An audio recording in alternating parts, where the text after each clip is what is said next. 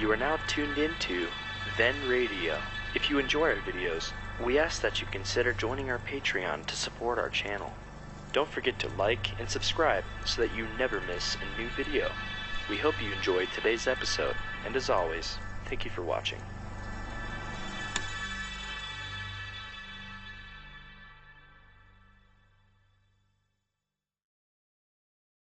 This is Robert Montgomery. I have a new assignment, and I'm very happy about it. During these 60 minutes each Saturday, I'm to be acting spokesman for one of radio's really great entertainments, a program which is a prime favorite with all of us. You have come to know its opening music as the curtain raiser for radio's outstanding theater of thrills. You know it as a show which each week, for 5 years, has brought you first-class story material and exciting performances. You have come to recognize throughout the unique touch of our unique producer, my friend, Bill Spear. All of which can be said in one word. Suspense.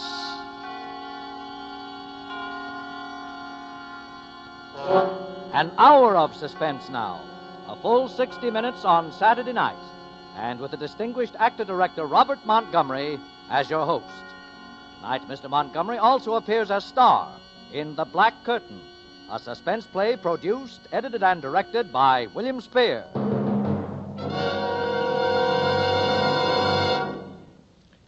I don't have very much to say in the prologue department tonight. That's because at this premiere of the full-hour show, we're anxious to ring up our curtain, our black curtain, if you will, without unnecessary delay. Also because tonight I am appearing as an actor. The idea on most Saturday evenings is for me to make you welcome and chat about things you and I are mutually interested in.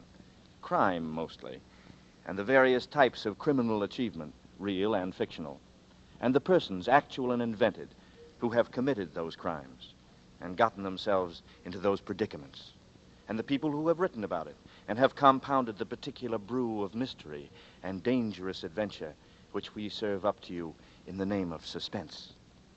But tonight I am appearing for a good many of our 60 minutes as a man named Frank Townsend.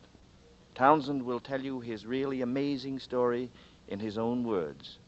And so I think you'll hear quite enough from him without hearing more from Robert Montgomery. And so if our producer, Bill Spear, is ready, we will ring up our curtain. Now, with The Black Curtain from the novel by Cornell Woolrich, and with the performance of Robert Montgomery, we hope once again to keep you in suspense.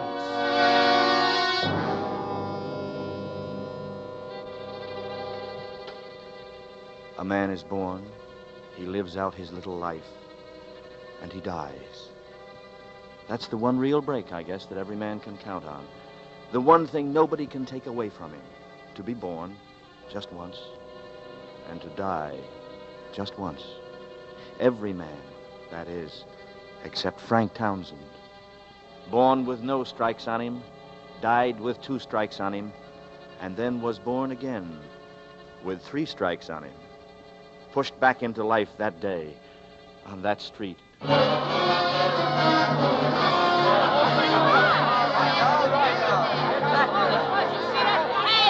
right, now, come on, now, get back. My head was pounding like the percussion instruments beating out the anvil chorus.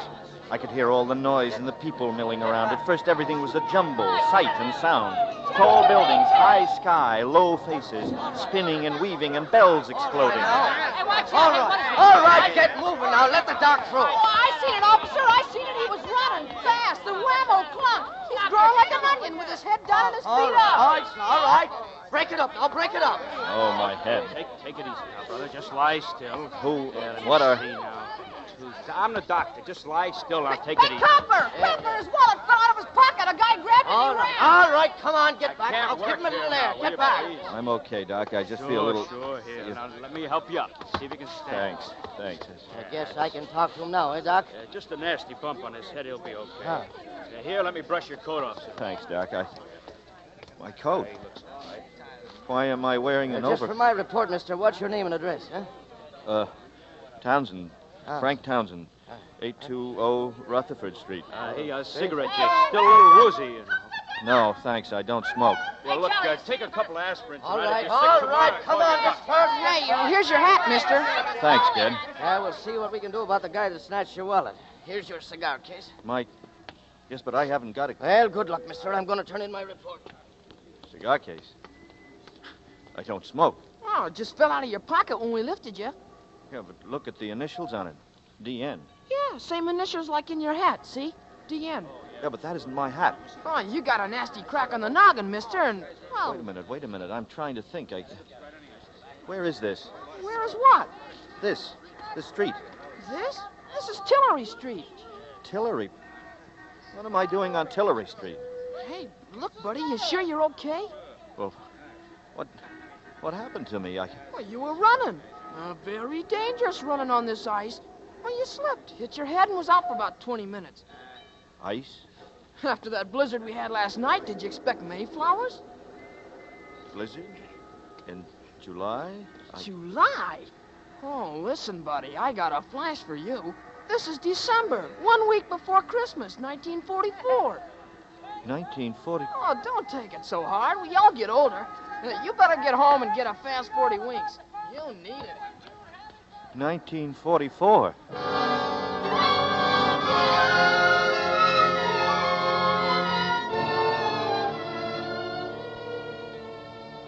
December 1944. But the last I could remember was July 1941. 3 years. Gone. Just gone. A black curtain. The black curtain of amnesia comes down over your mind out of nowhere. That black curtain had been dropped over my eyes for 3 years. Where had I been? Who had I been? Not Frank Townsend. Someone else. DN. Someone whose initials were DN. I walked along Tillery Street thinking about it. Those 3 years, I could have been married, had a family, or could have been a thief, or... No, it was insane. 20 minutes ago, I left the little office where Johnny and I have our advertising business. I was on my way to speak to a client. 20 minutes ago, I told Johnny that... But that was July 1941. There was no snow, no ice, no initials, DN. I must see Johnny. He'd know. He'd tell me. I stopped dead. I don't know why. Something made me turn my head. And that's when I first saw him. Gray eyes. He'd been talking to the cop who took my name. He looked after me as I turned my head. He started for me. I found myself backing away. Something about him screamed trouble. He quickened his step. You! Donovan! Stop! The sound of his voice sent terror roaring into my skull. I ran. He lunged after me. I saw him come as I rounded the corner, and in his hand he held a gun. He raised it. I ducked my head and ran for my life, for the second life that I'd been born into.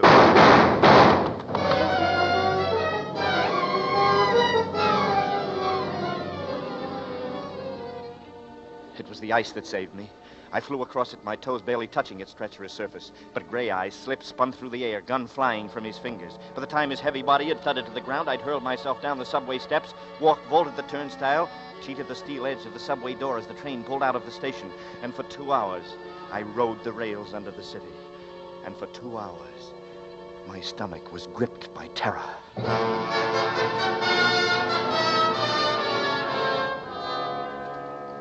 Dusk, and a new snowfall had settled over the city. I entered the sleek lobby of the Greystone building on 34th Street, where Johnny and I had our office. In a few minutes, I'd be sitting across the desk from Johnny. A good bottle between us, and then everything would be all right. Johnny would know what to do. He always knew, ever since we'd been in school together. He'd know how to find out who I'd been, what the initials DN meant, why Gray Eyes tried to kill me. An elevator door slid open, and I stepped into the cage. Floor, please. 10. Pass, please. What? Your pass. I gotta see it. What pass? To go up to the 10th floor. Pass to... But I don't understand. My office is up there. Look, buddy, all I do is run this elevator, not the country. Yes, but Save it. Guard! 2 men came from the rear of the lobby. They were big men. They wore uniforms, the blue trousers tucked into brown puttees, their thumbs tucked into heavy belts that supported heavy guns and heavy clubs. White armbands read SP. They eyed me with suspicion. Now, what's the trouble, mate? 10th floor, no pass. What's your business on the 10th floor, sir? Advertising. I mean, my office is there, and You sure you're in the right building? Well, isn't this the Greystone building? You can't have no office in this building higher than the 5th floor. But I tell you, my partner and me, we're on the... Nobody's on the 10th floor but the Navy. The Navy. All the way from the 6th to the roof. Why? You kidding, sir? Ain't you heard there's a war on? War. Look, mister, if this is supposed to be funny, you're in the wrong department. What's your name? Look, will you help me, please? My name is Townsend. I have an office here on the 10th floor, advertising Townsend and Gale. Oh, yeah. Townsend and Gale. Well, that folded when the Navy took over. Where's Johnny Gale? He joined the Navy. Where can I find him? Oh, it'll be tough finding, mister. He was buried last month on Okinawa.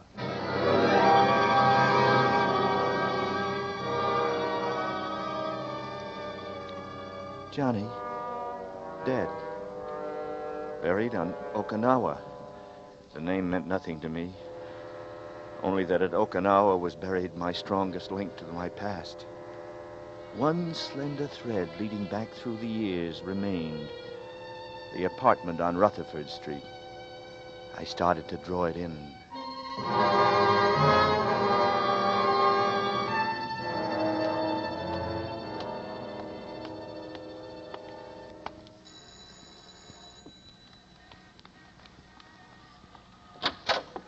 Oh! Hello, Mrs. Hudson. Why, Mr. Townsend. I guess I startled you. Why, no.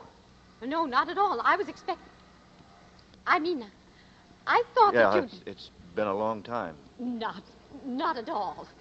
I knew you'd come back, and...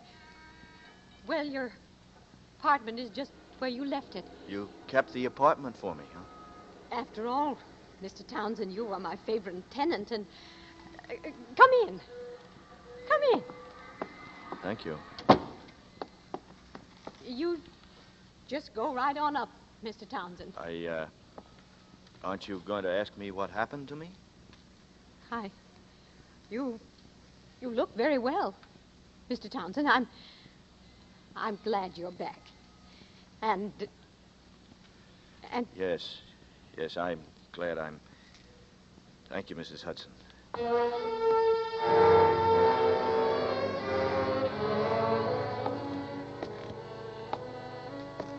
I started up the stairs. The same creaks, the same loose board halfway up. Everything the same, but everything unreal. Mrs. Hudson, unreal. I sensed her eyes following me up the stairs. I stopped, turned, looked down. She stared up at me, mouth slightly open. And for a long, long moment, neither of us spoke. Yes? Mr. Townsend? Mrs. Hudson...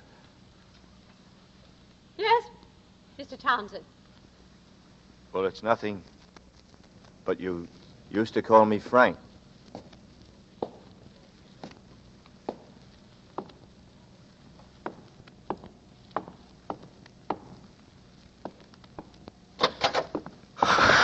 Come all the way in, son.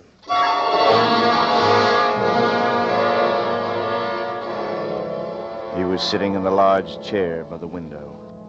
In his left hand, he held a half-smoked cigar. It was pointed at the ceiling. In his right hand, he held a gun. It was pointed at me. It was Gray Eyes. Tillery Street. Just couldn't stay away from there, could you? Well, never fails. What do you want? There's some mistake. Given that harness bull the phony name, but the right address. Very unbright. Listen, my name is Townsend, Frank Townsend. So, all right, so we'll bury you under that name. What difference does it make? Bury me? But why? Why? What have I done? Suppose you tell me. Maybe you can make it sound better. If I have to die, all right, I'll die, but I got a right to know why, haven't I? Tell me what I've done. What am I dying Stand for? still. Now, just give me one more excuse, son, and I'll kill you right here and right now. Yeah, that's better. Now, just settle back and relax. Now, sit down over there. Lean back against the chair. All the way. Now, put your hands on your head. And, son, just pray that you don't get an itchy nose, because if you even start to scratch it, it'll be the last itch you'll ever feel. Now, while we're waiting for the boys, we'll just sit and chat, nice and friendly-like. Anything special you'd like to talk about? No? Okay, maybe I can suggest something. Maybe you'll find the loot an interesting topic of conversation. Sounds promising? The loot. What'd you do with it? I sat with my hands clasped to my head. I didn't dare move. He had the safety catch off, and I knew he'd send a bullet through my head without a second thought. That why you took the chance of going back to Tillery Street? Maybe the doll crossed you up, huh? Sure, you waited all week and she never showed. Maybe she'd Nothing, like it. he said, made any sense to I give me. it to you right here. All I knew was that he expected others Leaves to her in the arrive, clear. and they would take me. With everything. Where? His gray eyes went on and on, his voice droning, until I no longer You should cared think what about happened those to things. me or why. It's good for your nerves. I think I was beginning to nod. It's not only good When for from your the corner nerves, of my but eye, it's good for your education. I saw the door open slightly. I didn't Yeah. stir. You Gray guys eyes droned always on. think you'll make it. A man was standing in the doorway behind him. Take the A small man with small Leave hands. from Mexico. And he held a All small right. finger up to his lips. But we've His got small feet so made much quick, time. noiseless steps. He stopped silently behind the So chair much in which time. Gray Eyes was sitting. Then he raised You know, a small it gun may take and his us small time, fist. But we're... Gray Eyes emitted a small gasp and fell forward at my feet. I stared down at him stupidly. The small man chuckled. I am so small, and yet I have so much strength. It is revolting. I think you killed him. Perhaps. So, you did not expect to see me, no? No. My friend, I did not observe you all these years for nothing. When the deed was done, I knew that your romantic American soul would eventually betray you. Yes, and so I said to myself, Dangler, I said, you must go to Tillery Street. Endure the cold and the wind, but watch, and be patient while you watch. Yes, this I did. And you see, my patience was rewarded. Dangler? Yes, my friend. Tell me, how bad are things? My friend, I will tell you this. The situation for you is desperate, but not serious. I will guarantee safe conduct for you over the border to Mexico. But you must insist that I accept and press upon me when I refuse a fair share of the money. The money? Precisely. Now, what would be fair? Well, in view of the difficult situation, we should share equally. Yes, 1,000 for me, 1,000 for you. And then you will give me the balance of 8,000 for expenses. Yes, for expenses. Give you 9,000. A truly fair and honorable distribution. Especially, my friend, when you consider that the 9,000 you give me is an item which is completely deductible. Yes, deductible from your income tax. I see. And suppose I refuse your offer? How can you refuse? Didn't I save your life by assaulting this thug from behind? And didn't I have the good sense to snatch your wallet when you so stupidly fell in the street? Yes. See? Here it is. It was I who took it, before the police could examine it. You have the... Let me see it. Yeah, you may have it. Here, wait. What? Where's my cards, my identification? Where's his identification, he asks. I told you you were stupid. Would I dare walk about with your identification cards upon my person? Idiot! I begin to feel it is not safe to deal with you. All right. I'll play ball. I begin to feel you have a little good sense. Now, where is the money? You think I carry it with me? Well, with a man like you, who knows? Very well. You must arrange to get it. I will be waiting for you at my office. Do not come there. Call me. Then we will contrive to meet. Is that clear? Yes. Good. Now, I shake your hand and wish you well. If you succeed in going out once more into Tillery Street and coming out safely with the money, I will be waiting for you. And if you do not come out, I will make a small novena for you. Hey, goodbye, my friend. Goodbye.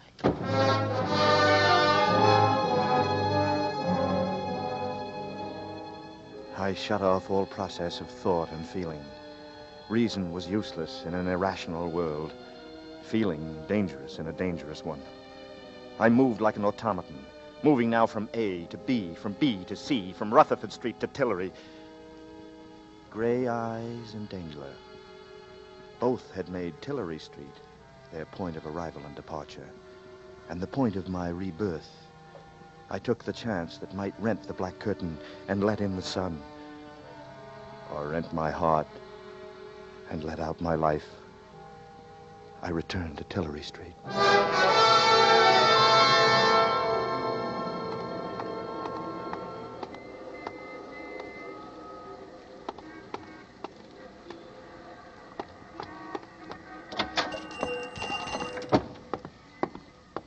Yes? Good evening. What can I do? Oh, hello. How are you? You know me? Oh, why shouldn't I know you? I couldn't see you under that head at first. What can I do for you? Have you got an evening paper that I could look at? No, I'm sorry. I never read them. Too much trouble in the world these days, anyhow. How have you been? You haven't been around in 2 or 3 weeks. Yes, well, I've been busy. Look, Pop, I made a bet with a guy that even though you see so many customers, you'd walk right up and give me my full name. Oh, I'm sorry. I don't know it. I don't think I ever heard your name. Oh. But I know your girl. My girl? My girl? Oh, you do? Well, yes. Now maybe I can still win my bet, huh? Of course. Ruth. She lives right across the street. The Tillery Apartments. Well, that's right. Ruth. Ah. But now, what apartment? Apartment 3C, of course. Don't I take the sandwiches up there every night? 3C. Yes. Well, thanks. Will you win your bet, mister? What? Oh, yes, I think I will. What's your name so I'll know it next time? I'll tell you tomorrow. So long. So long, Pop. I'll be seeing... What's the matter? You dropped something? Nothing. Nothing. Just tying my shoe. I'd just been going to walk out when I saw him standing across the street. A man built like Gray Eyes, dressed like him. And I knew he was looking for me. I ducked down behind the store window and watched him. He looked over in my direction and then up and down the street, lit a cigarette, and then strolled down to the corner. The minute he disappeared, I yanked the door open, dashed out, and ran across to the Tillery Apartments and went in.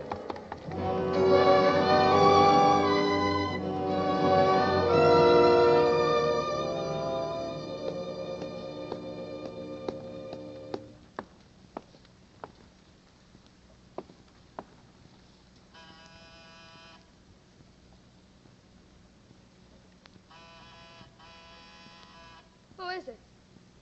Ruth? Yes? It's me.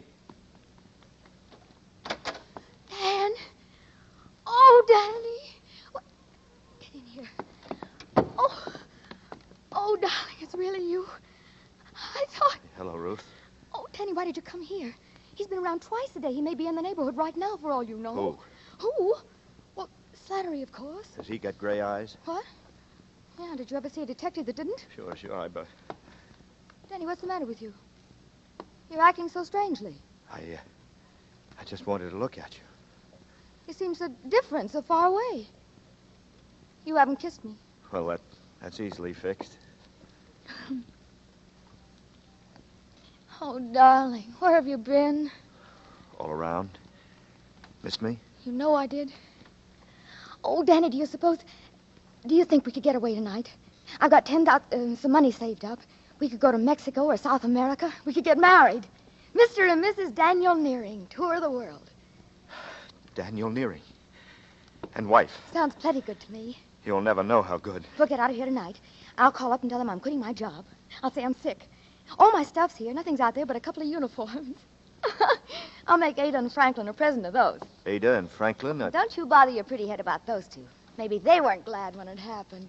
Couple of vultures. Goodbye to them. Oh, with your back, Danny. Just think of the money I have. We can.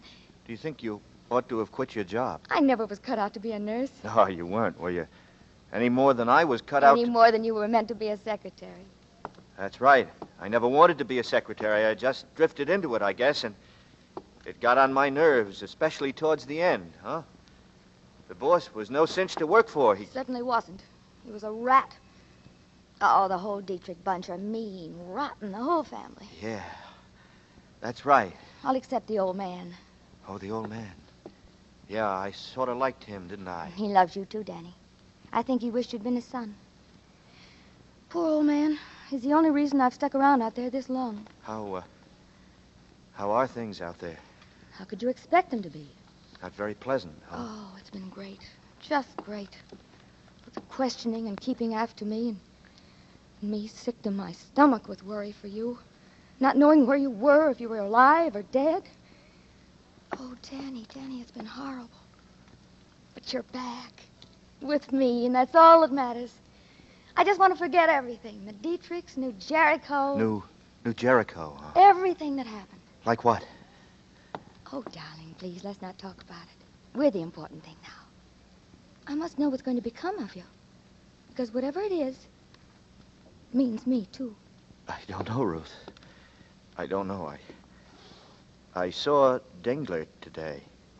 Franklin's lawyer? Yeah? Where?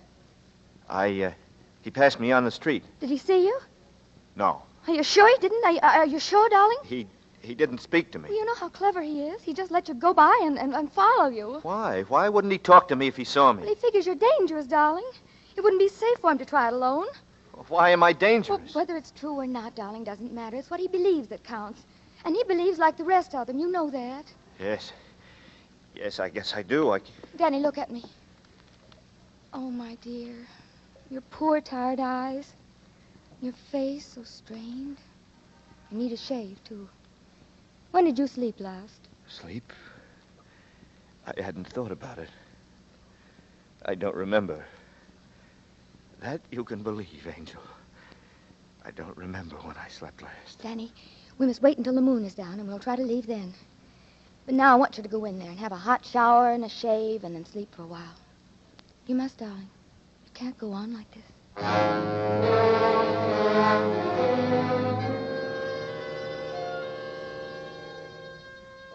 I found my way to the bath without making a blunder, and the warm water felt good. I stood under the shower for a long, long time. It would have been pleasant to stand out the rest of my life just that way, under that soothing spray. In the medicine cabinet, I found a safety razor, shaving cream. I usually have trouble with a new razor. It takes me time to grow accustomed to it. But this one felt just fine. I slipped into my shirt and trousers and found my way to the bedroom. On a small tray near the bed, Ruth had placed a hot glass of milk and some toast. I was hungry. I ate.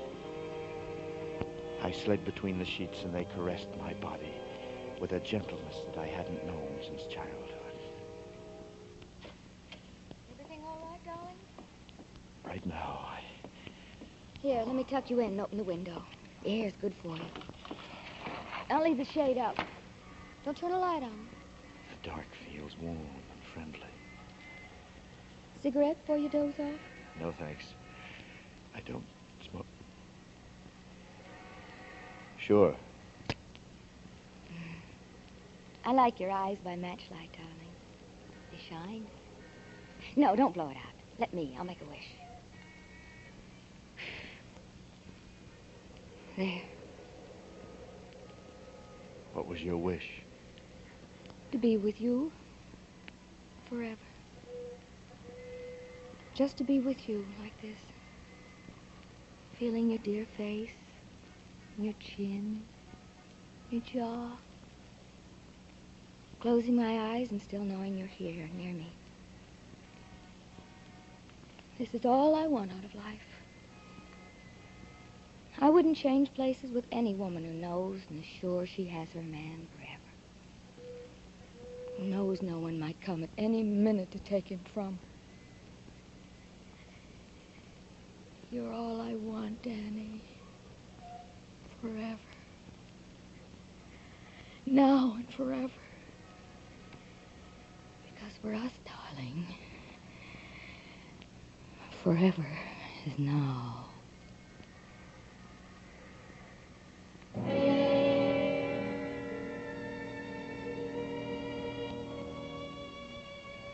And then I slept. And yet I didn't sleep. The dream held more reality than the bed I was in. The dream held no distortions, no goblin shapes, no complete persons at all. Nothing in it but a pair of feet and a patch of pavement just large enough to contain them. They kept moving forward toward me, towards my eyes, and the pavement kept slipping past beneath them like a treadmill going the other way. It was as though I were moving backwards, away from the feet, and they kept moving toward me, coming toward me. Toes pointed straight at me, remorseless and inevitable. That simple pair of black-shod feet, never at a run, always at the same, even, implacable, persistent walk. The cushioned thud of their incessant fall on the pavement, the rhythm of the walk. Pat, pat, pat, pat, pat, pat.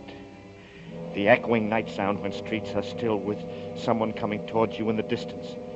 It was as though the feet knew they needn't hurry, for nothing, no one could escape them. And then slowly they began to gain on me, closer and closer to my eyes. There was no escape. To turn aside and let them go by was impossible. The crevice between the soul and the pavement opening and closing like a hungry mouth, grazing, threatening to trap and crush and trample me. And that's when I gasped from air and jumped from the bed.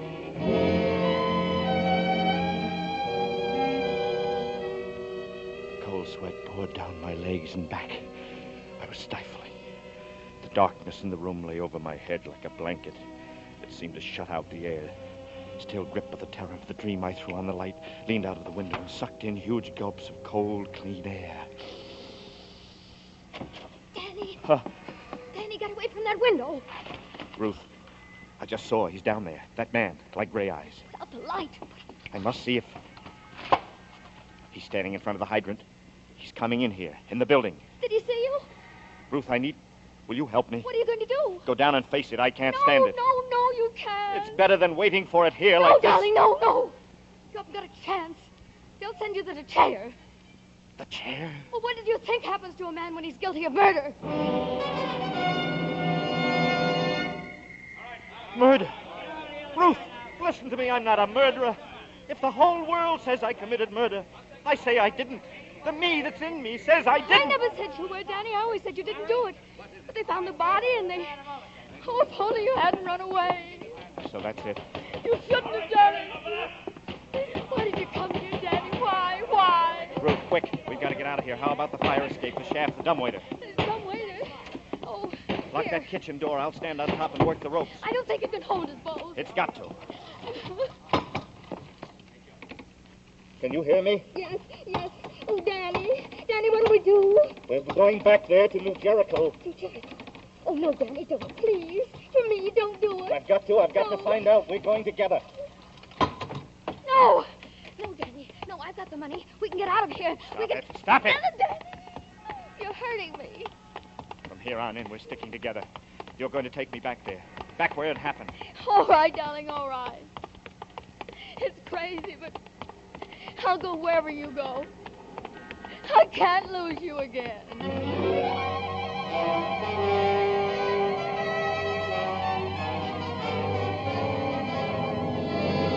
In tonight's full hour of suspense, Robert Montgomery, our star, appears as Frank Townsend, with Lurene Tuttle playing opposite him as Ruth Dillon, in William Spears' production of The Black Curtain by Cornell Woolrich. Tonight's study in Suspense.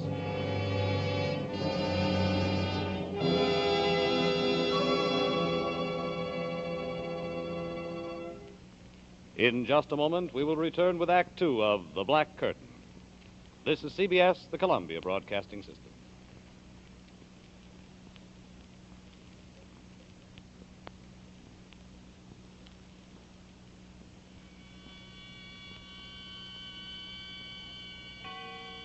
Now we bring back to our Hollywood soundstage Robert Montgomery as Frank Townsend, alias Danny Nearing, and Doreen Tuttle as Ruth Dillon in Act 2 of The Black Curtain, a play well calculated to keep you in suspense.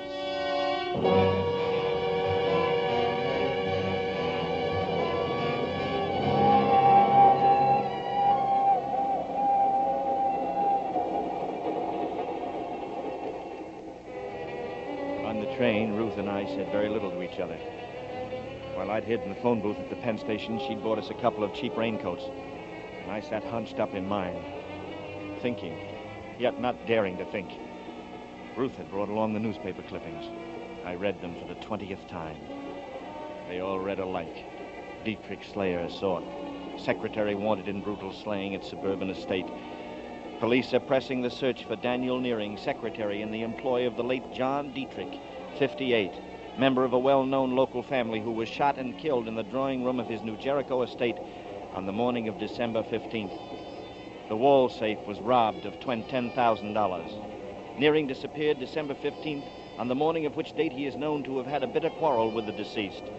This last was attested to at the inquest by Ada and Franklin Dietrich, widow and brother of the murdered man.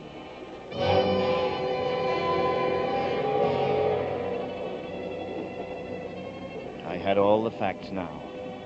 Wanted for murder.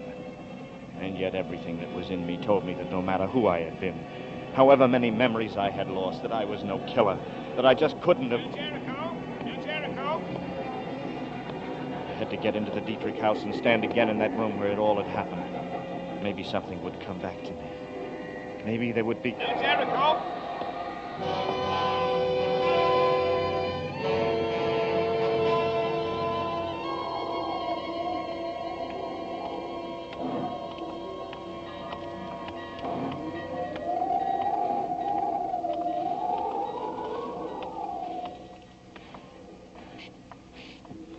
Oh, Danny. Oh, I'm so frightened. What if someone here at the station should see you? That would be fatal. Oh, darling, let's just go away. Let's go. Danny, be careful. It's the station master. He knows you. He's coming this way. Quick, behind this post. Now, don't move. Evening. Evening, Miss Dillon. Oh, good evening, Mr. April. Hey, thought I saw somebody get off with you. Oh, yes, just some man. He went to the cab stand. Oh, stranger. Oh, it's cold. Bad night. Trains lead all up and down the line. Well, this time of year, you know. Gotta expect it, as the fellow says. Just going home, Miss Dillon? Pretty shivery. Give you a lift out the Dietrich house. No, thank you. They're sending the station wagon for me. Nasty night to wait. Oh, I don't mind. Really, I don't. See where that Nearing fella, or Townsend, or whatever he calls himself now. Townsend? He was hiding out in the city on Rutherford Street under the name Townsend. City detective caught up with him, and this Nearing, he fractured his skull. Oh. Yeah, bad actor, that fella. Always thought so. Well, detective's in the hospital. Don't expect him to live, says here in the paper. City police have orders to shoot to kill. Oh, no. Shoot to kill. Only thing to do with a mad dog, shoot to kill. Hey there. You all right, Miss Dillon? Oh, yes, I'm just feeling... I'm all right. Well, are you sure you don't want me to... No, I'm fine, Mr. April, I'm fine. You go ahead. I'll wait for the Dietrichs in the station. Well, shoot yourself, I always say. Good night, Miss Dillon. Merry Christmas! Good night, Mr. April. Danny. All right, Danny.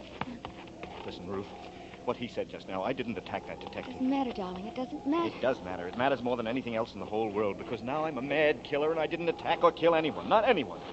It was Dengler. He hit that detective with... Danny, who would believe you? Franklin's lawyer, a man weighing less than... You've got to believe me. If you don't believe me about this, then you must believe that I killed Dietrich, too. All I know is that I love you. Quick. Oh, in the bushes.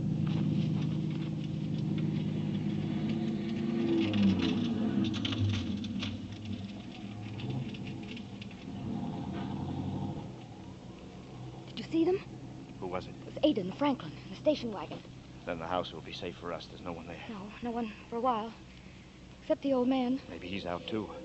Oh, Danny, that's a cruel joke. You know how he feels about you. Yes, but it seems that everything I say is a cruel joke, whether I know it or not. Let's go.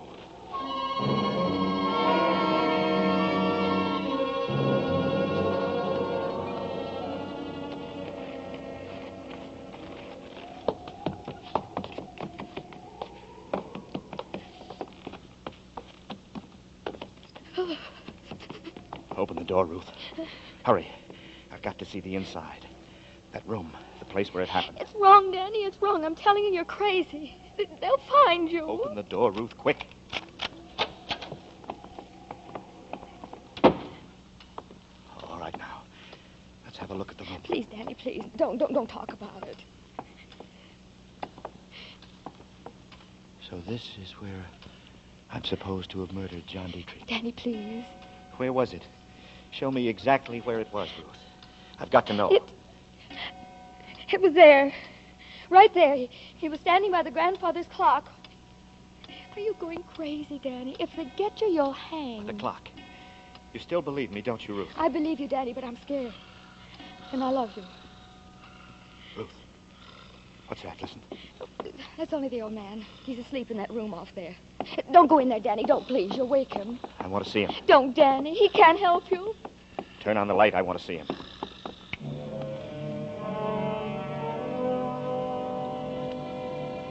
I looked at him, lying there. The old man who was supposed to love me like a son. The old man who breathed and ate and suffered, but did not live. Inert, shaped in the likeness of a human form that might have been molded out of pink dough. Cheeks sunken, limbs withered, sucking air greedily through lips that were a distorted O. The old man stared up at me from his bed. Every nerve, every muscle in his body were paralyzed. He could neither talk nor move. He was doomed to endless days of seeing and hearing, filled with the secrets of others, secrets he was forced to carry to the grave with him. And this was the old man on whom I had planned my last hopes.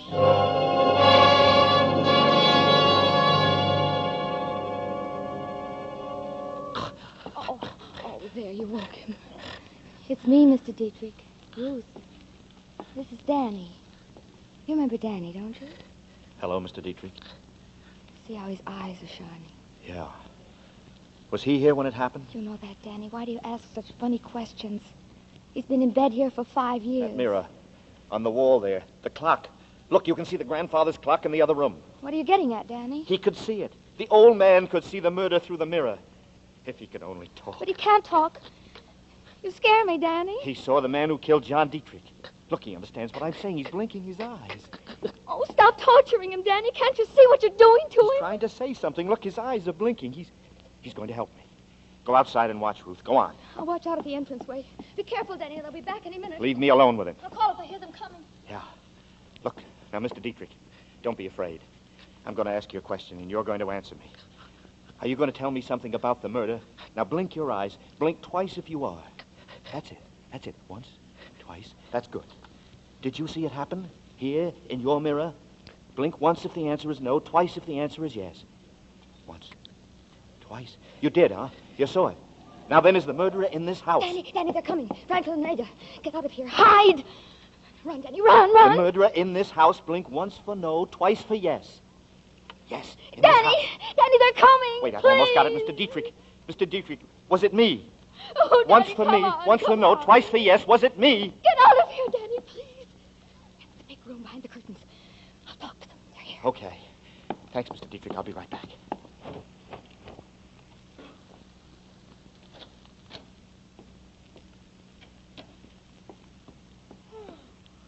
Oh, Ruth? Ruth, is that you in Father's room? Yes, Mrs. Dietrich. Oh. You here alone? Well, yes, I am. Why? We thought we heard voices. What are you so jittery about, Ruth? I'm just tired, that's all. May I go to bed now? Oh, is Father still awake, Ruth? Well, he'll go to sleep all right. I'm going upstairs, Mrs. Dietrich, now. All right, good night, Ruth. Good night. Good night. She's brought someone back here with her. It's him, I think. Who? Dan? Oh, Franklin. Take it easy. If he's here, we'll get him. After the evidence we gave against him at the hearing. Franklin, I'm scared. Let's get out of here fast. I'll go to the village with the police. Call the police. I'll do it. Yes. Hello. Hello. Oh, too late. It's dead. The wire's cut. Come on, we'll both drive to the village. No, he may be waiting for us out by the car, Franklin. You... Huh? What do you think? Oh. What are you doing there, Franklin? I think I just might need my gun. Well, let's be on our way.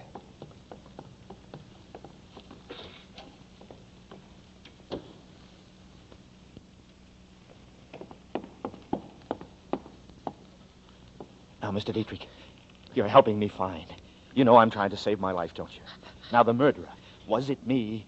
Was it me who did it? Me, Danny Nearing. Blink once for no. Once. Once! You're sure? You're sure it wasn't me? You're smiling, Mr. Dietrich, you're smiling. Now, was it somebody in this house? Then who was it? Can't you make a sound? Help me, you've got to. Was it Ada? Twice for yes, once for no. Once. Not Ada. All right. Then was it Franklin? Was it... Up with the hands, Nearing. Up or you'll never go to trial. Franklin, you've got to listen. You've got... Shut up and drop that flashlight. Trying to kill the old man, too, huh? The murderer returns to the scene of his crime. You know I didn't kill him. Tell that to the police. Ada'll have him here in a couple of minutes. Where's your girlfriend, Ruth? She's not here. I don't know where she went. Never mind, they'll find her. And a dead duck, Nearing. Killed my brother and beat it, huh? What did you get out of it? That's always puzzled me. You killed your brother, and now you're going to kill me. Well, you've gone nuts, too. Why should I kill my own brother, you idiot? To get his share of the estate and his wife, Ada, among other things. But you can't stop with killing me. Someone else knows the truth. The old man saw it in the mirror. You'll have to kill your own father, too. The old man saw it? He How do you know? told me. He told me. You're lying. He can't talk. He can't even move. He can hear, and he can blink his eyes. Come over here and look. Look here, I want... Oh, Ruth! I had to do it, Danny. I heard him. He was going to kill you. Here's his gun, Danny. Take it. But, Ruth, you shouldn't have in another minute. I'm not sure it was Franklin. Dan, darling, please, let's run for it. They'll be here in a second. It's your last chance. They'll all swear you did it. Not if I can be with the old man another half a minute. Mr. Dietrich, it's no, Danny Danny, again. don't. Tell me, please. Mr. Dietrich, was it Franklin? Did Franklin kill your son, John? Blink once if he did. What's the matter, Mr. Dietrich? Don't be afraid. I won't hurt you. Why are you afraid? He's afraid, Ruth. Oh, it's this gun. Take the gun, Ruth. You take it. He's afraid. I'm not going to hurt you, Mr. Dietrich. What's the matter? Why don't you answer me? Who killed John Dietrich? It wasn't me. It wasn't Ada. It wasn't Franklin. But someone in this house. Was it... Ruth? Ruth? You.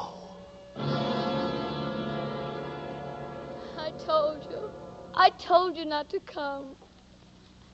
Oh, I love you, Danny. And I wanted you. I wouldn't have let them get you. Why, Ruth? Why? Why did you kill John Dietrich? He was always after me. He wouldn't leave me alone.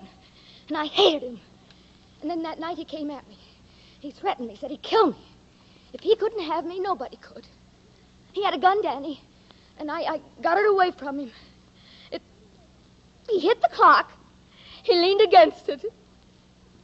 I thought he'd never fall down and die. I took the money to make it look like robbery. It was the day you ran away. I was crazy, I know. And they thought it was you. And they started looking. You. Why was it you? I love you, Danny. I love you. I begged you not to come back here. Ruth, put that gun down. No. Don't come near me, Danny. I just want to look at you. Just once more. I was hoping we could get away together. But you've been through enough because of me. All right, open up. Open up. And now you're clear, Danny. And this is going to clear me. Forever. My darling. Ruth, no, they'll kill you.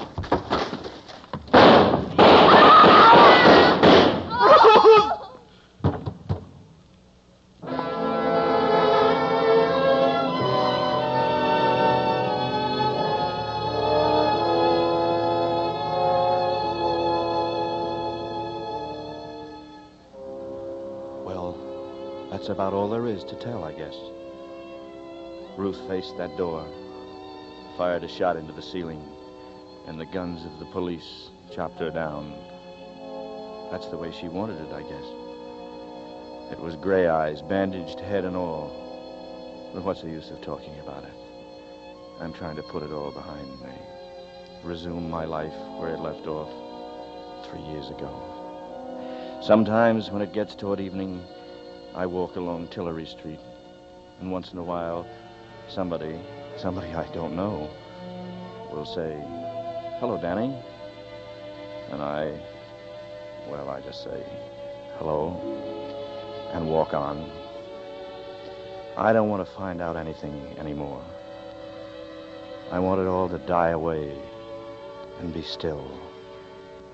And it will. All except Ruth. Because somewhere behind that black curtain, I was loved and loved someone. We must have known a love that I'll never know again.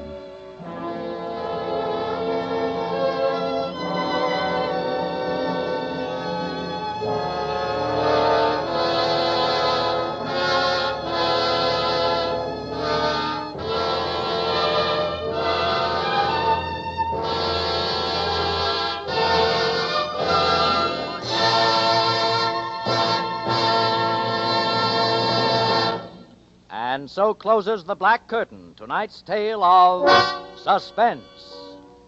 In a moment, the spokesman of Suspense and tonight's star, Robert Montgomery, will be back. For the benefit of latecomers among our audience, may we say that Suspense is now being heard as a full-hour program on Saturday nights at this hour, 8 to 9 o'clock Eastern Standard Time.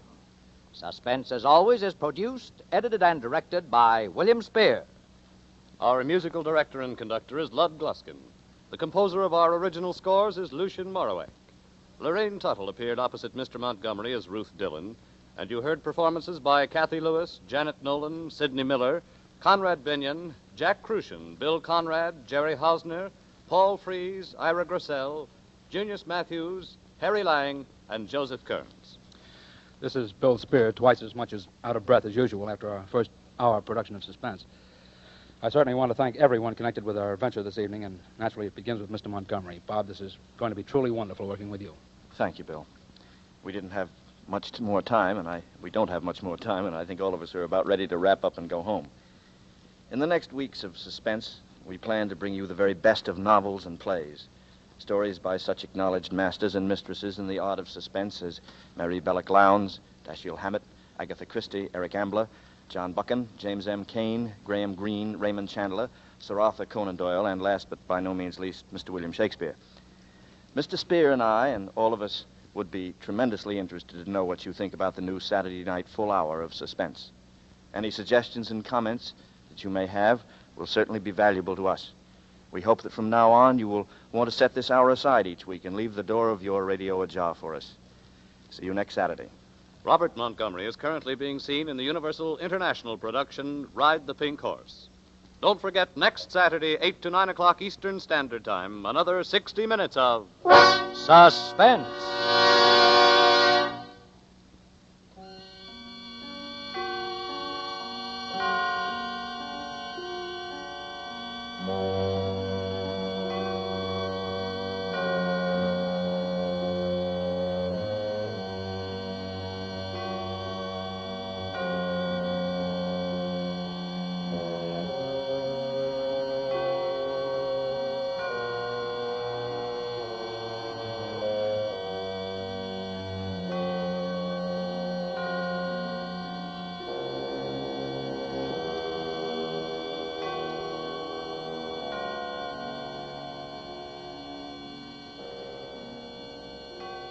This is CBS, the Columbia Broadcasting System.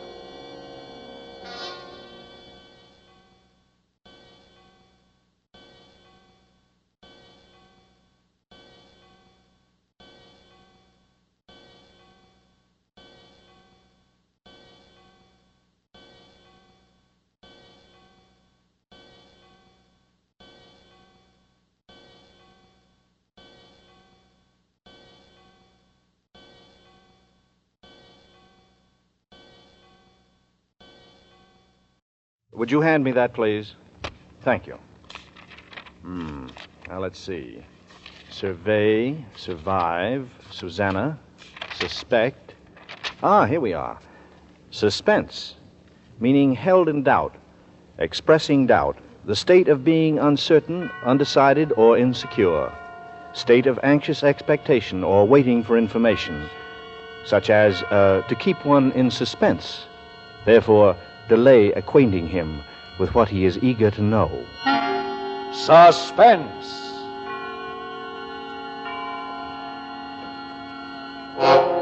An hour of suspense now, a full 60 minutes at this time, and with the distinguished actor-director Robert Montgomery as your host. Tonight, our star is Howard Duff, famous wherever radio is heard as Sam Spade, detective. And as Spade, he will appear in The Kandy Tooth, a suspense play produced, edited, and directed by William Spear.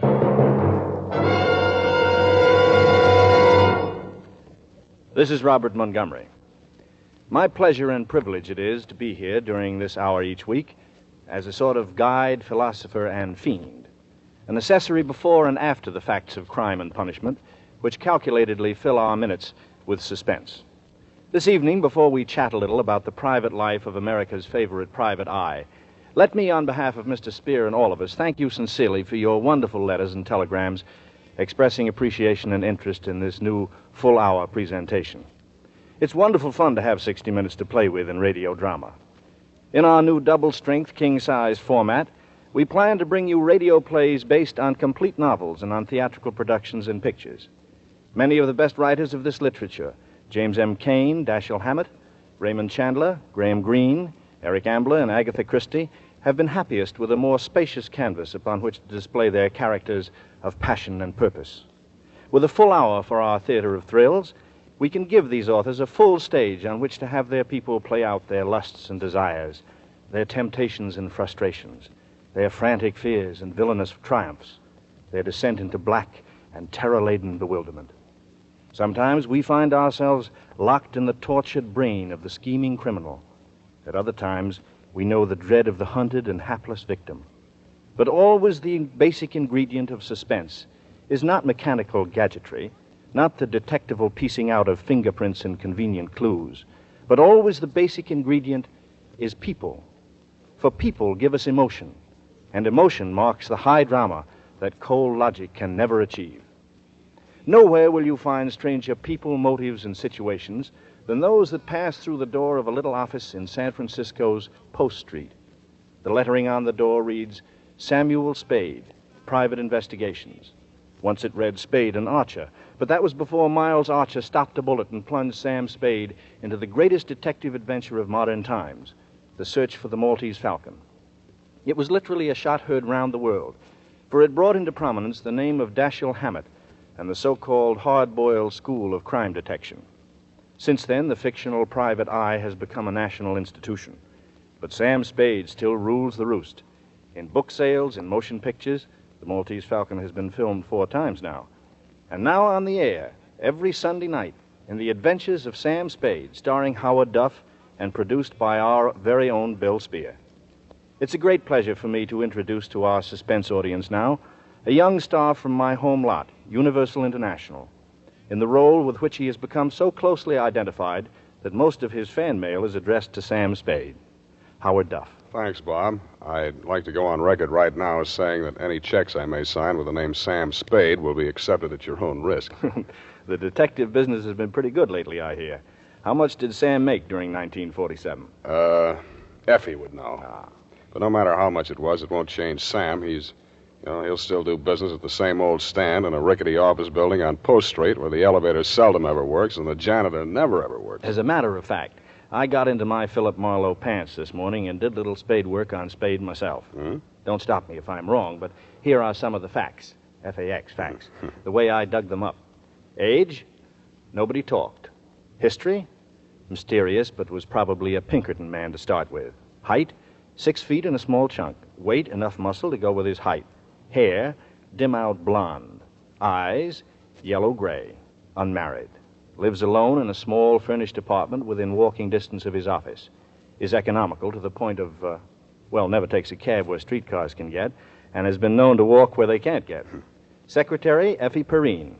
The only person who really knows what makes Sam tick when he wants her to. Otherwise, he's a lonely man who trusts no one, lives alone and loves alone, and expects others to like it. Have I left anything out?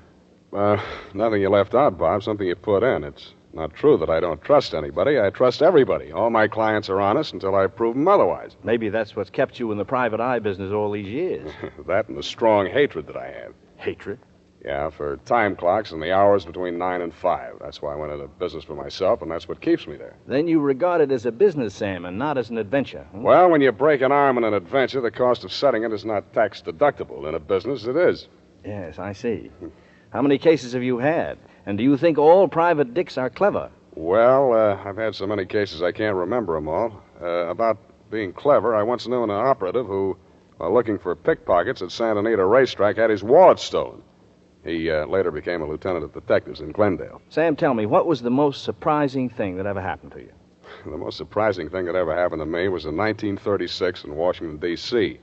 I met a young lady on a bus who did not remark that my work must be very interesting. Well, that's very interesting. Thanks a lot. But I guess my most exciting caper since the Maltese Falcon was the hugger-mugger over the Kandy Tooth. Usually when I wind a caper, I call Effie just to let her know I'm okay before I hustle down to the office to dictate my report to the client. But this time it was 4:30 in the morning before I could get to a phone. The reason was that I was in jail.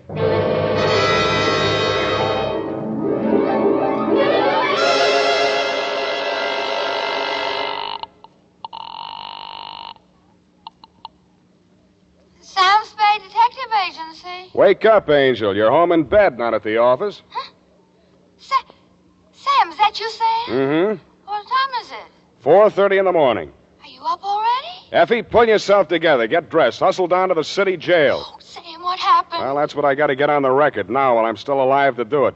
Grab a taxi and hustle on down. Bring a book, pencils, the encyclopedia that has the letter K in it, and any old $20,000 you got laying around. Sam, where am I going to get pencils at this hour?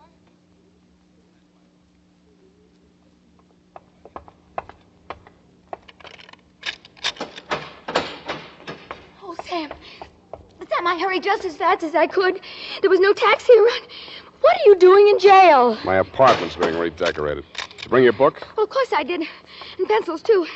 But you're here on a murder charge, Sam. Whatever could have happened to you. Take it down, Effie. But, Sam, what did you do? The San Francisco Homicide Bureau. Attention, Detective Lieutenant Dundee. Date, fill it in. I will. From Samuel Spade, license number 1375596. Subject, the Kandy Tooth caper. Dear Dundee, I don't know all the answers, not yet. What I do know is going down on paper while I'm still alive to get it there. Oh, Sam. The scenario runs something like this. This morning, a telegram came to my office. It was addressed to Samuel Spade, Esquire, and it was signed Casper Gutman. Gutman, the fat man.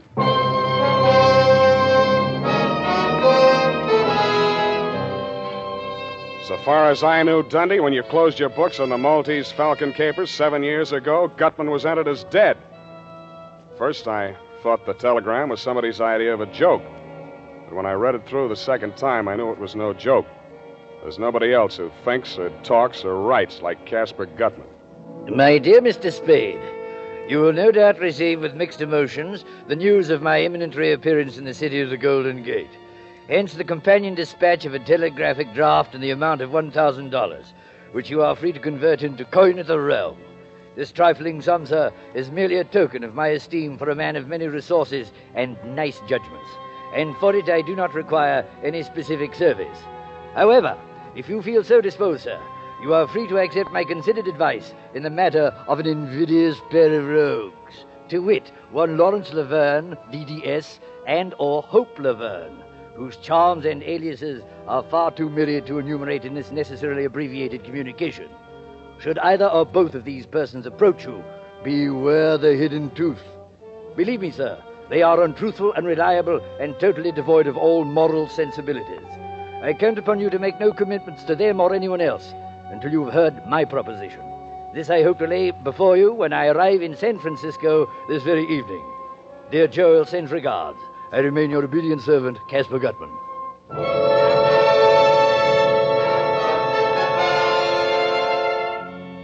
Casper Gutman, the fat man. I know, Dundee, you figured I didn't get hurt much the last time I tangled with Gutman over the Maltese Falcon. But that's because you didn't know Bridget O'Shaughnessy as well as I did. As well or as warmly. Well, I figured if Gutman was still in the land of the living, let him come. This time I wasn't going to get hurt in any way. There couldn't be two Bridgets. Nevertheless, I ate a can of spinach, which I found on Effie's desk. Then I sat down again, facing the door. Nothing much happened for almost 10 minutes. I was still trying to dig the meaning out of Gutman's double talk, and I'd gotten about as far as his warning about a hidden tooth when Effie ushered a man into my office. Mr. Spade. Well, I must say that you are indeed a pleasant surprise, but pleasant. You've said it. What can I do for you? My name is Laverne. Lawrence Laverne. How do you do? I shall spare you the tiresome details and plunge right into the problem. Oh, dear. At the Hotel Royal George, there is a mildewed creature, but mildewed, registered as Mr. Herman Julius. Oh, a really frightful person. Very frightful, huh? Oh, the kiss of death department. The only thing about this creature that has any charm is a 4-toothed lower bridge in his right jaw. Now, Mr. Spade, I want you to get that bridge for me. I'm sorry. It sounds as though you're saying I want you to get that bridge for me. Precisely. Mm-hmm. Why? Because he refuses to pay me for it. You're, a dentist? I prefer to regard myself as a dentist sculptor. I created this bridge for Mr. Julius with infinite pains. And now he refuses to pay me. I ask payment, and he accuses me of acting without charm. Mr. Julius wouldn't happen to be a very large, fat man? Oh, contraire. Skin and bones. Well, Mr. Spade? I'm afraid you come to the wrong man, Mr. Laverne. What you want is a lawyer to sue him. Sue him? Months of legal wrangling? Oh, no. Oh, no. I intend to be vindictive about this. I am by nature a very gracious and charming person. But now let him beware. I shall have that bridge from Herman Julius, even if you must knock him down and wrench it from his jaw. Uh-huh. You tried knocking him down yourself? Oh, I could never even bring myself to perform extractions. I always send those patients to less sensitive dentists. Yeah, well, I'm afraid you'll have to find yourself a less sensitive private detective. Oh, dear. Well, Mr. Spade, what would you advise me to do? Mr. Laverne, I would advise you to get out of California before Walt Disney sees you. Well, good day, sir. I would like very much to have you in my chair someday. Might teach you some manners. Mm-hmm. Beware the hidden truth. Hello. Hello. Please sit down, Miss... Thank you. Laverne. Hope Laverne. Miss Laverne? Yes. What can I do for you? Well, I'm looking for my brother. Missing? Well, yes and no. I mean, he's been gone since yesterday, and I'm terribly afraid he'll get into trouble. Oh? What kind of trouble? Well, you see, it just isn't easy for me to talk about this, Mr. Spade. Well, now, Miss Laverne, suppose you just lean back in that chair, close your eyes, and... Yes, thank you. Yes, it's easier like this. Mm-hmm. I thought you'd like. My brother's name is Lawrence. He's a man of 52. He's not well. I mean, he gets spells, and he acts peculiarly. He suffered a nervous breakdown some years ago, and he spent most of his life in sanitariums. Where are you from, Miss Laverne? Kansas City. During the past year, Larry was in a rest home in Palo Alto, and I arrived 2 days ago to take him home. Yesterday morning, Well, I don't know how it happened, but he's gone. These spells you mentioned, what are they like? Oh, well, he assumes different personalities. His favorite seems to be that of a dentist. He becomes obsessed by the thought that he's done some work, a bridge or something, for someone who refuses to pay him. He'll walk up to a perfect stranger and create a scene. He's been arrested a few times, nothing serious, public nuisance.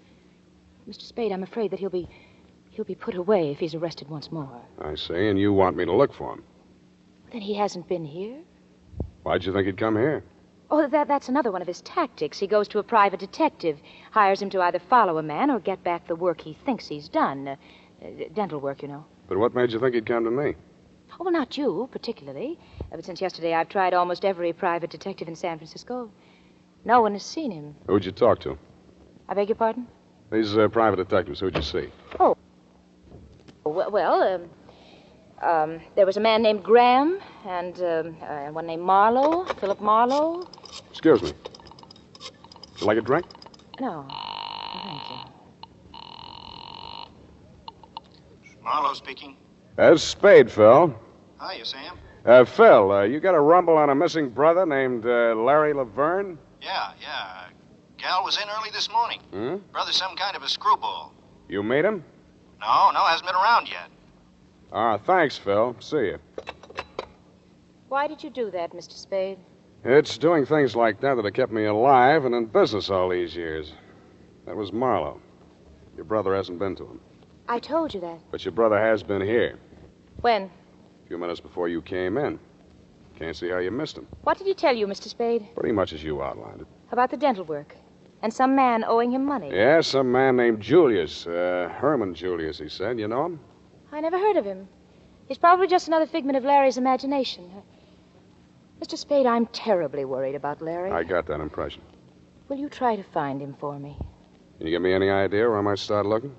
Well, I think I know how Larry's mind works when he's in the midst of one of these spells, and if you find this Mr. Julius, you'll probably find Larry close by. So you want me to find Mr. Julius first? Oh, well, I only thought it would be simpler checking on this Mr. Julius' movements than on Larry's unpredictable whims, you see. Don't you think that makes good sense, Mr. Spade?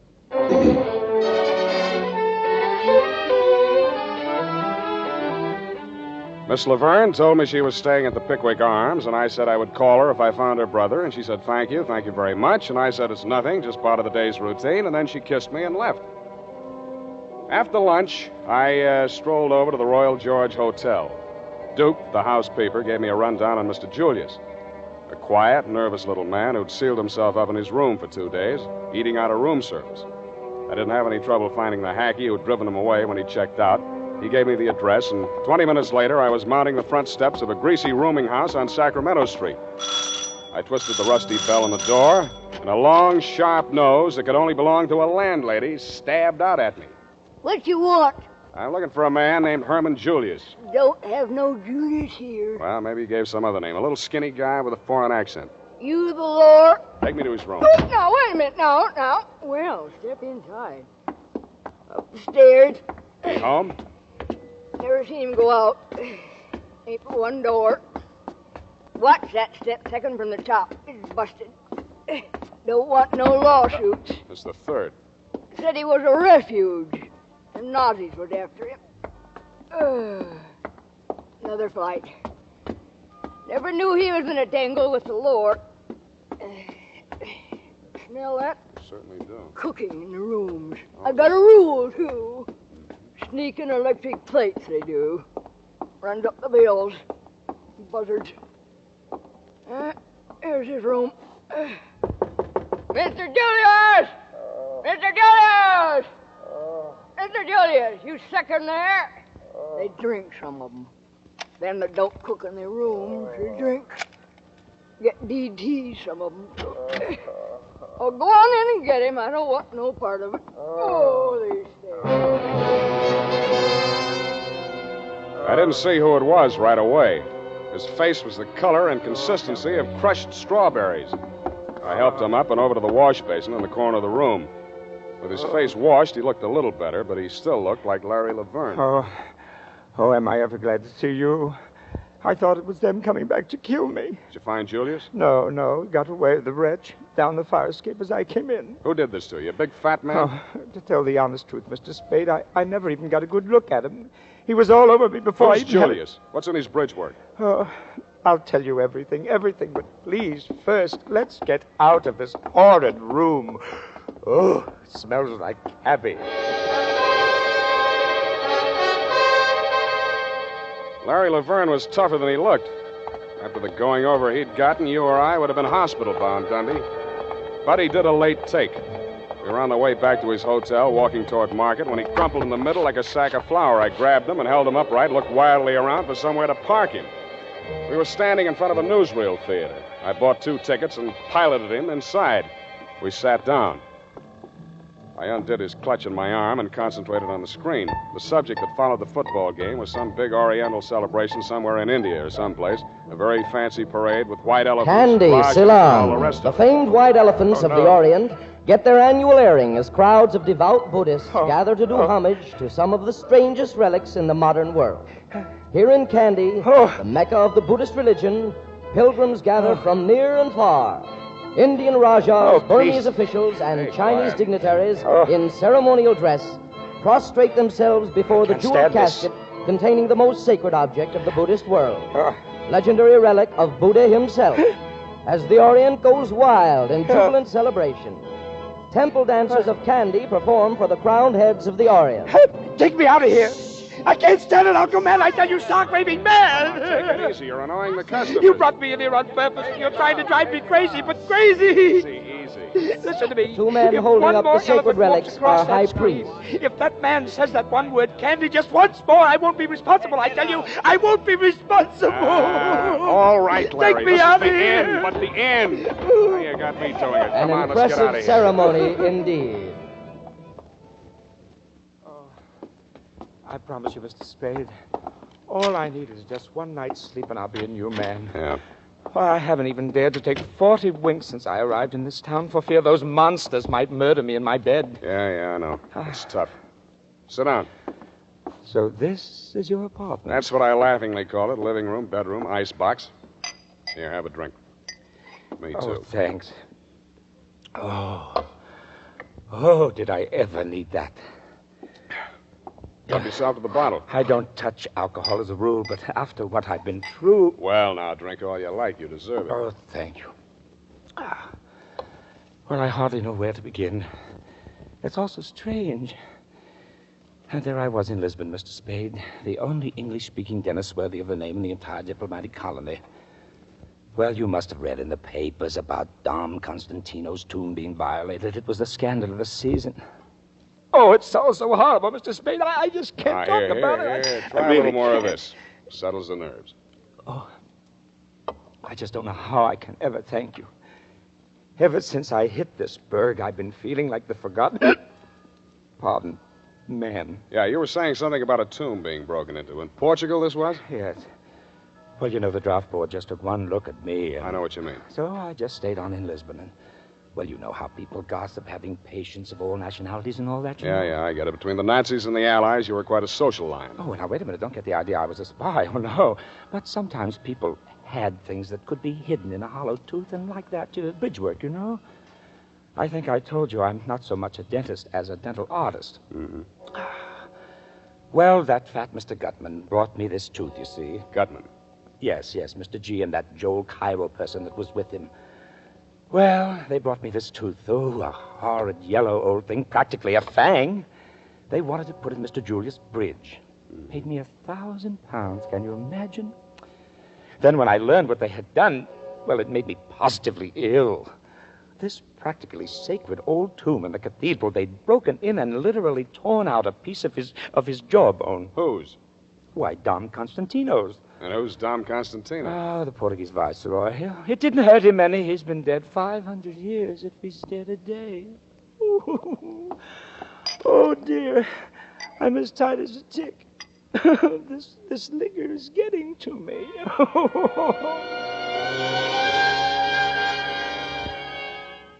And it was. I thought he'd open up some more, but I overplayed the bourbon. Half a bottle later, he passed out. I flopped on the sofa and tried to get some sleep for myself, but my dreams kept getting in the way. I had newsreel dreams in Technicolor. I dreamed that a white elephant with a face like Casper Gutman was leading a parade down Market Street. The howdah that was strapped to his back looked like a dentist chair. Herman Julius was sitting in it, but this face seemed to be blanked out. Joel Cairo, wearing a surgeon's gown and a turban, was drilling Julius's tooth. The crowds were throwing diamonds and rubies from the peanut bags they were carrying, and Gutman vacuumed them up with his trunk. That was when the bells started ringing in the Buddhist temple that had been built on top of the Mark Hopkins.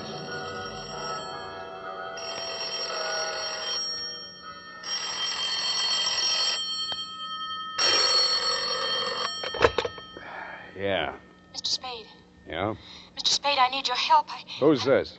Hope Laverne, please, Mr. Spade. I'm terrified. Where are you? I'm in a drugstore at 5th and Mission. Near the bus depot? Yes, please, come at once, Mr. Spade. Well, can't you come here? I can't. I don't dare go into the street. All right. Wait there. I'm on my way. I took a quick gander at Laverne, saw he was still out cold, slipped into my topcoat, and left the apartment. I figured it would take me 11 minutes to hustle over to 5th and Mission. But I never got any further than 50 yards from the front of my building. I sensed him behind me, wheeled suddenly, bumped him into a doorway, held the thumbs of his hands gripped tightly in my fists.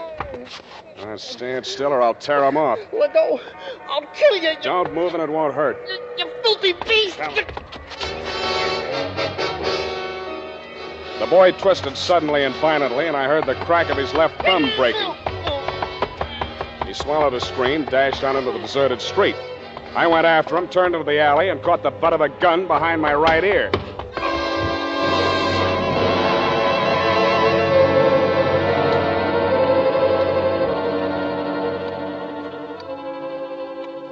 I don't know how long I was out, but I do know I came to at least 3 hours too soon. I needed much more rest. I opened my eyes, steadied a swaying ceiling, and then I heard his voice. Well, sir, this is indeed a jolly reunion.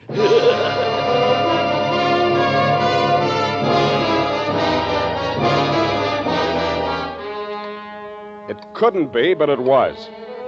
Casper Gutman, the fat man of the Maltese Falcon caper. Looking at the unholy trio there in the room, Joel Cairo, the little Levantine, still as oily and smiling as ever and still fragrant. Marvin, a sullen, white-faced, hollow-eyed youth as near Wilmer's double as anyone will ever see.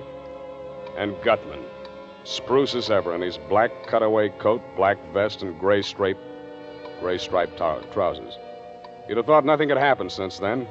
Not even the war. The grayness at Cairo's temples only made his baby face look more babyish. And about Gutman, nothing was different except his watch chain. A curious jewel-encrusted ornament dangled from it, shaped like a claw. You seem surprised to see me, sir. No wonder. It's always disconcerting to encounter a ghost, especially such a substantial ghost.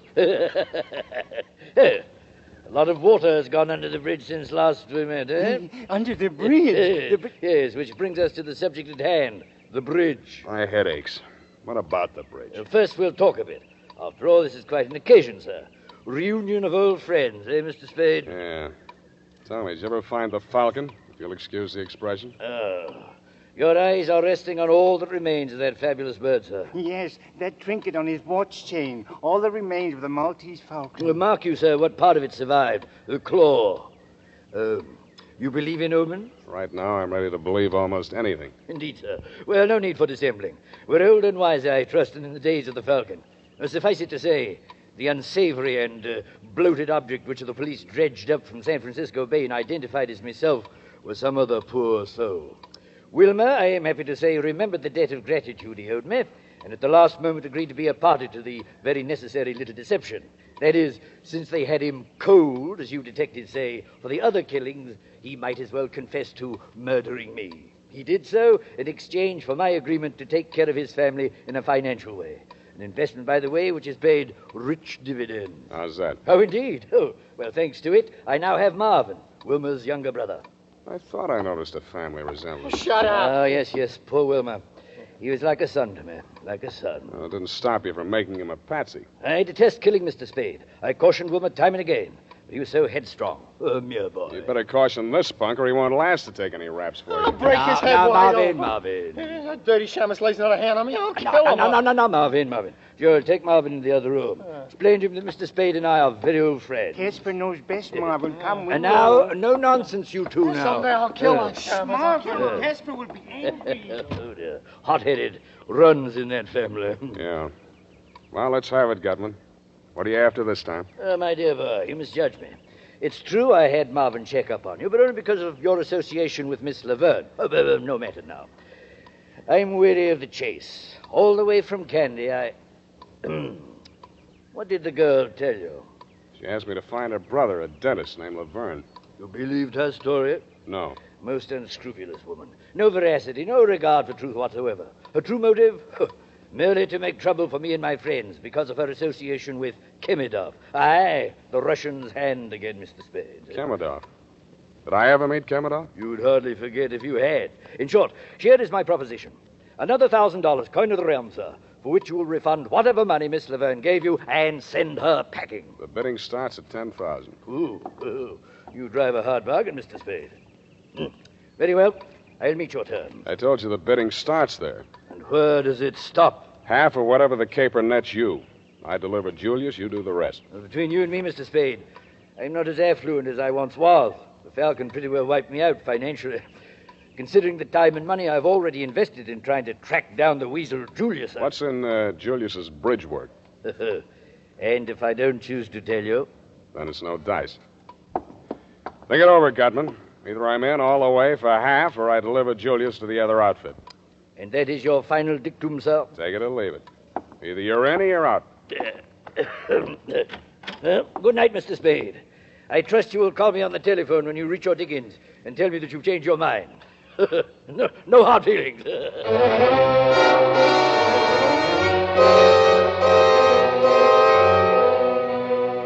The fog was clearing, and only a few white wisps of it were clinging to Twin Peaks when I walked home that morning. It was too late to worry about Hope. Or did she phone for Gutman to decoy me out so that I started walking faster? As I climbed the stairs to my apartment, I heard a door open on the landing, and the slot of light that stabbed out from it showed me it was my door. The light came from behind, whoever had opened it, and I couldn't see who it was at first, only that it was not Larry Laverne. I took the last flight 4 steps at a time. Hello, Sam. Dundee, what's happened? Come in and see for yourself.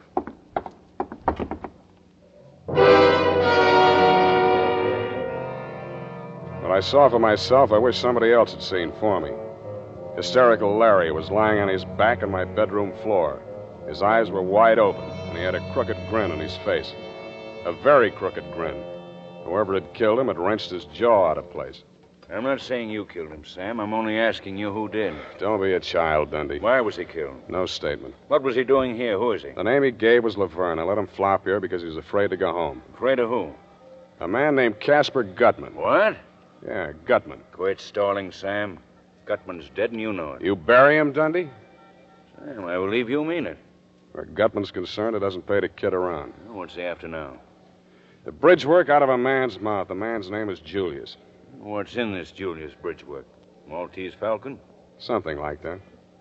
I'm sorry, Sam. It's not good enough. I'll have to take you in.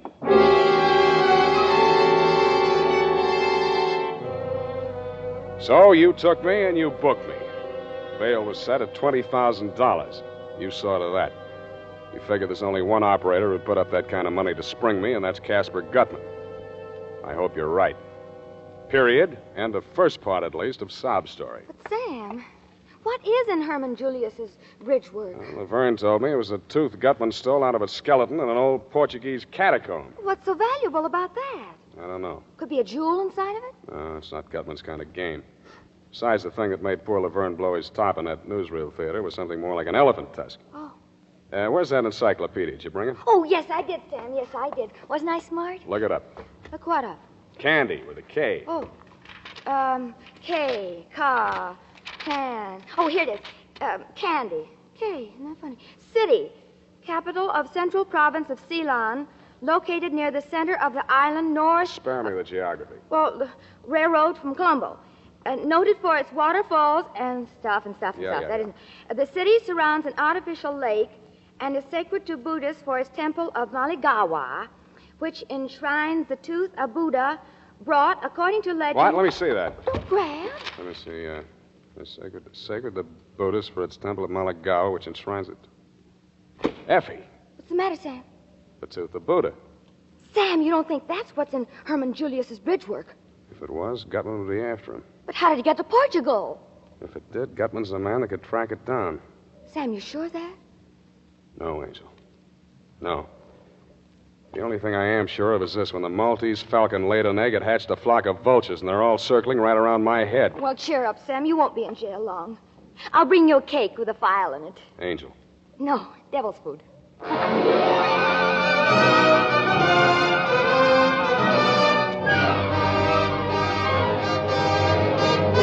In tonight's full hour of suspense, Howard Duff, our star, appears as Sam Spade, with Joseph Kearns as Casper Gutman, in William Spear's production of The Kandy Tooth. Tonight's study in Suspense.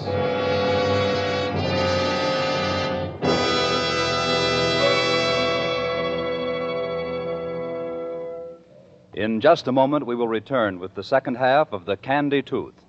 This is CBS, the Columbia Broadcasting System.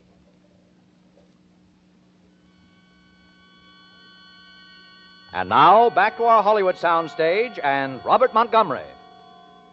At the point at which we interrupted Sam Spade's narrative just now, things were at a pretty pass. A pretty pass indeed. A pretty pass. Sam wound up with the body of the dentist, Larry Laverne, in his apartment. The girl, Hope, waiting for him in the bus station. Casper Gutman, the fat man, waiting for an answer to his ultimatum that Spade produce the tooth or else. Me in city prison under $20,000 bail, and the fabulous Kandy Tooth still chumping on two-bit hamburgers and the bridge work of a very elusive man named Herman Julius. Yes. And? Well, after I dictated my report to Effie on what had happened until then, she left, and I laid down to think. Lieutenant Dundee and I had agreed that I should spend the night on the pokey. He figured that the 20G bail would draw only one man to put up that much moolah to spring me, Casper Gutman. Along about 9 in the a.m., the turnkey unlocked the door of my cell. I followed him out to the desk. The $20,000 were there, but no sign of benefactor, benefactress, or Samaritan of any type. The bond was in my name. I signed my release and walked out. Across the street was parked a long black limousine with the curtains drawn. I started for it when a voice at my elbow checked me. George Senor Spade. Si. I'm Don Constantino de Braganza. His I who have put up the $20,000. Is that so? Well, thank you. Now, why? I desire a service. My card, senor. Dom Constantino.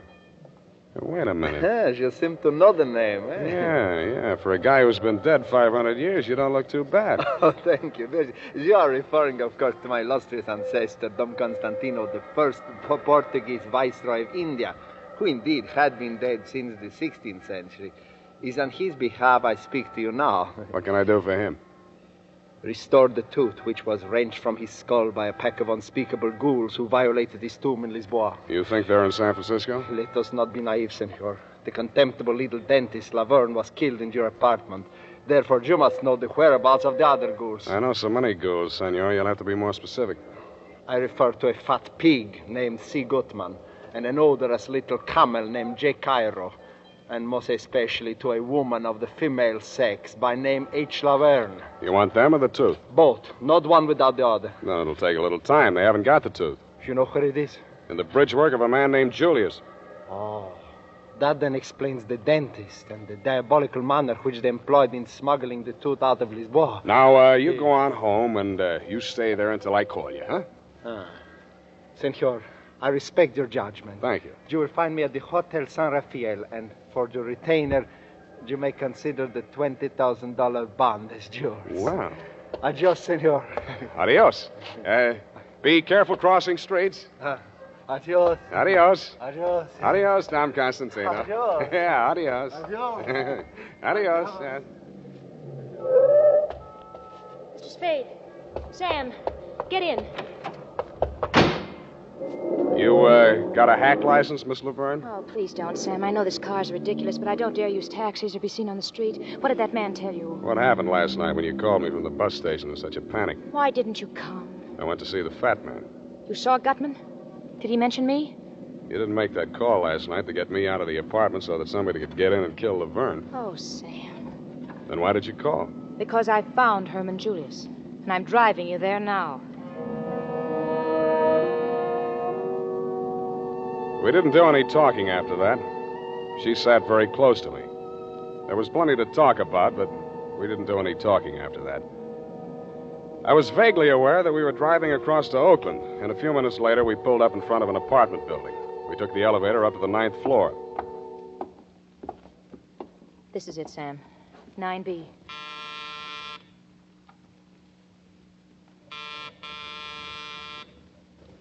Nobody home. Oh, he's in there, Sam. I know he is. Mr. Julius. Mr. Julius. Go away. There's no Julius here. Oh, that's his voice. Mr. Julius, I've got to talk to you. It's very important. If you don't open the door, I'll have to... I'll kill myself. I'll kill myself. He will, Sam. He will. You've got to stop him. Go away. Julius! Wait a minute! No. Wait! Don't! No,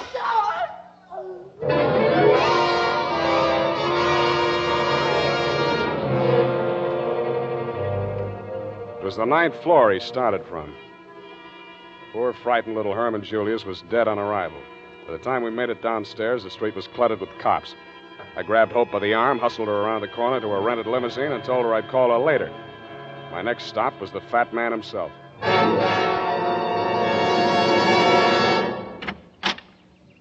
Well, sir.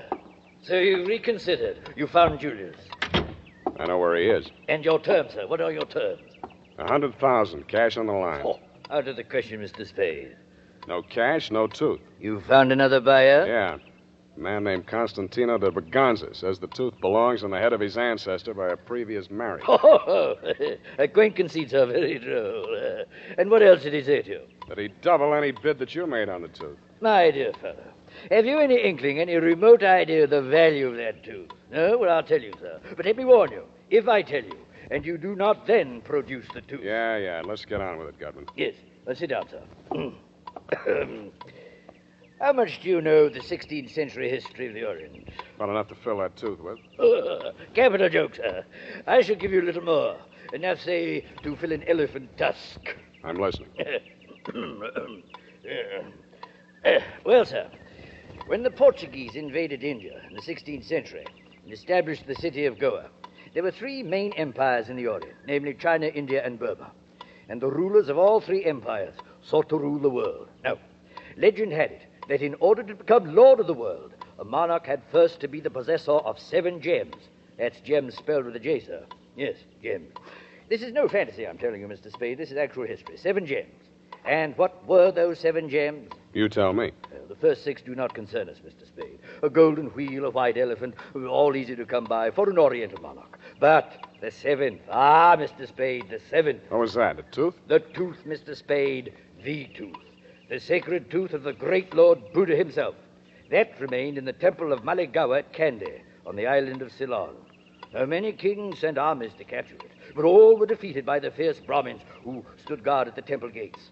And so, we come to the year 1552. It's about time. Now, in that year, the Portuguese viceroy, Dom Constantino de Braganza, landed near Jaffna with a force of 1,220 men and defeated the king's legions in a savage battle. He returned to Goa with his victorious army and the tooth, which he retained as his personal prize.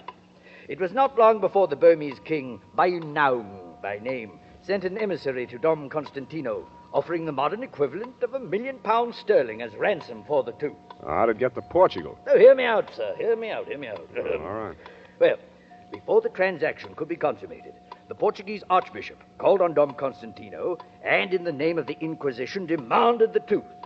After some delay, Dom Constantino, under threat of torture, delivered a tooth into the archbishop's hand, and that tooth was publicly destroyed. The archbishop grinding it into powder with mortar and pestle and scattering the residue upon a fire, that the tooth might be utterly consumed. Shortly after this, Dom Constantino's personal physician, after drawing a tooth, now mind you, a tooth, from the viceroy's head, died under very mysterious circumstances. We may safely infer that the substitute tooth which he drove into the viceroy's jawbone, after the primitive fashions of dentistry in those days, was the Kandy Tooth, put there for safekeeping until Dom Constantino could resume negotiations with Bayan Naung's emissary. But before that could be accomplished, Dom Constantino was stricken with the plague, carried aboard ship, and home to Portugal, where he died. He was entombed with the Kandy Tooth still in his head.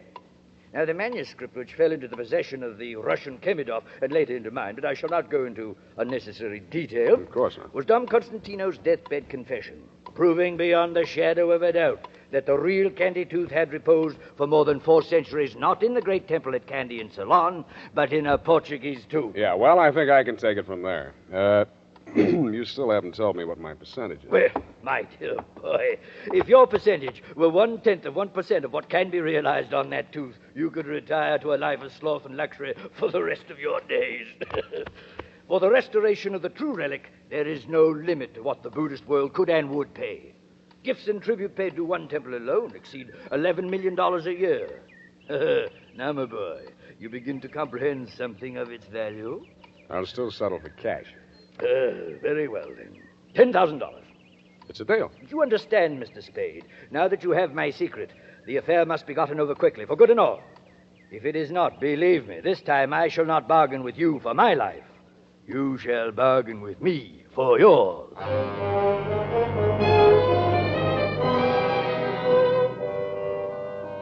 After I left Gutman, I called you, Dundee, and found out by a clever ruse where Herman Julius's body had been sent. You told me. Then I hustled on over to the mortuary. As I walked in, a hushed young man wearing a hushed cutaway and a hushed expression greeted me. Good evening, sir. I'm Converse Etheridge. Can I be of service? Thank you. I've come to pay my last respects to an old friend. Can I be alone with him for a few minutes? His name? Julius. Herman Julius? Oh, yes. His widow is here, sir. Mrs. Julius. His widow, huh? Yes, she's inconsolable. Perhaps, as a dear friend of the departed, you might give her words of comfort. Please go in. Thank you. A little woman in black was sobbing quietly to herself. She turned around when she heard me come in. Her eyes lit up with hatred, and suddenly she grabbed something from her pocketbook and held it at me. It was a .45, and her hand was shaking. Yeah, this time I will do it. Always before I didn't have the heart. Always hating bloodshed. But this time, yeah, this time! Nick, Frau Julius, Freund. You are not one of them. No, I'm a detective. I want to punish the people responsible for your husband's death. Yeah, I believe you. This gun, I was going to follow poor Herman. There didn't seem to be any reason for going on. Tell me something about yourself and your husband, Mrs. Julius. It's an old story now. Years of separation in different concentration camps. Bribery. Then my children and I, we were finally released. Came to this country. After 2 years, Herman wrote us from Lisbon. We knew soon he would be with us. But even though the war was finished, they had lost. Still, they went after Herman Julius. He knew the Nazis were behind him all the time. And even here, in this country, he did not dare come to me. Mrs. Julius, you see, those people that followed your husband this time weren't Nazis. They weren't even after him. They were after something he was carrying. In Lisbon, didn't he go to a dentist named Laverne? Yeah. And That's... Didn't Laverne put an odd-shaped tooth, kind of yellow, into his bridge work? Yeah. So he smuggled the Kandy Tooth out of Portugal, and he never even knew it. Oh, well, it does not matter now. Oh, Herman is dead. Surely they will leave his poor broken body in peace. I doubt it very much, Mrs. Julius. No, surely they will. That's why I want to make a request of you. You see, others have died besides your husband because of this thing. More will die unless you do as I ask you. Oh, to stop terror, any terror. I will do anything, Mr. Spade. Anything you say.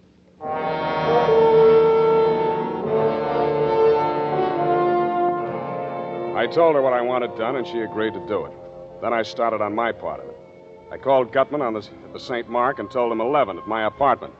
Then I called Dom Constantino at the San Rafael. Hope and I got there around 10:30. Go on in, Angel. Well, this is where you live, Sam? Where I sleep. Must be lonely for you. Sorry, no vacancy. Sam, listen. There's so much I want to tell you about myself. I'm listening. Well, listen. Just before the war started, I was engaged to marry a man named Kemidov in London. The Russian, yeah. Gutman mentioned him. Something about an old manuscript? Yeah, Kemidov had stolen it. In India, it was very old, and Kemidov said that the information in it made it worth more than the Maltese Falcon.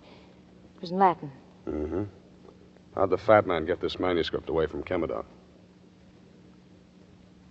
So you double-crossed Kamenov and took the manuscript to Gutman. Sam, before they get here, I've got to tell you something.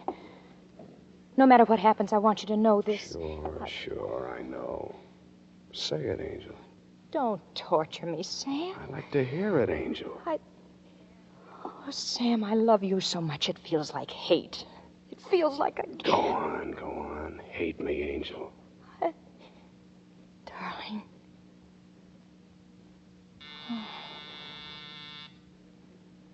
No. No, don't answer it, Sam. Relax, Angel. You'll be okay. Sam? Yeah? Only you, Sam. All I want out of... Only you. Just stay on third, Angel. I'll bat you home safe. You see, sir, I have a punctual man. Come on in, Gutman. Look, the same apartment, the same colors, everything the same. Yeah, the same rat race, Cairo. Hello, Marvin. Killed anybody since lunch? You want me to give it a shamus? Please, Marvin, no unpleasant talk. Mr. Gutman, please tell Marvin. In here, gentlemen. Yes, Marvin. Mr. Spade, I'm sure, regrets the unfortunate... Well, and what have we here? You all know the lady? You see, Mr. Gutman, you see, I told you. Now he's dealing with her. Oh, this is Shut up, you hear me? Shut up. Don't talk just like that. I'm jumpy. I don't feel good. I don't know what You shut up, too. Always fighting, violence, unpleasantness. I am getting too old for this. Now, Mr. Spade, to the business at hand. You have the tooth. I want some answers first. Did you have our dentist friend Laverne killed? No. Did Marvin kill Laverne? No. Cairo? No. Nobody killed Laverne. He died of old age. Have you asked the little lady there? Sam. I gotta ask you, baby. Oh, Sam, how could you? Answer me. No, Sam, you know I didn't. Well, it doesn't matter. I got my pigeon picked to take the fall. Oh, I don't feel so good. Now, Marvin, retain yourself. No violence. Well, sir, That's it. Sit still. I have a package from the Avalon mortuary for Mr. Spade. Oh, hello, sir. Yeah, let's have it. Mrs. Julius said to tell you... Yeah, thanks. Well, Gutman, this is it. This little package. The Kandy Tooth. The tooth, at last. Give it me, sir. Give it me. Oh, Mr. Gutman, it's all over. We've got it. We've got it. We have. Come, sir, no more teasing. Put those fat lunch hooks down before I chop them off. I rather thought this wasn't all. What now, sir? I told you there was another bidder. And here he is. I would advise you not to reach for your gun, Mr. Spade. You're pointing that gun at the wrong belly. The fat man's inside. Mr. Gutman, Mr. Cairo, Dom Constantino de Braganza of Portugal. Portugal, indeed. It's the Russian. Kemidov. Do not be so formal, Hope, my darling. You may call me Sergei Ivanovich. All right, let's get off the Kopek. We're all here. You see, Mr. Spade, you are an unmitigated cad, sir. You all along this man was an imposter. That was the name he gave me. Well, what matter? There's enough for all. Watch yourself, Mujik. Mr. Spade, you'll please give me that package. Now, Marvin, now! They both had their guns into each other at once, practically. Kemidov fired first, but Marvin didn't fall. He spit out his chewing gum, then he squeezed the trigger of his .45. They both looked more surprised than anything else, but they were both very dead before they fell down. Marvin.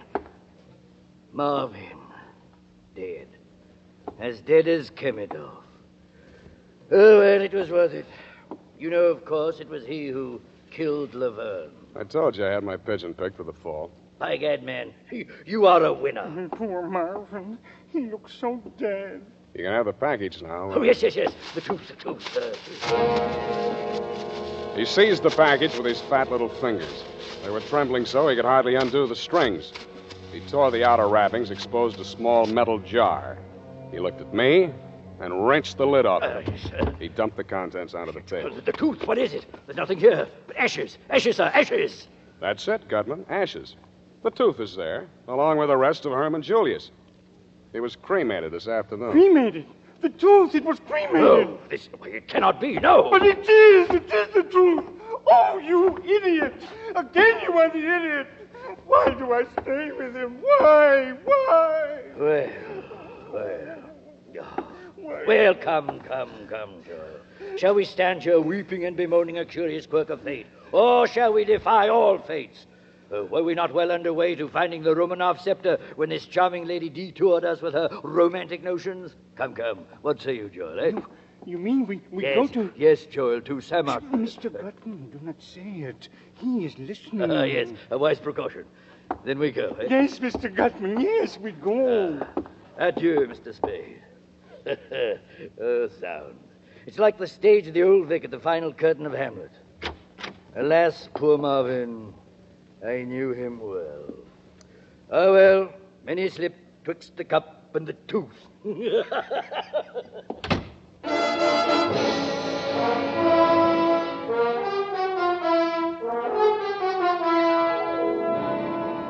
I let him go, Mr. Montgomery. I knew there was nothing on them that Dundee's boys could make stick. I thought twice before I let Dundee take Hope Laverne, but we both agreed it was the smart thing to do. And what do you suppose Effie said when I said, period, and a report? Oh, say, for once you came out ahead. $20,000. Oh, just think of the things we can do. Pay all the bills, a year's rent on the office, have that awful old leather chair reupholstered, and a new ribbon for my typewriter. Effie, about that typewriter ribbon. Well, maybe I can get along on this one for a while, but, Sam, I do think we should get my mother's earrings out of Moisha's pawn shop. Effie, I know this is going to be a terrible blow to you, but... Sam, what did you do with the $20,000? I put it up for bail. Bail? Yeah. But that was the $20,000. And you're released so you get the money. It's very simple, Sam. You just go down and ask them for it. Effie, you see, you don't understand these things. Now, bail is a very complex legal technicality. You see, you put up a bond, and then you... Sam, how much was the bail for Hope Laverne? Yeah, that's what I mean, Angel. Oh, Sam, you're such a child. You'll never see her again. She was just using you. I'll take it, Effie. Hello. Angel. Hello, kitten. Sam, I'm free. Shall I come over? Well, I'll always be waiting for you, kitten. Me too, Sam. Kitten, indeed. C-A-T. Kitten. What's that, Angel? Oh, forget it, Sam. I just get Can't carried figure away. me out, eh, Angel? Well, I'll tell you. I've lived without faith, and I've lived without charity, but I've just got to have... About here is where I say, oh, good night, Sam. Good night, sweetheart.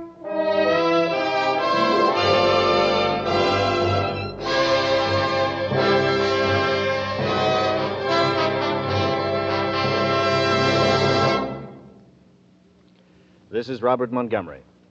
I'm sure our suspense audience agrees with me when I say that whenever it is, it can't be too soon to have Sam Spade back with us again in a full-hour adventure on radio's outstanding theater of thrills.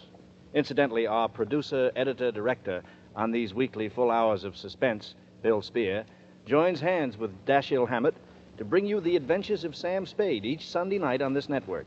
Thanks for the plug, Bob. I have a basket full of thanks to my friend Howard Sam Duff, the kind of actor a director lights candles for, and to wonderful Lorene Tuttle, who plays Effie each week, and to Joseph Kearns, who is the Casper Gutman of them all, and to all you other ornaments to your profession, Kathy Lewis, Wally Mayer, Jay Novello, Jeanette Nolan, Jack Edwards Jr., Sidney Miller, Hans Conried, and Bill Johnston.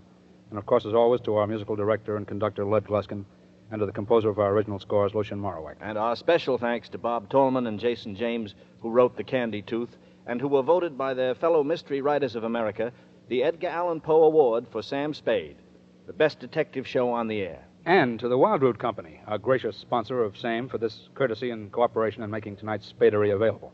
Now tell about next week, Bob. Next week, we will bring you another great American master of suspense, the author of The Postman Always Rings Twice and Double Indemnity, James M. Cain. It's a full hour of Mr. Cain's very wonderful novel, Love's Lovely Counterfeit.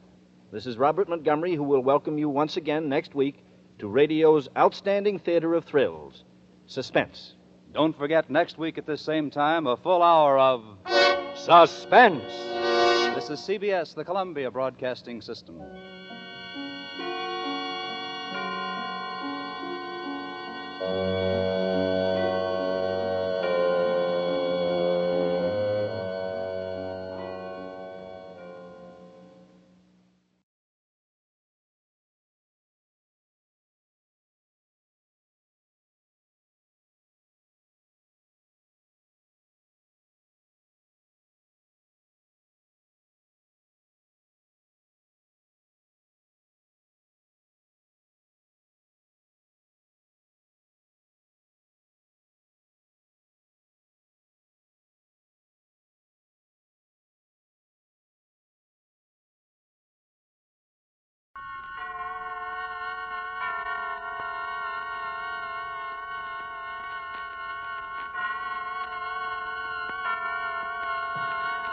This is Robert Montgomery, inviting you to join us for Love's Lovely Counterfeit, tonight's study in Suspense.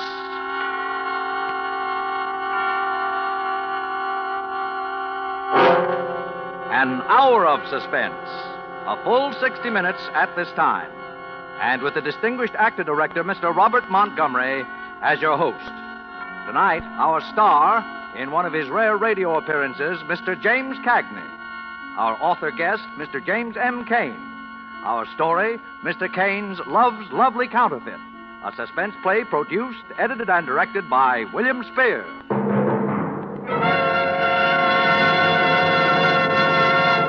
Mr. Montgomery. Funny thing about a gun. Nobody likes to have a gun pointed at him, and yet it gives you sort of a phony sense of power to hold one in your hand, to do the pointing. The gun itself is cold steel. Its message is written in hot lead, and the death it brings is cold again. I still don't know anyone who thinks a gun going off makes a pleasant sound. I suppose a lot depends on knowing why the guy who points it wants to fire it, and what kind of a gun it is. Guns have personalities. A fat blue revolver is a lot different character from the first slim rifle you get when you're a kid. You take a rifle like that, they look clean. They are clean. But did you ever take a good look at an automatic? A 45? Nothing healthy looking about those babies. Something very final about an automatic. They're for the tough boys. Probably you haven't known any tough boys personally, but you've read about them and heard about them.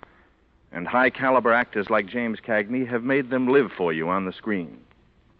You want to know how it is to meet a tough boy? We've got one for you. Name's Ben Grace. And Jim Cagney's portrayal of him tonight reflects an important ingredient of suspense. Because of the character as James M. Cain drew it, and because of the masterful interpretation you are about to hear.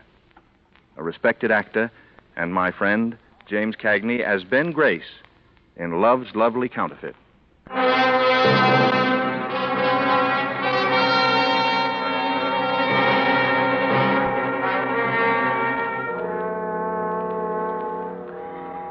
I'm writing this lying in a nice, clean bed with the sunlight coming in the window and nothing to do but look out at the people walking along the streets and the kids playing in the park. And any little thing I want, all I have to do is ask for it. To a lot of poor guys nowadays, that probably sounds like the softest spot in the world. But with me, there are a couple of slight disadvantages. I think you'll see what I mean.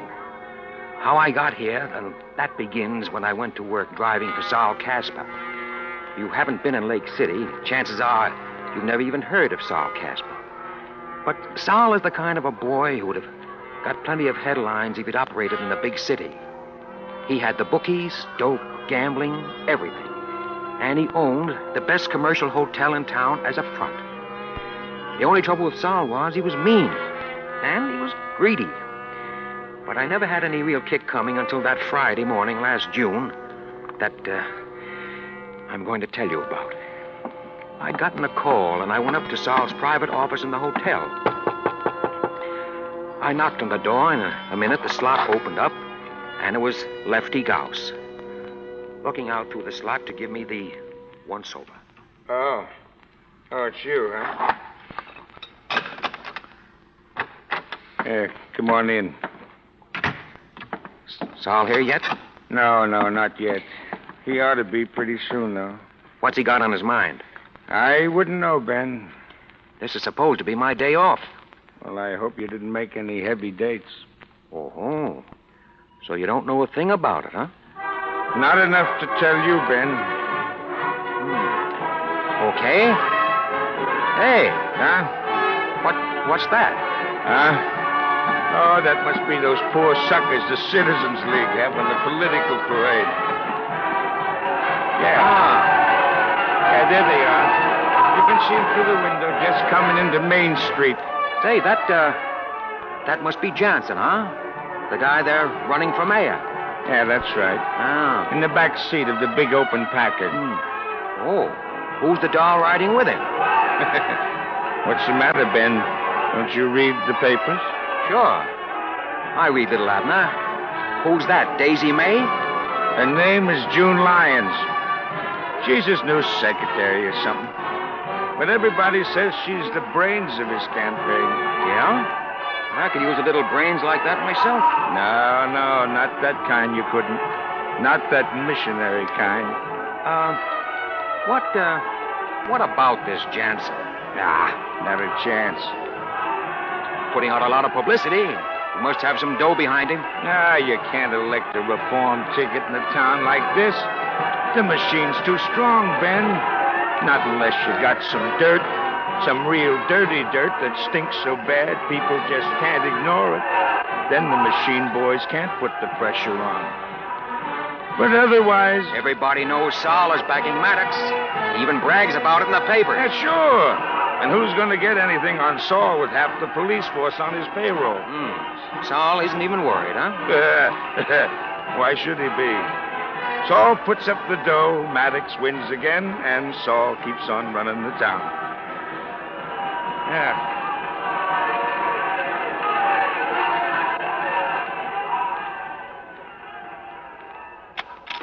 Yeah, that must be Saul now. Hey, Lefty.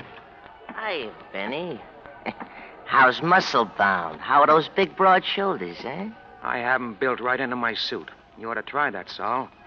Might make you look like a man. What's that crack supposed to mean? What's the matter, fellas? Can't you take a joke? Sure, I can take a joke. So can I. What you got on this afternoon, Benny? I guess you forgot this is my day off. I said, what you got on this afternoon?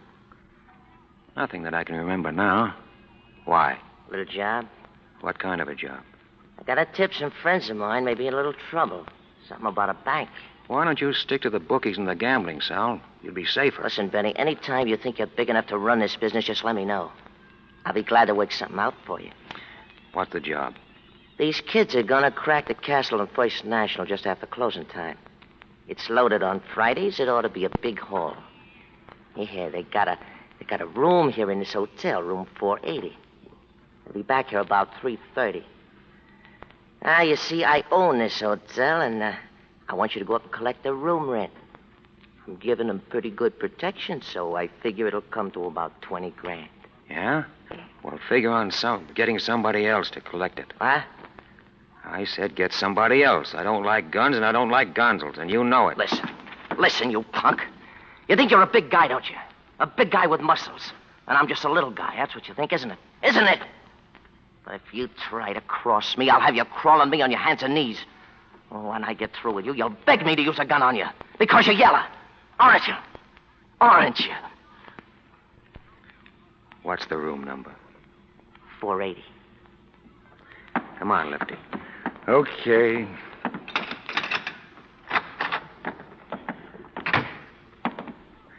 That was lousy. Skip it. You're gonna do it, though, aren't you? Sure. I'll see you up there, 3:15. By the way, what did you say that dame's name was? What dame? That dame with Jansen, that brains of the opposition. You mean June Lyons? Yeah, that's it.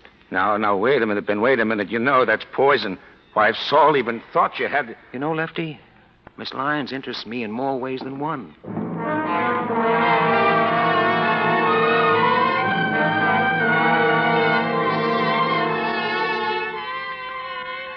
An election for mayor in a place like Lake City can be a pretty tight little situation, particularly if the town has been run for years by a mobster like Saul Casper. And I knew that with me working for Saul, playing around with the opposition wasn't exactly the healthiest pastime in the world. But when I saw that June Lyons doll that was running their campaign, there was something about her that gave me an idea. That's why I phoned her. And she said, okay. I met her at an intersection a little ways out from the main part of town. She described the car and given me the license number. And she drove up as though she had stopped for the light, just like I had told her. I got in, and the light changed. She drove on. For a minute, we just sat there. Nobody said anything. Then... The least I expected was a blue chin and a broken nose. You disappointed? A little. What's this hot tip you told me about over the phone? I don't have much time. What's the matter? You worried? Not particularly. You don't have to be. I'm not interested in you. Where are we going? Just keep driving around, but keep out of the main part of town. Is it as melodramatic as all that? Could be for me. Why do you want to see Jansen elected? I don't. Oh. Well, then why did... Suppose you let me ask the question. All right. I'll ask you the same one. Why are you working for Jansen? Oh. I'm just one of those crazy idealists, I guess. Just a missionary, huh? Well, Jansen may not be the best man in the world, but at least he isn't hooked up with a racketeer like Saul Casper. The way Maddox is. June. Oh, it's June now, is it? What's your name? Maybe I'll tell you that later, and maybe I won't.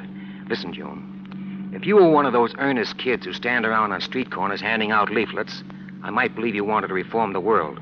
But you're not. I know that you know that electing Jansen isn't going to reform the world or even reform Lake City. It just doesn't make that much a difference. Oh, well, it does to me. Let me out of the next corner, will you? Why? Because if you're like that, I don't know how to deal with you. And if you're lying, I don't trust you. But I'm not lying. I'll get out here. Wait a minute. What? Listen, it's partly that, but there is something else, too. Like what? If Jansen wins, of course I'll get a city job out of it, a good one. That's more like it. Yeah, but I want to explain why I want it. You don't have to explain anything. But I want to. I'm a lawyer. At least I've got a degree from law school, and I want to be a good lawyer. If you start out on your own, it can take years, but with the right job at City Hall, you can build up a practice in no time. The other's partly true, but this is... This is about 90% of it. Okay, as long as it's the dough you're thinking about, we can do business. It isn't just money. Yeah, I know. Now listen. If I give some dirt on Saul Casper, that will send him up for 10 years or so, Jansen wins. Right? Well, if you can prove it. You're going to prove it. 3 punks from Chicago are sticking up the Castleton First National Bank at about 3 this afternoon. Saul Casper is hiding them out at his hotel, room 480. If there's any shooting at the bank and anybody gets killed, it'll be that much better. You'll have him for accessory to murder. Have your people there at 4 o'clock. I'll take care of the rest. You must have been to college, too. What? To think up one like that. In the first place, who's going to arrest Saul Casper in Lake City? The second place, if we come out with this and it can't be proved, it's criminal libel. And that's all Jansen needs to really lose. So, what do you think? I think you're working for Maddox and Casper. That could be. But at least, I know my law. What law? The Castleton Bank is insured by the government. That makes the stick-up a federal rap. If you want the number of the FBI, I'll give it to you.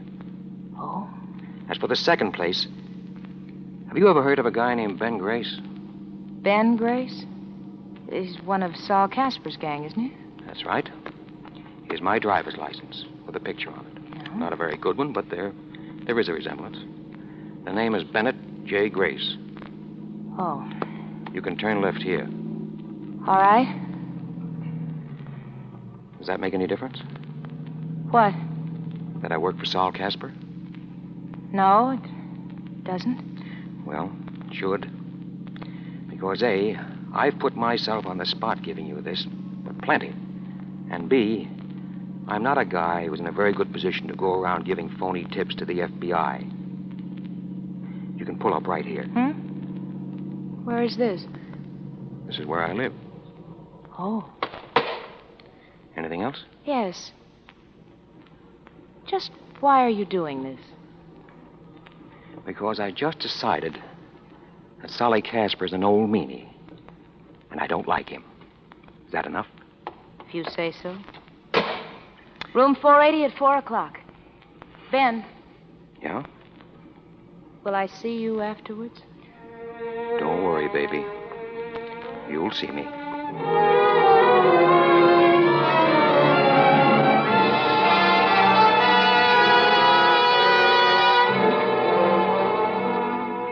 I was back at the hotel by 3:15. Things were going pretty good. The one thing I was afraid of, that she'd want to call in the Federals before the stick-up, she never even mentioned. I knew she was my kind the minute she began to talk about the dough. When I got up to room 480, Lefty was already there, lying on the bed, reading the paper. Oh, hello, Ben. How you be? So this is room 480, huh? Looks just like room 481. How you, Lefty? Oh, okay. Sit down. Want a bottle of beer? Nope. You didn't take it too hard what Solly said, did you? Can't say I liked it. What time is it? Oh, a couple of minutes before. Yeah. It's too bad about you, Ben. What's too bad? The way I got you figured, Ben, you're a chiseler. Then what? That's all. Sounds like there might be more. Not unless you ask for it. Okay.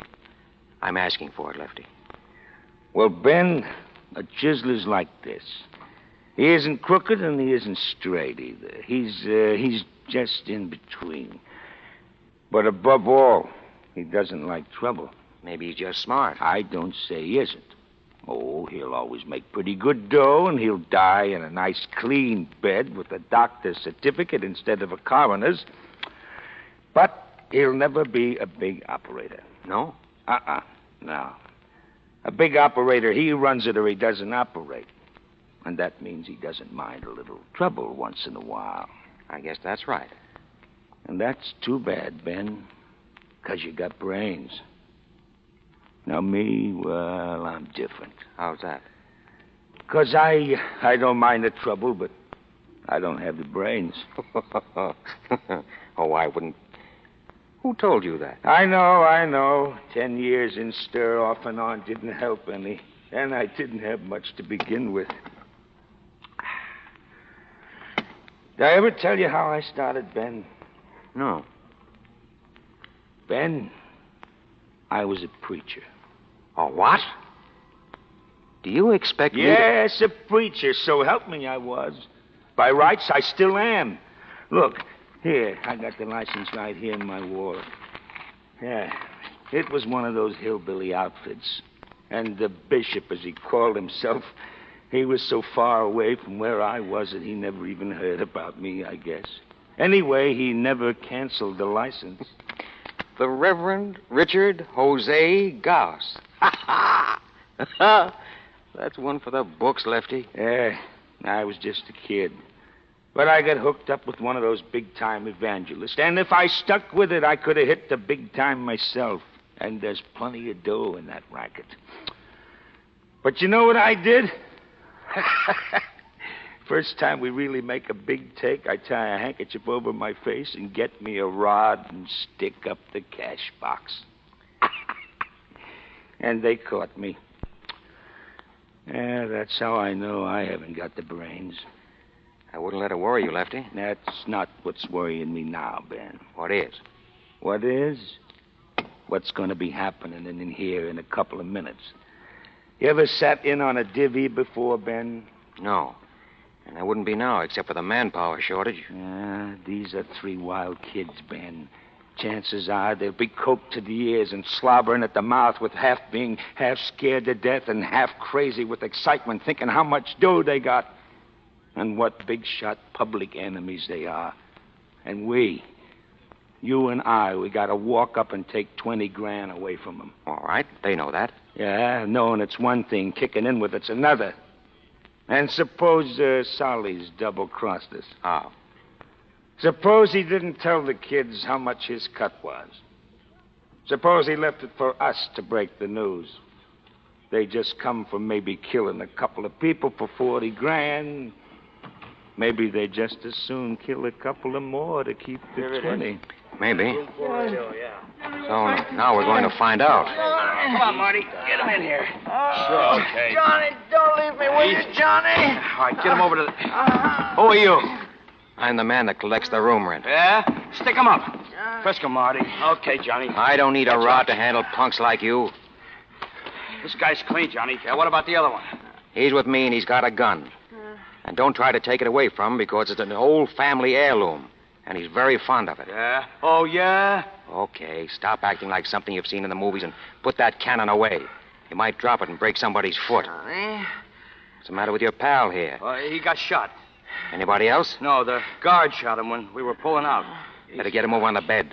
Johnny, we're going too fast, Johnny. We're going too fast. He's out of his head. Yeah. Did you get the dough? Did we get the dough? Look at this, wise guy. 40 grand, maybe more. Look at it. Touch it. Taste it. Smell it. What about it, sucker?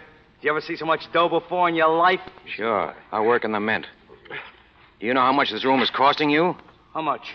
20 grand. 20 grand. That's right. I'll be back after a while to collect it. What are you going to do with your pal there with the holes in him? I don't know. Johnny. You know that's bad, don't you? Why? The kid's out of his head already. Suppose he makes trouble, starts screaming or something. Oh, you got doctors, haven't you? Sure. But that kind of a doctor, that's one more guy that'll have to get a cut. Pretty soon you guys won't have anything left but small change. Yeah, that's what you think. But of course, maybe the kid'll die. Yeah? And then what do we do? That's even worse. Johnny. Oh, no. That'd be easy. Then we just take him out of here at night and dump him someplace. Oh. And if the kid was to die, that would be one less guy who had to get a cut. Wouldn't it? Huh? Yeah. Well, come on, Lefty. Okay. We'll be seeing you. Yeah. I hope you know what you're doing, Ben. I don't know. What do you think? I think so. Come on, I got the room next door. You know you're just as good as signed that kid's death warrant, don't you? That's right. The other two will knock him off now before we got time to get the... Johnny. Listen. Johnny, no! They did it. Yeah. Maybe we better call Sal, huh? I hope you know what you're doing. Order, please. Give me Mr. Casper's room. You sure he's dead? Yeah? Gotta be. Can I write you Sal? Yeah, who's this? Ben. You better come up to room 480, Sal. Why? They want to see you personally. Why? I said they want to see you personally. I still want to know why. Do you want your dough or don't you? You're supposed to be the guy with the big muscles. I'm not going to wrestle those punks for your purse. Okay, Charles Atlas, I'll be right up and show you how it's done. You'll be right up. Then what? What do you mean, then what? Well, don't get nervous. Ben. Yeah. If you got any little plans, you know I'm all for 'em, don't you? Sure. And you know I hope they come off, don't you? Sure. But if they don't come off, you know where I stand on that, too, don't you? I know. You stand right behind me with a gun on my back. Just so you know, Ben. I can see how you'd have made a preacher. Lefty, you've got a terrible streak of honesty in you. Just so you know. What's going on here? Listen, there he is. I'm Sal Casper. What's going on here? Oh, Mr. Casper, there's been a little trouble, Mr. Casper. Yeah, what kind of trouble? Arch here. He just died. Died? He was shot. All right, so we'll get him out of here tonight. You got the dough? Sure, we got it. Well, let's see it. Here.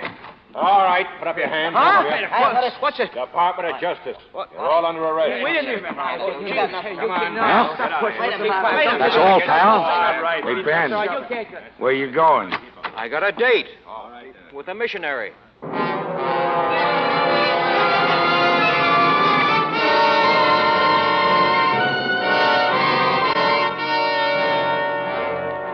In tonight's full hour of suspense, James Cagney is our star.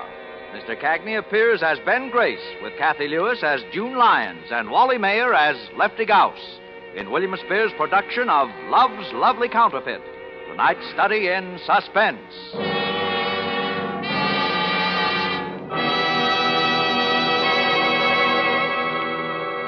In just a moment, we will return with Act Two of Suspense. This is CBS, the Columbia Broadcasting System.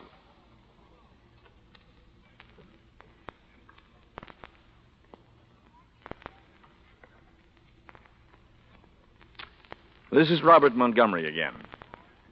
When such incompatible words as lovely and counterfeit found themselves together in the title of tonight's story by James Cain, they said a lot, not only about the story, but about the man, Ben Grace, as well. Elements of both words crowded through him. On the one side, for example, was his dislike for meanness and greed, and on the other side, something forged, fictitious, false. That was a smooth operation he pulled, and he was going to get even smoother as he went along. But it never got Ben Grace anything but trouble, because the smoother he got, the further he got away from the true Ben Grace. A real lost guy trying to find North. And maybe for him, June Lyons could be North. But Ben wouldn't stop long enough to take a reading. As James Cain described them in the novel, whatever it was June needed in life, Ben had it for her. And when she was with him and she acted with that complete abandon of a novice having her first drink, constantly he watched her. He studied her, as though he were trying to make up his mind about something, or to figure out something into which she definitely fitted. And then he began to really look at her. It was the first time he had really studied this girl who had started such a chain of circumstances in his life, and he looked with lively interest. It was all the more lively since he was unable to connect this face with all that he had learned about its owner. It was, in anybody's contest, an extremely beautiful face. It was perfectly chiseled, in profile at least, its slightly droopy lines reminding him of pictures he had seen of ancient sculpture. There was some exquisite invitation about the mouth. It pursed a little with an expression of expectancy. The skin was soft, with just a brush of bloom on it. The figure was lovely, too. Not too tall, but slender, soft, and willowy.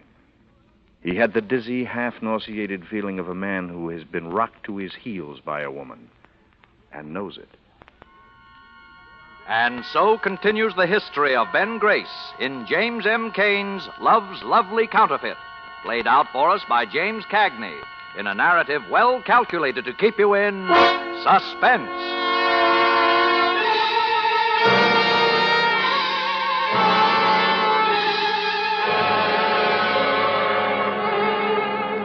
After that, the action moved along just the way I'd seen the play in my mind.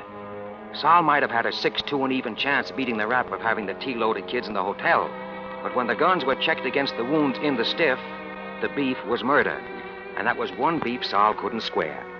Jansen walked into the city hall on a red plush carpet, and June, she got the job she was after. Jansen's first day in the driver's seat was celebrated with a cocktail party at June's house. All the loyal party workers were invited to receive the thanks of His Honor. I called June on the phone when I heard about it. She hammed and pawed around a little, and then she finally asked me if I'd like to come. Didn't seem too anxious, but I wasn't going to miss this chance to meet the mayor. She told me I could bring a friend if I liked. I said I would. I suddenly realized that I didn't have any friends. I brought Lefty. It was a corny house, a depressing pile of wood and stucco with 4 tired walls leaning in against the sagging roof for support. June was nervous when she saw me. I introduced her to Lefty. Well, how do you do? I'm glad you could come. Well, how you been? Yeah, nice house. Thank you. You know everyone here, Ben? Everyone I want to know. Well, there's a bar in the alcove right over there. You got any beer? All you can drink, Mr. Goss. You want to make book? Ben, you'll excuse me while I speak. Oh, sure. You just go right ahead and host us like crazy. I'll just drift around. Thank you, Ben. I'll see you later. Class, Ben. Real class. Educated, too. Ah, that she is, Lefty. That she is. Well, how about the suds, Benny? Then we'll go pay our respects to His Honor. How do you do? I'm Mrs. Lyons, June's aunt. How do you do, Mrs. Lyons? My name is Grace. This is Mr. Gauss. I'm so glad you're here, Mr. My name is Gauss, Lefty Gauss. Oh, I'm sorry. I don't hear very well. Oh, excuse me. You'll find me in the suds, Ben. Excuse me. Have you met Mr. Jansen yet? No, I'm looking forward to that. Oh, he's a wonderful man. Just a wonderful man. Nice and settled and with a wonderful future. Don't you think so? I think I'll be able to tell more about his future after I've talked to him. Exactly. My very words to June. I can see things like that. I beg your pardon? Then you agree with me? Oh, of course you do. You look like a very intelligent young man. Mrs. Lyons, you don't make much sense. Exactly what I've been telling Junie.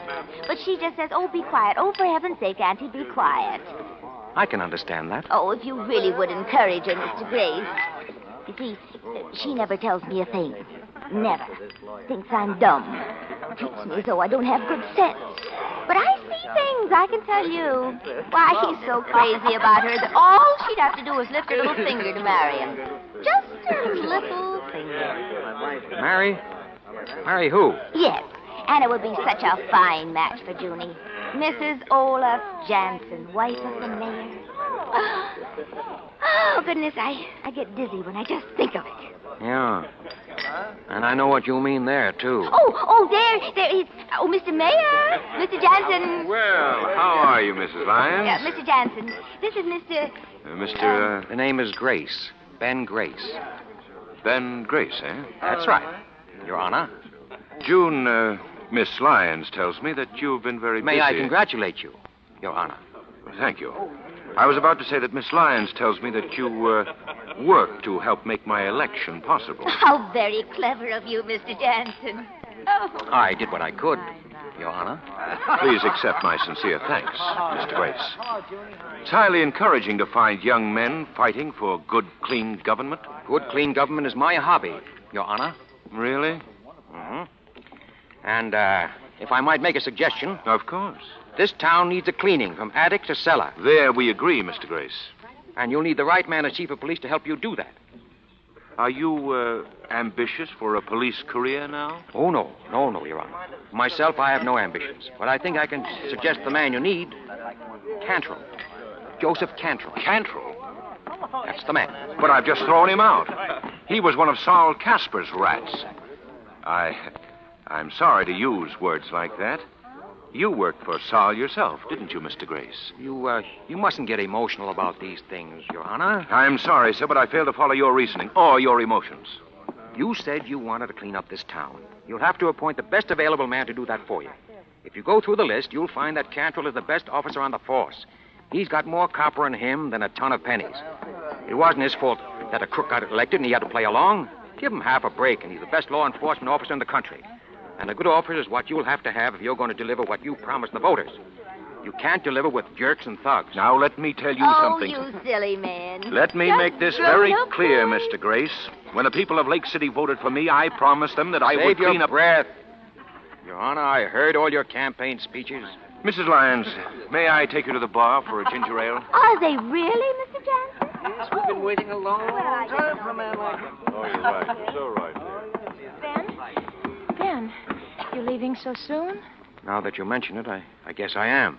Oh, well, have you met Mr. Jansen? I met him. What do you think of him? I think he's a very educated gentleman. But he'll learn. He'll learn. And you know what? I think I'm in love with you. I think I love you, too.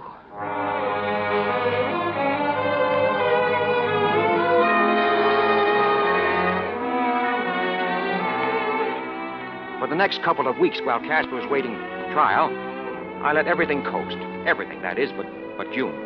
There I kept the motor running. And finally the night arrived when it was time for me to step on the gas.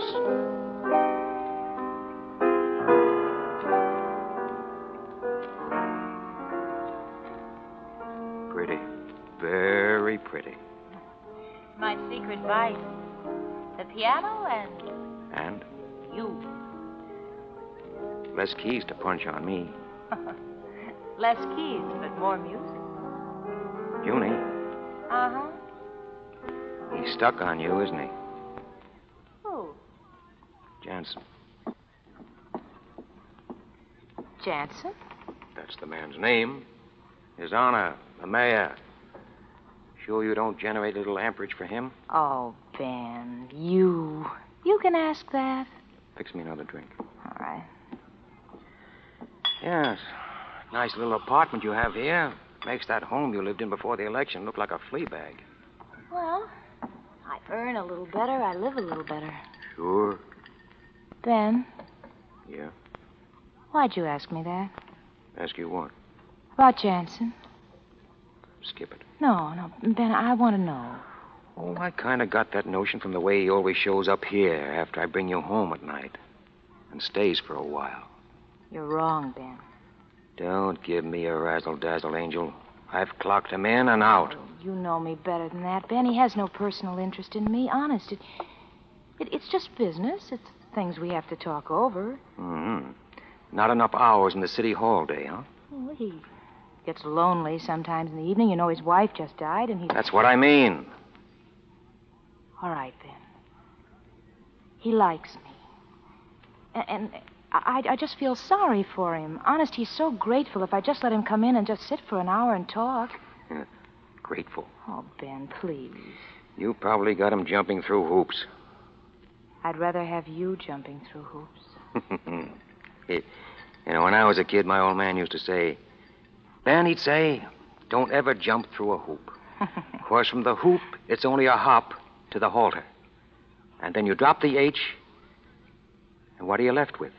The altar. Oh, man, where'd you hear that? Jensen coming here again? Tonight? Oh, not if you object. Oh, I don't object. That's better, Ben. There's nothing to be jealous of. You could ask him a favor, though, Junie. All right. Anything you say. Ask him to appoint Cantrell chief of police. Appoint Whom did you say? You heard me. Ben, what on earth are you talking about? Cantrell. But he's a crook. Well, he was hand in glove with Saul Casper. How could Jansen appoint Cantrell? It'd make a laughing stock of the whole campaign. Oh, Ben, he can't appoint Cantrell. Okay. Ben? Ben, where are you going? Home. To bed. I gotta make an early train in the morning. Train? Where to? New York. You're going away, Ben. Guy's gotta think about his future. Nothing for me in this town. That's the way you played it. Get rid of Saul Casper. And go after me. And then when you found out that Jansen's in love with me, you thought you had him. That through me you could make him do whatever you want. Get Cantrell made the chief, and then you can run this town just the way Casper did. Well, you won't. No.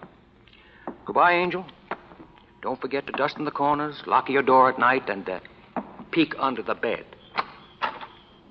Ben? Yes? Ben. Close the door, Ben.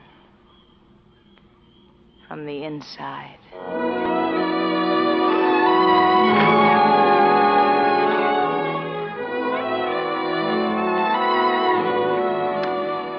It was a question of who would break first, June or Ben Grace. And she broke maybe seconds before I would have turned back to her with all my hard-boiled, off-the-arm toughness melted away in little pools at her feet. But that was something I couldn't ever let her know. The next morning, I found Lefty in the blue bottle, blowing the head off his glass of breakfast. Hiya, Ben. Sit. Lefty, how much did Saul pay you? The truth, Ben. 35. What? A week? So go ahead, laugh. Let's see you laugh. For all I did, gambling my neck every other day, 35 a week. And I took it. Hey, that's the funny part. I took it. You can start tomorrow at 50. Who for? From now on, I'm running it. Aha. So it was you. All the way down the line. You were the tipster. So what? Nothing, Ben, nothing. What is it, Lefty? What is it? Only this, Benny. You see, I call you Benny. That's 'cause I like you. Yeah, I like you. And that's maybe why your great success makes me a little sad. Listen, Reverend Jose, the only revival I'm interested in is reviving the fortunes of Ben Grace. You got anything else to say? Not a thing. I got not a word to say. Pals? 2 beers, Ben. And they're on you.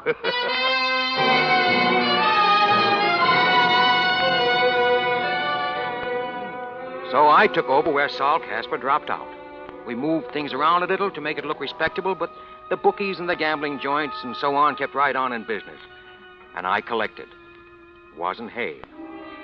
Things were fine, just fine. My evenings were filled with June, and my days with putting the automatic pump on the town.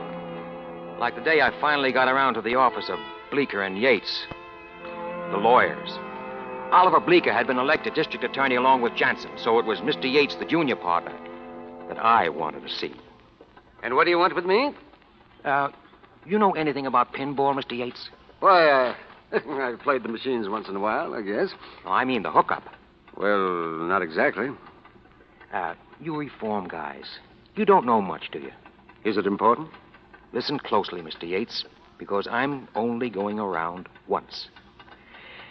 There are 5,000 pinball machines in Lake City, and they're owned by a few hundred scrimey jerks. You know what those machines take in a month? More than $100,000. I beg your pardon? That's what I said, $100,000. They're still going strong, but what happens to them in the very near future depends on your partner, Mr. Bleecker, the new DA. But I can't tell you what he's going to do. Well, I've got a flash for you. I say that as far as Lake City is concerned, pinball is finished. Why? Because it's gambling, and it's wrong. But to the extent that it's a game of skill, it's good, clean recreation. And that's not against the law. I'm going to bring a new kind of machine into Lake City, if, as, and when the old ones are tossed out. But this much I've got to know before I bring 5,000 machines in. Will mine be legal? No gambling, no payoff, only a certificate if you make a home run. Now, you know Bleecker, and you can put a certain legal question to him. No? Well, now, the next thing is to protect the interests of the little storekeepers who use my machines. I'm going to organize an association. The association will need an attorney. The attorney will get a very respectable retainer by the year. Yeah. Those machines will do $100,000 a month, and I want you to be the lawyer for the association. Well, there's a little question of ethics here. I figure the attorney should get 5% of the take. You see, Mister, I'm Bleeker's partner. Maybe even as much as 10%. But you see, the ethics of the situation. Well, if you're busy studying ethics, maybe you wouldn't have time to handle this job, Mr. Yates. No hard feelings. I'll just look for another man. No, just a minute. I would like to think it over a bit. Sure. Perhaps to talk to Mr. Bleecker about it, see what he thinks of the propriety of my accepting such a... Now I get it. Well, shall we meet again, say next week? Next week is fine.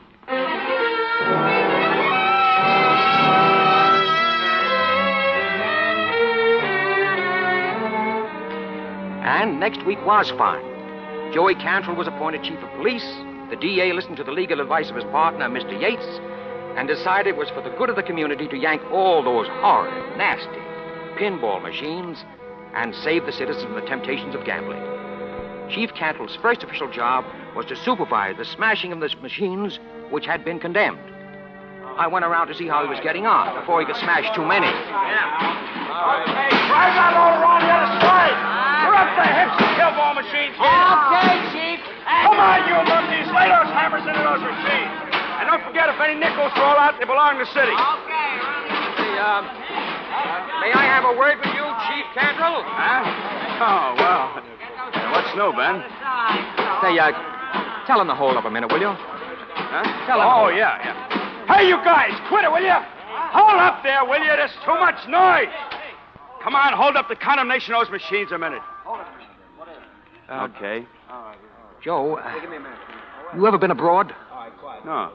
Neither have I. But I have been to Mexico. Mexico? South of the Rio Grande. Juarez, across the river from El Paso.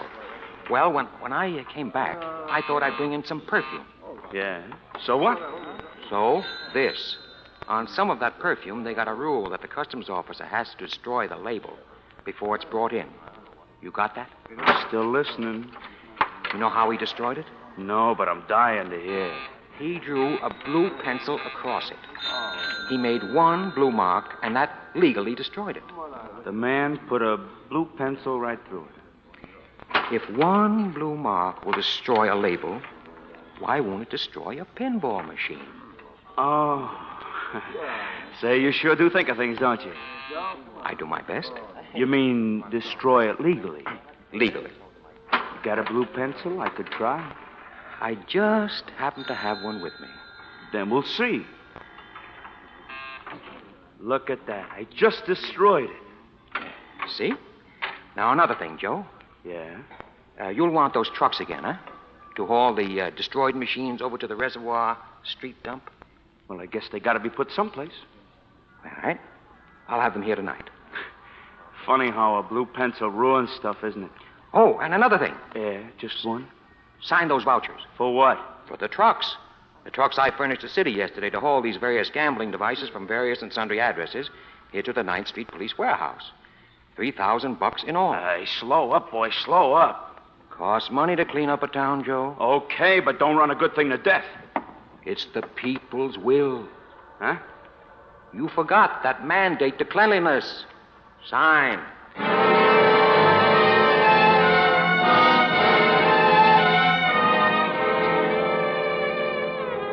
And that's the way it went. And with a little remodeling, those pinball machines were back at their old stands. But now they were working for Ben Grace. Yep. Whatever I touched turned green, with pictures of presidents on it. Things were going so good, I started to worry. But I knew that the real worry was going to be June. I knew she was going to spring it on me sooner or later, and it was. It was last night when I was out at her new place that she decided to get it off her chest. Ben. Yeah? Ben, I want to talk to you. What about? Don't you know? Yeah, I guess maybe I do. We can't go on like this, Ben. It isn't right. It isn't fair to Jansen. It isn't fair to... It isn't fair to me. What's so unfair about it? Oh, Ben, you know what's unfair about it. Mr. Jansen promised the people of Lake City that if he got elected, he'd clean up the town. Huh? All right. Why doesn't he do it? He's had 6 months. Because he doesn't even know what's going on. Great. Then what's the beef? I know what's going on. The horse racing places, the gambling places, all the other places are just as open as they ever were. Mm-hmm. And I know who's keeping them open. Of course you do. I am. Listen, honey, if I wasn't bossing the organization, someone else would be. People like to bet. People like to gamble. Oh, Ben, don't you see? I'm a city official. I have an obligation to the people of this community, to the people who elected Jansen because they believe that he'd... Still a missionary, huh? Well, I'm not a racketeer. Maybe not. But you're the next thing to it. What do you mean? Where do you think the dough came from for that car I got you? And the fur coat? And this place? You never told me. Did I have to? You knew I didn't get it from a long-lost uncle. Why don't you admit it, baby? You're a chiseler. Am I? Sure, just like me. Only I'm honest about it. You're not. Then I will be. I will be, starting now, starting right tonight. What are you going to do? Turn me in? Oh, Ben. Maybe your big mistake was falling in love with me, baby. Now, there isn't much you can do about it, is there? Oh, Ben, quit it. Get out of it, please. For my sake, just because I don't like it. Just because I hate it. Maybe I don't like it either. It's all I know how to do. Ben, what was... Hiya, Benny. So, Surprise? kind of. Did you break out? Yeah. Yeah, just to see you, Benny. Put up your hands. You know I never carry a rod. Yeah, maybe you sort of wish you did now, huh? Muscles? Not that you have a chance to use it.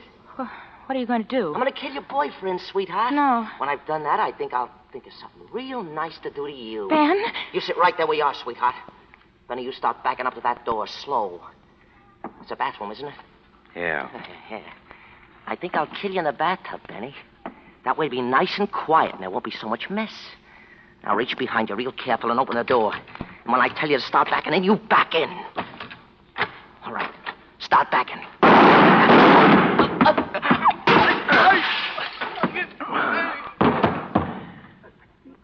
June. Is he dead? Yeah.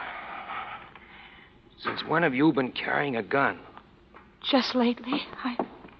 Ben, are you all right? I just want to sit down a minute. Oh, Ben. We got to get out of here, baby. Oh, yes, Ben, we'll go away. We'll get out of the country. We'll go to Canada.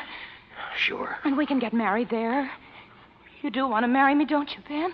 You know I do, baby. And you can get work up there, Ben. I'll do something, too. And we'll do something decent with our lives. Darling, I know it's been partly my fault. I know I've just been weak. But it isn't too late to begin again, is it? Is it? Maybe not. But your aim on that second shot wasn't too good, baby.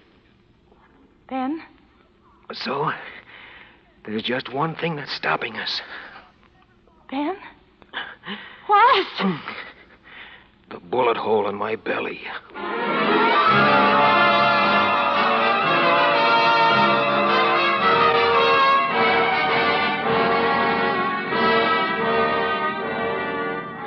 So that's how I came to wake up in this nice, clean bed with nothing to do but look out the window at the kids playing in the park. It's a hospital. And there was a big cop here with me, with his chair tilted up against the wall, reading the paper. Hey, Flatfoot. Why, hello, Big Shot. You've been in the land of Nod, haven't you? What are you doing here? Reading the funny papers? Can't you tell? Why can't you read them at home? Because there's been a little thing that we policemen call murder, Big Shot. And you're what we call a material witness. Where's June? June Lyons. She's in a nice, cozy cell, Big Shot. When she comes to trial, your statement will probably send her up for 5 or 10 years to another nice, cozy cell. What statement? Oh, you'll talk. Yeah? You know what you got, Big Shot? Mm-hmm. I got ventilated with a lead slug. But that's not all, Big Shot. You got peritonitis. I have. So what? So, I've seen guys with peritonitis before. You know what happens? First, they start getting a fever. Then they get kind of lightheaded. Then they get thirsty. Terribly thirsty. And after a while, they get so you can make them talk without they hardly know that they're talking. Oh, you'll talk all right. You think so? I know so. Get Chief Cantrell on the phone. Chief Cantrell ain't chief anymore as a result of these unfortunate series of events. Seems Mayor Jansen began to wonder about him. Where's Lefty Gauss? You mean your faithful servant? Right outside. Can I talk to him? Alone? Sure. Why not?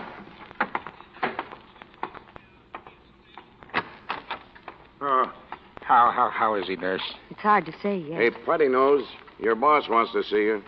Thanks, you funny fella. Hiya, Benny. How you feeling? Not too good. Well, it just goes to show you, don't it? They're all alike. Who are all alike? These big shots. They make a lot of dough for a while, and then bingo. What good's it done 'em? He seems like a nice man, though. Who, Ben? Sure, he's nice enough, I guess. I got nothing against him. I just say it's a sucker's racket, that's all. Me, I want to live to be a grandfather. Oh, a grandfather. You got to start by being a father, you know. I know. My daddy told me all about that just the other day. Well, I'm going back in. Have you got it all, Lefty? Hello, Flatfoot. What do you have now, Big Shot? You say the DA wants me to talk, huh? Maybe he was just pretending. Well, suppose I had some conditions. Like what? Oh, like I only talk in the apartment where it happened. June Lyons' apartment, and June Lyons has got to be there. And Lefty here too, to back up some things that I might say. That might be arranged? Fine. Now, you think the DA might forget a couple of those little things he's been holding against me if I talk? That'd be the general idea. All right. You can close the door as you go out, and tell the DA to be around in about an hour. I'll talk.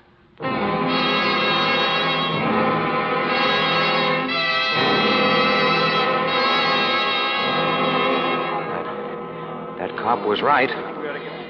I'm beginning to feel a little wacky already. But the DA said he'd do it. They're going to take me out there in an ambulance tonight. If June only catches on. But she's smart. She's a lawyer. This may be the last chance I'll have to write. But don't worry. Whichever way it comes out, you can read all about it in the papers. Well, now, all I'm saying is that I won't be responsible. Dragging a man in his condition way out here in an ambulance, lugging him up 3 flights of stairs on a stretcher. Doc, that's the way he wanted it, and that's the way it's going to be now. All right. Everybody here? Miss Lyons? Yes. Lefty Gauss? Yes. All right. How is he, Doctor? I've already told you, but he can talk. Stop worrying about me, Mr. D.A. You're breaking my heart. Are you ready to start, Ben? Yes, I'm ready. Do you, Ben, take this woman, June, to be thy lawful wedded wife, to love and to cherish, for better, for worse, till death do you part? I do. Hey, what do you... Do you, June, take this man, Ben, to be thy lawful wedded husband, to love and to cherish, for better, for worse, till death do you part? I do. I pronounce... No, you don't. Oh, yes, I do. I'm a licensed preacher, and this apartment is outside the city jurisdiction. It's in the county.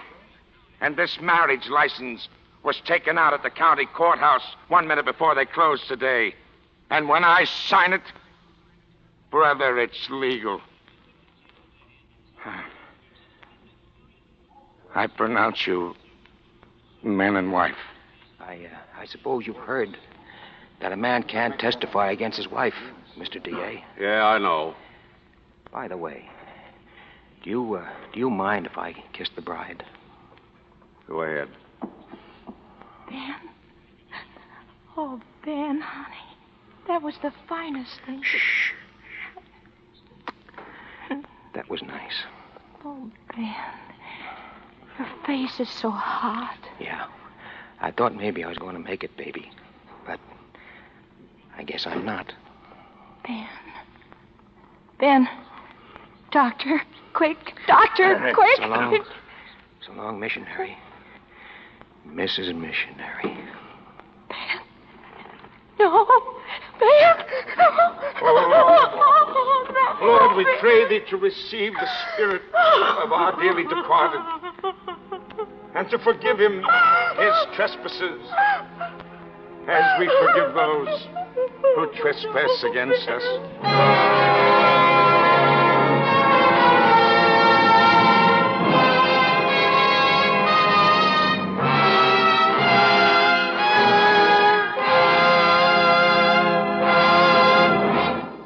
Suspense. Mr. Montgomery. I'm sure you'll agree with me when I say that it has been completely wonderful to hear a performance like the one we've just heard. I say like the one we've just heard, but that's a futile phrase, because there's no one like Jim Cagney. For the benefit of latecomers, our star tonight on Suspense was the one and only Mr. Cagney. Our deepest appreciation, Jim. Thank you, Bob. It's a great part. I enjoyed doing it. Which brings us properly and with gratitude to the author who conceived it, Mr. James M. Cain, who does us further honor by appearing here with us now. And who wishes he had a fresh choice of superlatives handy, Bob. Briefly, I thought it was excellent. Of course, it isn't exactly startling to learn all over again that Jim Cagney is a splendid dramatic actor. You know, Bob, I can tell you what I think is the particular element that makes Cain the most powerful writer of true suspense fiction in America. You interest me, Jim. He's always got a man and a woman. Aha. The crime, the violence, murder is an inevitable climax, an explosion of the energy that is two people generate from being in love. Boy meets girl, boy wants girl, boy kills on account of it, if he has to, eh? Well, any author hates to think he is a formula man, no matter how good the formula is. But I suppose, broadly speaking, my crimes are crimes of passion. And successful, suspenseful stories, all of them. The Postman Always Rings Twice, Double Indemnity, Mildred Pierce, Serenade. Not to mention Love's Lovely Counterfeit, or rather to mention it again long enough for me to applaud two fine performances by Kathy Lewis, who played June tonight, and Wally Mayer, who was Lefty. To the supporting players, my thanks. You're a great company. And a special bow in the direction of Bill Spear, your producer, director, deluxe. You beat me to the draw, Jim, but my congratulations, too, to all concerned. And may I ask who did the writing of the radio play adapted from my novel? Two of radio's finest writers, Robert Richards and Jason James. I think the adaptation was excellent.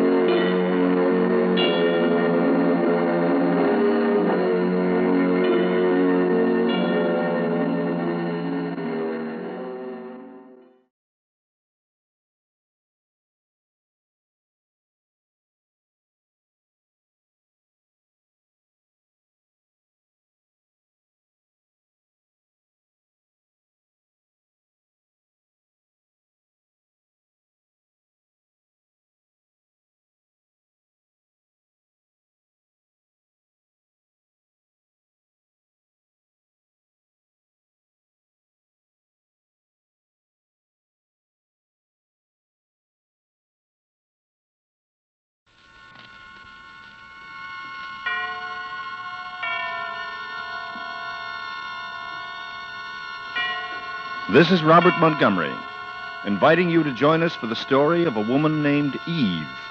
Tonight's study in Suspense.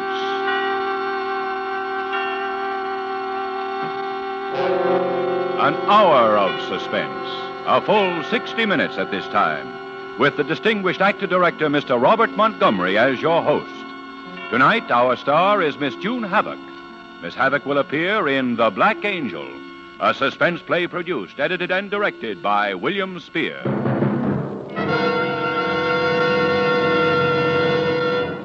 Mr. Montgomery. I believe an apple is honest. Until a couple of days ago, I don't suppose I'd given an apple a solid thought in months. But it was a warm afternoon, and the striped awning over the fruit stand offered shade. And besides, I found myself staring at the apples. All lined up they were, in nice, even rows, shiny and round and red. They were supposed to tempt me, and they did. The first thing you know, I picked one out and shined it up. And then I looked at it close. For the first time, I think I understood why an artist ever set up an easel in front of an apple and painted it. It's really very beautiful, a good apple is. The way the red dissolves into the yellow. It's warm. It's full of promise. I bit into it, and then I got to thinking. That coloring, I thought, is just a come-on. A private sales promotion to make you want it. As a matter of fact, an apple does its advertising in an extremely honest fashion. Mind you, I'm not selling apples, but even a bad apple says, here's a blemish, a spot, a fault. If you take me, you take the bad of me with the good. And don't say I didn't warn you. So you can take an apple on its face value. And that's what I was doing. But as I ate it, I found myself wishing that all of nature's products were as frank and open. You choose a friend, a sweetheart. The come-on, the sales campaign, the covering, maybe it lives up to its promise, and maybe it doesn't. With an apple, you can tell. So the one I was munching on set me to thinking about apples and people, about the confusion that arose when the first apple and the first human being got together. The forbidden fruit and the woman, Eve. That name reminded me of the only Eve I ever knew very much about, Eve Jeremy. I didn't actually know the Jeremys personally, Eve and Frank, but I don't think Hollywood will ever forget them. Eve and Frank Jeremy are memorable, not as individuals, but together as husband and wife. Not just because she was a beautiful actress, or because he was an influential producer, but because of what they became in combination. Let's take a look at Eve and Frank. Look past the covering and see what we find. Now, with the performance of our distinguished star, Miss June Havoc, as Eve Jeremy, we hope once again to keep you in suspense.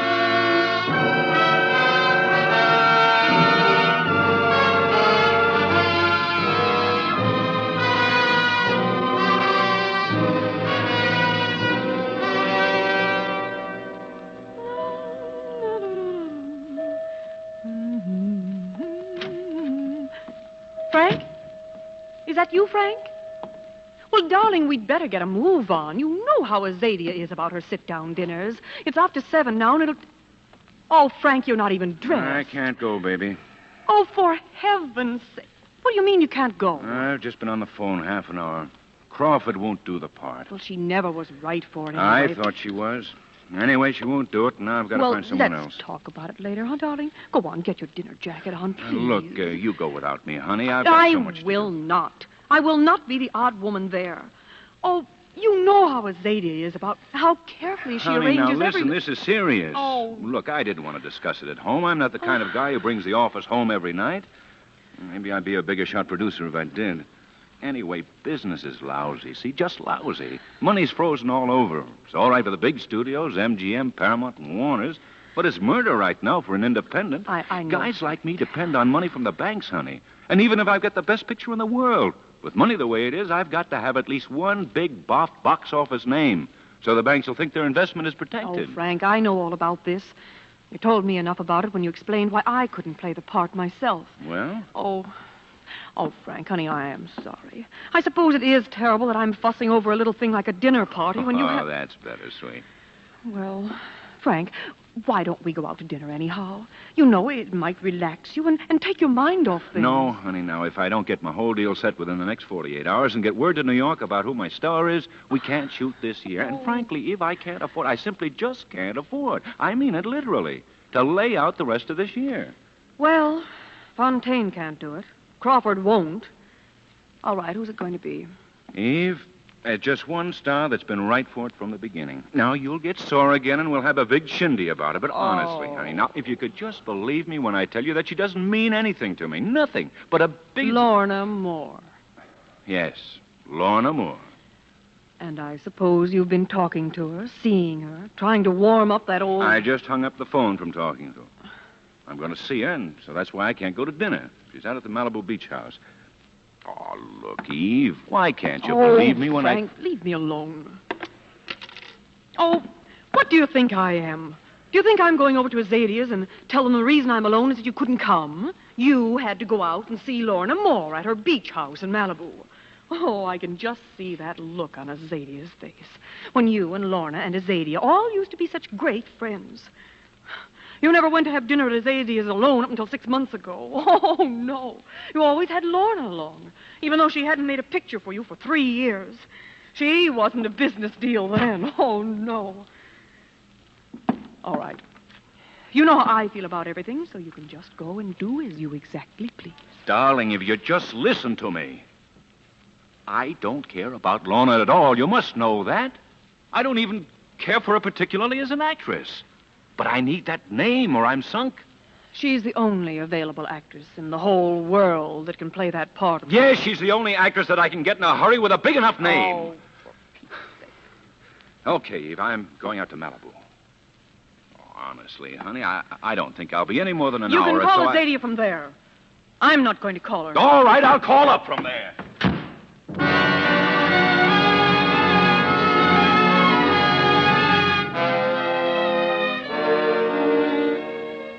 It wasn't like me.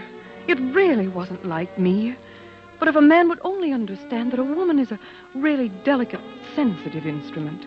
And, of course, that goes double if you're an actress. Frank was actually a very nice, sweet guy. A bit older, of course, but kind and swell.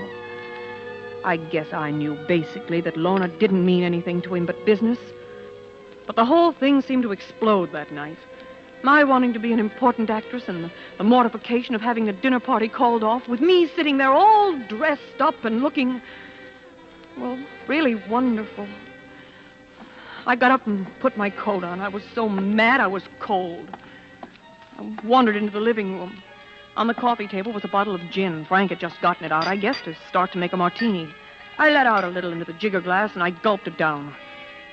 I thought some plaster had fallen off the ceiling and hit me on the chest for a minute. Then I saw something lying under the love seat. A little package. I untied it. It was from Rhinegold's. A gold compact.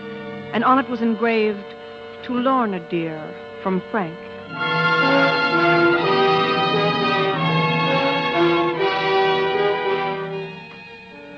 I guess it was the gin made me decide to do it. Anyway, the next thing I knew, I was out in my car, backing out of the driveway and turning up Sunset.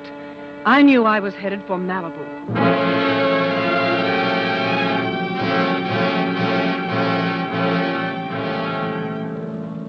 All the way there, I did the most wonderful scenes in my mind. I'd knock on the door, then quickly open it so they wouldn't be able to get out of each other's arms. "Good evening." "Oh, no, please. Don't let me disturb you. I merely came to bring you this present that Frank, in his haste to get over to see you, neglected to bring. It's this lovely gold compact. He picked it out all by himself, of course. And that's his very own writing on it, too. Well, good night, and I'm certainly looking forward to your Academy Award performance in his new picture." I knew which house it was. A white one all by itself up on Trancas Beach, about a mile beyond Merle Oberon's. I stopped a couple of 100 feet from the house. Frank's car was nowhere in sight. I opened the wrought iron gate and walked on up to the door. There wasn't a light in the house. "Oh, please, no, don't let me disturb you. This lovely gold compact." I beg your pardon.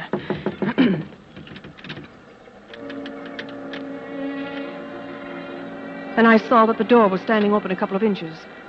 I pushed it wide open. Took a couple of steps in and stood there. I smelled cigar smoke. A cigar? I was looking for them, but I couldn't see anybody. It was all dark in my end of the room, but at the other end, 30 or 40 feet across, it was quite bright and blue. Well, that's where they are, I thought. Out there on the terrace, looking at the sea, having a drink. I walked across the marble floor, black and white checkerboard. It was so beautiful. I stumbled over something as I made my way around a chaise. I kicked at it. A discarded boudoir slipper. But it wasn't. It was a foot and a leg. A silk-clad leg. And then I could see better. It looked like a tumbled mass of boudoir pillows. Perhaps a discarded negligee and a chaise coverlet all intermingled and allowed to fall into a neglected heap on the floor. There at that one place. I got down waveringly and edged aside one of the pillows. Satin it was, and so soft, so harmless. But someone had smothered her to death with it. I was sorry I'd tampered with that concealing pillow. I looked for one moment at that grimacing, suffused mask with a protruding tongue. And then panic came on. I made several confused half-turns this way and then that, and then I located the door and I sped for it. But just as I got there, the drunk was arriving. It was that drunk. Lorna. Lorna, I came back. Forgive me, but I came back. I had to come back. I guess you can't speak to me, Lorna. I guess you aren't hardly able to speak to me, Lorna. I'm sorry. I'm truly sorry for anything. Luella or somebody said you wanted to get married again, and I just couldn't stand it, Lorna. I didn't mean to do anything bad to you, Lorna. Oh, Lorna. Lorna, there's a phone. Do you want to speak to anybody, Lorna? Oh, you can't speak to anybody. No, you can't speak to anybody. Oh, Lorna can't come to the phone. Who wants to know? Well, Jerry, this is Jack. I'm her husband by a previous marriage. Wait a minute. I'll write it down. Oh, all the way from New York, huh? Sounds like you're just in the next room. Huh? Yeah, Jerry Jordan. All right, Jerry. Kiss Broadway for me. No trouble, I'm sure. Lorna, I wish it were possible. Oh, Lorna. What's the matter? What's the matter? How you fall out? Huh, Lorna? Lorna. Oh,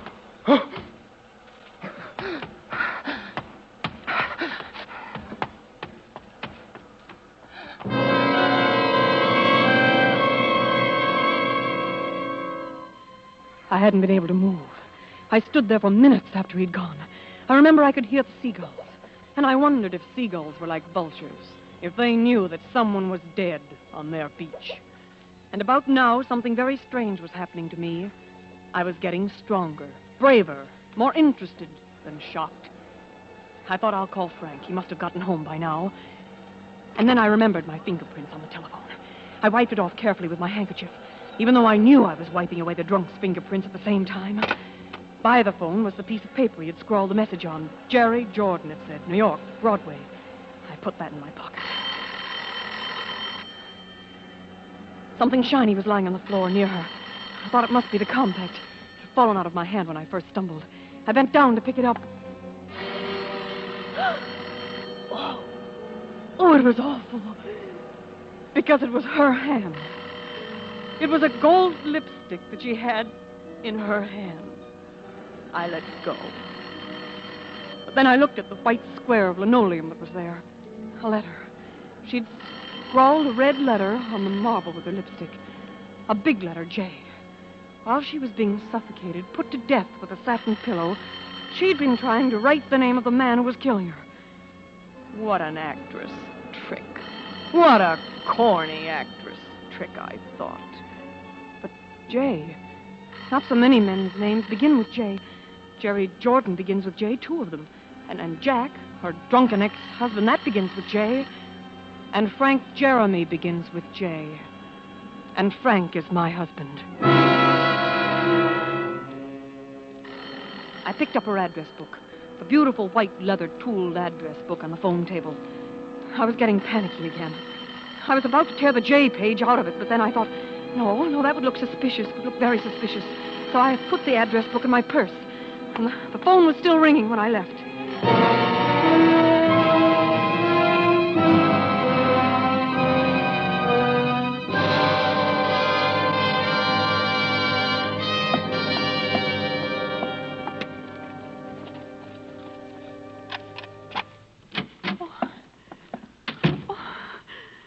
What to do? What to do?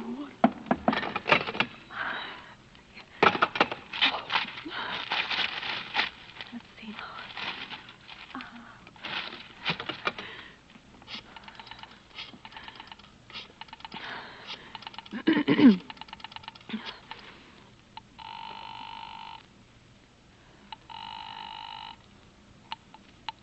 Hello? Oh, may I speak with Azadia, please? They're all upstairs looking at the television, the wrestling matches. I wonder if I could take a message. This is Mike Romanoff. Oh, Mike. Mike, this is Eve Jeremy. Hello there, darling. Hello. Are you all right? We've been worried. Tried to call you. Azalea said she couldn't understand why she hadn't heard from you. Well, Mike, I've had this frightful headache. Just more than I could bear. Came on me while I was dressing, and I just had to lie down. It just won't stop. But didn't Frank call and tell you that we couldn't make it? Haven't heard from Frank, isn't he? No. That is, he had to go out, Mike, some business or something. You know how he is, so much in his mind. I quite understand, dear. Terribly sorry about your headache. Thank you. It's better now, but, well, I still don't think I'd better go out. Oh, darling, I hope you understand I did my best to see it wasn't printed. What? What wasn't printed, then? You haven't seen tonight's Hollywood Hush, then? Oh, that. Oh, well, Of course, it's just that it was mean, and it happened in my restaurant, and I knew you'd understand. Oh, of course I do, Mike. Good night, my dear. See you soon. Take care of that headache. Thank you, Mike. I will. Good night.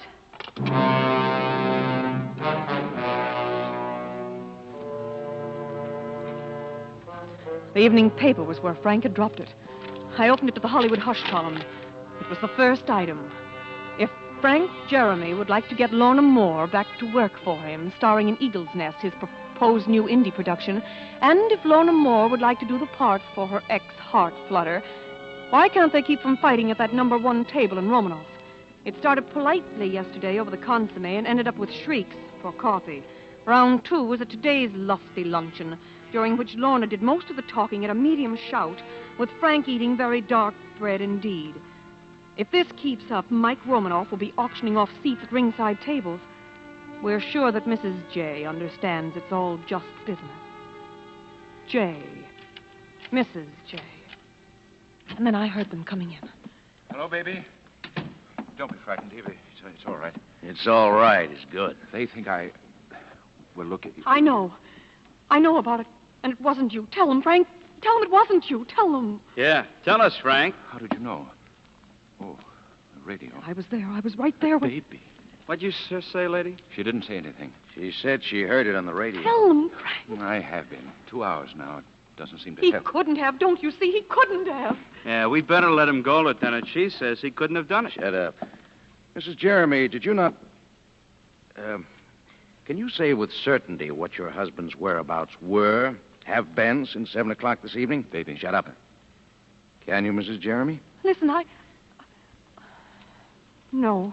You know he was going to visit out at Malibu, to visit Miss Lorna Moore. Yes, I knew that. It was a business thing, and Well, we got to get going. Oh, Frank. Look, what have they done to you? Look, they've been fighting with you. We ain't been fighting with them. But that Lorna Moore, she used to be a swimmer in the Olympics. Your hand, darling, it's all bleeding. She had long fingernails, too. Her cat did that. I told you over and over again where they came from. She wouldn't let him in, but her cat raked his hand. It was outside the door. It had gotten out of... Well, so much for the cat. No, wait. Wait, won't he need something? Oh, please. Please, let me give him something to take with him. It's all right, sweet.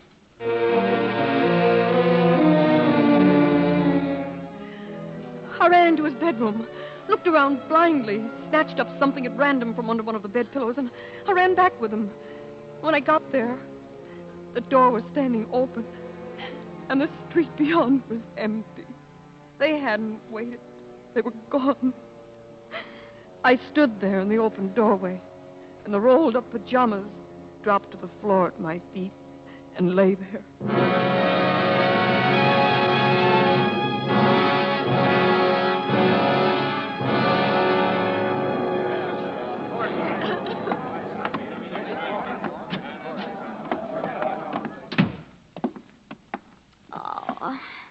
Sit down, Mrs. Jeremy. Thank you. It's just a technicality. I know it frightens people so, but it isn't final. It's just a legal phrase that's automatically spoken in these cases. Honey, I've seen Mr. Benedict give more people off on appeals and reversals. Haven't you, Mort? How about it, Mort? Haven't you? Yeah. He wouldn't even let me take the stand. And the compact and the address book, I do feel terrible, not being allowed Honey, what could you have done?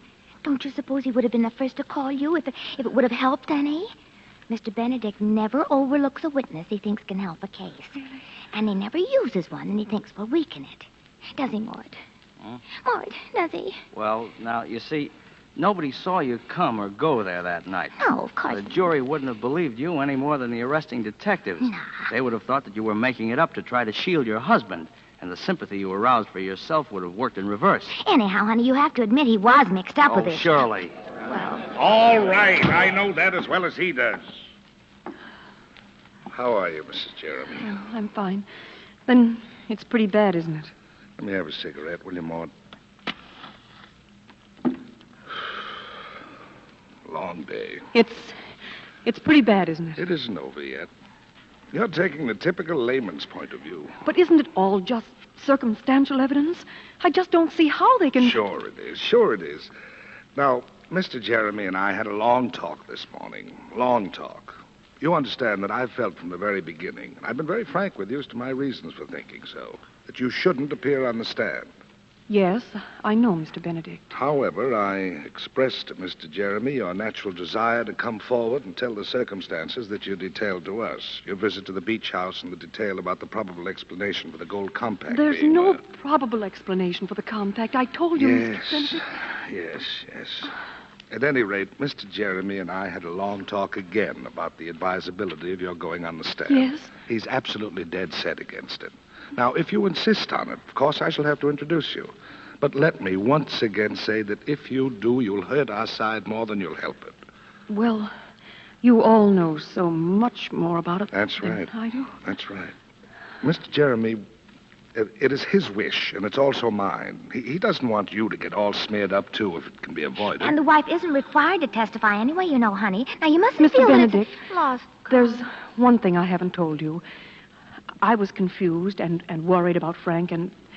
Well, anyway, I didn't think of it again until just lately. Her address book. When I was there, I found her address... I don't want to hear about it, Mrs. Jeremy. Well, then you just hold on. You're being wonderful about it. This is a real test, and you're taking it like a major. Come on, I'll take you downstairs and put you in a taxi. Do you want Maud or the girl to ride home with you to your place? No, thank you. I'll be all right. I'll have to get used to going around alone from now on, I guess.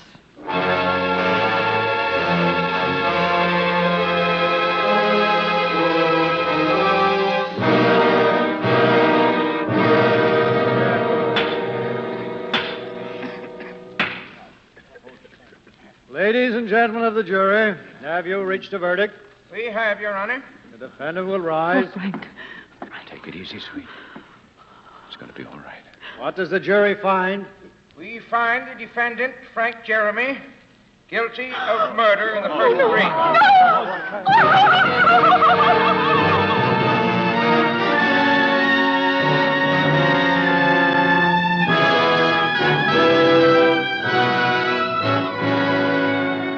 In tonight's full hour of suspense, June Havoc, our star, appears as Eve Jeremy in William Spears' production of Eve. Tonight's study in suspense.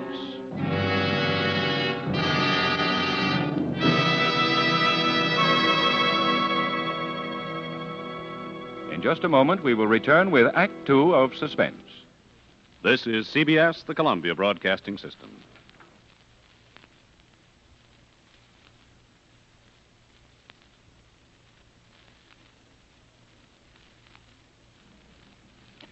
This is Robert Montgomery again. Quote, "A woman is a delicate, sensitive instrument, and that goes double if the woman is also an actress." Unquote. Eve Jeremy said that a long time ago, before Lorna Moore was murdered. Now the sensitive instrument that is Eve Jeremy is forced to follow a course that she's never planned for herself.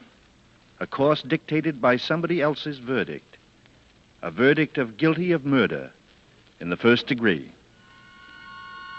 We bring back to our Hollywood soundstage our star, Miss June Havoc, as Eve Jeremy, with William Johnstone as Frank Jeremy, and Wally Marr as Jerry Jordan in Eve. Tonight's study in Suspense.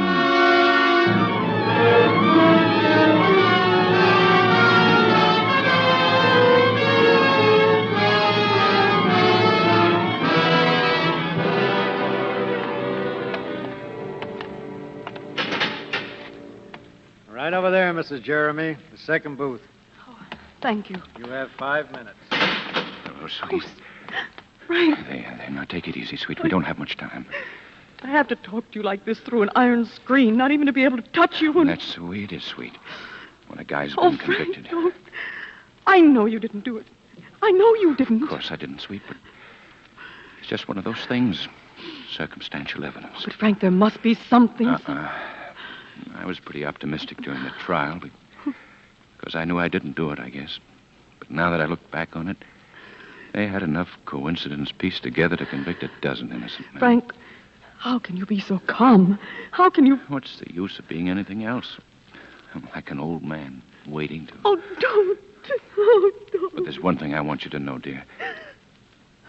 I want to be sure you didn't believe that I was starting over with her. Or that she meant anything to me at all. Didn't. She was a star and I was a producer. I know. I needed her for my picture. She's a... Well, she was a big name in pictures. You knew I'd been seeing her, and when I quarreled with her, it was about you, dear. Oh, darling, honestly, I know. I just wanted to be sure. You know, I've got nothing to hide now. Frank, how much more time is there? 2 or 3 minutes. No, I mean... Oh, November the 16th. November the 16th, 6 weeks. Yes. Frank, I'm going to do something. What can you do, Oh, sweet? don't you realize there's a murderer running around loose? Some man who's free and having fun and going out with girls. The man who did the thing that you're going to be... Yeah. I'm going to find him. How could you find him, sweet? The police tried They for weeks. didn't try. All they wanted was to convict you. But it's nice to hear you say it, sweet. Because I... What? Because it makes me know that you really did love me. Oh. You see, sweet, there are things you can face when you're like this that you didn't dare talk about or even think about before. I always loved you, Eve. But you were so much younger and full of ambition and... Oh, don't. Please don't. I'm sorry, sweet. I wish I could have done things for you. There won't be much left for you now. You know how it is in this business. You spend it as fast as you make stop, it. Frank. I don't care. Oh, I'm a heel. Forgive me, sweet, but it's wonderful to know how you do feel. Frank, I'm not going to let this thing happen. There must be something. There must be some clue Well, somewhere. don't you think the police thought... But there are things the police didn't know. Things I saw. Things maybe you saw when you were up there and didn't tell them. I couldn't very well have told them anything about that. My whole defense was that I hadn't been up there. But there wasn't anything. Nothing important. There must have been something. Whoever was there before you, whoever did it must have left some trace. Well, I know what I'm going to do. What do you... Her address book. I took it away in my purse because, well, it was open at the letter J, and your name was in it. It was a silly thing to do, but I have it now, and I... Don't do it, Eve. I love you to want to, but I can't stand to have you in this Frank, mess. I'm an actress. I can carry it off. Now tell me, please, wasn't there anything you noticed when Well, I was only there a second. I saw her right away, and I'd have beat it. There was only Well, Frank? A smell. What? Cigar smoke. Yes. I remember that, too. Time's up, Mrs. Jeremy. Frank, I'll write every day. All right, Mrs. Jeremy. Goodbye, darling. So long, sweet.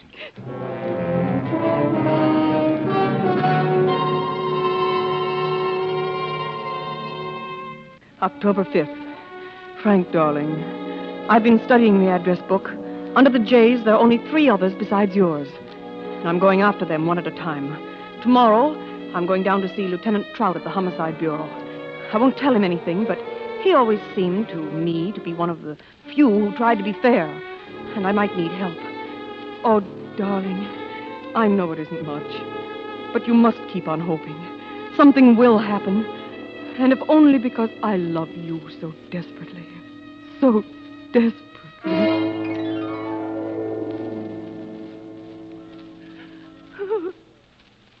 What's your angle, Mrs. Jeremy? My angle? Yeah. Why are you doing all this? Why, he's my husband, and I love him, and Look, Mrs. Jeremy, the cops around this town aren't exactly dummies, you know. We know what you were like before you married him. We know that what you kept on being after you married him. Everybody seems to have known it except him. All right, Dick Tracy. A person can change, can't they? Sure they can. The cop just hates to have anyone think they can make a sucker out of him. You know how it is. He can skip the apologies, if that's what they're supposed to be. Sure. And what's this new evidence? Anything specific? Well, not very. Well, for instance. Did you know that Lorna Moore had a first husband named Jack? Yeah? Go on. Well, it just occurred to me that he might be worth investigating. Why? Because, well, how do you know he wasn't some kind of madman or drunk or something that got off on a spree or something and just came out and killed her? You're pretty smart. Thank you. That nobody can take away from you. You're smart, Mrs. Jeremy. I suppose you've been through the old newspaper files and you dug that up. The drama appealed to you. You thought of tomorrow's newspaper files. Actress, wife of convicted man, frees adored husband at last moment by securing evidence overlooked by bungling police. You're very insulting. Then maybe the next day the caption would read, Hollywood Studios vie in effort to place Eve Jeremy, glamorous actress detective, under contract. I want to forget everything you've just said. I haven't the time to allow myself the luxury of putting you in your place. Now, please listen to me. Oh, I'm sorry, Mrs. Jeremy. I really am. It isn't fair to string this out any longer. It's just that a policeman gets a little irritated sometimes at all the help private citizens try to give him in a case like this. I withdraw any untoward remarks I may have made, Mrs. Jeremy. Thank you. I forgive you. Now, regarding Jack Gordon, the murdered woman's ex-husband, he is a lush, and he is, as you say, a slightly unpredictable and screwy guy. However, we've already questioned him, investigated him thoroughly, and we're satisfied with his story. We can't prove that he was near the Malibu beach house that night. And there's nothing there that would incriminate him, no fingerprints or anything. No. Unless, of course, you want to step forward and say you were in the murder room and saw him. Well, I really... No, of course not. I don't want to go that far, hmm? Of course not. All right. Is there anything else besides Gordon? Nothing definite. Well, not yet. But I have a plan. And I want your help when I want your help. Okay, what do you want me to do? Tell me, what kind of evidence would I have to have? How specific? To upset a first-degree murder rap? Yes. Something in writing. Oh, that's not so easy. You got a suspect in mind? Some particular person? Well, not yet. But you might have. Well, there's one other thing. It's an old trick, but it's still good. What do you mean with... Yeah. Ever seen one of these things? No, I don't think so. Yeah. Talk into this little gadget here. What would you suggest I say? Oh, anything. Just talk. Lieutenant Trout is one of the most chivalrous gentlemen I have ever met. Quite a realist, aren't you? Here, listen. Lieutenant Trout is one of the most chivalrous gentlemen I have ever met. You see? What is it? Detectograph. Think it might come in handy? Uh-huh. It might.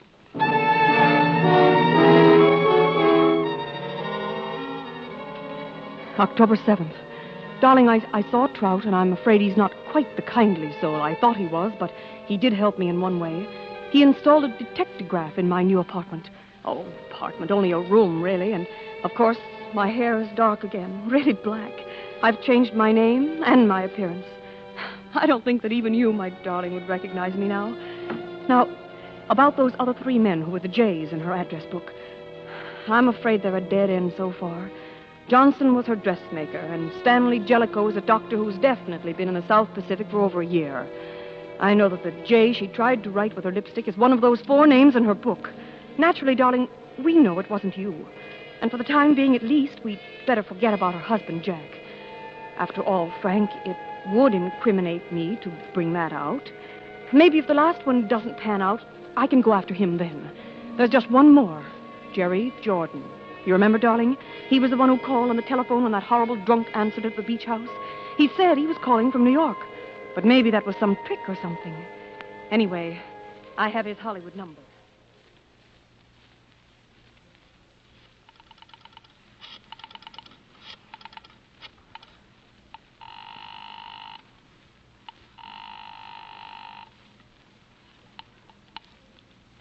Hello? Oh, is this Mr. Jerry Jordan? Yes. Well, I finally found you. Well, can you guess who this is? Well, I'm afraid I'm not very good at that. All right, then. I suppose I'll have to tell you. This is Evelyn Jarvis. Oh? Well, don't you know who I am? Well, no. I'm sorry, I don't, Miss Jarvis. Oh, well, this is embarrassing. Didn't you get the letter?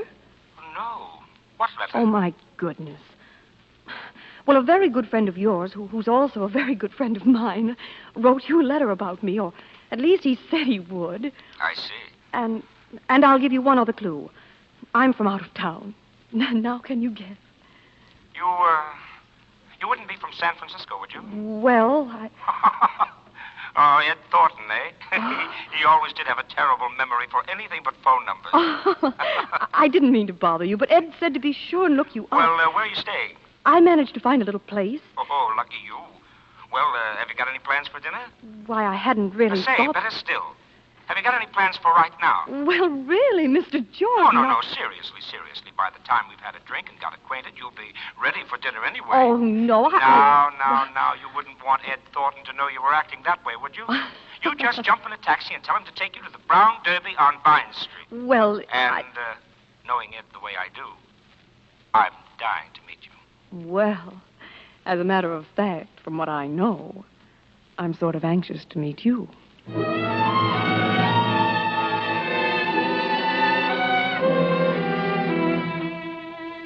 Darling, just a quick P.S. I'm going to meet him now, and I have a hunch he's it. I don't know why. And I'll remember what you said about cigar smoke. And yet, although I've got a hunch, it makes me feel a little shaky. He's got such a nice voice to be a murderer. Oh, so that's what he says about me, huh? Fine pal. Well, I'll say one thing for Ed. He may be an awful liar, but he's sure got good taste. Well, thank you, which proves that he's no liar. Tell me, Jerry, is this the Brown Derby? I mean, the one you hear about? Uh-huh, this is it. Are there any people, famous people here now? Well, it's a little early, but... I'm just a small-town girl at heart, you see. San Francisco isn't such a small town. Well, I live sort of outside of San Francisco. Oh, look. Jerry, isn't that Jean Tierney over there? Yep, that's who it is. My goodness. She looks just like her pictures, doesn't she? Mm-hmm. Oh, what lovely skin. There's Gregory Peck. Oh, yes. I thought he was tall. He is. Jerry, do you know any of these people? No. I've never gone around with the picture crowd. Oh, now I suppose you're disappointed. Oh, no, I'm not. I've always thought it was awfully silly, really, all this worship of stars.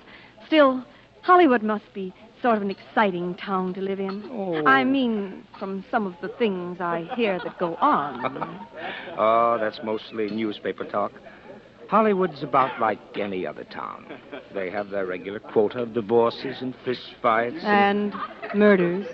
Oh, you mean that Lorna Moore business? Well, I read something about it. Yes, that was a genuine tragedy, all right. Jerry, I don't suppose you knew her either. Well, as a matter of fact, Lorna was one of the few celebrities I did know. Really? What was she like? Well, Lorna was a long ways from being the sweet little thing she seemed to be on the screen. She was? But murder. Yes, I suppose nothing really excuses that. Well, anyway, they got the man who did it. Frank Jeremy? Yes. Yes, I guess they did. You mean you don't... Oh, the case looked good enough. You can't always tell about those things, though. Any number of people might have done it. Well, who, for instance? Oh, well, Jeremy's wife, for one. His wife? Well, there was talk that Jeremy's relations with Lorna weren't always strictly business. You can't tell. But I'm afraid little Lorna's life was kind of a mess. Jerry, were you... Mixed up with Lorna? Oh, no. But didn't the police... I should think with a woman like that, all of her friends... Oh, they nabbed Jeremy so quick they didn't even question anybody else. Oh. Anyway, I was out of town when it happened. Jerry, may I have a cigarette? Oh, of course. Waiter, please. Well, what kind will you have? Oh, don't do that. I'll smoke whatever kind you have. I don't have any. Yes, sir? A package of cigarettes, please. Oh, what will they be, dear? Oh, any kind. I don't smoke often enough to care. Can't pin you down, huh? Just use your judgment, Chris. Yes, sir. Don't you have a favorite brand? No. I only smoke cigars. What? I said I only smoke cigars. Darling, don't you see? His name in her book, and he admits he knew her, and the cigars. I'm positive. Now if I can win his confidence, get him up to my apartment near the dictograph, I know I can do it. We've still got 4 weeks, darling, but I'll have to be awfully careful. He's clever and intelligent. Imagine a man who can carry a thing like that on his conscience and still be so terribly nice and courteous and thoughtful. But I'm going to win for you, darling. I know I am now.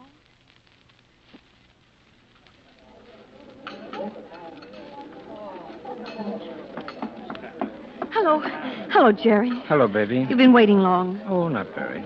Oh. Jerry, something the matter? No, nothing's the matter, baby. Oh, something is, though. Oh, nothing that makes any difference, baby.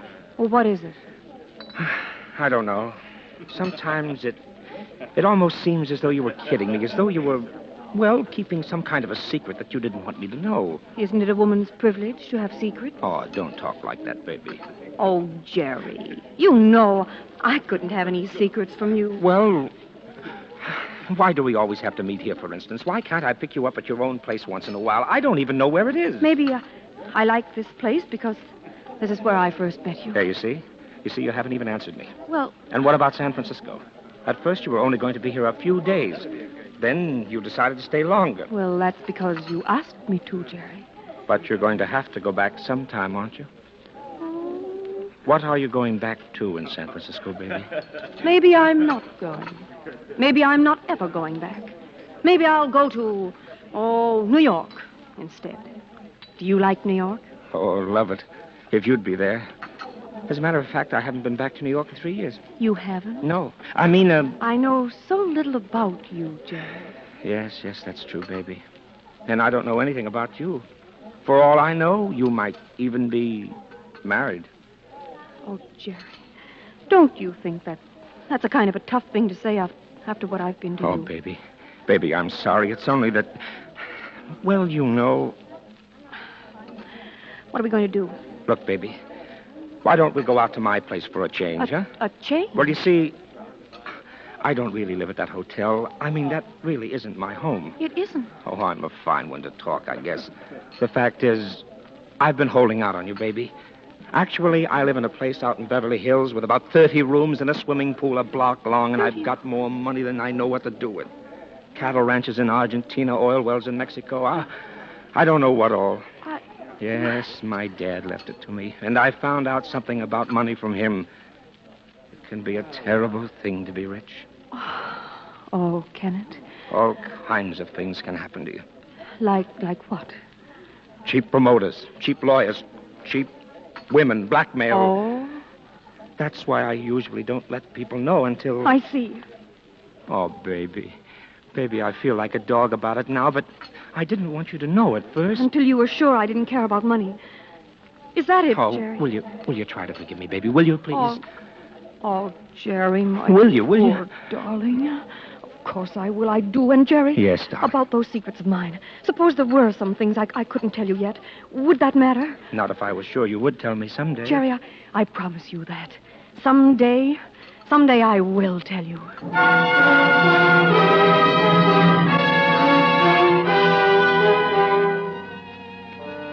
Frank, darling, I know the delay must be torture to you, but you must understand how careful I've got to be. Supposing, I know I can't be wrong, but just supposing he weren't the man. That's why I've got to have the positive, living truth on that detective phone. I haven't been able to get him up there yet, but we've still got 10 days. And I have a feeling it's going to be soon. Very soon. So please don't worry, darling. And I miss you very much.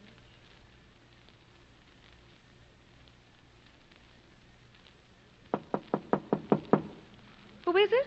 Jerry Jordan. Wait a minute. Jerry. Oh, baby. I had to, honestly. How did you find this place, Jerry? Why do you think I didn't tell you where it was if I didn't have reason? Can I come in? Please, I've got to talk to you. All right, come in. Baby. Baby, Ed Thornton arrived in town last night. He came to see me. Oh. He's never heard of you, baby. He doesn't know anybody by the name of Evelyn Jarvis or anybody that even looks like you. Is that what you came up here to tell me? Oh, baby, I don't care what it is. Only please. Oh, Jerry. Oh, baby. Oh, I want you so much. Oh, Jerry, darling. Oh. I want you to go away with me, baby. Oh. Tonight. I want you to marry me. You what? I want you to marry me. But first... Oh, darling. Oh, Jerry, I've waited so long. There's something I've got to tell you. No, don't, Jerry. I've got to. No. And then you can tell me whatever it is, and we can start even. If you still want to. Jerry, do either of us have to tell anything? Does that matter I've now? got to, Evelyn. I can't keep it any longer. Not the way I feel about Jerry, please, you. don't. I've killed someone. I'm a murderer. Oh. Lorna Moore. And another man is going to die for it. Jerry. Now, Jerry, listen to me. It doesn't matter. I don't care what you've done, Jerry. I love you. Don't you know that? I love you. Can you still? I've loved you from the beginning. It didn't matter then, and it doesn't matter now. If I could only believe that. You've got to believe it. Listen, I can prove it to you. Baby, what do you mean it didn't matter then? Did you know? Yes, I knew. Do you know who I am? Who? I'm Eve Jeremy, the wife of the man who's going to die for it. His wife? Yes, now you know. And you're willing to let him die? Oh, Jerry, he deserves to die for the things he's done. He'd have probably killed her anyway. I knew he was seeing her. He was a beast. I knew from the beginning it was a mistake. He beat me. He did. He tortured me. I can't even tell you some of the things he did. When does it happen? The 16th, tomorrow night. Tomorrow night? Does that matter to you? Oh, I'd let 50 men die to get you, baby. That's why I haven't seen you. I was waiting We could be in Argentina tomorrow night. Yes. I'll pack. I can get plane tickets tonight from a friend. I don't have to change. Oh, no, you look lovely, baby. I'll just throw a couple of things in a bag. Nobody knows about this place. Make it quick, though.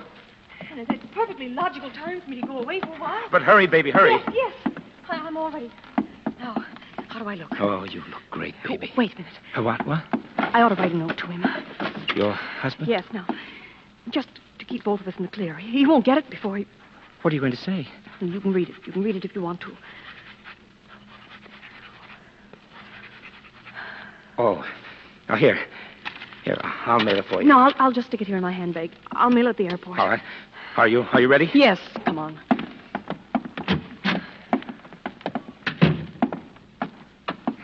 There's the elevator now. Well, good evening, Mrs. Jeremy. Oh, hello. You, taking a little trip? Well, wouldn't you if you were me? Sure. I know how you feel. You in a hurry? Sort of. My friend here was going to run me down to the airport. Lieutenant Trout, Mr. Jordan. How do you do? Well, I won't keep you but a minute. Then I'll give you a fast trip down there in a squad car. Let's just step in here. No, not your apartment, Mrs. Jeremy. Next door.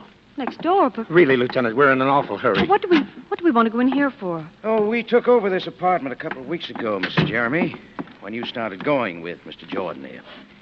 Oh, by the way, Brennan, I hear we had some luck with our little gadget. Yeah. What little gadget? What little gadget? You forgot, Mrs. Jeremy? A detectograph. Lieutenant Trout thought that... You thought, Mrs. Jeremy. All right. I thought. Mind if I turn it on? Why, go ahead. There's nothing. Because I forgot to turn it on. Oh, Brennan does that in here. Don't you, Brennan? Yeah. Very interesting. I've got to, Evelyn. I can't keep it any longer. Not the way I feel now about you. Jared. I killed someone. I'm a murderer.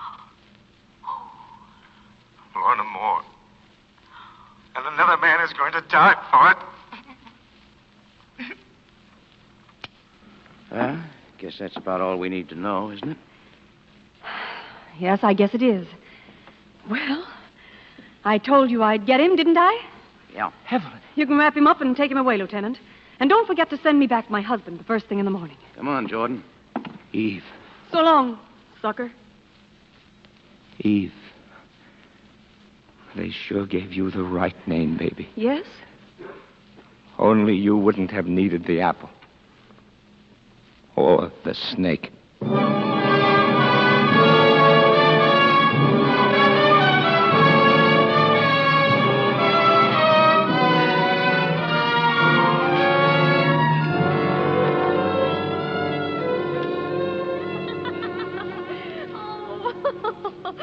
Oh, Frank, darling, it just doesn't seem possible. Back here in our own home, out here on our own terrace again. Oh, and everything just the way it was. Yeah.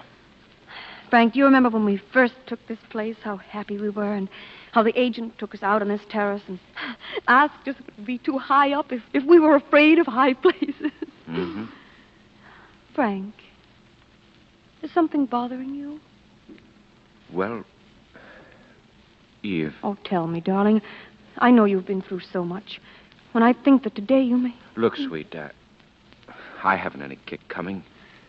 You saved my life. Oh, darling. And I know what the answer is anyway, but it would only prey on my mind if I didn't talk to you about it. And there shouldn't be anything like that between us. Ever. Should there? Of course not, darling. What is it? I've got a record here. What record? That the police took off your detectograph. Oh, I want to Frank. play it back for you, sweet. I'll put it on the phonograph Frank, here on the please, terrace. It's all right, sweet. But, Frank... I know, dear. Jerry, listen to me. It doesn't matter. I don't care what you've done, Jerry. I love you. Don't you know that? I love you. Can you still? I've loved you from the beginning. It didn't matter then, and it doesn't matter now. Oh, if I could only believe You've that. got to believe it. Now, listen. I can prove it to you. Baby, what do you mean it didn't matter then? Did you know? Yes, I knew. Do you know who I am? Who? I'm Eve Jeremy, the wife of the man who's going to die for it. His wife? Yes, now you know. And you're...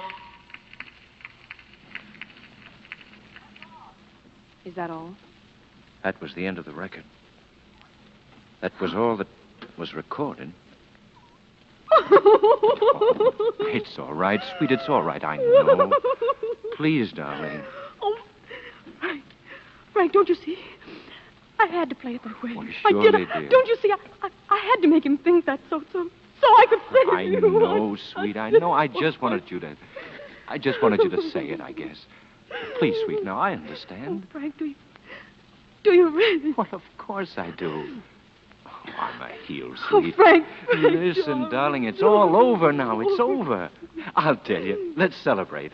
I'll go down and get some wine, champagne or something, Oh, huh? Frank, honestly, that'd be wonderful. Okay, I'll go right now. Only What, darling? Well, just getting out of the clink. I don't have any money. Oh, Do you? of course not, of course. Right there in my handbag, Huh? darling. Where? Oh, sure. There, you've got Oh. plenty. Say, here's a letter. A letter? Well, it's addressed to me. A letter. Frank, don't... Well, you must have written it. Frank, no. No. Frank, listen, I didn't... Frank, I can explain just how... No! Frank, no! No!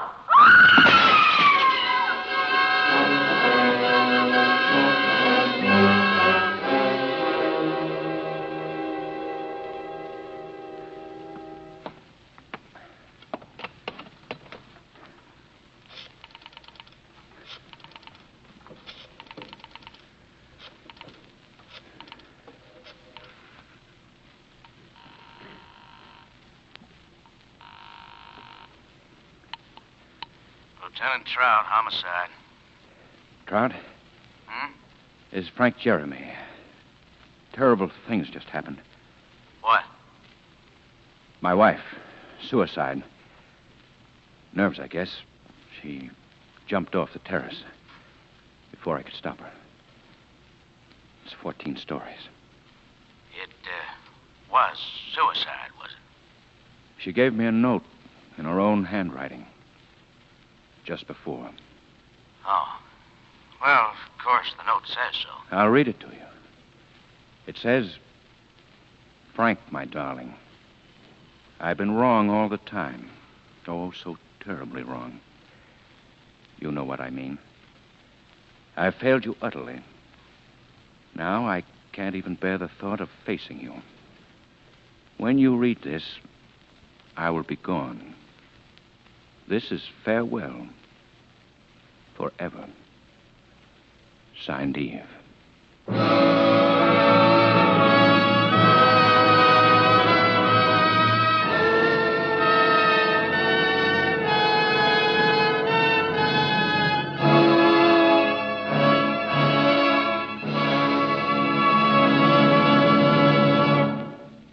So ends the story of Eve. But Frank Jeremy's story didn't end there. He was a good guy, and he didn't want it to. Frank's story ended a little later, after another long trial and another jury verdict of guilty of murder in the first degree. And this time, the verdict, in all its implications, was carried out. Our thanks to Miss June Havoc for a superb performance as Eve.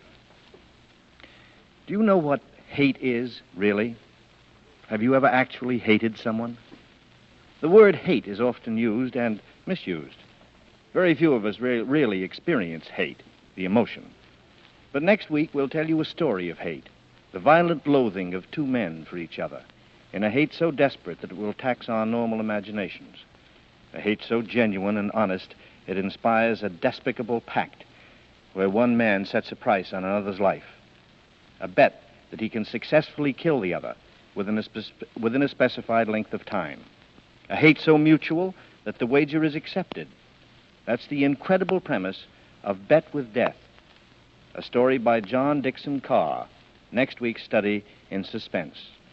This is Robert Montgomery inviting you to be with us next week. June Havoc is currently being seen in the Darrell F. Zanuck production, Gentleman's Agreement. Mr. Montgomery may currently be seen in the Universal International production, Ride the Pink Horse. Tonight's play, Eve, was written by Bob Richard and Sebastian Moriarty, and was based on the novel The Black Angel by Cornell Woolrich. Lud Gluskin is our musical director and conductor. Lucien Moraweck composes the original scores. Mr. Johnstone appeared as Frank Jeremy, Wally Mayer as Jerry Jordan, Jack Moyles as Lieutenant Trout. Mike Romanoff was played by Prince Michael Romanoff. Others in the cast were Lorene Tuttle, Jack Crucian, Dick Ryan, Jerry Hausner, Frank Albertson, and Alan Reed. Next week, hear the John Dixon Carr story, Bet with Death, on radio's outstanding theater of thrills, 1 hour of Suspense.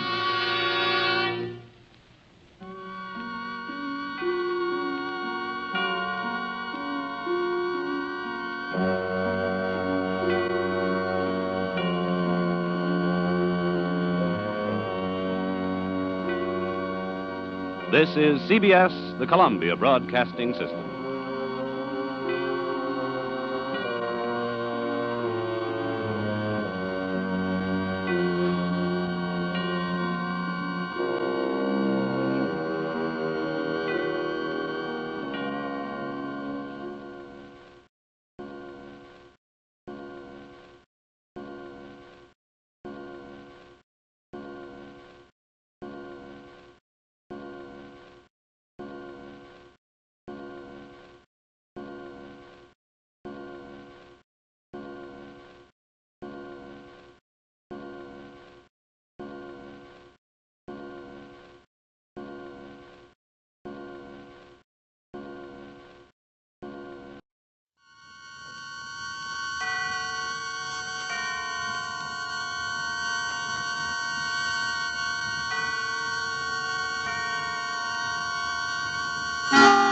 Suspense.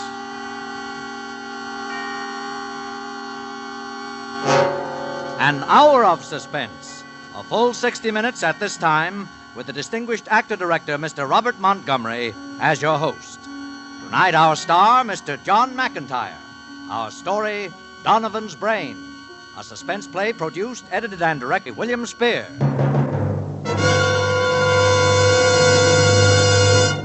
Mr. Montgomery. The man across the table was talking about shaved heads and electricity, and I was listening. I'll have to admit it, I'm pretty much of a layman when it comes to things like that. I imagine you are, too. But the man I was talking with was a specialist. I sought him out after we decided on our suspense play for tonight. As you know, we're doing Donovan's Brain, and the man across the table who discussed shaved heads and electricity with such final authority was an eminent brain surgeon. Now, I don't know very much about the human brain. I have one, and I use it occasionally, I hope. But I leave the clinical knowledge up to the brain specialists, like the man across the table. To this man of science, I posed the momentous question, what about the brain? And he started in. Your brain, he said, is something less than 2.5% of your total body weight. There's no relation between the weight of your brain and your intelligence. There's no relation between the size of your brain and your intelligence. So we threw out size and weight and talked about what you could tell about a person's intelligence simply by looking at his brain. And it develops, you can tell quite a lot by looking. An intelligent person's brain is more complex in appearance than a stupid person's. It has more grooves and depressions, convolutions, he called them. Well, that was all right with me. I was nodding my head in agreement when it occurred to me quite suddenly that this didn't mean very much, not really. Because I can't look at somebody's brain even if I wanted to. You can't either. We have to depend on other ways of judging people's intelligence, on how they act, what they say, what they do. The brain specialist told me about that, too. He said the brain acts as a storehouse for our knowledge. It also is the power that directs that knowledge. So when we act, we are merely putting direction to what we know. How a man acts, the direction he takes, is his own decision. It's an individual matter. And that interests me. The highly intelligent, highly moral lawyer and the deceptively crafty, highly immoral crook may well have the same amount of knowledge, but the way each directs his knowledge is entirely different. Why? Psychological fiber. That's what the brain man called it. Your psychological fiber is either weak or it's strong, so far as the pressures of living are concerned. If it's strong, the worries, the fears, the tragedies of life can't throw you off your course, can't influence your direction. But if it's weak, these same worries and fears and tragedies take on exaggerated proportions. You lose your sense of direction, and the result is fixation or obsession or insanity. Our play tonight is concerned with the brain, the man who directs it, and what happens to his psychological fiber. It is the story of Dr. Patrick Corey and Donovan's Brain, a tale well calculated to keep you in suspense.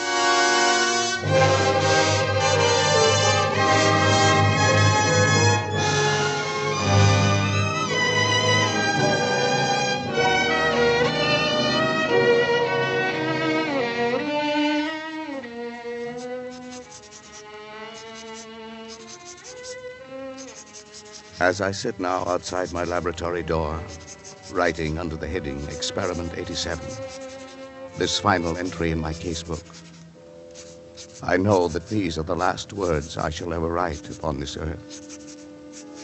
I neither ask nor expect forgiveness now or hereafter. And for those who seek some explanation, I refer them simply to this casebook. Let them read it carefully. From its first entry on that ill-starred day of December the 5th.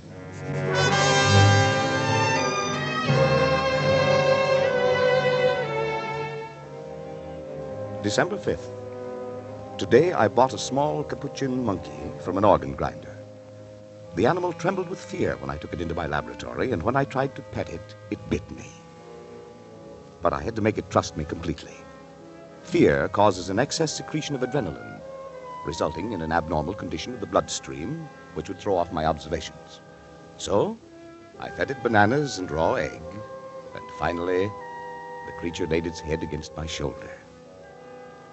I stabbed it with a surgical lancet between the occipital bone and the first cervical vertebra. It died instantly.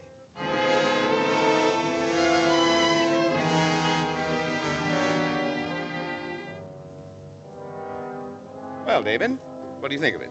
Well, it's pretty amazing, all right. You see what I've done, don't you? Well, I think so. You think so? Good Lord, don't you know? Well, after all, Dad, I'm only a second-year medical student. What of it? When I was a second-year medical student...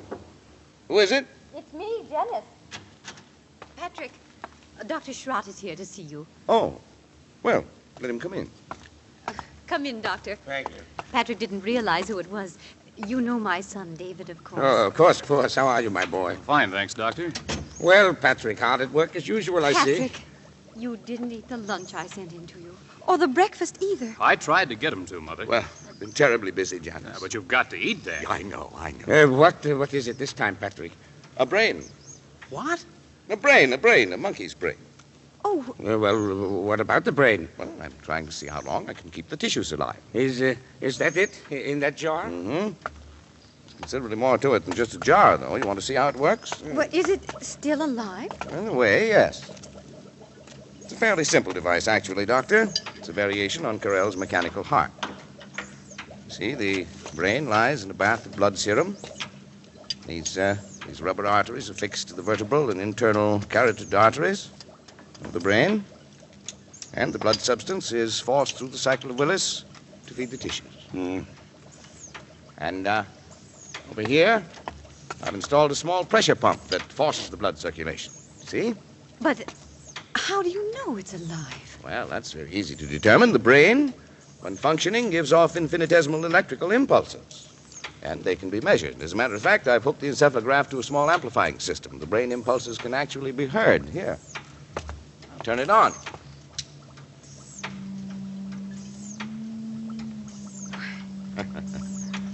Quite effective, isn't it?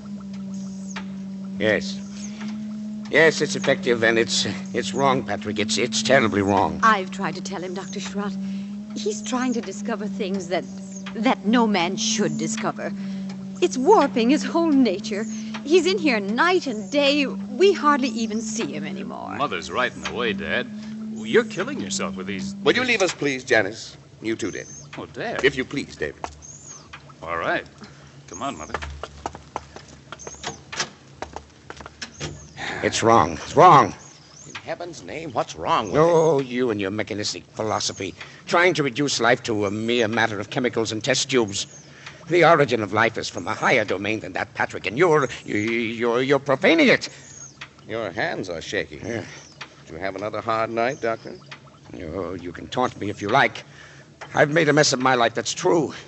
But I wouldn't have a part of what you're doing for all the success in the world. Oh, nonsense. You can't stop the progress of science. Every discovery of whatever kind is a step forward. And if I can prove that the brain can perform certain functions outside the body, who knows where we may be able to go from there? How do you know that thing in there doesn't feel pain? How do you know it isn't writhing in agony? Brain tissue itself is insensitive. You know that, Doctor. But as to the feeling, look. I'll switch on the encephalograph.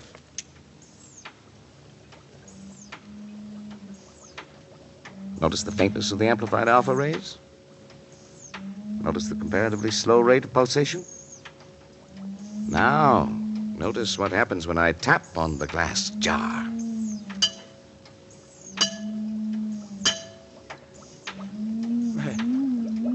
Why, it feels. It thinks. Well, I wouldn't go so far as to say that, but it certainly shows marked reaction to an external stimulus. I wouldn't believe it possible. Well, the trouble with you is, Schrott, you really don't believe in science. Yeah, well, have it your own way, Patrick. But when you can manufacture love and sympathy and kindness in a test tube, well, I'll be back. Were you leaving? Yes. Patrick. Yes? Do me a favor. Shut off the pump and let that poor thing in there die. Let it die? Yes. Why, if it were within my power to grant, that little brain would live forever.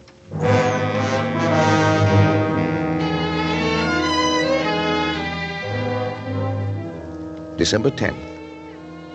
I'm utterly exhausted from lack of sleep, but the events of the past 5 days have been of such tremendous importance that I must set them down while every last detail is still fresh in my mind. For I've had no time to make an entry in this record, since the day last week, it seems months ago now, when I had my first partial success with the brain of the capuchin monkey. At that time, however, it seemed that I was doomed to disappointment. In spite of all my efforts, the brain of the monkey ceased to live at 12:14 that night. Tired and disheartened, I lay down to sleep on the cot in my laboratory. But at that very moment, fate was contriving an occurrence which now seems destined to have the most profound effect not only upon my own existence, but perhaps upon that of all mankind.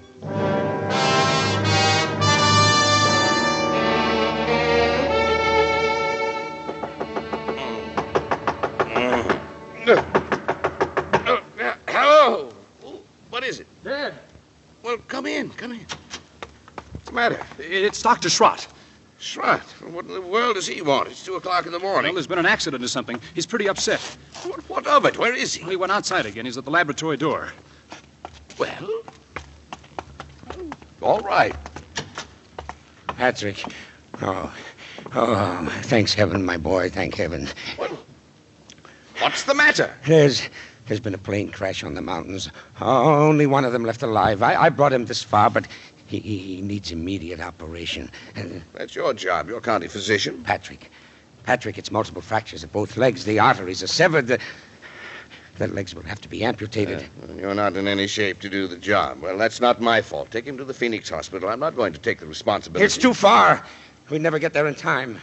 Now, Patrick, please, it may mean a man's life and your job as county physician, huh? I'm not thinking of that. But he's an important man. William H. Donovan. Donovan? The Wall Street Donovan? Yes. Oh, you've got to help me, Patrick. Well, what are his chances? About even if we hurry. Well, bring him in. Thank you, Patrick. Thank you, my boy. You better get some things on, David. You may have to help. Oh, sure, Dad. David. Thanks. David. Yes, Dad. Don't say anything to your mother. I don't wish her to be disturbed. Oh, sure, I know. We'll use the laboratory table. Before you go, put the instruments to the sterilizer. And don't forget the Geely saw. Oh, right. Oh, but... But what? Oh, I thought the Geely saw was only used For brain surgery or not always? Now, hurry. They're bringing him in from the car. Now, come on now. Okay, hurry up. In here now. In here. Careful, please. Put him right there on that table, please. Yes, Doctor. Easy. Better get yourself a gown and gloves, Doctor. Right over there. You won't have time to scrub. Thanks, Patrick. Thanks. Well, bad, isn't it? Pulse rapid? Heart very faint? I wasn't sure we'd even make it to here. Oh, David. Oh, yes, Dad. Half cc of adrenaline, David. 1 to 1,000 intravenous. Right. You men can go now. Is there anything else? No, thank you. Patrick. I'd rather we were alone, if you don't mind. Good night, then, Dr. Schrott. Good night, and thank you. Now, David, if you'll remove the blanket from his legs. That's it. You see? Fortunately, a forest ranger got to him right after the crash and had sense enough to put a tourniquet on each leg. But even so... Sure.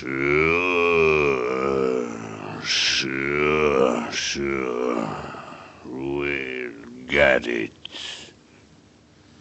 Sure.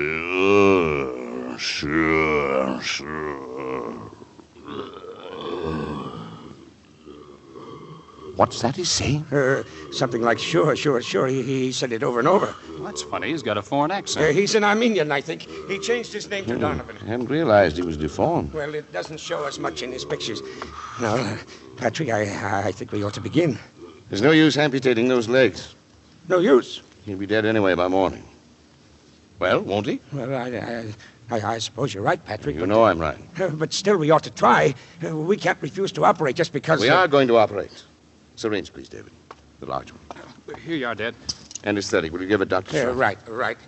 Scalpel, please, David. And the Geely saw. Geely saw? Patrick. Well? No, I won't let you. After your performance tonight? But he's still alive. Precisely. My mistake with the monkey was that he was dead. I don't intend to make it again. Come, David, discount. Are you out of your mind? You're taking your man's life. I'm giving him life. Donovan won't die anyway. I mean, he would die, of course. But for a while, at least. Donovan's brain will live.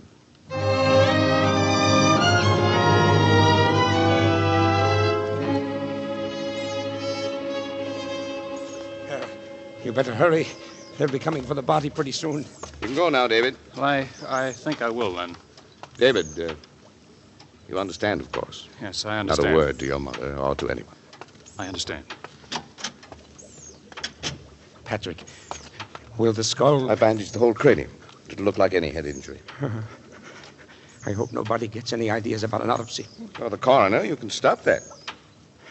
You drive a hard bargain, don't you, Patrick? You better sign the death certificate before they get here.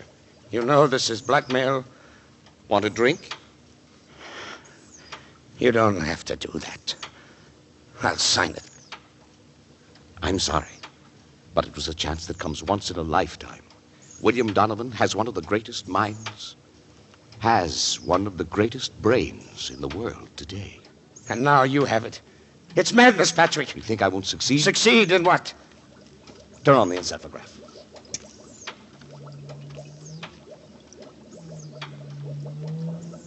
Yeah.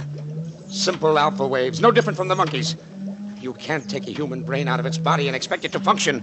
It never occurred to you that the brain might simply be asleep? Asleep? Certainly. Operation like this is a severe shock. Now, tap on the glass.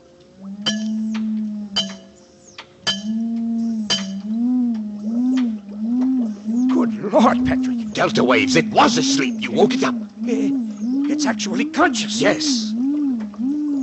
There are 3 of us conducting this experiment now, Schrott. You and me and William Horace Donovan.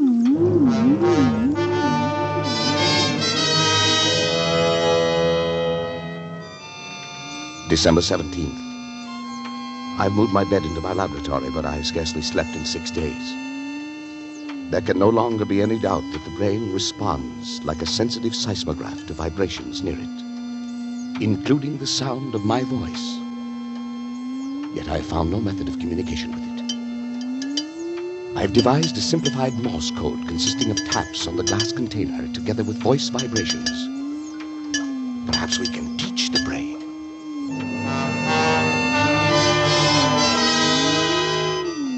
December 22nd.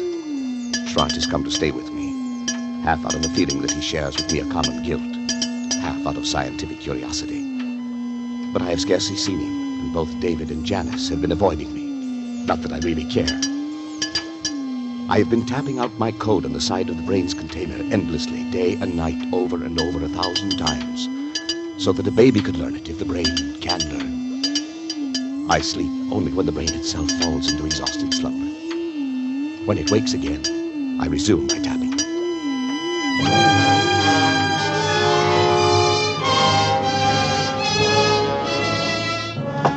Schrott!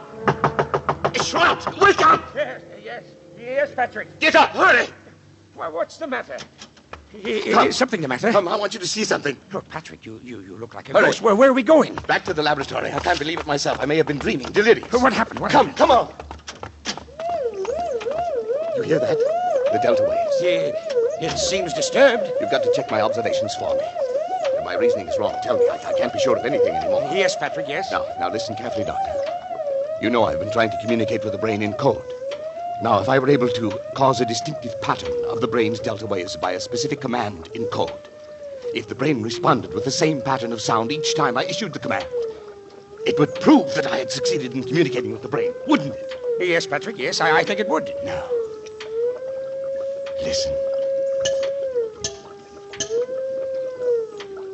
Donovan. Donovan. If you understand, think 3 times of the word talk. 3 times. Talk. Talk. Talk.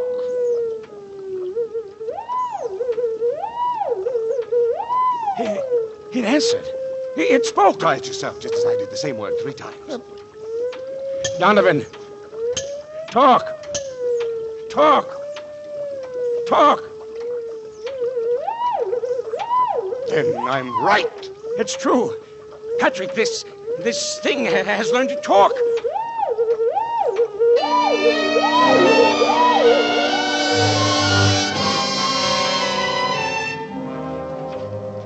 December 23rd. Schrott's romanticizing, of course. The delta pattern is so infinitely complex that it would be utterly impossible ever to break it down into specific words. Yet that it understands me, that it's trying to communicate with me, is certain. Schrott suggests mental telepathy, that I try to make my mind a blank, as the mediums call it, while at the same time increasing the energy content in the plasma that feeds the brain in the hope of stepping up the brain's electrical potential, as one would step up the power of a radio station. But naturally, telepathy is nonsense. But the feeding theory intrigues me. I shall try it.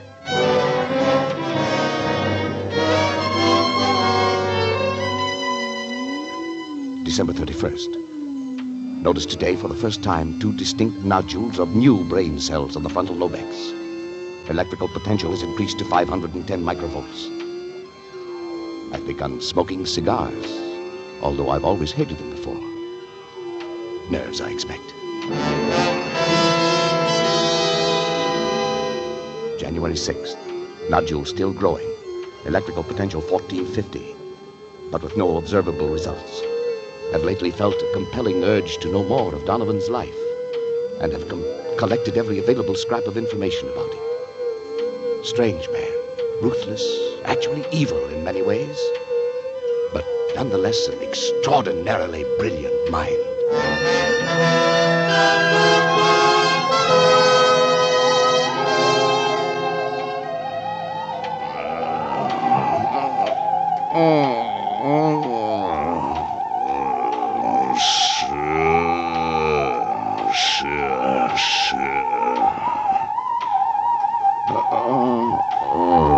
It will be the test.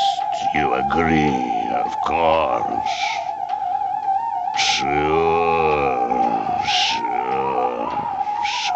Patrick! Patrick! Wake up! Patrick! Patrick! Sure. What is it? I thought I ought to wake you up, Patrick. You were moaning in your sleep and talking. Talking? What did I say?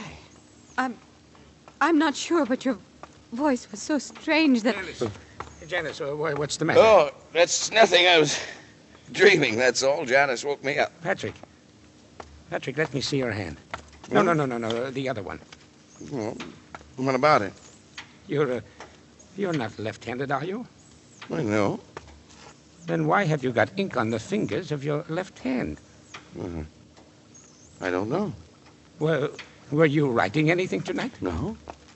Why, you must have been, Patrick. Here it is, right here on your desk. Nonsense. Wait. Let me see it. Well, you've been writing his name. William H. Donovan. Schrott! That's not my handwriting. It's... What? Well, don't you see what it means? The brain has communicated with me. Patrick, you don't mean... Look here. Look at this magazine article. Here's a reproduction of his signature.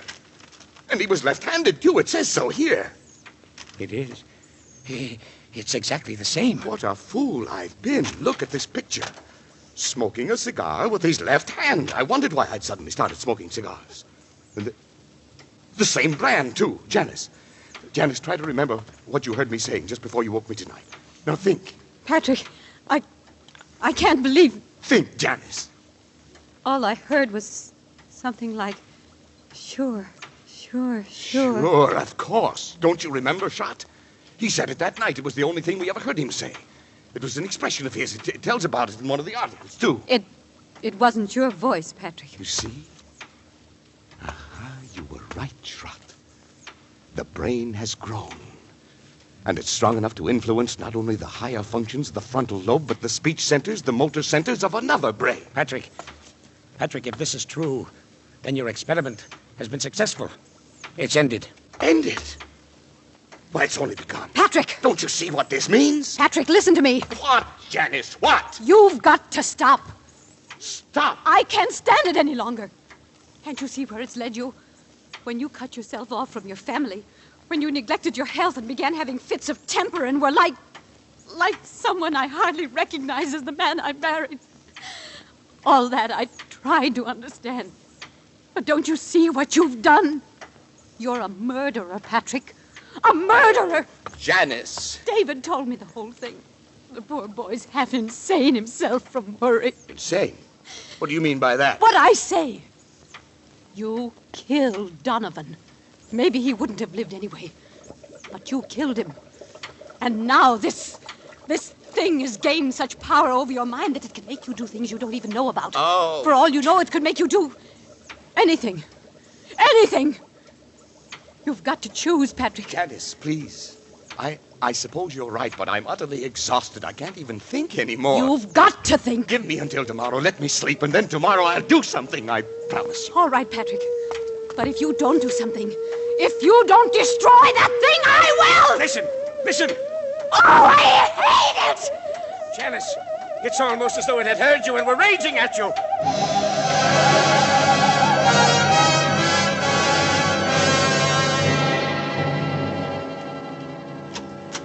This way, please, Dr. Corey. But, Patrick, why are we going in here? A psychiatric I told you I'd clinic? do something, darling, and I've got an idea. You mean having yourself psychoanalyzed? Something like that? Something like that. I'll tell you about it later, dear. First, I want to talk to this man alone. Dr. Zanger, this is Dr. Corey. Oh, how do you do, Dr. Corey? I've heard something of your work. Oh, yes. Oh, and this is Mrs. Corey. Oh, of course. Excuse me. I'm happy to meet you, Mrs. Corey. Thank you, Doctor. Won't you come into my office, Doctor? Yeah, Janice, would you mind waiting here in the reception room? I'll be out in just a moment. Why, certainly, dear. In here, please. Well, Doctor, she seems quite normal. I had expected from what you told me on the phone. Yes, I know, but I can assure you, deeply as it pains me to do so, that she is quite insane. Oh, I see. Paranoia. She's always been a little jealous of my work, but lately she's developed a most extraordinary delusion. She thinks that I've created some sort of a monster in my laboratory that controls my mind, my actions. Yeah, I have heard of such cases. It was a great shock to me. I thought of you at once, of course. I'm putting her completely in your hands. Well, it is a little unusual, but since you are yourself a medical man... I know you do everything you can. Yes, you definitely wish then to commit her, huh? Yes. You have the papers. Here they are. Just your signature will be enough. There you are. You keep me informed? Oh, naturally.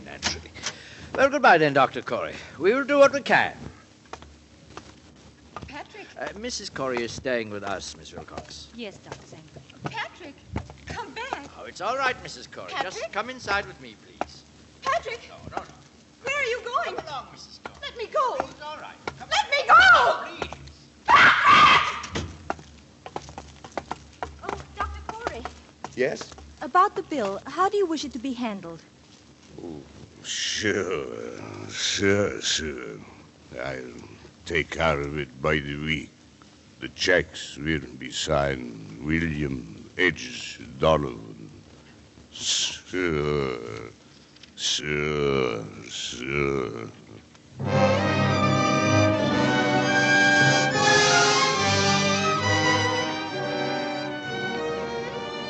January 15th.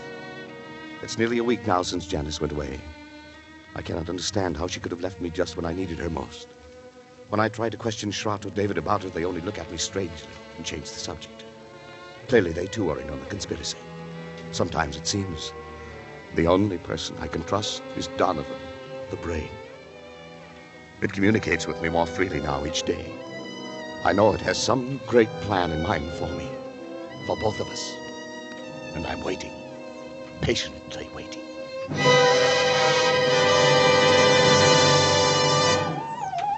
Donovan, I'm listening, Donovan.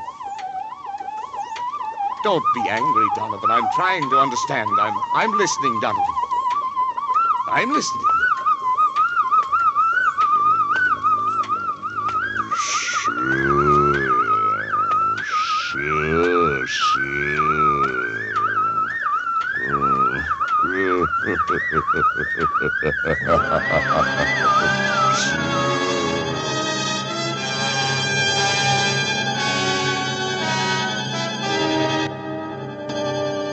In tonight's full hour of suspense, Mr. John McIntyre appears as Dr. Patrick Corey in William Spears' production of Donovan's Brain.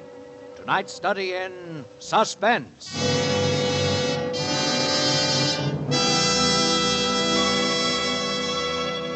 In just a moment, we will return with Act Two of Suspense. This is CBS, the Columbia Broadcasting System. And now, back to our Hollywood soundstage and your host for Suspense, Mr. Robert Montgomery. At the outset of Experiment 87, we were concerned with a man of science who had a wife and a son whom he loved and who loved him. He was a gifted scientist, dedicated to his work, and he signed his name with his right hand, Dr. Patrick Corey. That was before Donovan's Brain. That was before his psychological fiber weakened against the force of a powerful obsession. And with this weakening, his power to direct his knowledge has become twisted. Now we look again at Dr. Patrick Corey, man of science. He has alienated friends and family. He has had his wife committed to an institution. His entire life has become a thing contained in a vat, controlled by pounding electric waves, and he signs his name with his left hand, William H. Donovan. And now, with John McIntyre as Dr. Patrick Corey, and with Act Two of Donovan's Brain, we again hope to keep you in Suspense.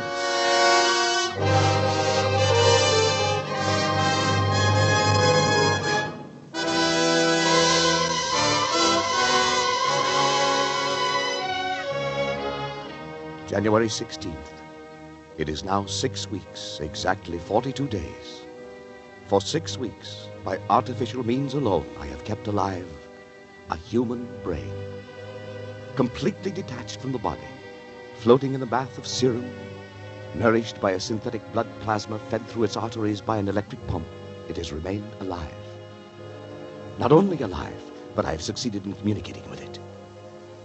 For I have even induced new growth of brain cells and so tremendously increased its mental faculties that by sheer brain power alone it is actually able to communicate its thoughts to me. And each day, my communion with that living, pulsing mass of gray matter that was the brain of William Donovan becomes stronger and stronger. Even now I sense it striving to reveal some plan to me. Something so truly world-shaking in its implications that only such an organism developed to a point thousands of years ahead of its time could ever have conceived it. So far I sense this only. But soon I shall know. Indeed, I shall be a partner in its execution. What a fool I was ever to have considered for a moment my wife's demands that I end the experiment. It's because I refused, of course, that Janice left me a week ago without so much as a word of explanation of farewell. Even my son David and my assistant Schrott are privy to this conspiracy to thwart me. For when I asked about Janice, they pretended to know nothing, or seek to avoid my questions. But the brain will live. I can hear it now. Its delta waves, quite audible over the amplifying system I've arranged for it, almost as though it were calling to me, trying to speak to me. Yes, the brain will live.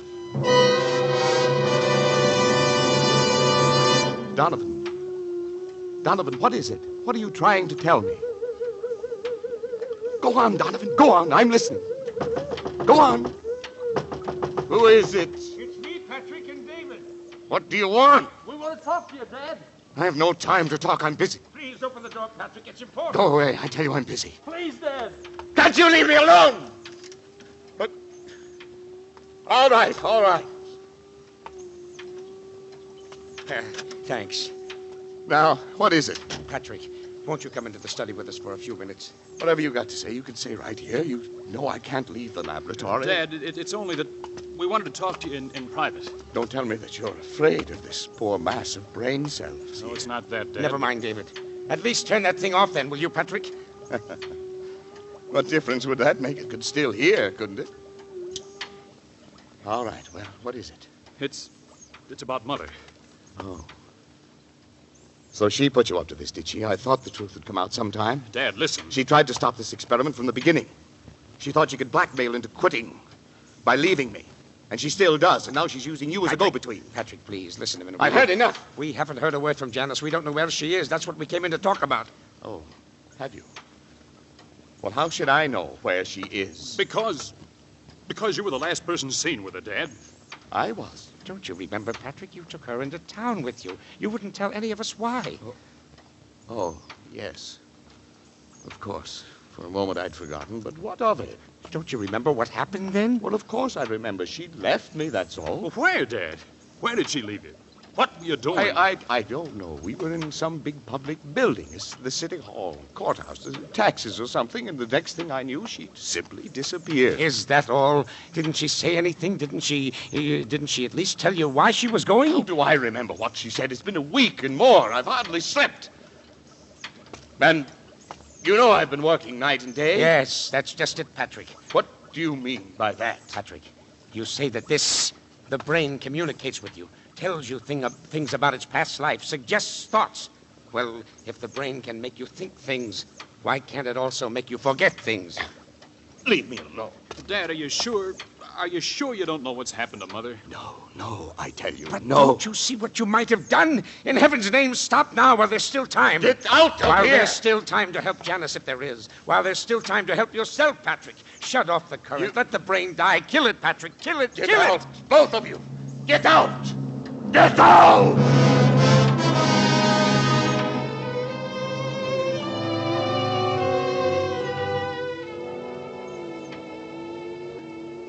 The brain continues to convince more and more easily, but nothing further on what I have come to think of as the plan.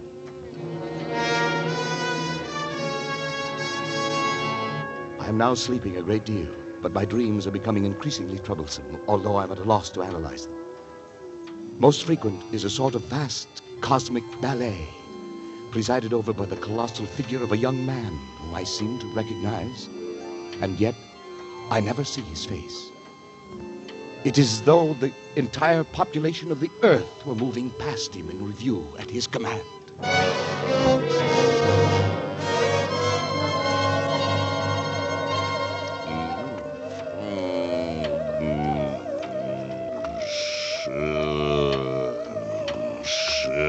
Sure. Now. Do it now. Help me! Now. Help! Help!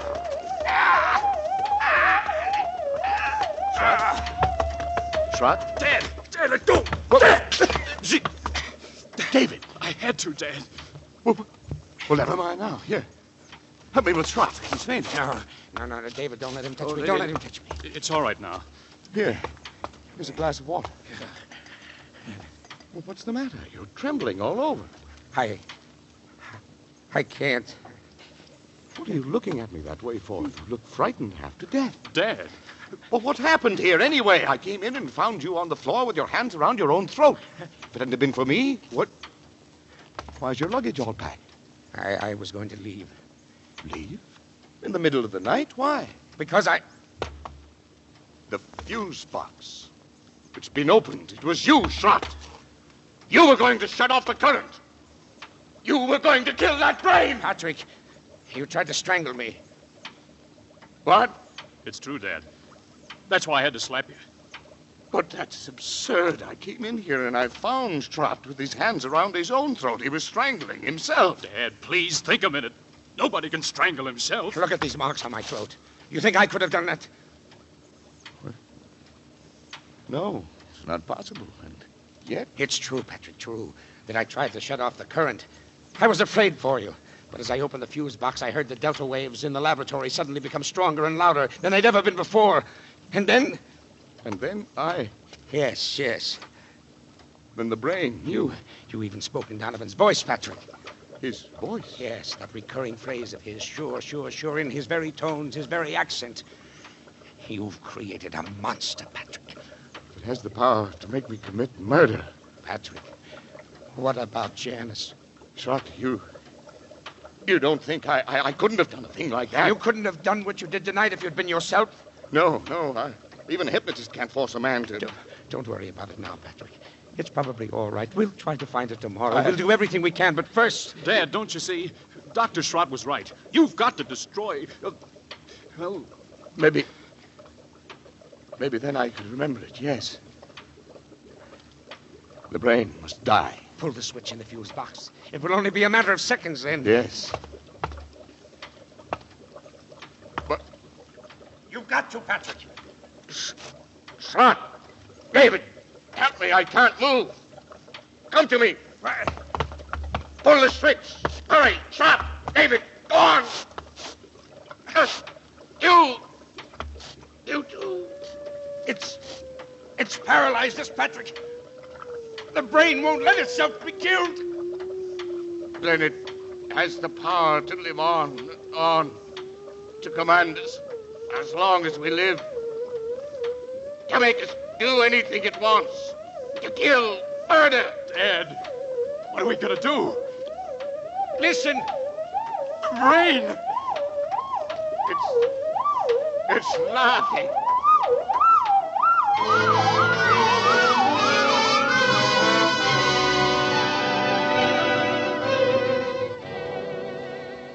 February 2nd. Schrott has left. He had to, of course, for his own protection, if nothing else.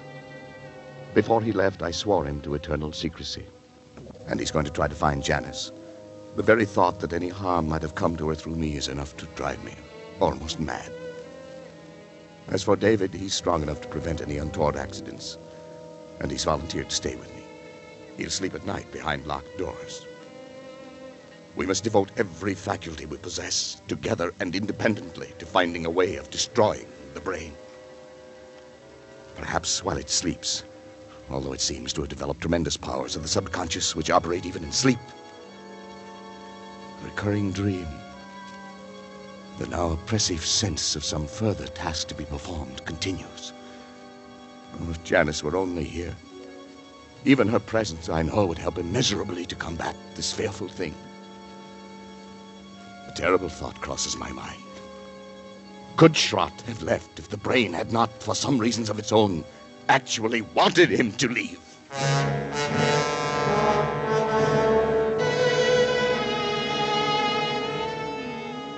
February 6th. My thoughts are less and less my own. The dream of the young giant bestriding the earth, the figure without a face, pursues me now, even in my waking hours. Increasingly, I seem to live in a world of evil fancy, peopled and controlled by the mind of William Donovan. And worst of all is the obsession that there is some fateful role not yet revealed to me, that I have been assigned to play in it. But I've not given up hope. I must destroy the brain. The possibility has occurred to me. I must give it more thought. If Janice were only here.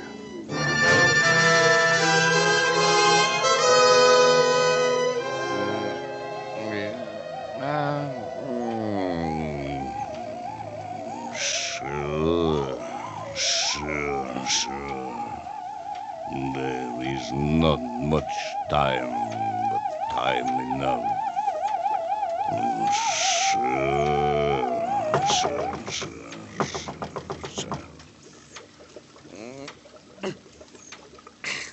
Hello? Who is it?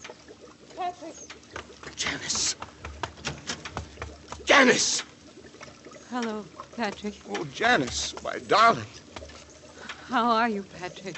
Why, well enough. But Janice, where have you been? Where have I been? Yes, we had no idea. I've been half crazy worrying about you. Did Schrott finally find you? Uh-huh. Schrott found me.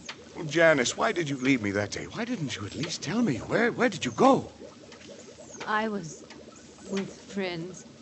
Did Schrott tell you anything? No. Nothing special. Janice, I know I haven't been a very good husband these last months. I haven't been very kind or considerate or even civilized. I haven't been myself, Janice. I know, Patrick. My poor darling. But if you'd only known how I missed you after you left, how I needed you, I need your help, Janice. I know, Patrick. I came back to help you. But what? Where's... Only asleep in the next room ever since... That is, lately he's tried to make it a point to sleep only when I do. Keep an eye on things. Patrick, I'm going to help you. All I can. Any way I can. I'm going to. But first, I want to take David away. David? Because I don't think it's good for him to be here. I don't think that you... Then Schrott did tell you. Yes, Patrick, he did. Oh, Janice. Oh. I don't know what to do. My mind is only half my own. Lately, I don't even know what I myself, or whether I'm someone else. It's like some frightful nightmare, only I don't wake up. I'm afraid I'll never wake up. My poor dearest. Janice, you do love me still. Yes, Patrick. It's the only thing I have left, Janice. It's what I've counted on and clung to. And that somehow, out of your love, you'd find a way to help. No one else can. I know. Poor old Schrott didn't even dare to come back. Yes, well, I can't blame him. Patrick, I don't want to torment you. It's only that perhaps we can find a way if we know all the facts. What, Janice? Don't you really know where I was? No, how could I? Don't you remember where you took me?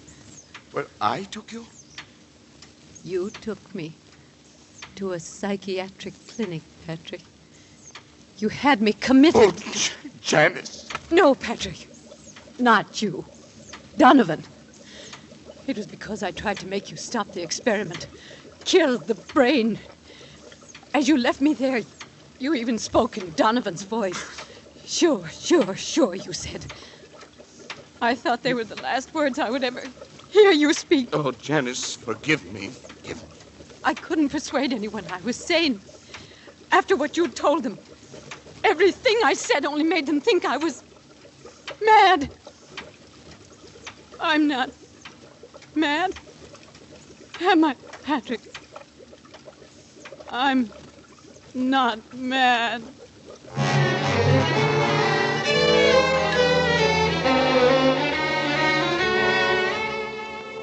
Janice will be gone for some 3 hours. I have sent her into town for Dr. Zanger, the psychiatrist. Maybe he can help. But now I'm overcome with the thought of the humiliation I shall have to suffer when other medical men become aware of the position I'm in. It'll be the end of my career, my reputation, all my hopes. It's folly to think that Zanger would keep it to himself. Indeed, he would have no right to. I can bear it if I must. But another way, a possibility came to me yesterday, and I've been thinking it over. There's no harm in trying it in any event. I must try. I have 3 hours.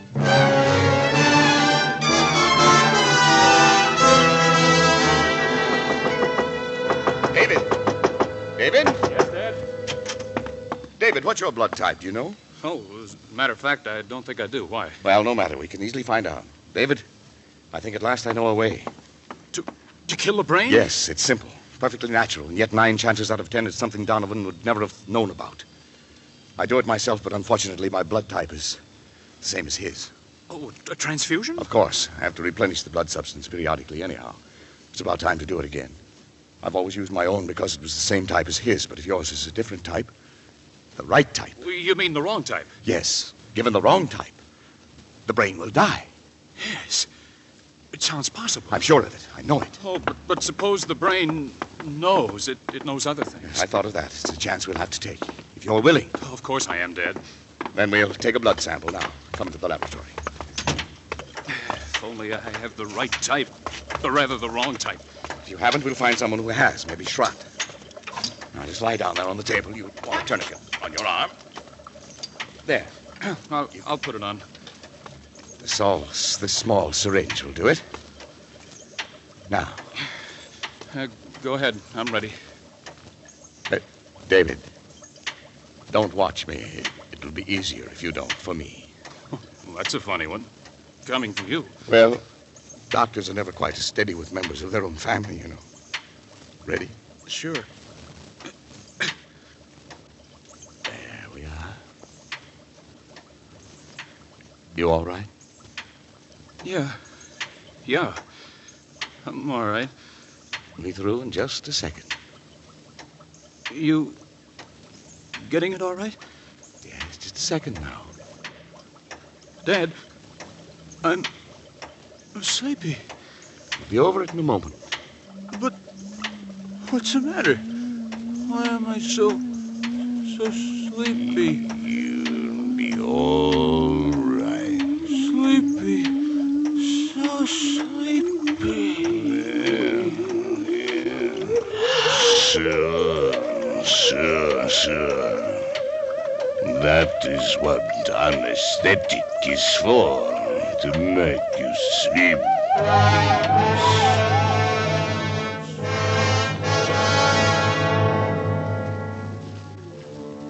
I was somewhat surprised to find the instrument sterilized and already lying out. But I worked more rapidly and skillfully than ever before in my life. I made an incision just below the hairline, laying back the scalp as far as the base of the skull. I trepanned the cranium at 2-centimeter intervals, working back and downwards to the upper edge of the occipital bone.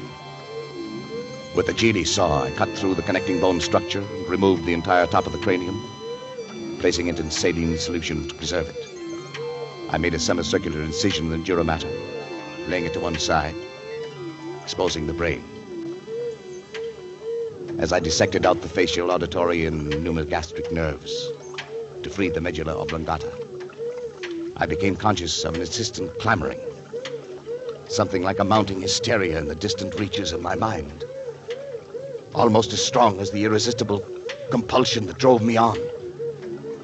But my hand did not falter. With a sure stroke, I severed the spinal cord just below the first cervical nerve.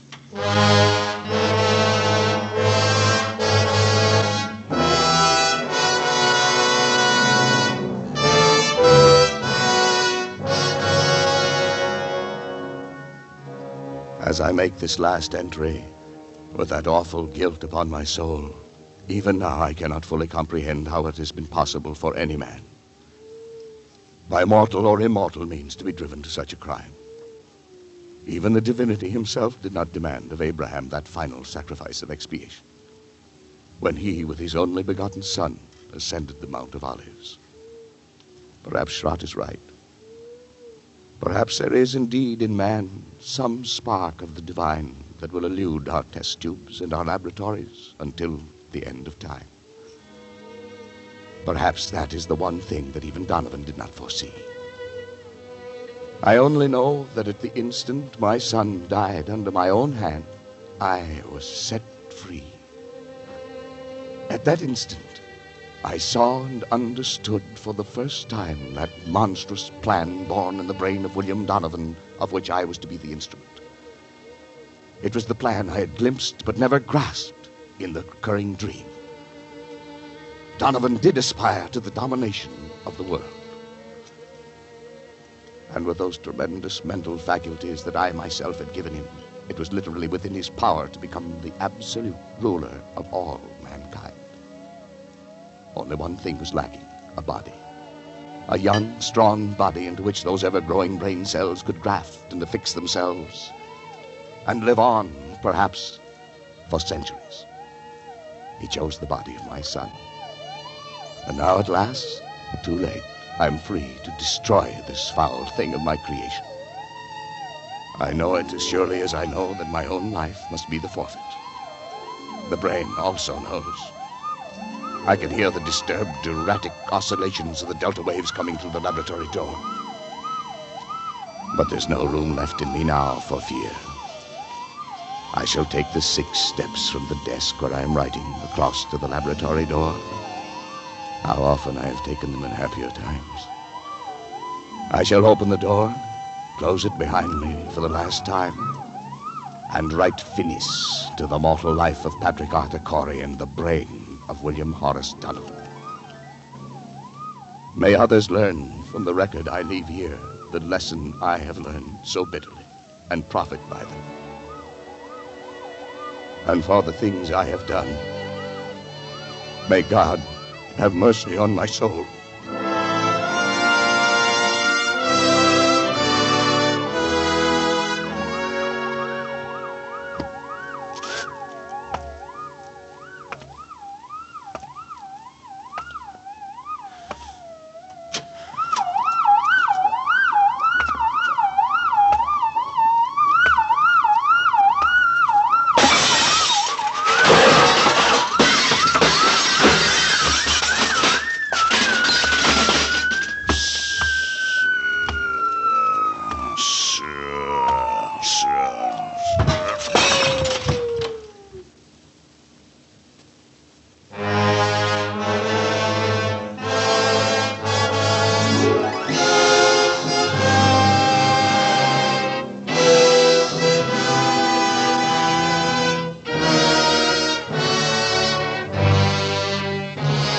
Arizona, February 7th.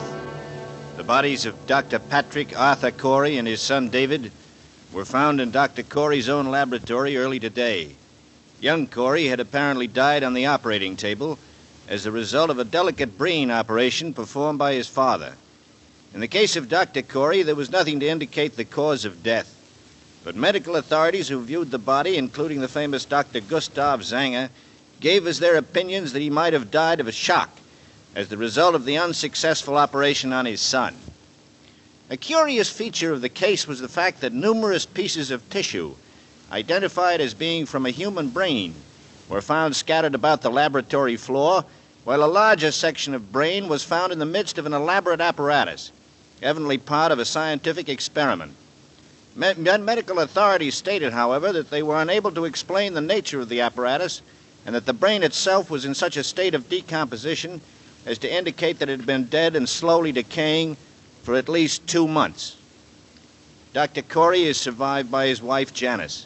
She was committed to the county asylum for the insane late this afternoon. Burial of Dr. Corey and his son will be at the Mount of Olives Cemetery.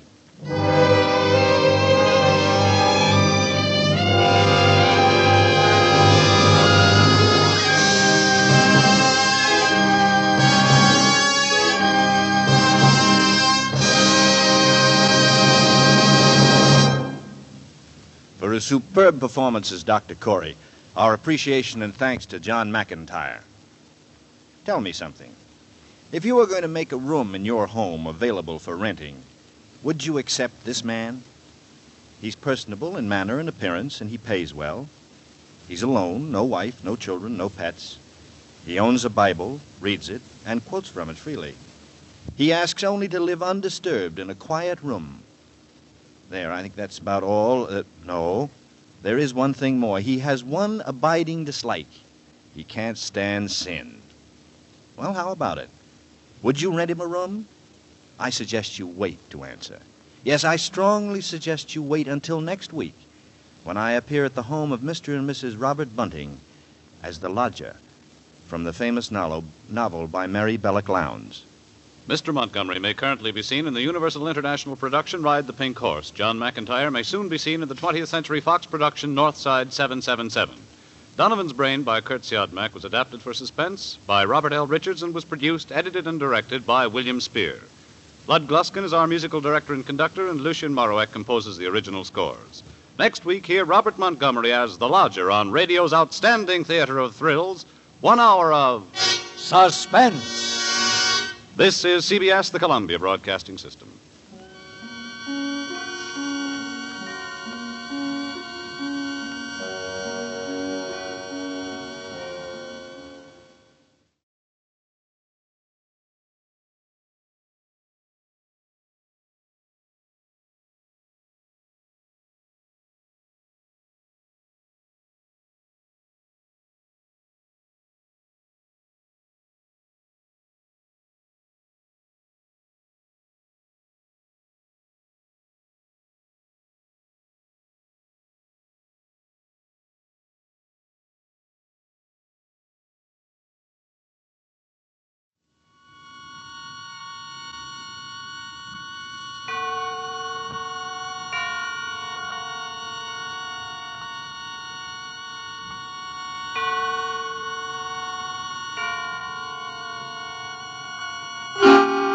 Suspense.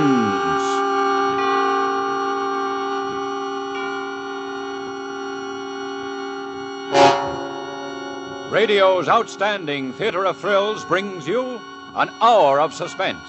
A full 60 minutes of The Lodger. An eerie tale of 19th century London directed by William N. Robeson and produced by Robert Montgomery, who tonight also stars as The Lodger.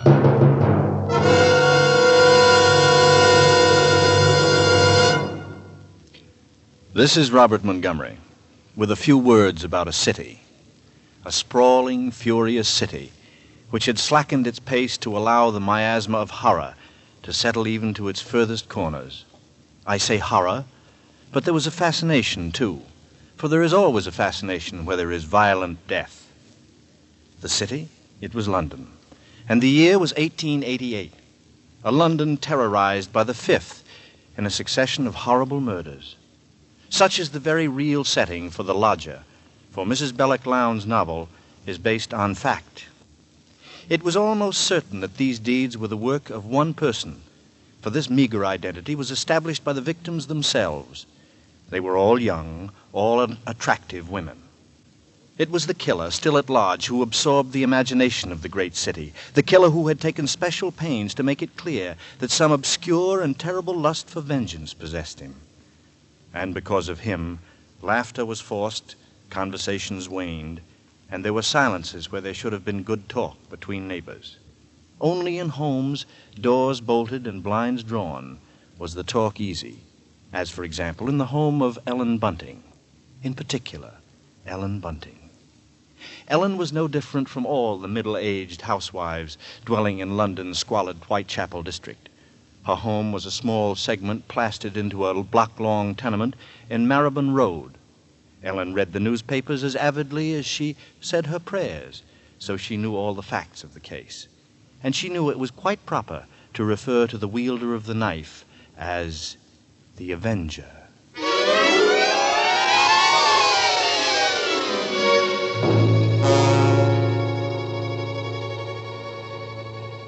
This particular night, she and Robert Bunting, her husband, sat before their fireplace reading the newspaper account of the latest murder.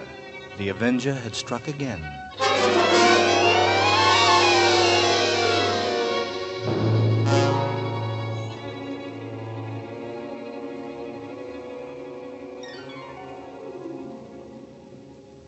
Why, he might be anybody. He might be the fellow you pass on the street. The one standing next to you. The man you bump into. Oh, it's a terrible thought. Yes. If only the police had something to go on. But the Avenger's just too quick for them. Oh, they do say here, Bunting, that the police have a clue they won't say anything about. Them who says that says wrong. The poor chap who was on point duty in the street where the last one happened, he hears a yell, he says, but he took no notice. The coppers will have to stick to it better than that to catch a slick one like the Avenger. It says here he left his calling card again. A bit of grey paper on which the monster writes his name. Funny kind of visiting card, ain't it? It isn't a thing to make a joke about, Bunting. Or was it a square piece of paper or one of them three-cornered ones? It don't say which, Bunting. Well, it should. Those are the things I like to know about. Keeps a body informed. Huh. And a fair girl again, just like all the rest. And let's see. Described by her friends as a very light-hearted girl. What a pity. Did you ever stop to think who fits that to a T? In fact, fits all those girls? Did you ever stop to think about that, Ellen? Why, no. Who? My own Daisy. Yes. Yes, Bunting, that's a fact. Well, maybe it's a good thing she's with her aunt instead of here. London ain't a safe place for any girl right now. Just the same, I can't help thinking how fine it'll be to have her back. Now, Bunting, you know that Daisy seems like my very own, even if she is my stepchild. But I'm telling you, there's no sense even thinking about having her back right now. We just can't afford it. Oh, I know that, Ellen, only, well, maybe we could manage it some way. Oh, haven't I scrimped myself half crazy trying to keep us going? But you don't care about that, do you? No, your Daisy's more important to you than I am. And Now, Ellen, that don't sound like you. we haven't had a lodger for months. Nobody even comes to look at the rooms anymore. Oh, but things will work out, Ellen. And They then we- ain't never going to work out. Soon we won't even have a roof over our heads. Oh, I'm sorry, Robbie. No. Well, don't go worrying another second, old girl. Well- Oh, the first thing you know, you won't be pretty no more. Eh? Well, you'll have your face all wrinkled and... Now, see here, Bunting. Now, let's see you smile. Oh, leave me alone. I won't. Oh, get on with you. Now, who do you suppose that could be? It's awfully late for visitors.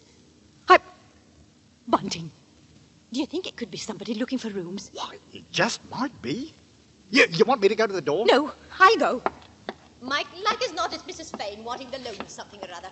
Now, you be sure and get a good look before you let anybody in, dear. I'm coming. Yes, sir? Is it not true that you let lodgings? Yes, sir. Won't you come in, sir? Thank you.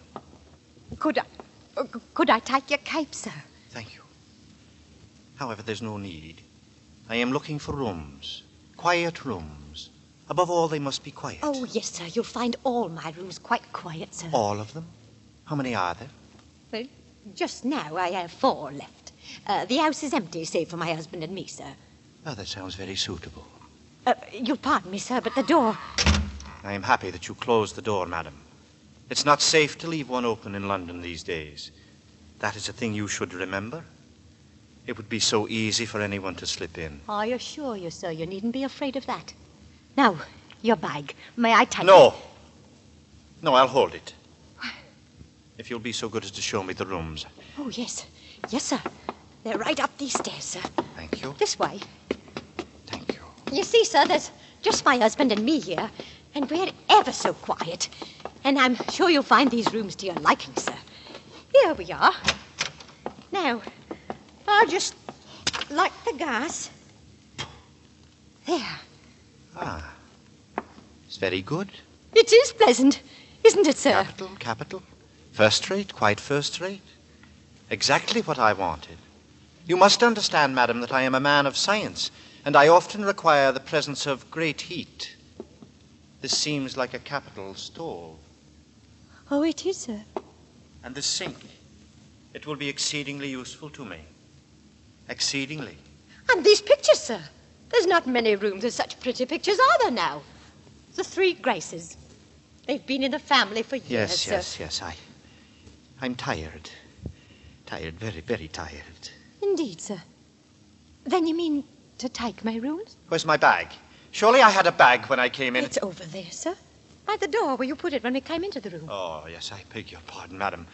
But there is something in that bag which is very precious to me, something I procured with infinite difficulty, and which I could never come by again without getting into great danger. I'm sure of it, sir. Now about the rooms. Oh, yes. I'll take them. The very simplicity, the bareness of them impresses me. And about terms, sir? About terms. My name is Sleuth, madam. Sleuth. Think of a hound and you will never forget my name. And assure yourself that I am quite willing to pay you. I am quite willing to pay you, shall we say, a month's rent in advance.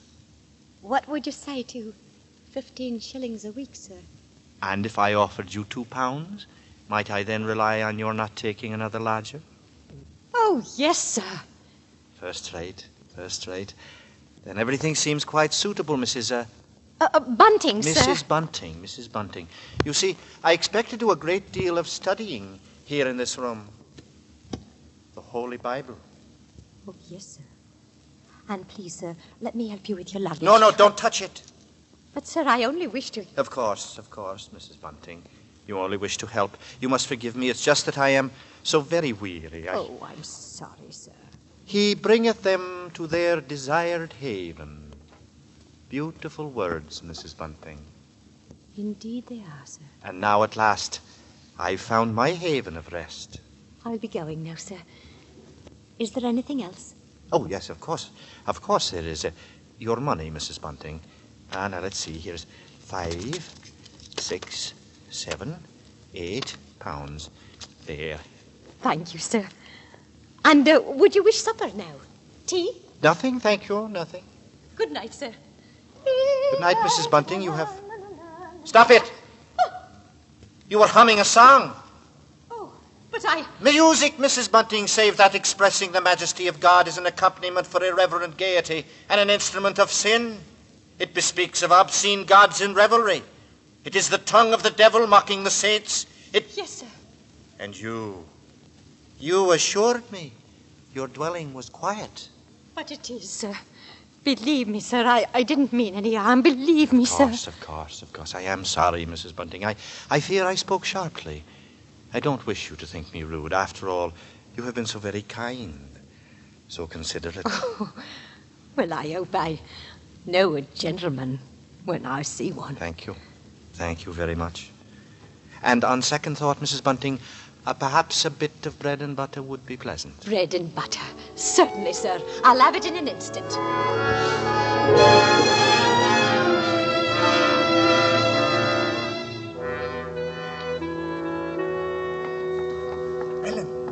Ellen, did he take the room? Come into the kitchen where he won't hear us. Ellen, he took it. Tell me, he took the room, didn't he? Yes, Robbie. We're all right now. Look, £8. A month in advance. Oh, it's wonderful. It's wonderful. Ellen, Ellen, do you see what this means? Yes, Robbie. You can have Daisy now. You can bring her home. Here, hand me that dish. Right. Do you know something, old girl? We're not going to worry too much about Daisy being in danger, that Avenger fellow. Whatever do you mean, Robbie? Well, she's not one for dancing, you know, or any kind of like entertainment. And what's that to do with it, please? Something I read here in the paper while you was with the gentleman. They found out that every one of the Avenger's victims had just come from a dancing party or a musical. Oh, never mind the Avenger now, Bunting. Here, hurry. Take this bread and butter up to the lodger.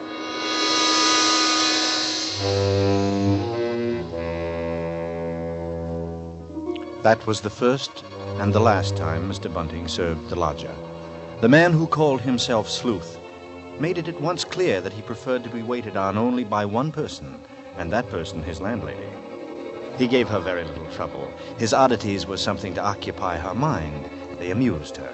And Mr. Sleuth had none of those tiresome, disagreeable ways with which landladies are only too familiar. To take but one point, Mr. Sleuth did not ask to be called unduly early. It was a great comfort not to have to turn out to make the lodger a cup of tea at 7, or even 7:30. Mr. Sleuth seldom required anything before 11.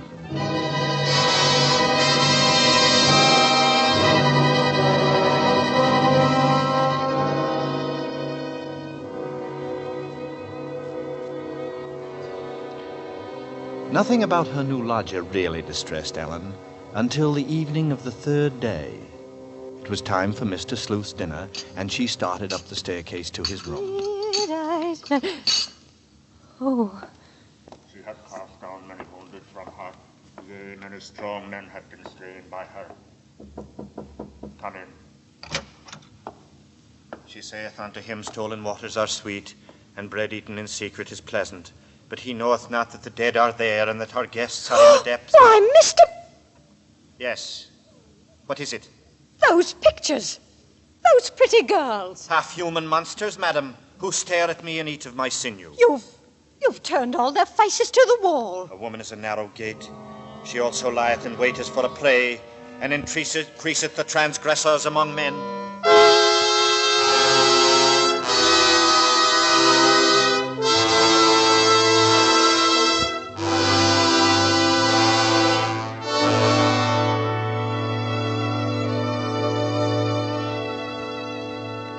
And that maneuver, that strange action, was the beginning of Ellen's concern. Logically, it was nothing. Mr. Sleuth simply had a queer kind of fear and dislike of women. And where one's lodger is concerned, a dislike of women is better than, well, the other kind. Besides, the next morning brought Daisy and laughing welcomes, for the sight of such a carefree girl was enough to gladden any parent's heart.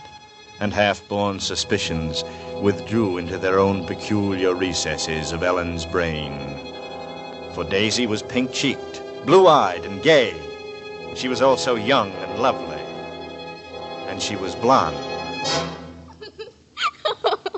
Oh, it's so good to be home. Oh, Daisy, you're even prettier than I remembered you would be. That's right, Daisy.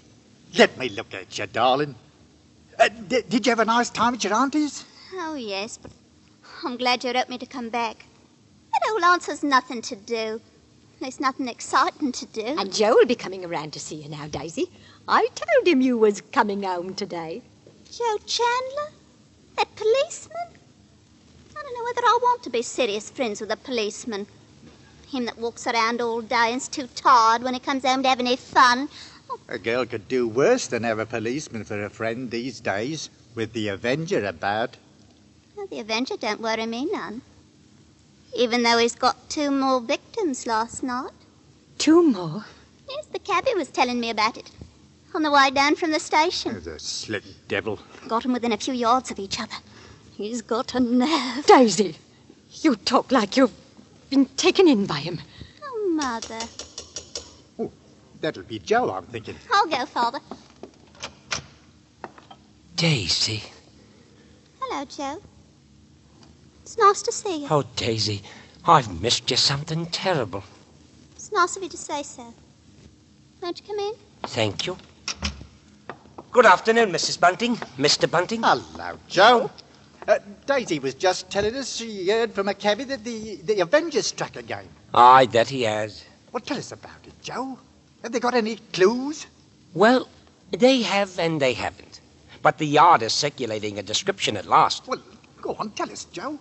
Well, it ain't given out to the public yet. But I guess you folks aren't the public. Oh, no, of course not. Tell us, Joe. Well, this is the way we got it at 8 o'clock this morning. Wanted. A man of age approximately 28, height 5 feet 8 inches, complexion dark, no beard or whiskers, wearing a black diagonal coat, hard felt hat, high white collar and tie, very respectable appearance. What I likes to know is why on earth didn't the people who saw him try and catch him? Well, it's this way, Daisy. No one person did see all that. You see, at such time when the murders took place, not much of anybody was about, especially on a foggy night. One woman declares that she saw a chap walking away from the spot 'twas done, and another one says the Avenger passed her by. And, well, the inspector who has charge of that sort of thing looked up what other people said, and, well, that's how he made up this wanted. Well, did they find the murder weapon yet? No, but from the condition of the bodies, they know what it's like. What is the condition of the body? Daisy. Well, Daisy, you ought to see the way Joe! I guess I'd better not go into that. But I can say that the inspector described the murder weapon as a peculiar kind of knife. Keen as a razor and pointed as a dagger. And the Avenger knows how to use it. Oh, I'd give anything, Joe. I'd give anything to see the likes of a knife like that. You cruel, bloodthirsty girl. Ellen! Of course I'd like to see it. It'd be fine looking at a knife like that. Well, if they catches him and you come along with me to see our Black Museum at the Yard, you'll certainly see the knife. The Black Museum? Why, whatever do they have a museum in your place for? Oh, it's a regular chamber of horrors, where they keep all sorts of things connected with crime. Things like knives murders have been committed with? Oh, much more than knives, Mr. Bunting. Why, they've got there in little bottles the real poison what people have been done away with. And can you go there whenever you like? Why, of course. And I can take you, too. And your daddy, if he wants it. Well, what do you say to today, Joe? The 3 of us. Daisy and you and me. I don't expect Ellen would want to go. 'Twould turn me sick. Well, I guess I could. Sure you could, Joe. Ellen ain't on in this turn. She can just stay home and mind the cat. I'll beg his pardon. I mean the lodger. I won't have Mr. Sleuth laughed at. I'm sure it's very kind of you, Joe, to think of giving Bunting and Daisy such a rare treat.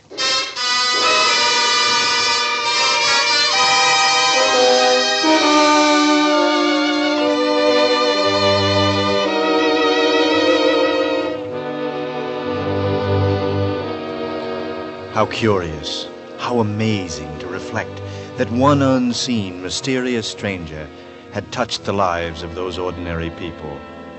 Ellen and Bunting and Joe and Daisy.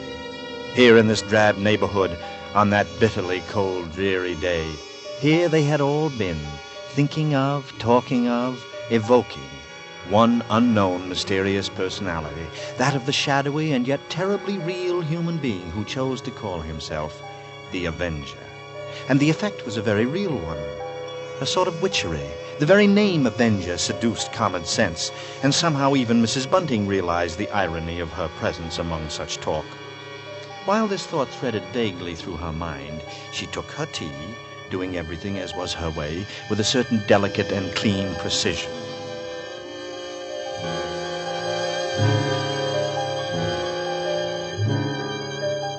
A sound startled her. Shuffling, hesitating steps were creaking down the house.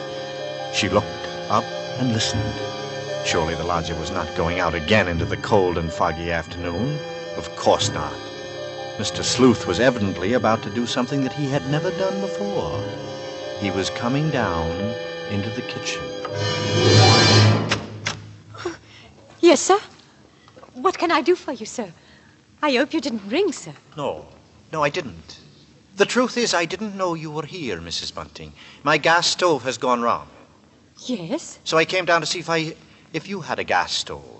I'm going to ask you to allow me to use it tonight for an important experiment I wish to make. You'll find it very cold down here, sir. It seems most warm. Warm and cozy after my cold room upstairs. For the matter of that, you ought to have a fire in your bedroom these cold nights. Certainly not. I dislike an open fire. I thought I had told you as much. Yes, I remember. Very good, sir. I'll be out of the kitchen in half an hour. You can use it then, sir. Thank you all the same, Mrs. Bunting. But I shall come down later. Altogether later, after you and your husband have gone to bed tonight. I assure you I will pay you something for the use of the stove, Mrs. Bunting. Oh, no, sir. I wouldn't think of charging you anything for that. That's very generous of you. Sometimes I believe that you are too generous towards me. I feel I have become a burden to you.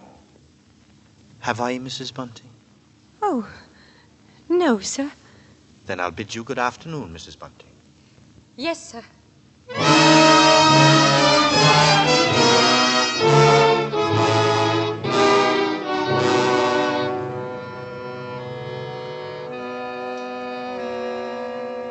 It was as simple as that. A simple request by her lodger. But another part of Ellen's mind seemed to be working independently of requests, asking her insistent questions. The house seemed to her alive with alien presences, and she would catch herself listening, which was absurd, for of course she could not hope to hear what Mr. Sleuth was doing 2 flights upstairs.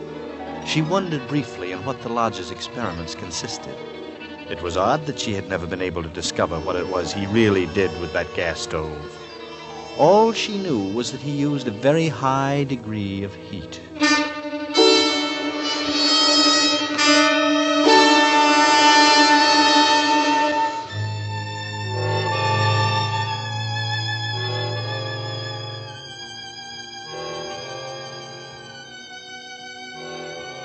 And later, waiting for sleep to come to her that night, such thoughts persisted.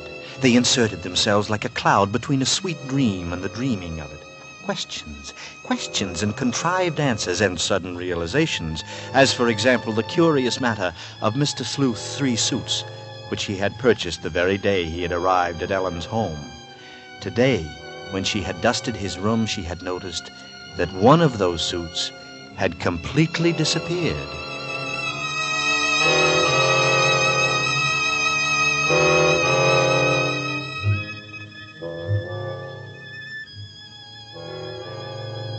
It was intensely dark, intensely quiet, the darkest, quietest hour of the night when Mrs. Bunting was awakened by sounds at once unexpected and familiar.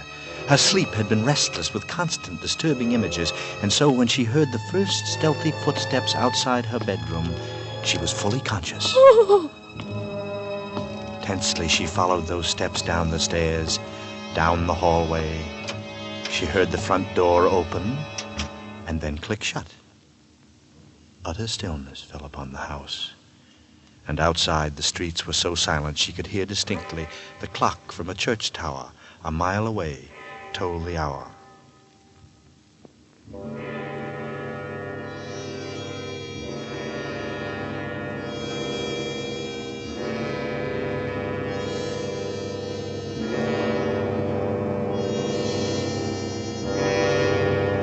In her troubled fancy, she pictured a long, long figure plodding through the swirling fog, moving quietly, stealthily, seeking, stalking, finding.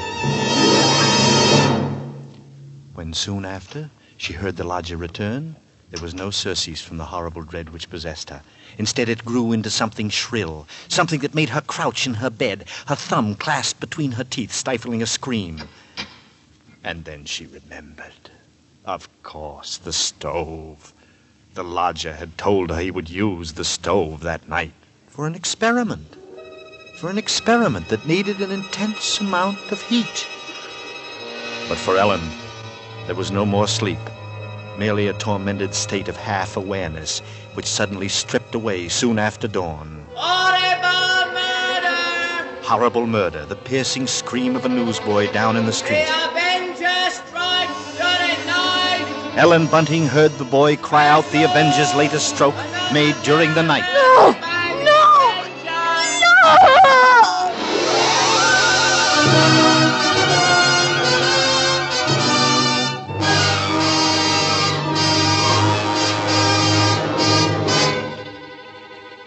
In tonight's full hour of suspense, Mr. Robert Montgomery appears in the title role as the Lodger.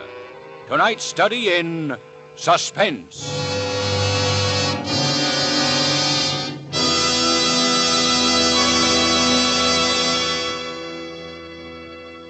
In just a moment, we will return with Act Two of Suspense. This is CBS, the Columbia Broadcasting System. Now, back to our Hollywood soundstage. With Mr. Robert Montgomery in the title role, and with Act Two of The Lodger, we again calculate to keep you in suspense.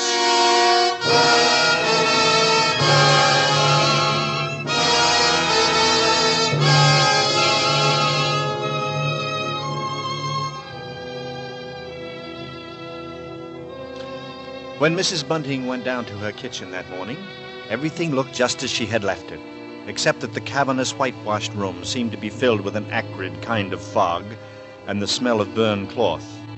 She twisted a newspaper, lighted it, then stooped and flung open the door of her gas stove. A fierce heat had been generated there since she had last used the oven, and through to the stone floor below had fallen a mass of stringy black soot. Somehow she wasn't surprised. Somehow it was as she expected. Yet her first glimpse that morning of the gray-faced lodger all but banished her sleepless night's terror. Mr. Sleuth looked lonely, very, very lonely and forlorn. There was a kind of pitiable, helpless weariness in his eyes. She found she was hoping desperately that her unspoken fears were unfounded, and she knew that she must be certain before she voiced her fears to a soul. And there was one thing she could do. Examine the lodger's single piece of luggage. What could it hold? Not much in the way of clothing, surely. It was too small, too narrow. It was more like a case for a knife.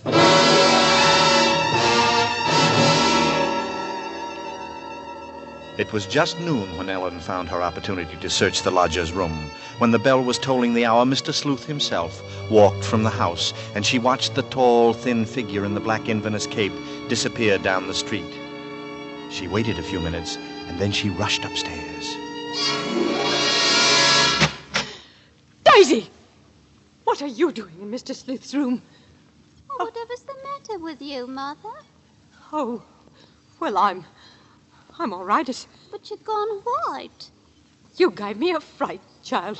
Oh, I'll bet Father a sixpence that I'd have a dust cloth in my hand before you'd mention it. You see, I won. Oh. Well, are you glad you've come home, Daisy? Oh, you don't know how fine it is to be back again. Well, just yesterday I was saying to Joe, the country's all right in its way, but there's nothing like London. That's the truth now, Mother, isn't it? Yes. Yes, I suppose it is. And Joe. He's a nice one, Mother. I like Joe. I'm glad of that. Joe's a steady one.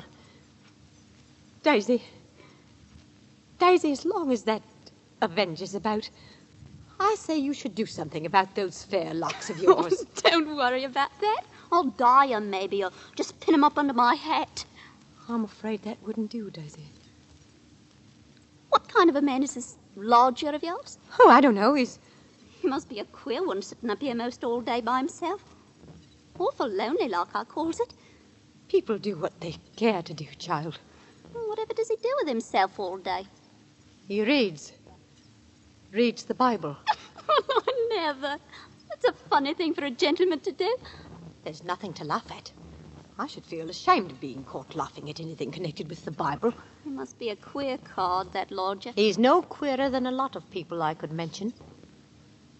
Daisy, you go into the lodger's sitting room and dust up. I'll take care of things in here. And you won't send me back to old aunt's? I can stay here, Mother, can't I? I suppose, child. I suppose you can.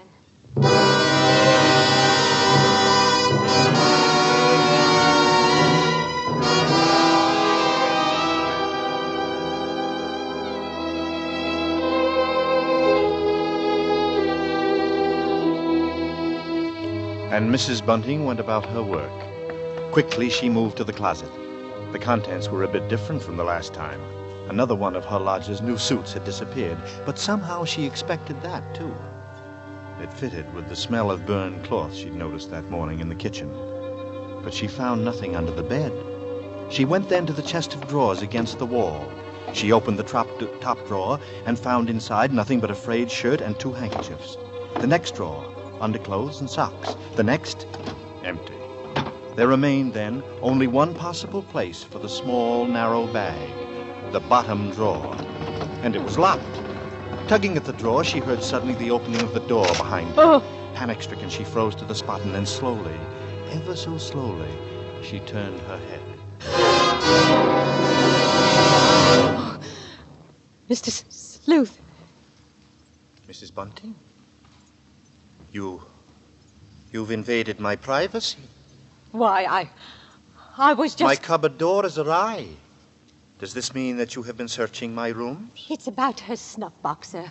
My husband, Bunting, that is, remembered an old snuff box. He thought still might... Does this mean that I must keep each drawer locked to prevent your spying upon me? Oh, no, sir. You see, sir, Bunting has a very high opinion of that snuff box. Oh. Quickly, tell me, who is this? This is my stepdaughter, sir. Daisy. She just arrived yesterday, sir. You see... Pleased to meet you, sir. She's been away for quite a long while, sir. We really didn't know when she was returning home, Mr. Sleuth. That's why I didn't mention Daisy when you took the rooms. And I must say, sir, that I was surprised to hear about us taking in a lodger. And pleased about it, too, sir. Yes. Yes, I must say that I am the one who is surprised. Yes.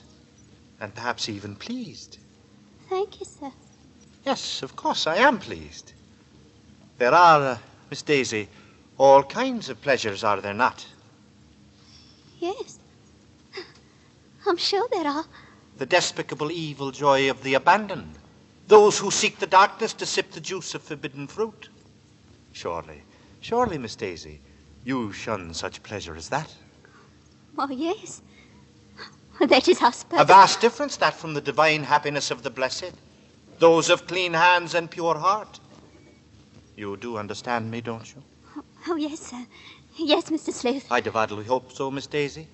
Nowadays, there are so very few young women like yourself who do understand. In fact, I all but despaired ever of finding one. Oh, I'm sure it's nice of you to say so, Mr. Sleuth. It is a people who do err in their hearts, and they have not known my ways. Unto them I swore in my wrath that they should not enter unto my rest. True words, Miss Daisy. True. Yes, sir. Now, I must be putting things away downstairs, Mr. Sleuth. Of course, Miss Daisy. And I must rest. Believe me, It has been a revelation to meet you. Oh, thank you, sir. I'm sure we shall have much to discuss. He's a queer one, all right, Mother. But such a gentleman, isn't he?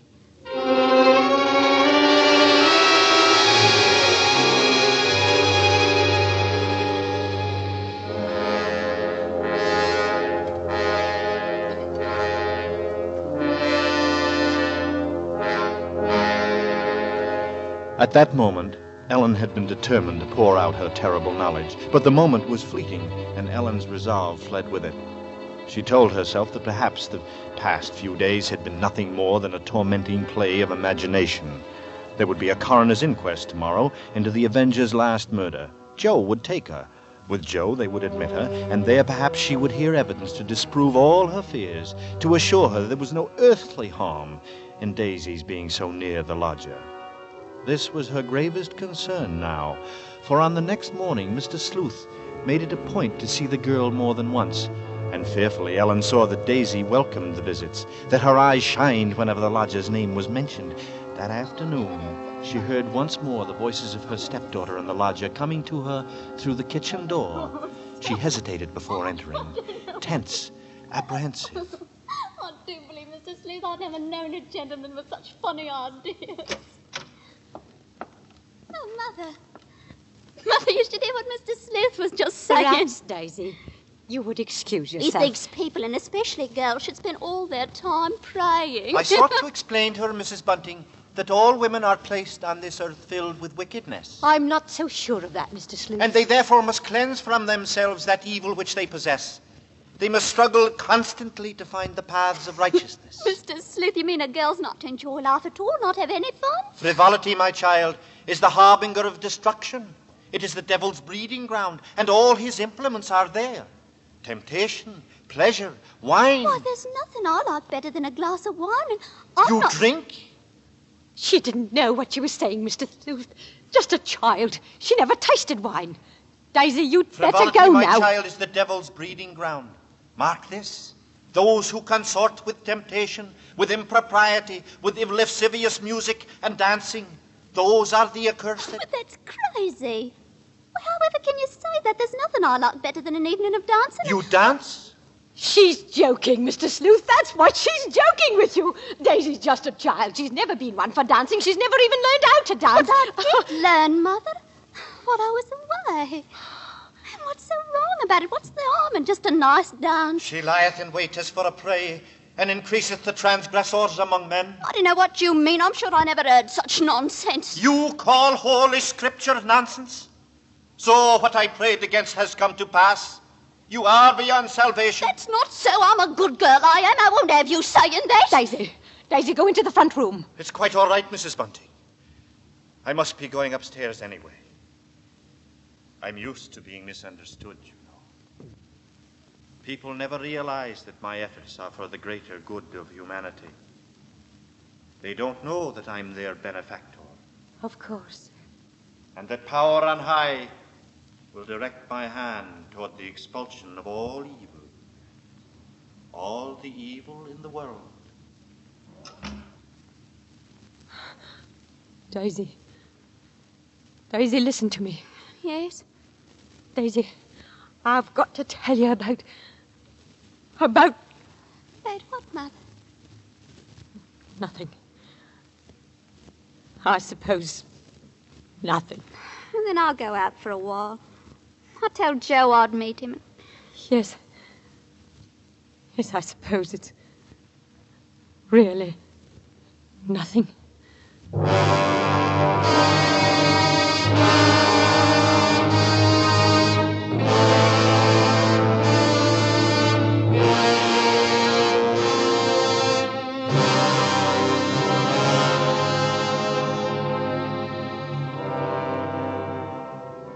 But there was something. Though the words had not yet shaped themselves in her mind, there was a knowledge stark and terrifying. It was as if a grinning face were leaning toward her, whispering, and a hand at her back, thrusting her forward.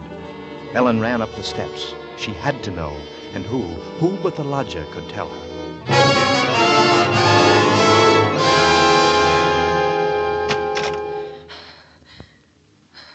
welcome, Mrs. Bunting.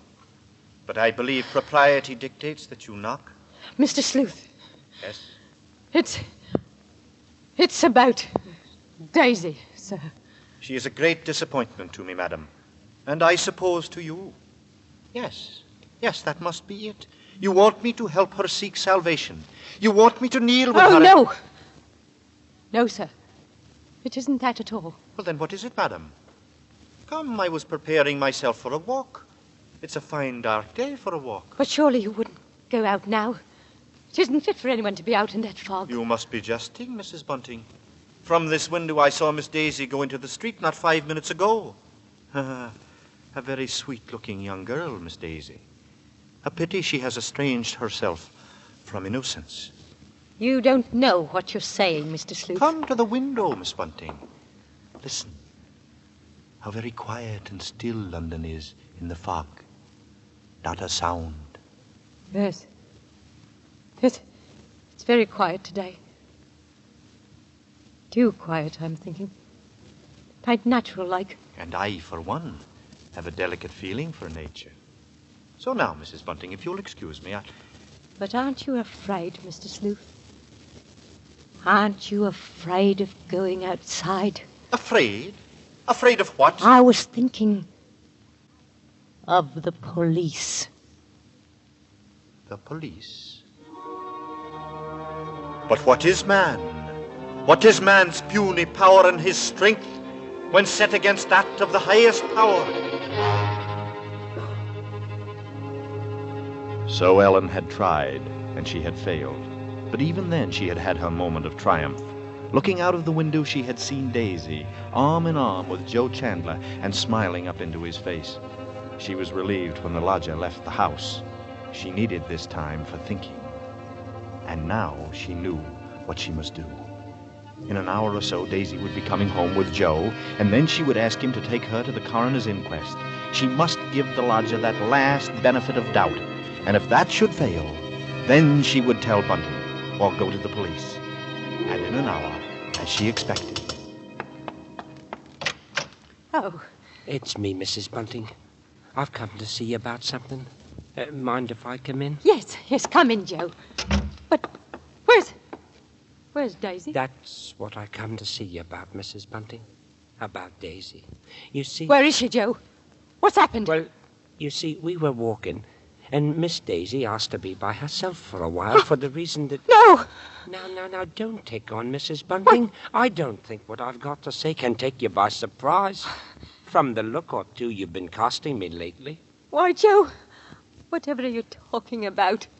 Well, like I say, Mrs. Bunting, it's your daughter. It's Daisy. I want her hand. I want to marry her. Mr. Bunting now said if it's all right with you, it's all right with him. Then Daisy's all right. Nothing's happened to my Daisy. Well, of course she's all right. She told me she wanted to do some thinking about me, and she didn't want me around while she'd done it. Oh. I left her with her daddy just a minute ago at the corner pub. Well, as far as I'm concerned, you have my blessing, Joe. Oh, that's mighty fine, Mrs. Bunting. And, Joe, I want you to do something for me. Of course I will. Just ask me, Mrs. Bunting. Joe, I want to go to the coroner's inquest tomorrow. Coroner? But why? I've got a reason for wanting to go there. I want you to take me, Joe. Well, I guess I could. Why, sure. Of course I'll take you, Mrs. Bunting. I'd be proud to take my future Ma any place she says.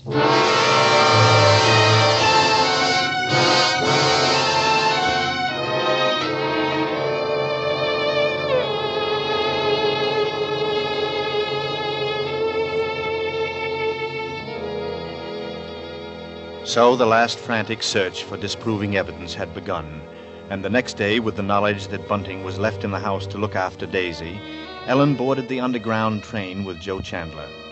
During the last few days, all her perceptions had become sharpened by suspense and fear.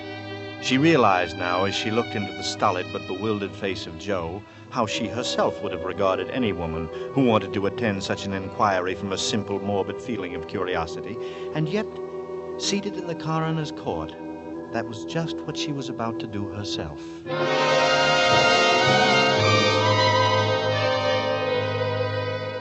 Ellen, seated near the rear of the room, listened to each of the witnesses, and from them she found none of the hope she had come for none of them had seen the Avenger or knew what he looked like. But then... Miss Lizzie Cole may step forward. Right here, Miss Cole. Thank you. Now, we quite understand, Miss Cole, that you think you saw the individual who has perpetrated these terrible crimes. Let us begin at the beginning. What sort of hat was this man wearing? It was just a black hat. A black hat, thank you. And the coat? Were you able to see what sort of coat he was wearing? He hadn't no coat. I remember that very particular. He's a queer one, I said. As it was so chilly, everybody as can wear some sort of coat this weather. But the statement you gave to the newspaper reporters says that the Avenger, according to you, was wearing a coat. A big, heavy coat. I never said so. I was made to say that by the young man from the newspaper. Just put in what he liked in his paper, he did. Not what I said at all. And you assert that he looked at you, is that correct? Frightened me half to death, he did. If you could really see his countenance, for we know that the night was dark and foggy, will you please tell me what he was like? Dark. He was dark. So it went with Miss Lizzie Cole. Most positively, most confidently, the witness declared the man she had seen hurrying by in the darkness was tall. No, he was short. He was thin. No, he was a stoutish young man. And as to whether he was carrying anything or not, Miss Cole absolutely refused to commit herself. The next witness was a Mr. Cannot. This elderly gentleman was certain that he had not only seen the Avenger, but that he had talked to him. It was near Whitechapel, he testified, only a few minutes before the murder, Mr. Coroner, when I saw him. He was quite a tall man, very gaunt-looking. I see. And this man you think was the Avenger. You're quite certain that you met him on the very night he committed the murder we are now investigating? I do so declare, sir. And I might mention a thing about him to which you might attach importance. The man carried a bag, a rather light-colored leather handbag. A handbag, you say? Yes, sir. A small, narrow one, sir. It was such a bag as might contain a long-handled knife. A knife! What? Please, we must have quiet. Quiet.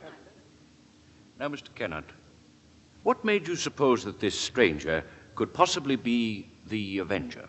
Well, this man, as he approached me in the fog, stopped and turned to me.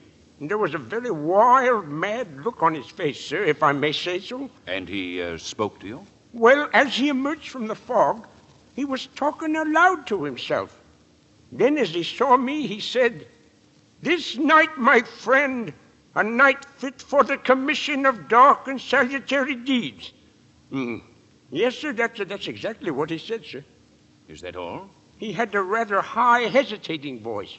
An educated man, I would judge, but quite mad, as I've told you, sir. What do you mean by that? Well, as he passed by then, he continued speaking to himself aloud. Oh, believe me, sir, believe me, he was reciting scriptures from the Bible. Scriptures from the Bible. Horrified, Helen half rose from her seat, only half hearing the confusion about her. Scriptures from the Bible, you say? Aye, sir. And you asked the court to believe that?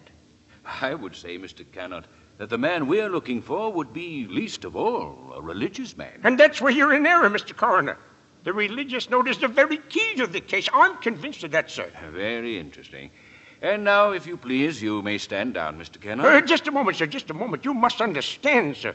The man you're looking for must be a religious maniac. That is the only possible explanation. And you must understand, sir, time is going on.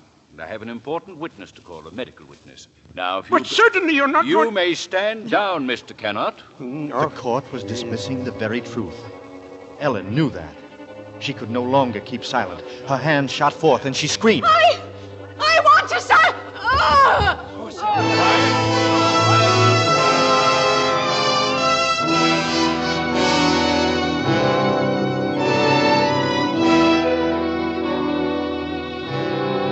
On the verge of speaking, she had fainted.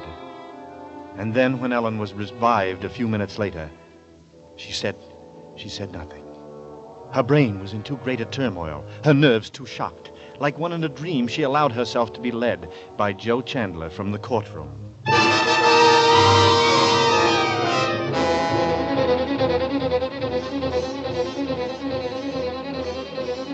Joe took his leave to go on duty. And as Ellen Bunting's train pulled away from the station, a new torture came to her.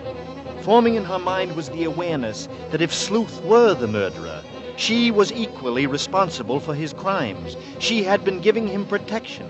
If anything should happen to Daisy, she would be equally guilty, fully as guilty as the Avenger.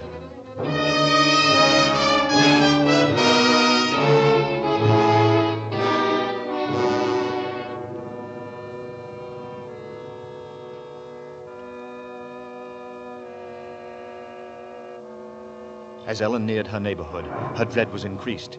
With each moving footstep, with each heavier boom of thunder from the rainstorm that was almost here, the grip of terror grew tighter and tighter about her. She moved faster and faster. If only she were in time. The first light drops of rain sprinkled her brow as she turned into Maribon Road. Then she saw Bunting walking toward her, sharply, like the dart of a knife blade. The one fact pierced her mind. Daisy was now alone with the lodger.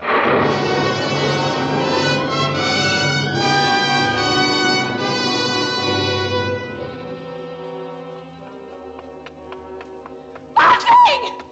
Bunting! Oh, Ellen, what is it? Tell me, Bunting! Where's Daisy?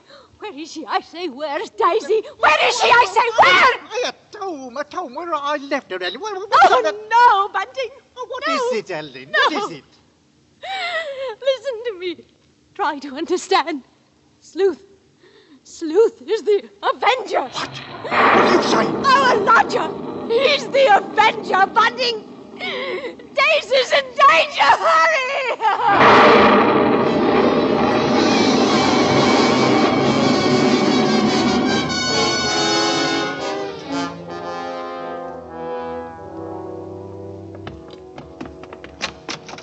Daisy!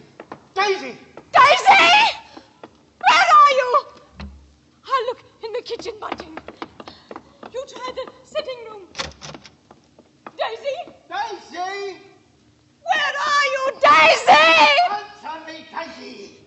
Try the bedroom. I did. She's not there. She's not downstairs. Oh, then there's just his room.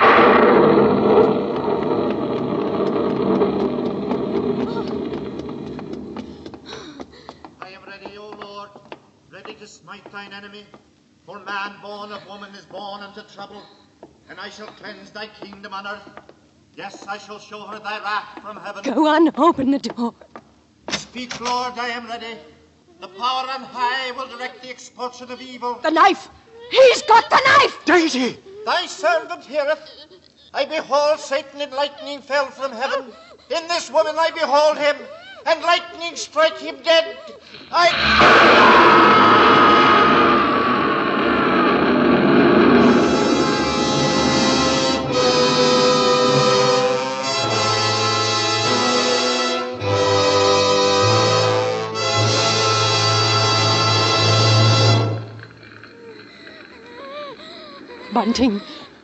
Bunting, is she all right? Yes. Take her out, Ellen. No, Bunting, you can't stop the fire. We must save ourselves. Come away, Daisy. He's dead, child. He's dead. Aye, he's dead.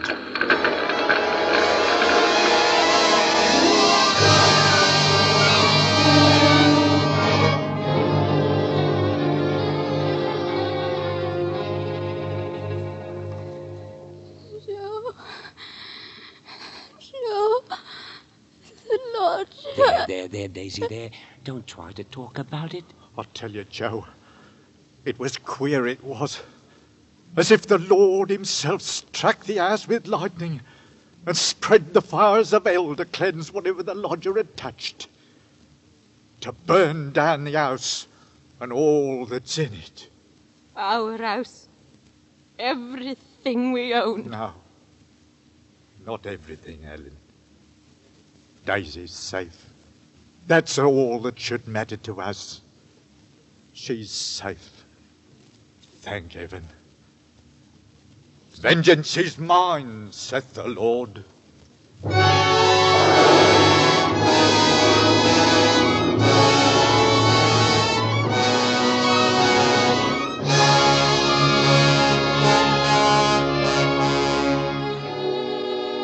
Death by act of God. Thus the final entry in Scotland Yard's record of the famous Avenger case.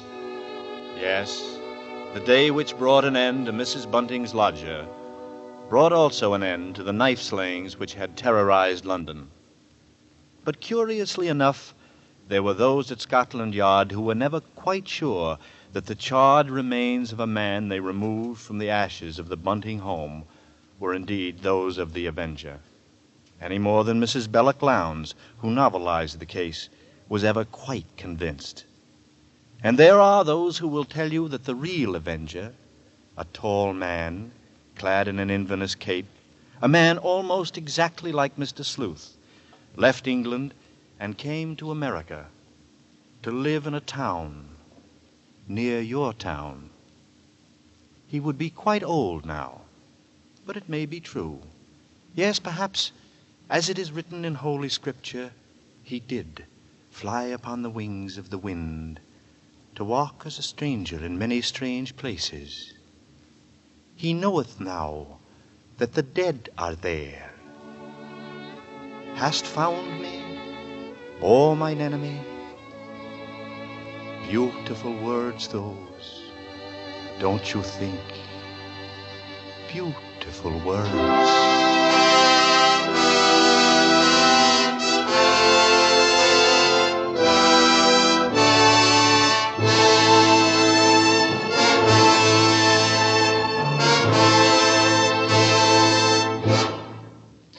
This is Robert Montgomery, without the Inverness cape.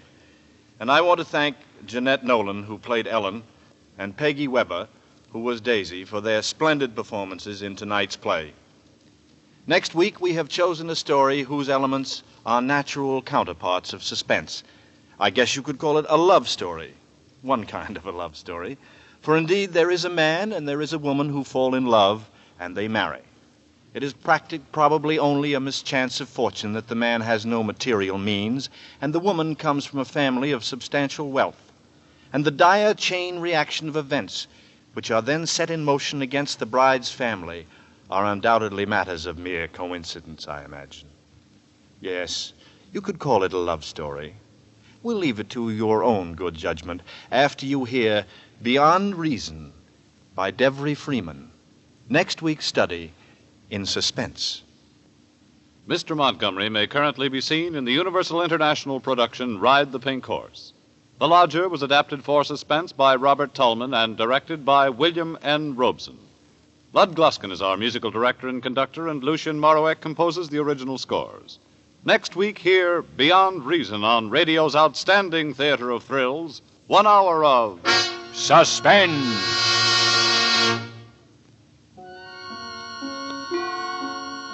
This is CBS, the Columbia Broadcasting System.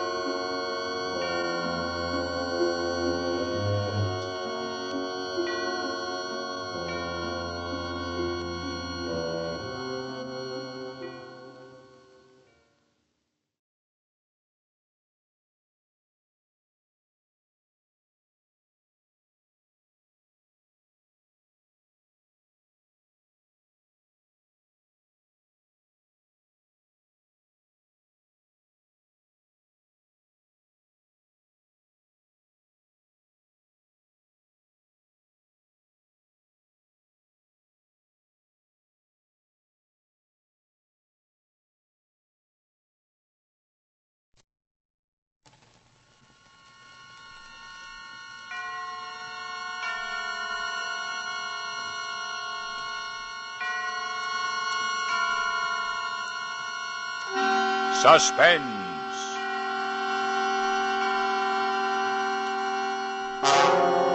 Radio's outstanding theater of thrills brings you an hour, a full 60 minutes of suspense.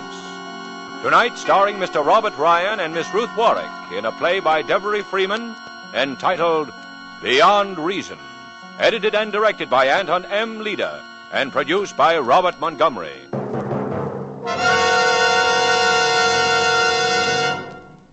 This is Robert Montgomery. For well over a year, on the average of 5 times a week, my newsboy and I have engaged in the same spirited conversation. Each evening I greet him with, anything in the papers? And each evening he answers with, no, same old stuff. Then I spend part of the evening reading the chronicle of the day's events, the same old stuff. And I learn that the tensions in the world are greater or lesser, that some people want high taxes and some people want low, that some people are born and some are married, and some are divorced and some are dead. Same old stuff. Yesterday, a man walked out onto his front porch, lost his balance on the top step, and 1 minute later he was dead. An hour ago, a wife in Fort Wayne, Indiana, went to the hospital. 10 minutes ago, she became a mother. One cycle of life completed, another just beginning. And the newspaper will report them both, clearly, accurately, and without editorial comment. We can assume that in each of these homes, the old patterns of living are broken, and the new ones are in formation. But we can't know what happens next in the history of these two families. And these are very real stories that begin with birth or death. We have one for you today, a story entitled Beyond Reason, and it began this way. At exactly 7:22 on the night of January 5th, Pinkton Carr reached the corner of Post and Stockton Streets in downtown San Francisco. He was feeling fine. He stopped for a moment to look at an attractive window display, and then, still looking back, he stepped off the curb. Hey, look out! No! You hit him! Stop! Stop! He doesn't run, driver! Stop him! Oh, no, don't look. Oh, the poor man. Oh, call an ambulance. Somebody call an ambulance. This guy's hurt bad. I saw it happen. He just stepped off the curb. Somebody call an ambulance. Call an ambulance. Who is he? Do you know who is he? You mean, who was he? Oh, the poor man.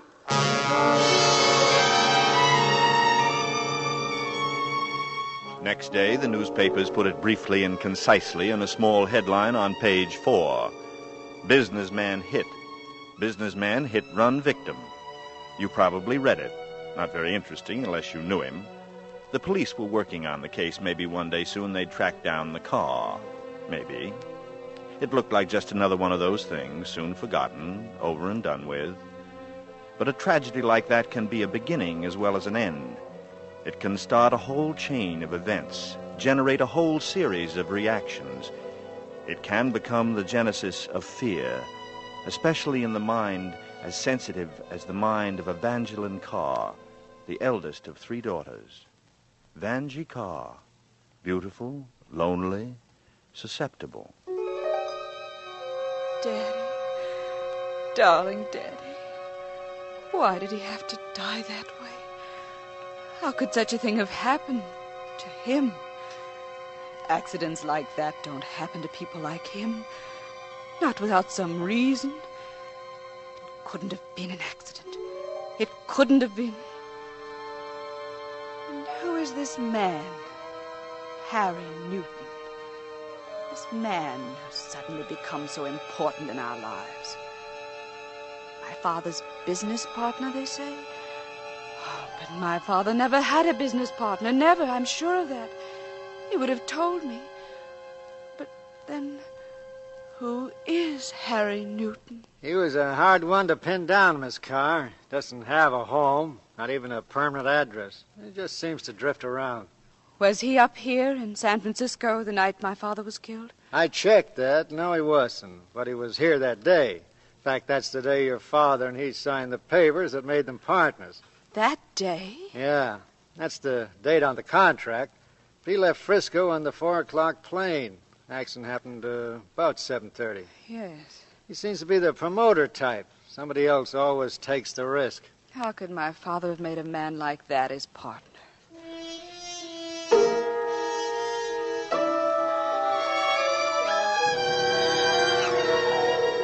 The contract is perfectly legal, Vanjie. He is your father's partner. But why?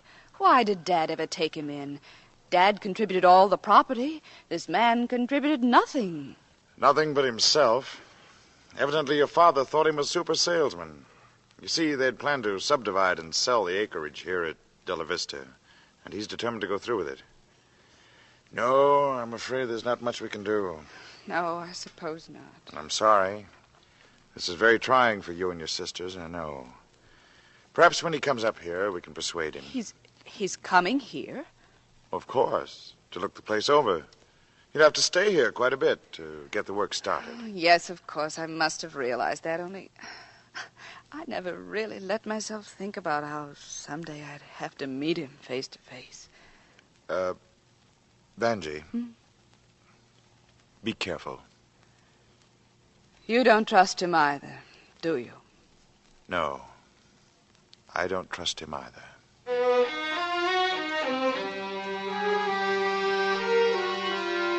Just an everyday accident, but it can be the beginning of many things, especially when the dead man leaves unfinished business behind. Unfinished business and 400 choice suburban acres between the highway and the sea.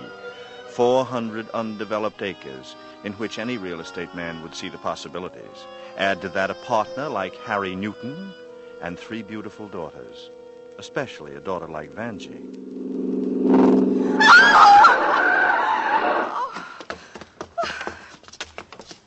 Are you hurt? No, I guess not. I just fell down getting out of your way. Here, let me brush you off. I'm sorry. I came around the bend and didn't see you until... Oh, no, it was my fault. I shouldn't have been walking in the middle of the road, daydreaming like that. I'm all right, thanks. The receiving hospitals are made for people like you. I know. I started out at the age of 2, playing with electric light sockets. Well, since I nearly knocked you down, I better introduce myself. My name's Harry Newton, and I always cross streets when the light is green. Getting by in life merely requires the ability to take advantage of green lights. And the ability to recognize red lights. Huh? I'm Evangeline Carr. So you're Vanjie, the beautiful one. No, Grace is the beautiful one. And Susie? She's the cute one, the baby. And you, Vanjie? Oh, I'm just me, Vanjie. The plain one, the old maid. Just because you're the oldest? Mr. Newton, you wouldn't be interested in me. No? Maybe I like plain girls.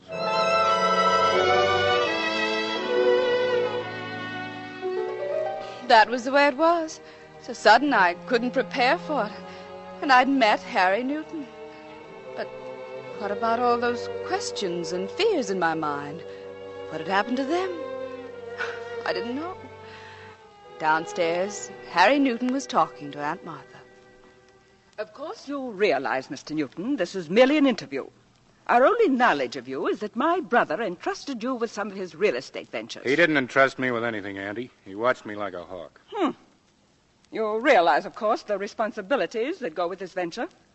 We know nothing of your character or affiliations. Perhaps you can supply some of the details. I've got a credit card with the Union Oil Company. Look, Andy, I came 400 miles from Los Angeles to discuss the promotion of a subdivision. It's a little late for references. I'm in this deal with both feet and a legal document. Are you handling it for the kids? Well, not exactly. Well, then let's have a drink and make small talk. You'll learn more about me that way. How about it? Thank you, no. You can make yourself at home. Dinner is at 7. Okay, thanks. Thanks very much.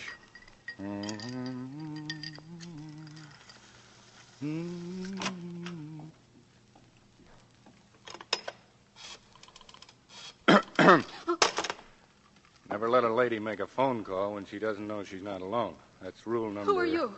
Harry Newton. Who are you, Grace? No, I'm Susie. The youngest. You're the man who murdered my father. That's a pretty big statement for a little girl. I say it only as an apology for having thought it. I accept your apology. Only don't say it again. I won't. You going back to Los Angeles soon? Tomorrow. Would you like company? A passenger? I said company. Your aunt will ask for character references. I didn't ask for any. You got yourself a ride, Junior. You wouldn't be thinking of leaving earlier. I'm sleeping over. Our first customer is coming to dinner.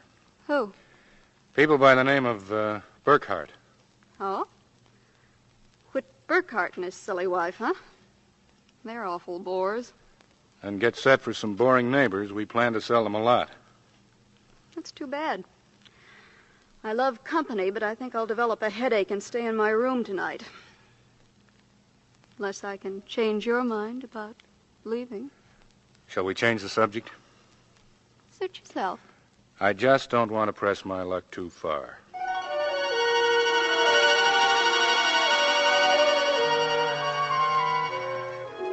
All that evening, through dinner with the Burkharts, through the business talks that followed, all I could do was watch him, listen to his voice. I'd never expected a man like this. Never expected him to make me feel like this. Like I felt when he smiled and said goodnight. Like I felt when he drove away with Susie for Los Angeles next morning. And like I felt when he called me long distance. How are you getting along up there without me, Vanjie? Oh, I suppose we're just barely managing. Good, I'll have to hurry back. The surveyors will be here next week. Who cares? But I don't want to waste this call talking business. Well, then what? I just want to talk to you. Still an old maid, I hope. I'm afraid so. And still as plain as ever. Yes. Wonderful. Don't ever change, Vanjie. All right.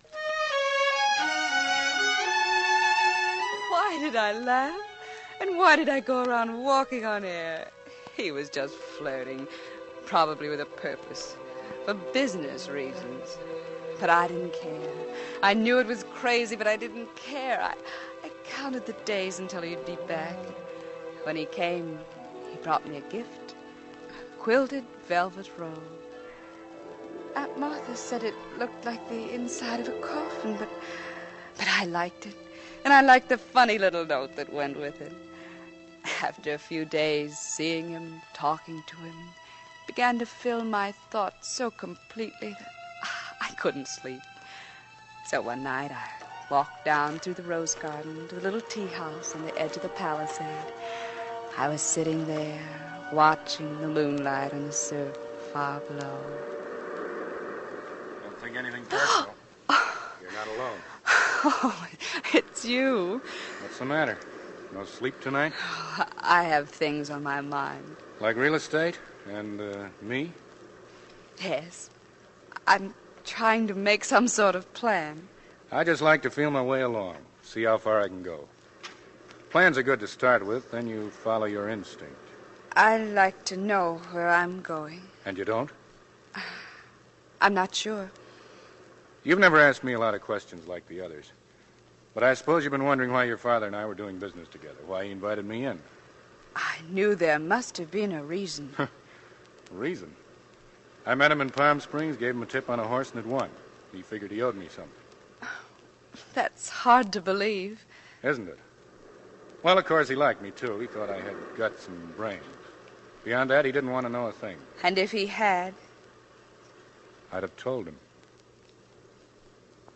Come here. Harry, no.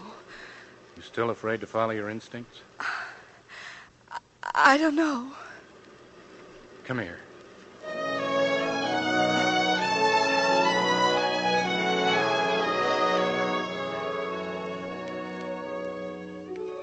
It's all so crazy. 2 weeks ago, Harry Newton was just a name I hated and feared. There's nothing of that now. Now he's a man that I love. My husband. We drove to Las Vegas and were married in a little chapel there. Then we had a fast honeymoon, playing roulette, seeing Boulder Dam, just having fun being together. And when we came home again, the words were still ringing in my ears. For better, for worse, for richer, for poorer, in sickness and in health, to love and cherish until death do us part. Until death do us part. I've moved my things into a corner room, Vanjie. so that you and he may have the suite. Relax, Auntie. This is strictly temporary. We'll probably go to Los Angeles eventually. All Harry's friends are there. Meanwhile, I'll have my stuff shipped up. There isn't much. It's packed away in Lou Danch's apartment. He's the one I was telling you about, honey. He owns that restaurant on the Strip. Oh. While you were away, there was a phone call from Mr. Newton. Yeah? From a Miss Kitty Platt. Kitty Platt? Girl I used to date. Probably wondering what happened to me. I wonder what did. Look at me. Head over heels in matrimony, and I love it. Oh, Harry. Harry. Is that a private match, or can anybody get in it? Oh. Hello, Susie. Hi. You'll have to excuse my lack of tact. Never been a sister-in-law before, and I'm at a loss. Best of everything, sis. You rate it. Well, thank you, Susie. Oh, is anything wrong, dear? You look awfully tired. Hasn't Harry told you? Takes a gentleman to keep a secret. Thank you, Harry. You're welcome. What a lovely wedding band, Vanjie. Nothing temporary about this piece of jewelry. 3 passes at a crap table. Tell me, Vanjie, darling. Did he buy you the short order ceremony or the blue plate? It's very impressive, I understand. Bless, O Lord, this ring, that he who gives it and she who wears it may abide in thy peace. Let us pray. Susie. Susie, dear. Harry. That's a sick girl. You mind if I speak to her? As a member of the family, I feel I have the privilege of helping. I'll be right back. But Harry... Vanjie! What is it, Aunt Martha? Well, I didn't want to talk to you, dear, while he was with you. But I'm worried about Susie. She's been acting very queerly. Not eating and so jumpy. What do you suppose is wrong? I don't know. But she hasn't been herself since she went to Los Angeles. Perhaps if you had a talk with her. Harry is doing that now. Harry?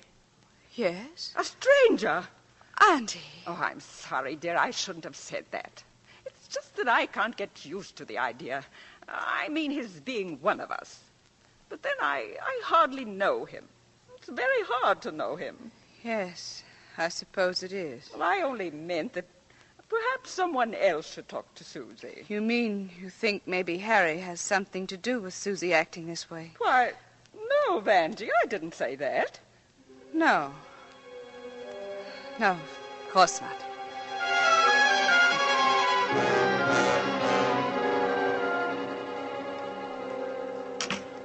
Harry? Yeah? How is Susie? She'll be okay.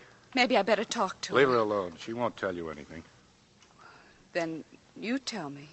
That's one of those things. How do the writers put it? Unrequited love. You? Well, if it is, she hasn't told me the whole truth. What did she tell you? Say, how do you turn the heat on in this dungeon of a room? Oh, there's a gas heater in the fireplace, but what did she tell you? Harry? Look, Angel. Are you going to turn on me, too? Don't do it. I need you.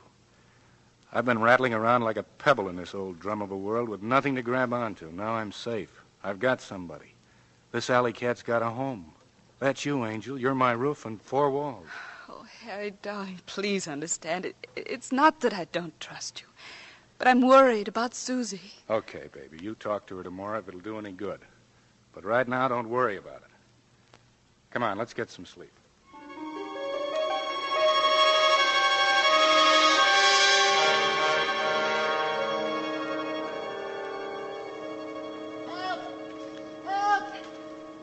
Oh, what is that? What was that? I don't know. What time is it? 6 o'clock. It's Aaron, I think. Who's Aaron? He's the gardener. Quick, he must be below that window there.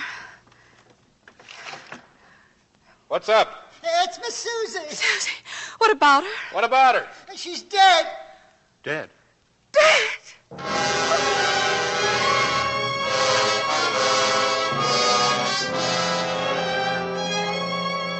Tragedy begets tragedy. Accidents breed more accidents. Or was this another accident? At any rate, In the grim sequence of events started by that simple accident on a city street, a second member of the Carr family was dead. They say tragedies strike in threes. I wonder. And so does Vanjie Carr wonder. Why? Why did it happen? Why did she do it? What did Harry know? Did he have anything to do with it? Oh, no, I mustn't. Just relax now. Rest. That's what I'm supposed to do. Relax. In a few minutes, he'll come up and tell me. Tell me what they're talking about down there. He and Aaron and my sister, Grace. Tell me about it, Aaron, from the beginning. It's hard for me to tell it now, Miss Grace. It's like a dream. He hasn't told it the same way twice. But I try to. Mr. Newton knows that. Now try again, Aaron. Well, I was up early. Not early for me, but early, and there was a mist and the ground was wet, so I wore my rubbers. I was pinning back the honeysuckle on the trellis near the garage when she came by. Didn't see me, but I saw her, walking as if in her sleep. Yet she looked as if she knew where she was going. And she was dressed and combed and carried a purse. So I said good morning. But she didn't answer and went off into the mist toward the tea house on the edge of the palisade, where there's only one path. And then presently I worked my way down the path through the rose garden to say good morning again, but she was gone. She had jumped into the ocean onto the rocks below, and I found her purse, that purse on the bar, and that riding crop. The riding crop is mine. I left it there several days ago. Oh, I see. All right, Aaron. That's all. You may go now. All right, Miss Grace. Well, Mr. Newton? Harry's the name. Yes, of course. We are related, aren't we? Should I apologize for not belaboring you with congratulatory messages on your marriage? Some people are just naturally short on sentiment. You have other gifts. Thanks. It's just that I have an instinctive aversion to attractive men being snatched from the open market. If I ever get back on the market, I'll send you a credit slip. Planning to get back on the market? Not at this particular time. I see.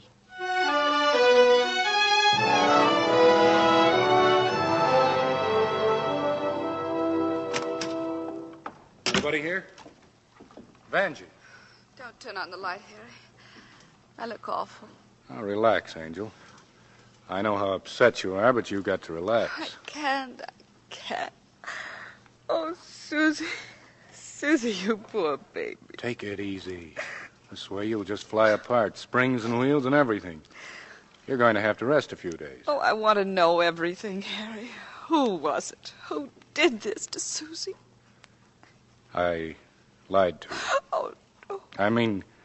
I lied when I said Susie chose me as a confidant. The way it happened, I stumbled into the middle of her romance by accident. Then who? A neighbor of yours, Whit Burkhart. Whit Burkhart? But, oh, no, he's married. Yeah, you see, I bumped into them in a quiet little restaurant in Los Angeles. I was about as welcome as bad news in a collect telegram. I grabbed a quick one at the bar and ran. But is that all? No. Susie made it her business to see me the next day. She wanted me to promise not to tell anyone I'd seen them together. I let her talk, and she did. Plenty. It wasn't nice the way she told it, crying as if her insides were splintered. This fella Burkhart had met her in Los Angeles to let her know that they'd come to the end of the line. He was afraid his wife was getting wise, so they had one last rendezvous. That's all, except the way she loved this guy. He must be all right. Oh, no, Harry. A man doesn't have to be all right for a woman to love him.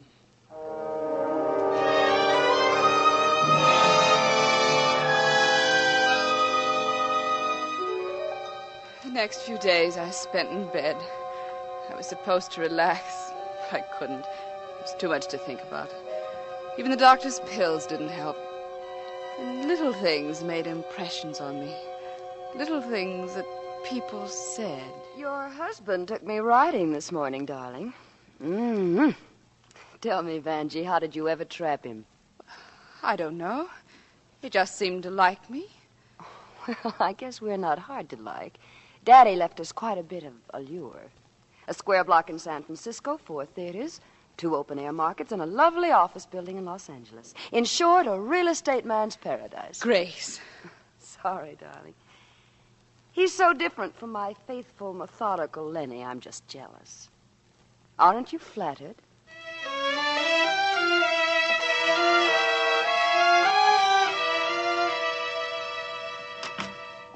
Well, got you making yourself irresistible. Oh, I just got tired of looking like something that's been left out in the rain. Flowers do all right. You're very sweet, Harry, but I know my limitations. Nonsense. I think you're very attractive. But not beautiful, like Grace. If we take her for a measuring stick. No one would take Grace for a measuring stick or any other kind of stick. She's the sexy type.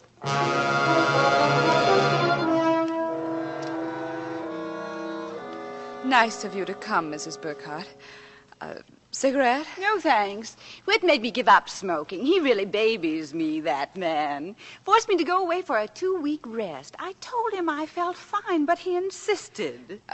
Was that when he went to Los Angeles? Los Angeles? Whit hasn't been to Los Angeles in 4 years. Why, no, he went along with me. Of course she was lying. Her husband had been to Los Angeles, just as Harry said he had, with Susie. He must have been. She was just trying to make Harry look bad, and so were the rest of them.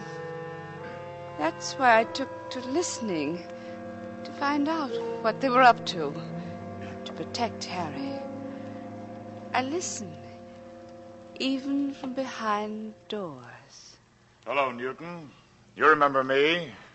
Gurney, the lawyer? Uh-huh. Is Mrs. Newton too ill for a visitor? Yes, she is. What do you want? It's in regard to your suggestion, Mr. Newton, that arrangements be made to give you power of attorney in matters pertaining to Della Vista. You can lower your voice. I told you my wife is ill. Any request of that nature should be gone over with all parties concerned. I said lower your voice. Of course,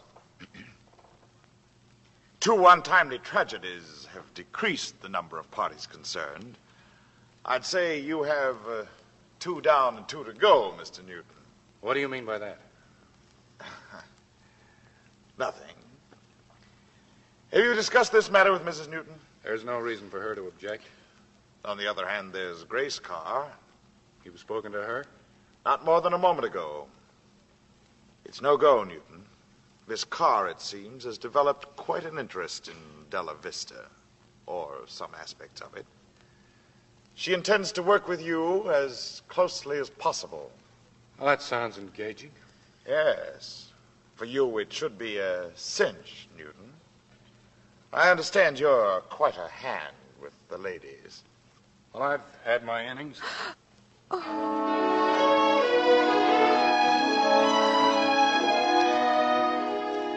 I listened to everything. Sometimes I woke up in the middle of the night and listened. Listened to Harry and Grace downstairs talking, laughing. They laugh together a lot these days. Harry, you're wonderful. I don't know how you did it. What's up, partner? Telegram from Jim Strand. He's willing to talk terms, and he's free to talk tonight. Well, for heaven's sake, let's be sociable. Maybe we can have the deal signed and moving tomorrow. That means staying over in San Francisco tonight. I'll take care of the hotel reservations. Oh, high pressure, Harry. We'll take him to the best restaurant in town and we'll order their best meal. Are you worried about your figure? No. Are you worried about it? See you later. Hello. I want the Grosvenor in San Francisco. A charming little hotel. Oh, it's you. Hello, Angel. Thought you were in bed. How's your headache? Better? I'd like to go along with you, Harry. Tonight? In your condition? What's wrong with me? Don't you want my company? You're not up to it. You're sick. I said I'm better. I've decided to help you. Help me? Grace helps you. She tags along. Can't I tag along, too? Please, Harry, I want to go with you. All right. Why not? And this afternoon, I want you to take me riding. Did you know I could ride? I'm better than Grace. I've won cups. Shall we go riding this afternoon? Sure, Angel. Maybe that's a good idea.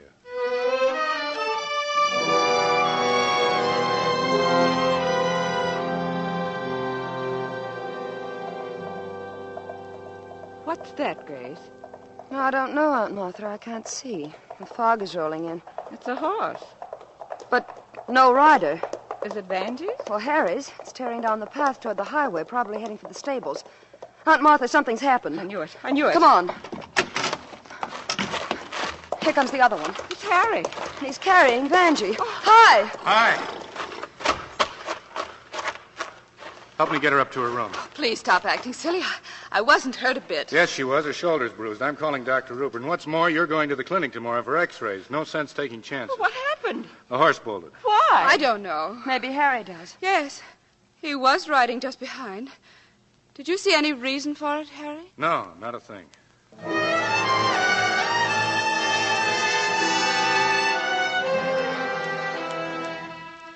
I tell you, Harry, there's nothing wrong with me. Nothing but a simple old-fashioned headache. Maybe you can grab some sleep before the doctor gets here.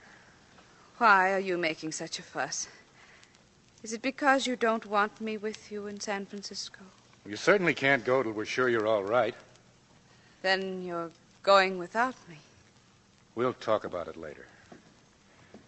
Get some sleep, Angel. What are you doing? Connecting up your heater. This room is like a tomb. If we take the chill off, maybe you'll sleep. You won't go without me, will you, Harry? Are we back on that again? Oh, I'm sorry. Harry. What? I've made you angry with me, haven't I? No. Do you love me? Sure. It's so strange, this marriage of ours. It's more like an affair, really. It happened so fast.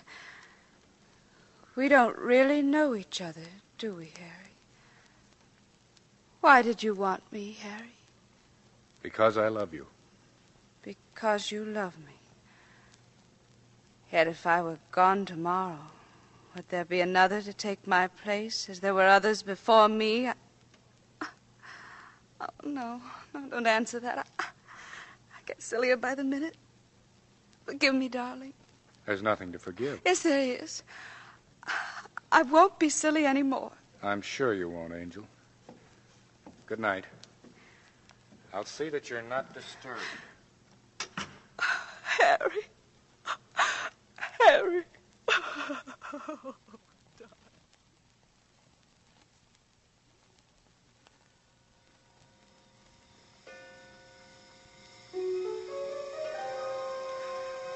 I'd come to that state of mind, and the senses are so drugged with fatigue, there's an end to caring. Almost. All the doubts, the fears loomed up and enveloped me, and yet I was getting drowsy.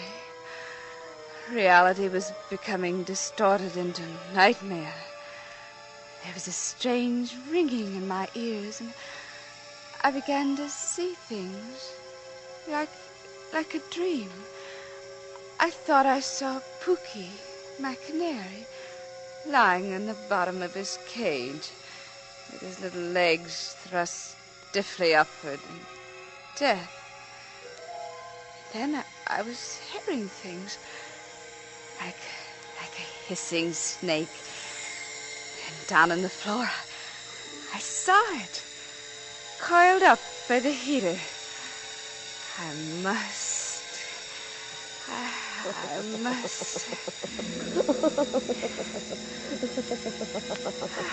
Grace laughing with Harry. Somehow, for the first time, I didn't care. She had no cause to gloat. It would happen to her, too. Just like it happened to Beth and to Susan. And like it was happening to me.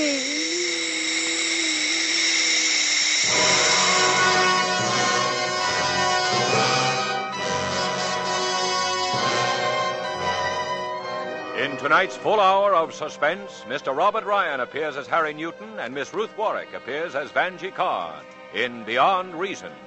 Tonight's study in Suspense.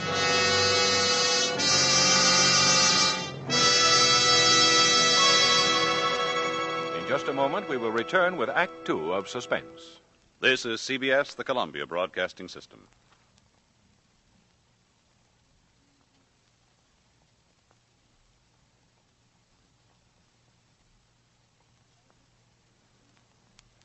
And now, back to our Hollywood soundstage and to our producer, Mr. Robert Montgomery, for Act Two of Beyond Reason, starring Ruth Warwick and Robert Ryan, in a narrative well calculated to keep you in suspense.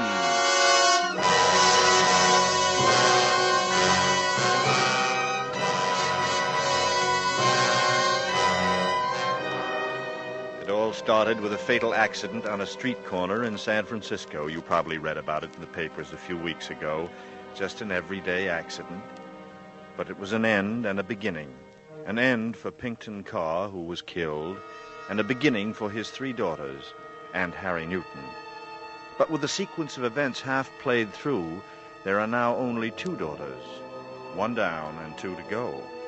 And right now, lying on the bed in her room, is Vanjie Carr, the hiss of gas loud in her ears, drowning out the thoughts, the fears, and the voices of Sister Grace and Harry Newton in the living room below.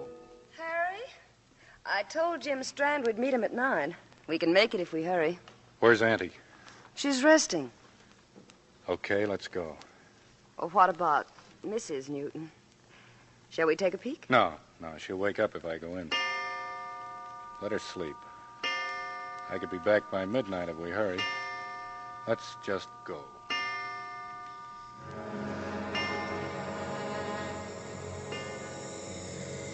I dreamed the church bells were tolling my death. Thought someone was stuffing my throat and nostrils with cotton padding. I couldn't breathe. My limbs were bound to the bed. I tried to scream, but I couldn't. I started to spin. The bed was spinning. The whole room was spinning like a whirlpool, ever narrowing, until finally it was as thin as the sound of a bell.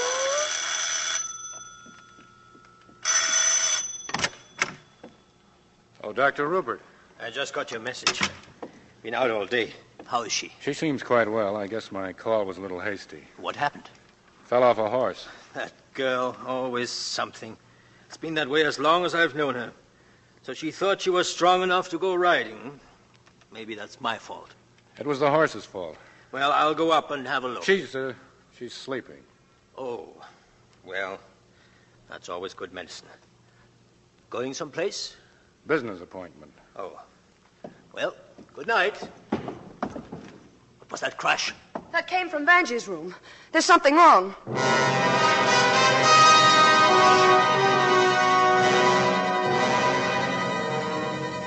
There was darkness, darkness, flashing lights, changing colors, shifting designs, noises that are somehow recognizable as human voices. Angie, Ah. never blankets. He tried to kill her. Always a danger of pneumonia. He's a murderer. Listen to me. I know. He's a murderer. Angie, lots of coffee. More coffee. Kill her. Blankets. Murder. Coffee. Murder. Vanjie. Murder. Vanjie. Vanjie. Harry. Vanjie. Oh, Harry. Good morning, Angel. Oh, Harry. It's been a tough night, but you came through it as good as new. Last night I wanted to shoot myself. It's all my fault, Vanjie. No, it's not. Don't say that. I thought I connected the heater fine, but something must have happened. Maybe I kicked the pipe. I don't know. Harry. Vanjie, listen to me before they come back in. They may say things about me. Your aunt's got some weird ideas about what happened. Don't listen to them, Vanjie. Don't listen to them. I won't, Harry. I love you, Angel. That's all that matters, isn't it? Yes. Yes, that's all that matters. Well, what's wrong? Nothing, Harry. You don't believe me. I do, Harry. I do believe you love me, but that is, I want to believe you. I want to more than anything else in the world. You've got to. I will. Are we up, or are we going to sleep some more? She's up, Dr. Rupert. There's a lucky girl. What a fine room for such an accident. Big and drafty. My poor Pookie, my poor Pookie. I'm sorry, Aunt Martha. It's too bad you didn't knock over the bed table sooner. But then it was soon enough, thank heaven. You should get some sleep, Mr. Newton. I'll settle for a cup of coffee. And as for you, Angel, no more trouble while I'm gone. No. You must reassure him, Vanjie. He's eaten with remorse. Disappointment, you mean? He considers the accident his fault. Accident? You keep calling it an accident. Your Auntie Vanjie is very disturbed and full of wild theories. There's no need to theorize. Oh? Oh, the blame is all mine. I got up to get some water, yes. The sleeping pill made me groggy. I must have stumbled on the gas hose and pulled it out without realizing it. I'm always doing things like that. Yes, you are, as long as I've known you. You know, there are those of us who go through life with a predisposition toward having accidents. We actually will them to happen. We who are thus disposed live closer to the edge of time than others. We walk in front of moving cars. We fall from high places. We are bitten by snakes and sucked in by riptides. If there's poison oak, we will find it. If there are live wires, we will touch them. We are wedded to calamity. We are indeed. Wedded to calamity indeed. You may discount the other nonsense and be sure of the last.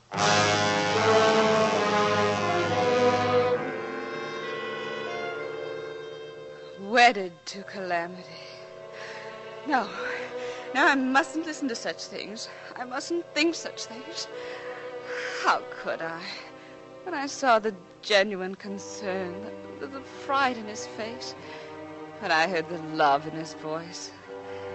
In those days when I lay resting from my narrow escape, he was sweet.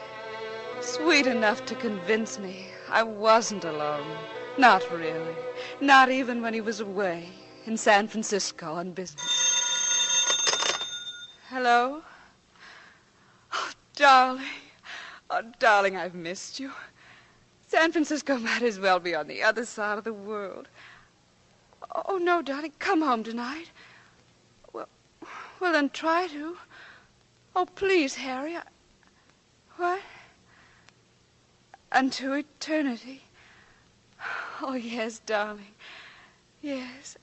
I love you to eternity. Yes, darling. Yes.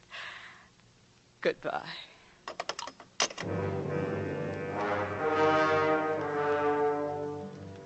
But suddenly, I was feeling alone again. Unto eternity, it said. But what did he mean? Eternity? The word made me shudder.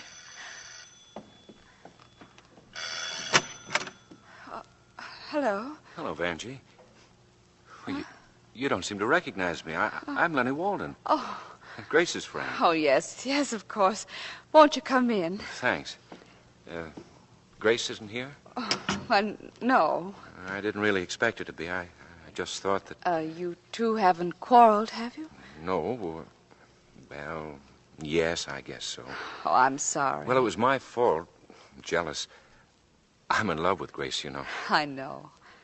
Well, I won't bother you anymore with my problems.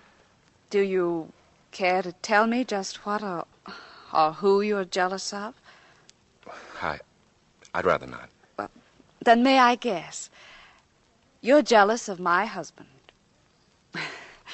Well, don't be. My husband is very much in love with me. If anything, he merely tolerates the way Grace tags along after him and putters in real estate. I guess you're right, Mrs. Newton. It's just that when I saw them dancing... Dancing? Well, Grace didn't even tell me she was in town. Somebody saw them at the bandbox and called me. I guess I was steamed up and anxious to jump at conclusions. I'm an idiot. Not at all. Just a little hasty. I've got to hand it to you, Vanjie. You're a lot more broad-minded than I am. I envy you.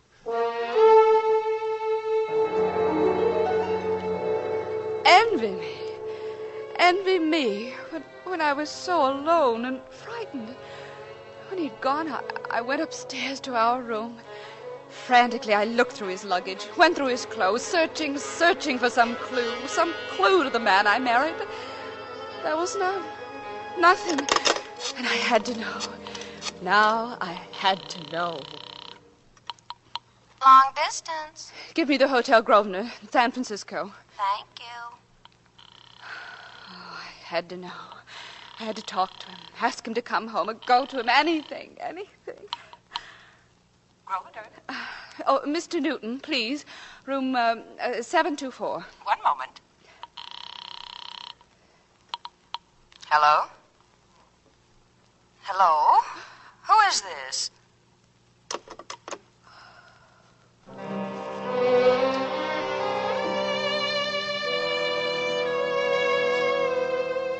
It was Grace's voice, without the slightest doubt.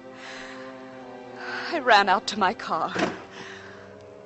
Grace had answered that telephone in Harry's room. And I knew. Now I was sure of it all. Harry had killed Susie. Whether it had been suicide or murder, he'd killed her. And in the same way, he would kill me. Hey, look at that. That car better slow down for that turn. Hey, look!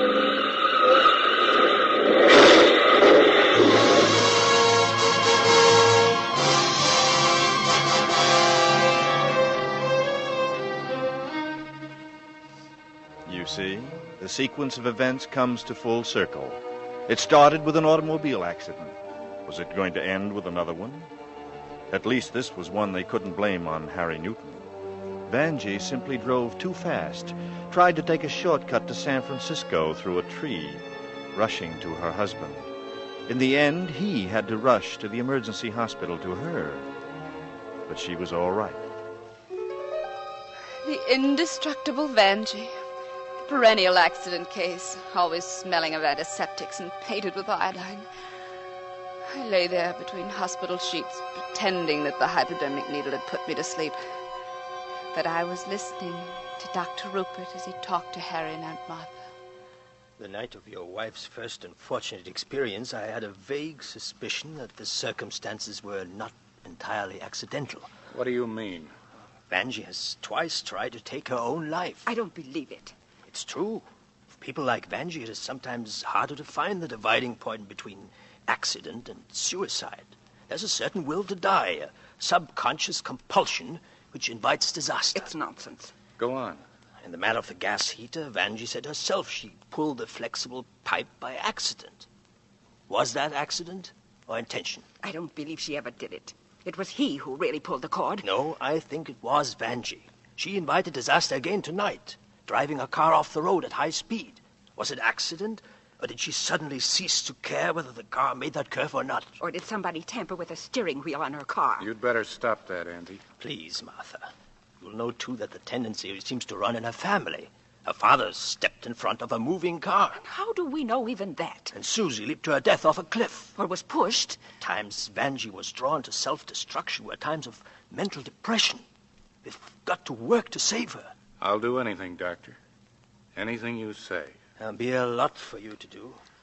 First of all, You have it all figured out, haven't you, Dr. Rupert? rest is the best. And you're right, of course. Except for that about mental depressions. That's not what causes it. Oh, it's the fear. Fear of being alone, of not being loved by Harry Newton. I heard what he said. He'd do anything. But he didn't fool me. I know he wants Grace. I'm in his way. I know. They're gone now. Oh, it's stifling in here. So close. I must have some air. There. That's better. Now, there was a little razor-sharp blade here a little while ago. They used it to make a blood test. Oh, but it's gone. No matter. In the laboratory, just off my room, there'll be a drinking glass. If I can break that without too much noise. Glass cuts. Yes, glass. What is it, Ness? What's happened? Mrs. Newton, she's gone out that window. Well, stop her! Stop her! She can't have gone far. Notify the highway patrol and tell Mr. Newton. Yes, Doctor. We've got to find her to protect her from herself. And from him. What? Don't you see? You've given Harry Newton the soundest alibi in the world. Your assurance that Vanjie is bent on suicide. Now, what did Aunt Martha mean by that? The soundest alibi. Well, no matter. I pressed close to the bathroom wall with one shoulder tucked in the corner. They didn't think to look there. Oh, but someone was bound too soon. Bella Vista. That was it. If I was going to die, I wanted to go home to die. I waited till my room was empty again. Then I went to the open window. If I could get to my car.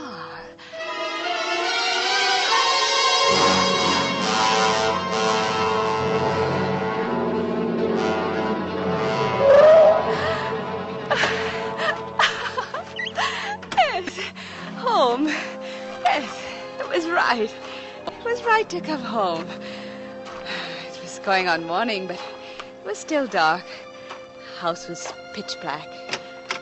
I went inside. There was a telephone. A stray ray of moonlight shone in it. I could see it plainly. And I remembered unto eternity. To have and to hold until death do us part. With this ring I thee wed. This ring and 3 passes at a crap table. I went upstairs. My room was cold and dark.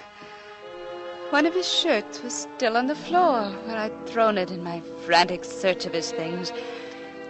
It was a sports shirt. He'd said he wouldn't need a sports shirt in San Francisco. I hung it up in the closet. The room was in order otherwise. There was water by my bed and the sleeping pills. I emptied the bottle into my hand and counted them.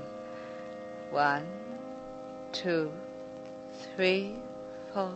Not enough. I said it aloud. The words boomed in the silence. Such silence. Not a sound. Not even the stirring of Pookie in her cage. I looked toward the empty cage and shuddered under the sudden chill. Yes, there was the gas heater close by. I crossed over to it quickly, kneeled down, and turned on the gas. Get a blanket. It's murder. Coffee. More coffee. Kill her. Danger. Blanket. Murder. Kill her.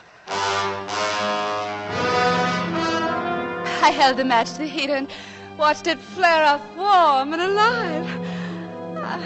I was beginning to enjoy my borrowed time. That was Harry. Suddenly, in a burst of panic, I knew what Aunt Martha had meant. Dr. Rupert had given him the soundest alibi in the world. The assurance I was going to commit suicide. He'd come to make sure I didn't change my mind. It was dark. He could barely make out the shadowy bulk of him as he looked at the car I'd come in. Then he entered the house, walking fast. Vanjie. Vanjie, I know you're here. Vanjie. I had to have time to think. I had to think out what it all meant. Vanjie, come here. I want to talk to you. Oh, but I couldn't think. The sound of his voice frightened me. All at once I felt terribly depressed. The boat was sinking. The sides were caving in. All I wanted was to get off. I slipped down the stairs, outside, through the rose garden, to the tea house. The night was turning milky. Vision was lengthening by the moment.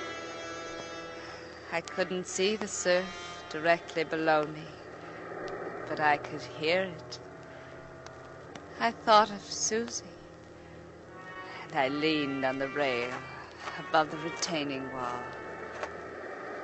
And Then I heard his footsteps approaching through the rose garden, through the morning mist. Good morning, Angel.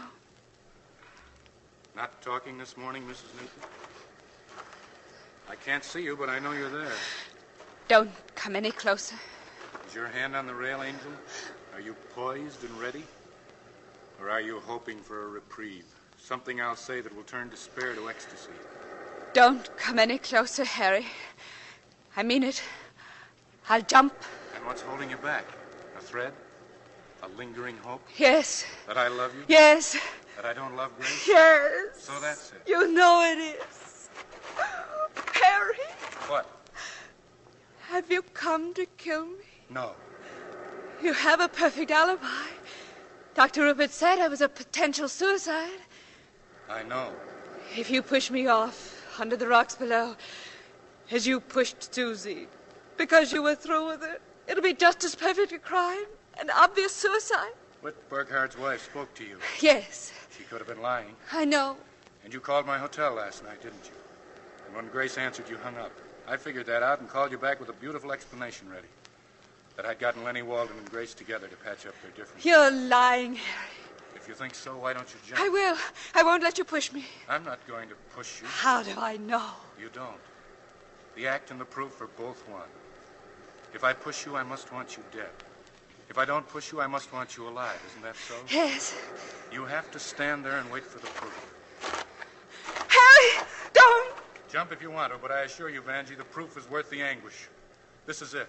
Irene Burkhardt was lying or she wasn't lying. I killed Susie or I didn't. I want you or I don't want you. Total proof. Clear, concise, and quick. Harry! Harry! Don't! If you come any closer, I'll jump!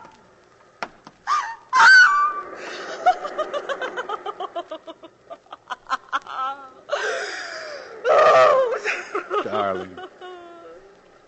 Darling, I've got to help you. That's all that matters. Everything I said was true, and it's easily proved. This is all the proof a woman would want. To have and to hold from this day forward. Hold me, Harry. I will.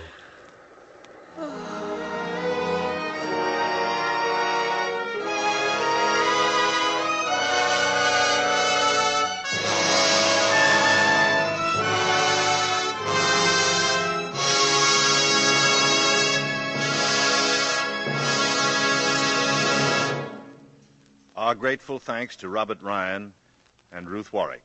You gave us the excellent performances we expected from an actress whose talent and versatility we've applauded many times before, and from an actor whose outstanding work in Crossfire has deservedly won him an Academy Award nomination.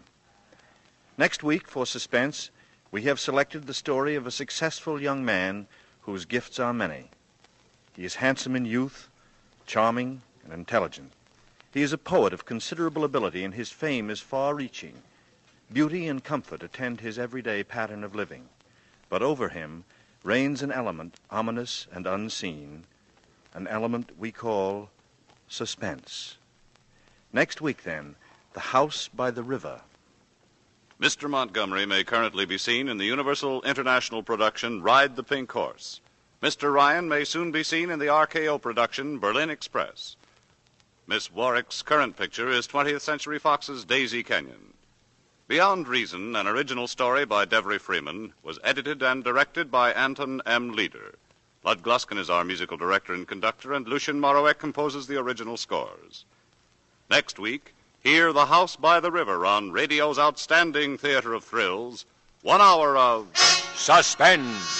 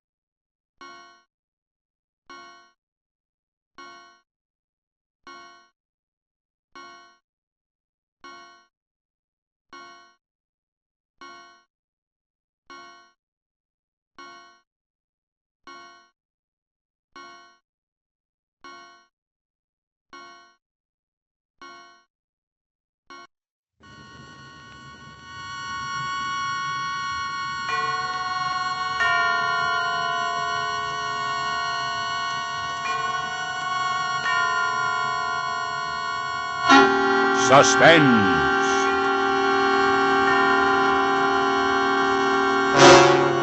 Radio's outstanding theater of thrills brings you an hour, a full 60 minutes of suspense. Tonight, starring Mr. John McIntyre in a play entitled The House by the River by A.P. Herbert, directed by Anton M. Leader and produced by Robert Montgomery. Mr. Montgomery. True wit is nature, to advantage dressed. What oft was thought, but ne'er so well expressed. Alexander Pope was speaking about poetry when he said that.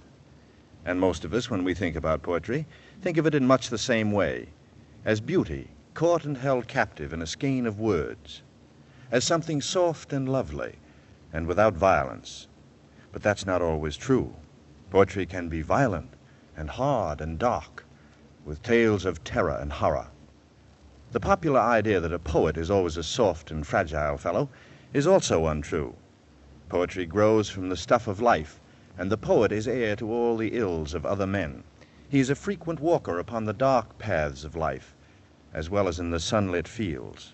And finally, it's not true either that a poet worth that name must live in a lonely garret, in obscure poverty, sleeping on the stacks of his unread rhymes.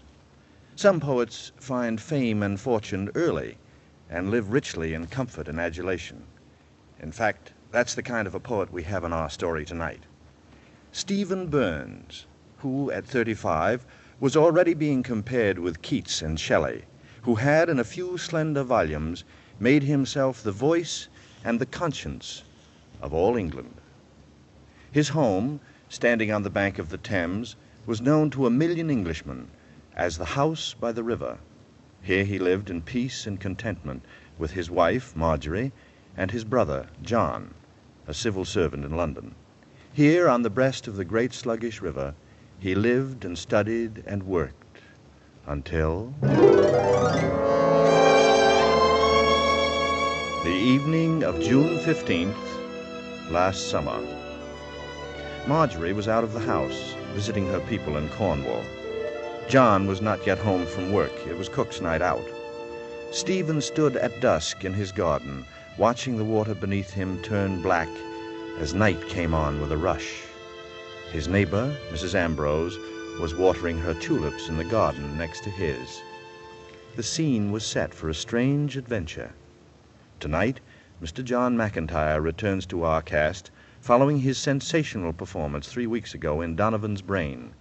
With him is a new young star from the Abbey Players in Dublin, Mr. Dan O'Herlihy. And so with the performances of John McIntyre as Stephen Burns and Dan O'Herlihy as John Burns in A.P. Herbert's The House by the River, we again hope to keep you in Suspense. Anything wrong, Mrs. Ambrose? Look at that, Stephen. Why, it's a cat. A dead cat. Much as I love living on the river, Stephen, this is what it casts up on our property. This and worse. Yes, I know. I've seen it passing up and down the river for weeks. Yes, what's happened to the world, Mrs. Ambrose, when it can become so indifferent, so menacing and cruel to a little yellow kitten? I'm sure I don't know about the world, but I do think a letter to the authorities would help. Yes, it might at that. Oh, is that Marjorie up there in the house? I thought she was away for the evening. She is. No, that must be the new maid. Oh, Emily Gaunt. Seems like a very nice girl. Well, she's a nice, clean girl, at any rate. She's probably in the bath right now. Well, I'll have to get someone to take that cat away. Good night, Mrs. Ambrose. Good night. Yes. Cruel, menacing, indifferent world. Even to a tiny, yellow, innocent little kitten. Well, Good evening, Mr. Burns. good evening, Emily. Have a nice bath? Yes, thank you, sir. Very nice. Are you looking for something, Emily? I just thought I'd put my hair up tonight. You have very pretty hair, Emily. I don't wonder you tend it so carefully. It's the bother more than anything else, it is, sir. Men are so lucky when it comes to things like that. As a matter of fact, Emily, you're a very pretty girl. Thank you, sir. pretty enough to kiss. Oh, sir. Would you mind if I kissed you, Emily? You must be joking, sir. No, Emily, I'm not joking. Please, sir. What would Mrs. Burns say? Never mind, Mrs. Burns, Emily. Never mind. Come here. Oh, no, please. Quiet, you little fool. I'm not going to hurt you. Hasn't a man ever kissed you before? Oh! Will you be quiet? No, you're hurting. Listen to me. You're perfectly safe, Emily. I'm sorry. I was a fool. I didn't mean to hurt you. All right, then. I'm going to let you go. But I want you to be quiet. Help! Oh, will you be quiet, you fool? You'll wake everyone. You'll have everyone here. My wife, my neighbors. Stop it. Stop it. Do you hear? Stop it. There. That's better. Emily? Emily? Emily? Anybody home? Open up. It's John. John. It's about time. What kept you so long? You know, I've got to stop forgetting my key like this. Come in quick. Is anything wrong? I need your help. I'm in a hole. All right. What's the trouble? It's our maid. It's Emily Gaunt. I'm afraid she's dead. Why haven't you picked her up? Why haven't you called a doctor? Listen to me, John. I say she's dead. Emily? Dead? Yes. You ought to throw something over her. What? Oh, I didn't think. All right. How did it happen? I hardly know. I was playing the fool. I was pretending I was going to kiss her. Go on. Well, she got frightened. She thought I meant it, and then she bumped her head. I had to keep her quiet at this scandal. She didn't seem to understand, lost her nerve. I kept trying to quiet her, and then she bumped her head. I said that, didn't I? Shall we call the police? You don't understand, John. It's murder. Yes, it is. What am I going to do? I don't know. I don't know. I was thinking, the river. Slip out in a rowboat and do it now. It would be easy that way, take only a few minutes. Emily Gaunt? In the river? We've got to get her out of here. Marjorie will be home. Anyone could walk in. I want you to help me, John. If you don't, I'm finished. Couldn't you throw it over the wall, into the water? No. The tide would throw it up again in the morning. It's got to go out, John. It's got to be sunk. All right. Let's get it over with. I knew you'd help. Let's get it over with. Yes, you're right. I'll just run down to the basement for a moment. We have a large sack there.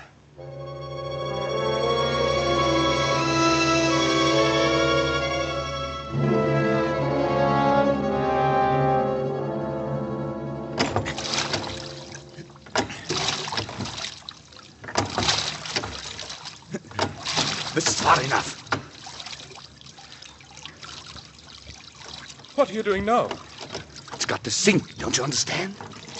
The anchor will do it. Hurry up, Stephen. Hurry up. Whenever you're ready. I'm ready. All right, now, together.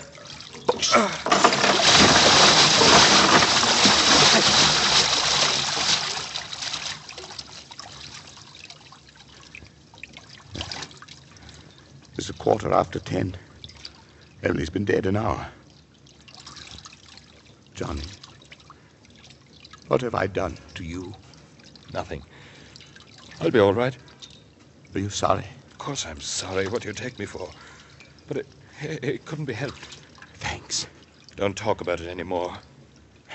The sack is missed. I'll take the responsibility. I'll say I lost it. No, I won't have you involved anymore. Besides, it won't be necessary. Let's go home.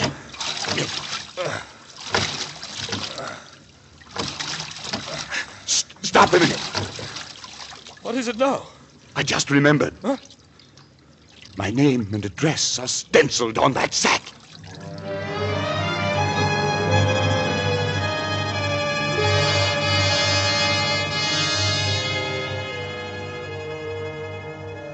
Good morning, Mr. Burns. Oh, morning, Mrs. Beach. If you please, sir. Yes, what is it? It's Emily, sir. Anything wrong with her? I don't know, sir. She's not in the house. It was my night out yesterday, and when I came in this morning, I noticed as how her bed wasn't slept in. I think she's been gone all night. Really? Gone without her mackintosh, too. I wondered as how maybe you'd seen her, sir, or sent her on a errand like. No, there was no errand. Oh, youth will have its fling, they say. I hope you won't be too hard on her, Mr. Burns. Emily's really a good girl. Yes. Nonetheless, it's a naughty thing for her to have done. I'll speak to her when she comes in. Thank you, sir. Yes. Well, it's begun.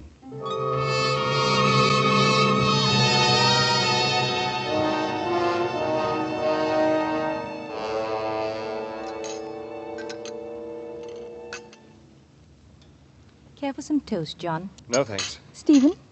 No, darling. I'll ring for some fresh. Don't bother. I'm not very hungry. What's come over you two the last few days? Anything wrong with your ache, Stephen? Stephen? Oh, no, dear, no. I'm thinking, that's all. Poets are like hens. They brood before they produce. I haven't written in days. It's always darkest before the sonnet. Well, I know it wasn't a very good joke, but you might smile. Oh, it's no use, Mum. It's doing the work of two that's made me so mumpish. And that detective fella poking around in my kitchen under my feet all day. What detective? Oh, the one who's been nosing round the back door asking after Emily. Wicked girl. She's probably off with some toff, she is. What did you tell him? Nothing at all. But Mr. Burns here, he joshed him, he did. Told him Emily's like to be off to Venice with a gentleman friend. We don't know that. I don't know anything, really, but she was a flighty little thing. That's a lie. She'll turn up again, but until she does, he can't help to talk about it. Nobody's maligning Emily, just because the girl ran off with somebody. You didn't see her do it, did you? Don't be a fool, John. Certainly not. Then leave her in peace. That's all, Cook. Thank you. Oh, not at all, Mum. Pass the coffee, will you, darling? You know, John, one would almost think you were sweet on the girl. You weren't, were you? Shut up, Stephen. You're both too grumpy for me. I think I'll go and cut some flowers. Don't go too far. It's just a joke. Forget it. Forget it? How can I? Every time someone speaks to me, every time someone looks at me, I see the same thing in their eyes. Where's Emily Gaunt? What's happened to the girl? Why did you do it? Forget it. I believe you almost have. I wish I could. I wish I could.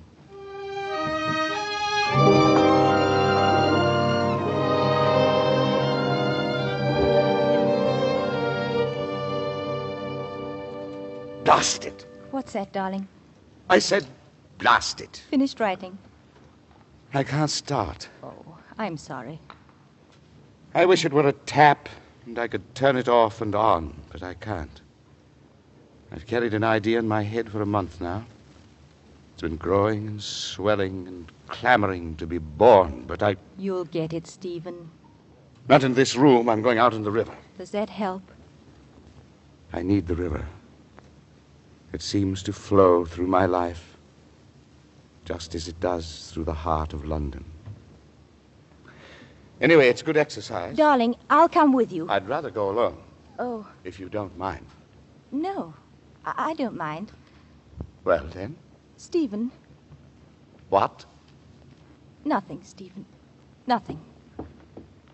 I'll be back late.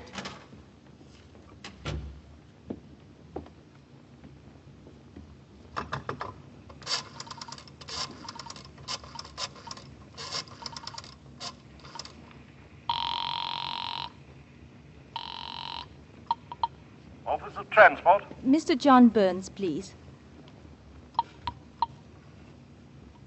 Hello? John, this is Marjorie. Oh, is anything wrong, Marjorie? No, I don't think so. But I've just had a brainstorm.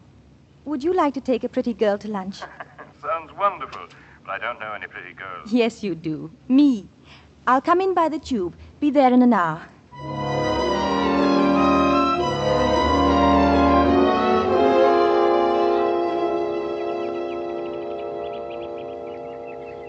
It's lovely here. Who'd think there was such a beautiful spot right in the middle of the city? I think they designed this park for lovers primarily. Sometimes when I walk here, I feel like an intruder. But you're acting the part quite nicely. Luncheon at Pim's, corsage of violets. You're getting the grand treatment. After all, this is our first date. I've kept you a terribly long time. Won't they mind? I don't care if they do. John, you're very nice. Yes, like mint tea when you have a cold. No, like a friend. Be careful, Marjorie. I'll hold you to that. I want you to. What's the trouble? Trouble? You didn't come all the way into the city just to have lunch with me. I suppose I wanted to talk, but somehow now it doesn't seem so important. Is it something about Stephen? Yes. You must have noticed that our marriage hasn't been exactly perfect. Oh, you mustn't let Stephen's moods upset you. It's more than that. No woman has a chance with Stephen. His only real love is his work. I sometimes wonder why he ever married me at all. Perhaps because he needed you. Perhaps.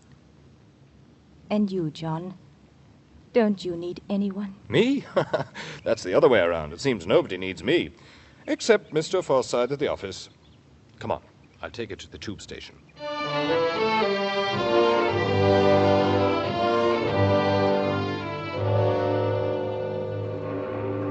Hello there.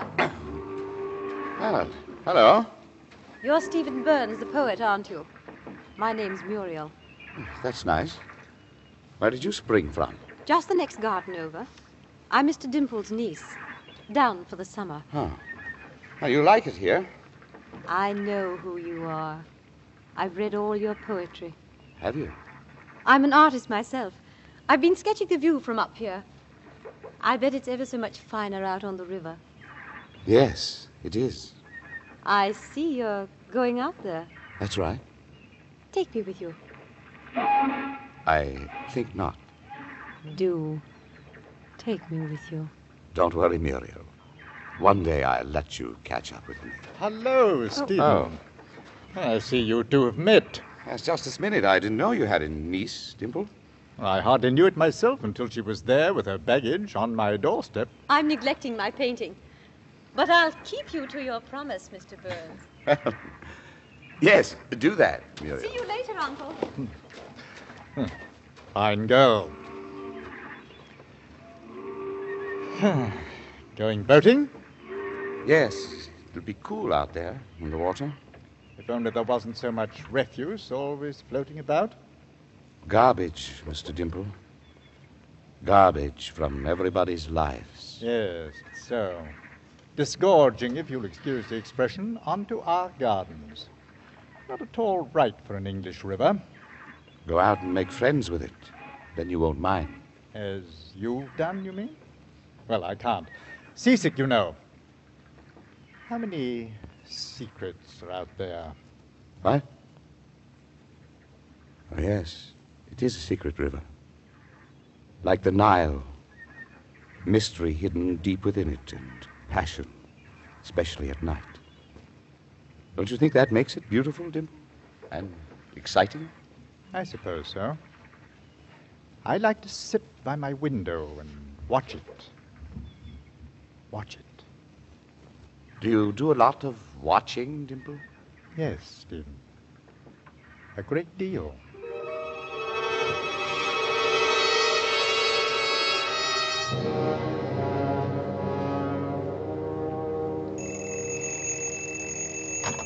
Hello? John, is that you? Yes. Who the devil is this? It's Stephen. What is it, Stephen? John, listen to me carefully. All right, I am. I was talking to Dimple this afternoon down on our pier and looking out on the river. Suddenly, as I was looking out... I can't hear you very well. It's a bad connection. Speak up. John, I'm trying to tell you it's come up. Do you understand? John, are you there? Yes. It's come up. Do you hear me? I hear you. I'm coming home.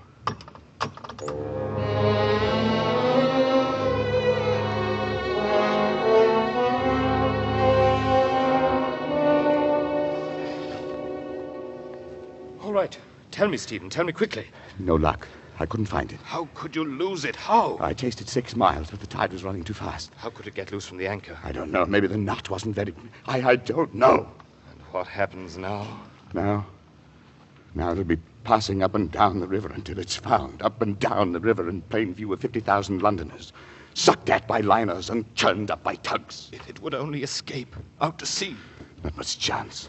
This might go on for weeks. Don't think about it. Well, it might. And if it does, can you hold out, John? Can you? I'm not sure you can. As long as you can. I'll be out on the river from now on. I'm going to watch for it. I'm going to watch for Emily.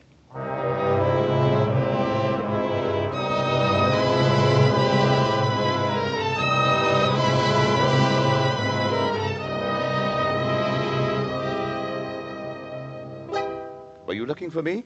Sorry to trouble you, sir. It'll just be a few minutes. I'm a police officer. Quite all right, Inspector. Won't you sit down? I don't think so, thank you. Can you tell me anything about this sack? Can't say. Sacks are very much alike. We had one in our basement once, but... And what happened to it? Why, I don't know. Perhaps my brother John could... I don't know. Mind if I look at it a moment? Not at all. Stephen Burns. House by the river, W6. Why, it's mine. Very curious, sir. Any idea what might have happened to it? Why, none in the world. Did anyone in the house ever use it? I believe we use it for gathering kindling wood. That's not in my department, though. I see. Well, whose department would it be, sir? My brother John usually takes care of that.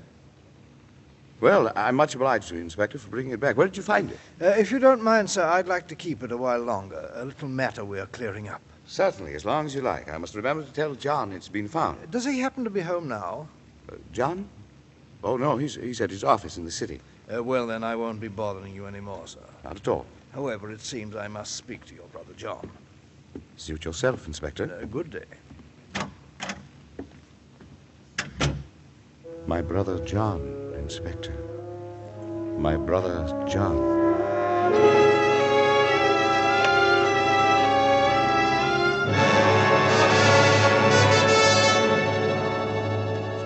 Mrs. Beach, when your Emily Gaunt disappeared, it was not to go after the young man. Rather, it was to go straight into the river.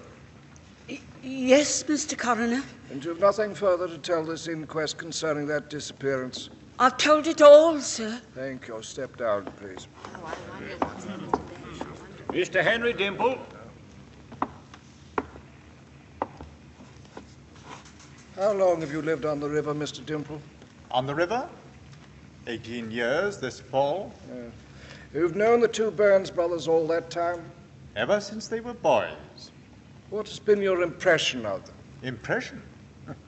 If you'll pardon me, one gathers more than an impression in 18 years. I have known them to be excellent men. In addition to which, I need not add that Mr. Stephen Burns is England's foremost young poet. Yes, you're being very helpful, Mr. Dimple. Suppose we go on. By all means, sir. We've already proven that this sack belongs to Stephen Burns. Can you tell us if you've ever seen it before? Yes, I have. After a party last Christmas, I borrowed his sack to dispose of a rather large number of empty bottles. I don't drink myself, but there were so many young people down for the holidays. Yes. And then did you return the sack immediately? I did. The river is a rather small community, and a person living on it might be expected to know a great deal about what goes on. Do you think that's true? Oh, yes. Indeed it is. You yourself, Mr. Dimple, might be in a position to observe a great deal.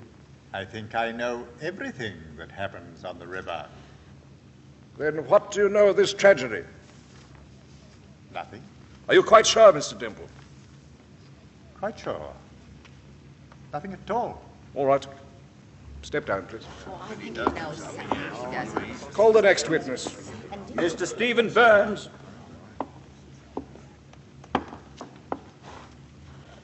Mr. Burns, you recognize this sack, of course? Yes, I bought it at Selby's 3 years ago. And it is hung in your basement ever since? Well, except for brief loans, yes. Now, according to the testimony, this sack was used for the collection of kindling wood. As I understand it, you people living on the river simply go out in your boats The wood is part of the general refuse that floats on the water. You select what you like. There's always enough, and you generally use a large sack for the purpose. That's right. Now, in your household, that job, the collection of firewood, has usually been your brother's task? Yes. John collects the wood. Therefore, in your house, it was your brother who used the sack. Well... Tell me, Mr. Burns, when was the last time your brother went out for wood? Some weeks ago. It's hard to say. Would you say 2 weeks ago? What you mean is about the time Emily Gaunt disappeared. I must ask you not to mind what I mean, Mr. Burns. Would you say 2 weeks ago? I couldn't be sure. Thank you, Mr. Burns. That'll be all. Oh, I think he knows something with that. Mr. John Burns. Mr. Burns, you're a bachelor living in the house by the river with your brother and sister-in-law? That's right. What day did you last collect kindling wood, Mr. Burns, and how close was that day to the disappearance from your household of Emily Gaunt? I don't remember. The collection of firewood, unlike a marriage or a birthday, is not a festive moment in my life. I do not fix those days in my brain. Yes, just so. And yet it strikes me as a rather unique activity for the middle of the summer. It may strike you as it likes. Evenings on the river are cool, summer and winter. I like a fire in my room. Let us come to the sack, Mr. Burns. You said that you lost it. How does one lose a sack? How? By having it one moment and not the next. By losing it. I'm aware it seems a little thing, but I promise you it isn't. Could you be more specific? Well, it must have slipped off the boat. Yes, of course. And then perhaps it was found by someone else who used it to contain the body of the poor innocent girl who was once Emily Gaunt. But I'd like to leave that day for a moment. Ordinarily, after you'd picked the wood out of the water, would you stuff it into the sack then and there in your boat? No, I'd just throw it into the bottom of the boat. I see. When would you put the wood in the sack?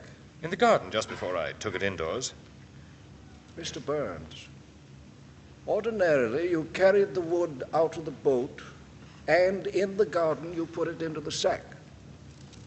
Then, Mr. Burns, would you be kind enough to tell me why it was that the last time you went for wood you found it necessary to take the sack out on the river at all? It seems I just forgot.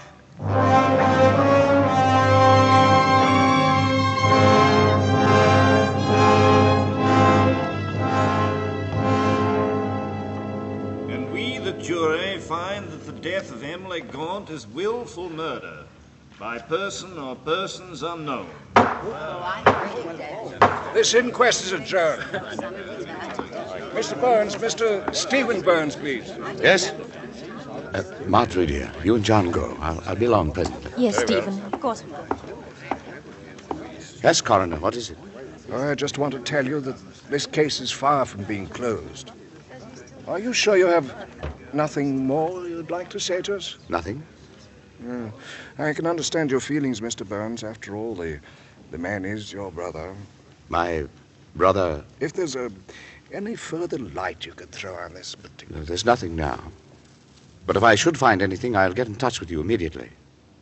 You see, Coroner, I want justice done, no matter who may be involved.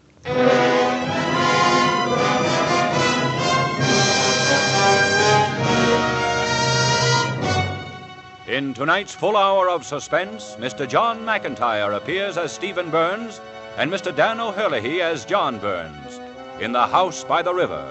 Tonight's study in Suspense.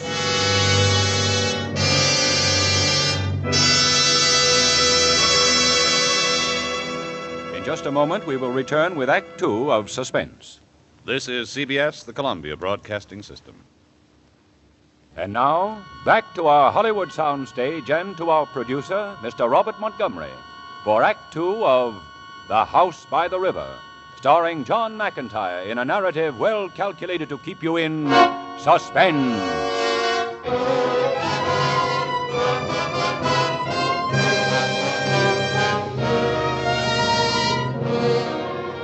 Stephen Burns walked home slowly after the inquest. Down the main street of the little suburb, past the greengrocer's, past the lending library, past the tube station with its roar of express trains racing down from London, down the little street toward his house by the river.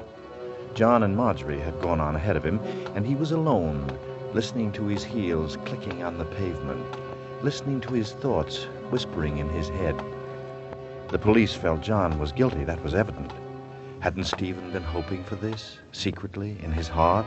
Hadn't he nudged suspicion gently toward John by a raised eyebrow one time and deliberate inflection of his voice another time?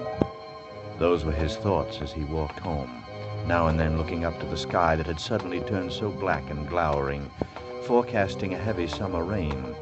Then, almost at his elbow, someone was calling his name. Stephen! Stephen Burns! Oh. Hello, Muriel. Why don't you stop a while? Your wife and brother just went by. Oh, did they? I hope you're in no hurry. No, I'm not. It's awfully hot, isn't it? I like it this way. I don't.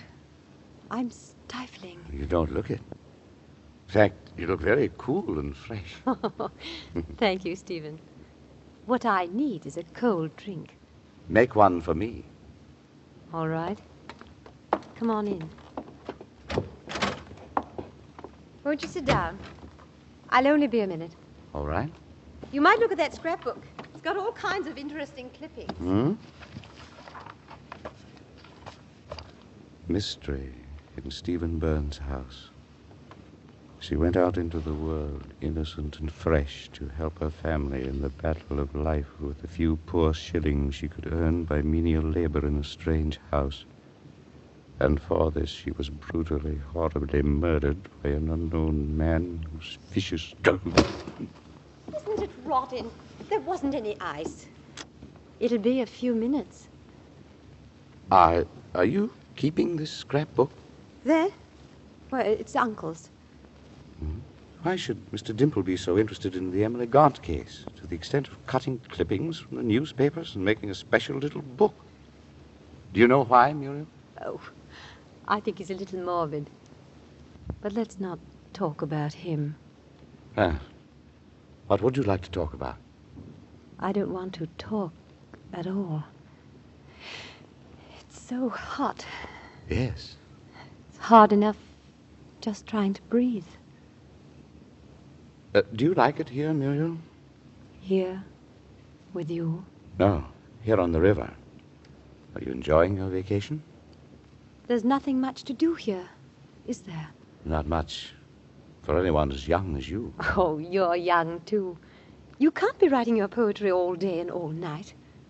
How do you manage? I suppose I don't. Oh, that's a shame. You know what, Stephen? What? I think I've caught up with you at last. What was that? It's only thunder. Yes, you see how we spend our days, our time on Earth? Going around under a blue English sky, safe and blunted, half alive. And all of the time the storm is there, waiting to explode, waiting to rip and bend down and twist. But there's no storm in here. Isn't there?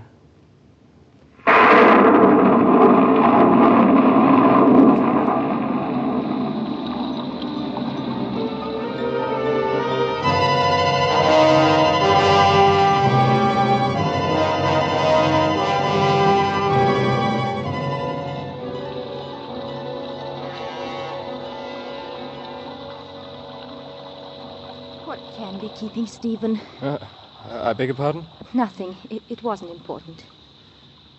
Did you notice, after the inquest today, how people were looking at me? Don't you know why? No. No, I don't. They think you killed Emily Gaunt. How can they believe that? They don't have to believe it. Oh, I know. You think because they're neighbors and you've lived among them for years that they like you. Well, it's not true. They like their nasty little backstairs secrets better. I should have moved out long ago. There must be one empty flat in London. I'll have to see an agent tomorrow. Don't run away from them. I'm not running from them. What then? Are you thinking of us? Stephen and I don't care what they say. I care what they say. I don't want any scandal linked with his name. Or yours. John. When we were boys, Stephen used to read his poems to me. I remember sitting on the bank by the river, watching him. Have you ever seen one child ape another? I did that. I used to shape the words with my mouth and pretend they were mine. It hasn't been easy for you, has it, John? Doesn't matter. It's not only that he's my brother, it's also that I admire him. And so you'll spare him the pain of having you around. Oh, that was a lie. I suppose if I told the truth, I really hate him. Yes, I've got to go. I know what this place means to you, Marjorie. It'll be spoiled for you if I stay. I don't want that. But don't you see, your going would only make it worse. Marjorie. Stay, John. I want you to. Why? Can't you see, John? Don't you know? I want to hear you say it. Hello, you two. Did you wait up for me? I waited for the rain to stop. I was just going to bed. Good night. Well, what's the matter with Marjorie? I need some air. And what's the matter with you? Nothing at all. Where are you going? Just for a walk. I think I'll come with you. You've just been. Well, that's all right. There's a young lady I want to discuss with you. A Miss Emily Gaunt. Come along, then.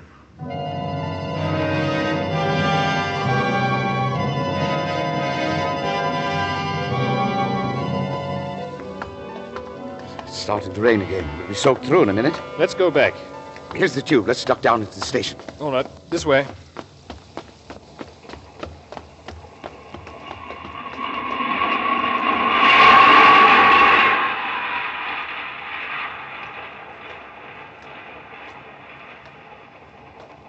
Well, we're alone.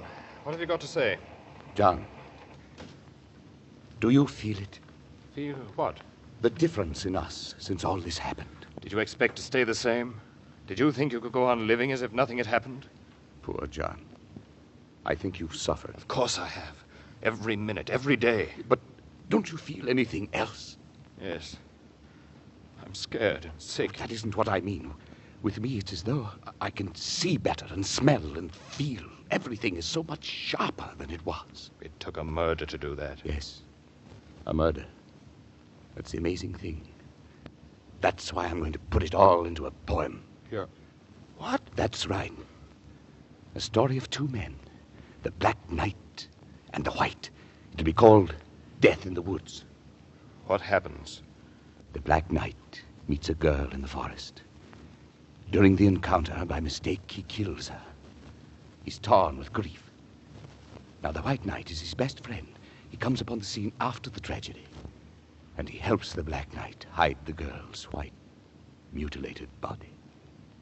They carry her to a dark, mysterious lake in the heart of the forest, just within the boundaries of the Black Knight's castle.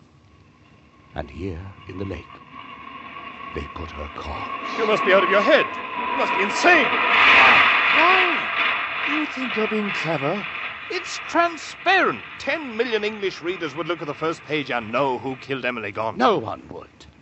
I'm not going to have it published. I just write it. Why? Because I have to.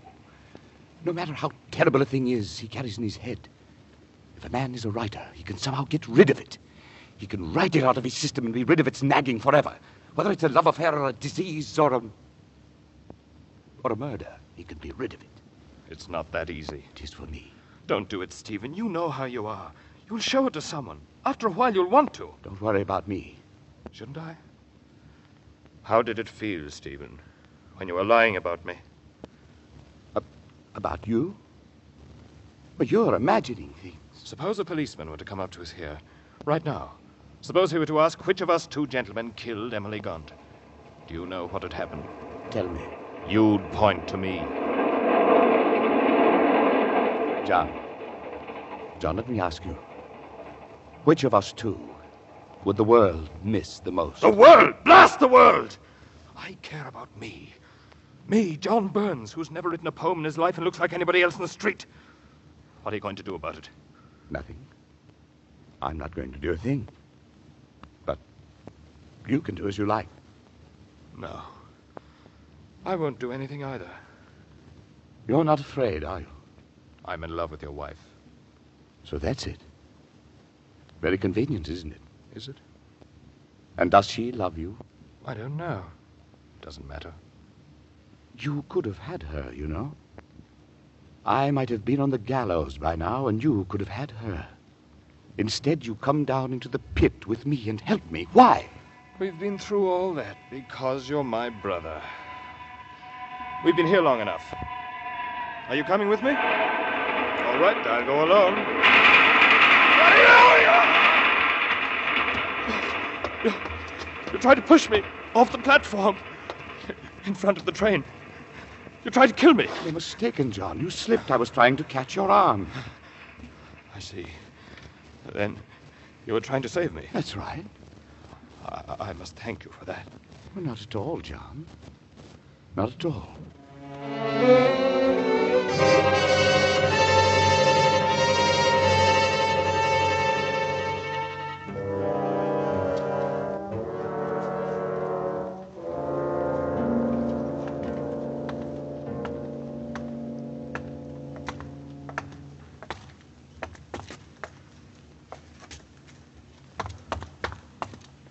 How much longer do we play this game? I beg your pardon? You've been following me since I got off the train. That's right. You're a police officer? Yes.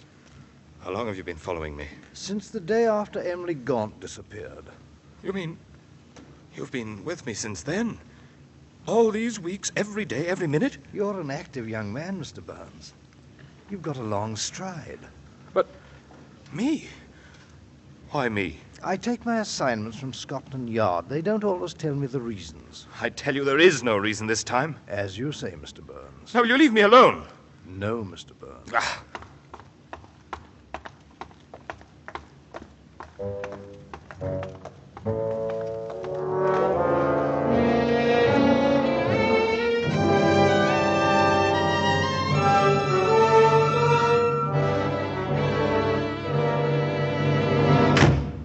Is that you, John? Yes?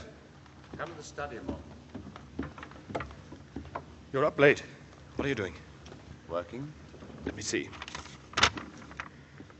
Death in the Woods. A romance by Stephen Burns. You're really writing it? I'm really writing it. I'm done in.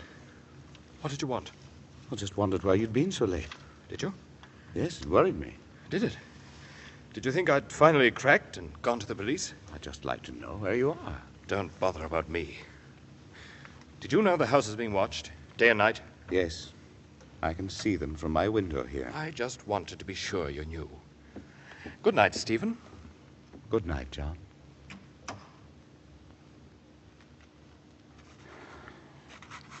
While moonlight glinted on her body there, while waves washed gently o'er her body fair,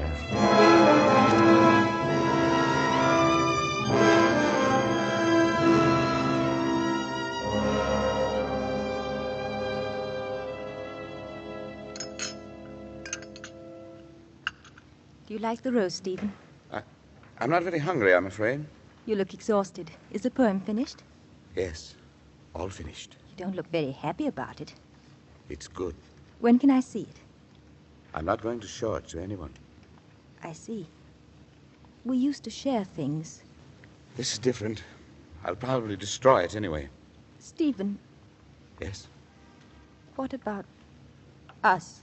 What about us? We don't seem to have very much of a marriage. You must have noticed that. Yes, I suppose I have. I've discovered something important about you.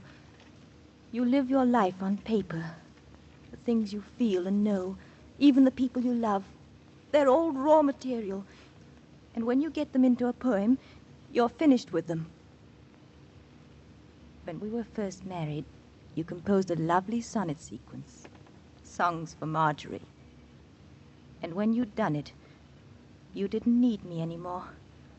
Stephen, aren't you listening? It's about time he came down to dinner. What's he sulking about? Do you mean John? He went out some time ago. Where did he go? He didn't say. Anyway, we were talking about us. Stephen, where are you going? Bring him back.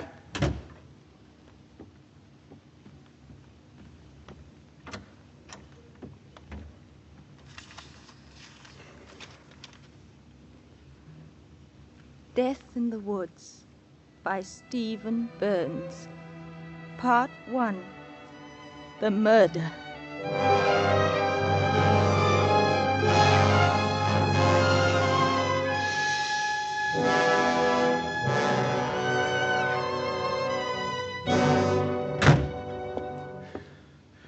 Well, I couldn't find him. Why should you want to? Care for a drink, Marjorie? No, not at the moment.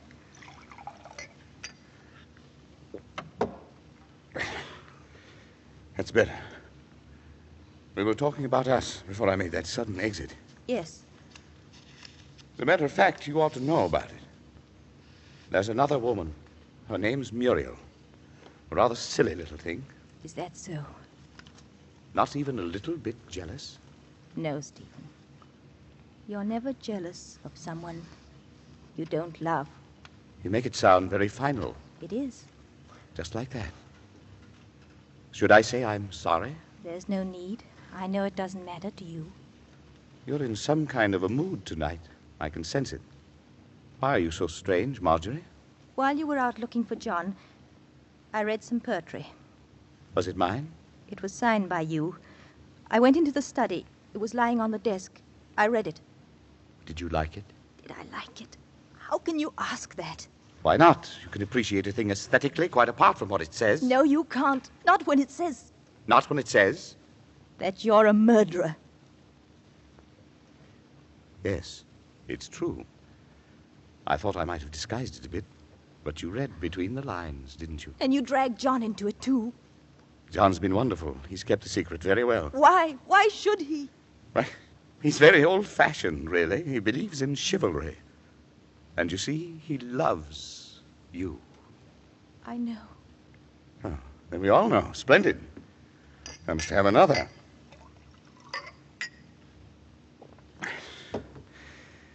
You remember in the poem I made John the White Knight? There was a nice touch. The man who locked the secret fast in his heart. But you, Marjorie, will you keep the secret? After all, you're not in love with me. It would be unfair. I couldn't expect you to, could I? Yes, Stephen, you could. You could. I'd have to take your word. Is your word good, Marjorie? Do you want to tell me about it? Would that help? Yes, that's an excellent idea. Come here.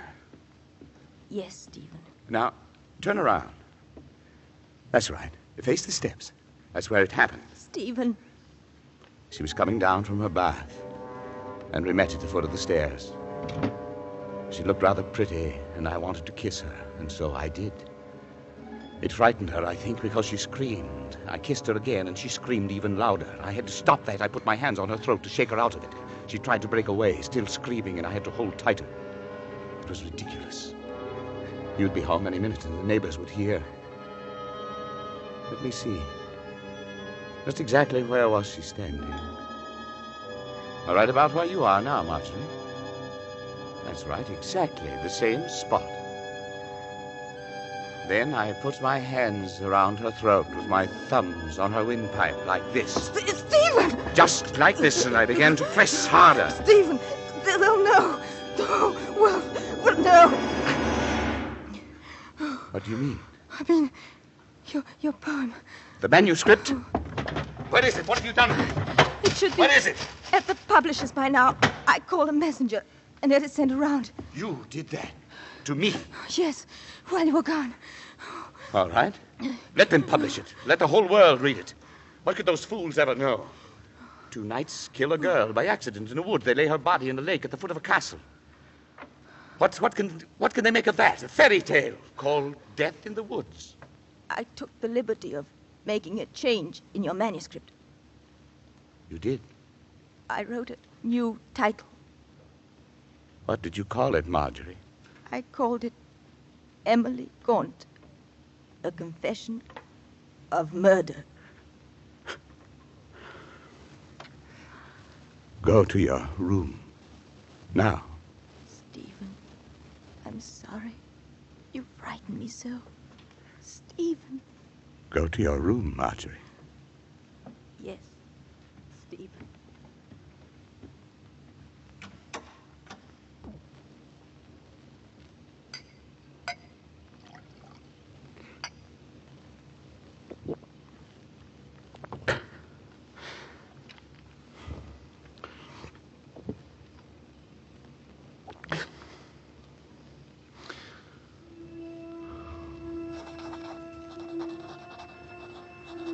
This is to certify that I, Stephen Burns, strangled Emily Gaunt on the 15th of June. John Burns had nothing to do with it. I am going to drown myself. Who's that? It's Gimple. Over here at the window. What do you want, Dimple? It's Tuesday night, dear boy. Didn't you know? What? I don't understand. Chess, Stephen. Tuesday night, chess. Have you forgotten? You like your little games, don't you? Of course. I'm free of you, Dimple. You've been holding the secret in for a long time, but you can tell them now. Go on, tell them what you saw. You've played your last game with me. My word. Is your friend coming? No. No, evidently not. I don't know what's come over Stephen lately. He acts exactly as if I don't know, as if I'd done him some harm. Erratic chaps, poets. I suppose so. Too bad. I did want to meet him. The famous Stephen Burns. Well, I'll arrange it again, sometime when he's in a better mood. Oh, well, we'd better be getting to that game. By the way, how are all those scrapbooks of yours coming? Oh, first rate. I've been collecting these murder cases since I was a boy. It's an odd hobby you've got there. All hobbies are a bit odd, I suppose. At any rate, I've got 40 of them now with this Emily Gaunt affair. I dare say I'm the only one on the river interested in that sort of thing.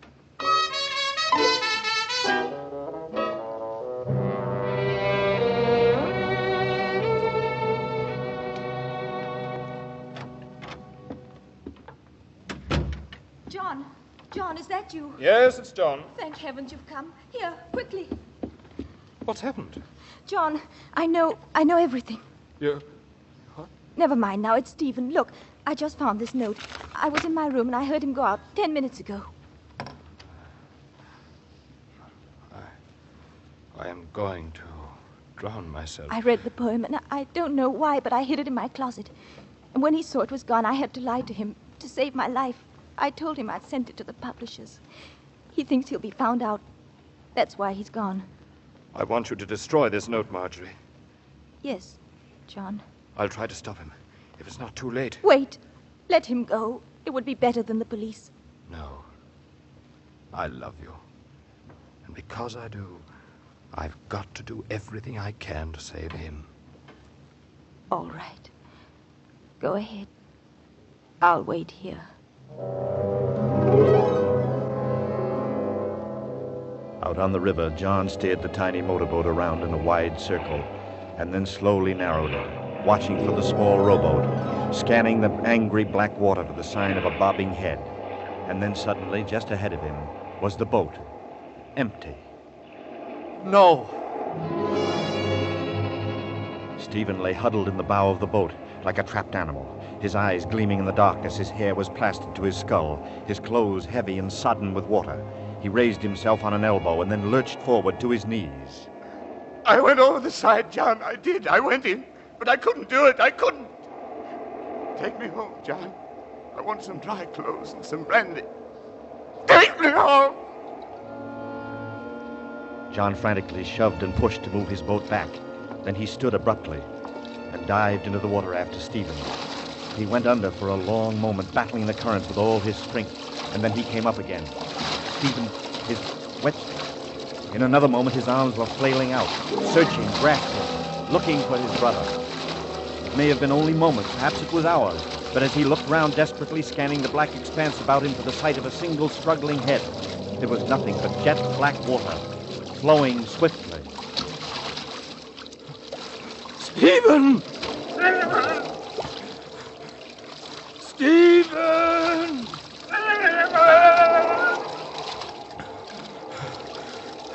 Marjorie.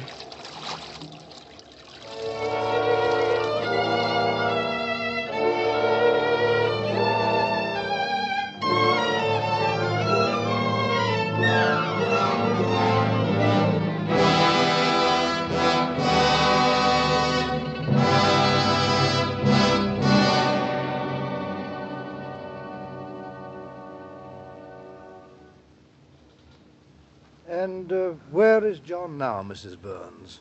Out on the river, helping them to look for the body. I see. Surely you don't still suspect him? I have a few questions I want to ask him. He was out there with Mr. Burns on the river at the time, wasn't he? He went out to try to stop him. Stop him? John, Hello, Marjorie. have they... Not yet. Mr. Burns, can I... Inspector, I want you to see this. Marjorie, no. I have to, John, don't you see? I have to. This is to certify that I, Stephen Burns, strangled Emily Gaunt on the 15th of June. John Burns had nothing to do with it. I am going to drown myself. Signed, Stephen Burns. I see. Well, that's plain enough. The case of Emily Gaunt is closed, and I won't be bothering you again. Good night, Mrs. Burns. Mr. Burns. Good night. Marjorie. I had no choice, John. It was Stephen's reputation, or you. And I love you.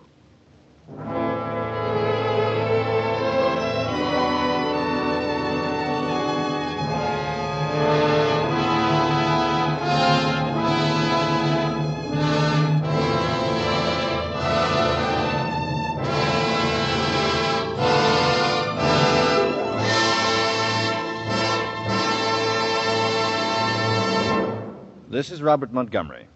Our congratulations and thanks go to John McIntyre and Dan O'Herlihy for their excellent performances in The House by the River, and to all the other players for their fine support. Next week, for Suspense, we have selected the latest story by Dorothy B. Hughes, who wrote The Fallen Sparrow and Ride the Pink Horse. This one is a chilling mixture of many suspenseful ingredients. A charming young man, as ordinary as the smiling gas station attendant around the corner. A young lady who understood him too well. Another who loved him too blindly. A detective with a hunch he dreaded to follow up. And a series of headline-crashing murders that terrorized a whole city. With these ingredients, Dorothy B. Hughes, In a Lonely Place, adds up to a gripping hour of suspense. So be back with us next week, will you? Good night. Mr. Montgomery may currently be seen in the Universal International production Ride the Pink Horse. John McIntyre may currently be seen in the 20th Century Fox production called Northside 777. The House by the River by A.P. Herbert was adapted for radio by Irving Ravitch and was directed by Anton M. Leader. Bud Gluskin is our musical director and conductor, and Lucien Morawek composes the original scores. Next week, here In a Lonely Place, on radio's outstanding theater of thrills, 1 hour of Suspense.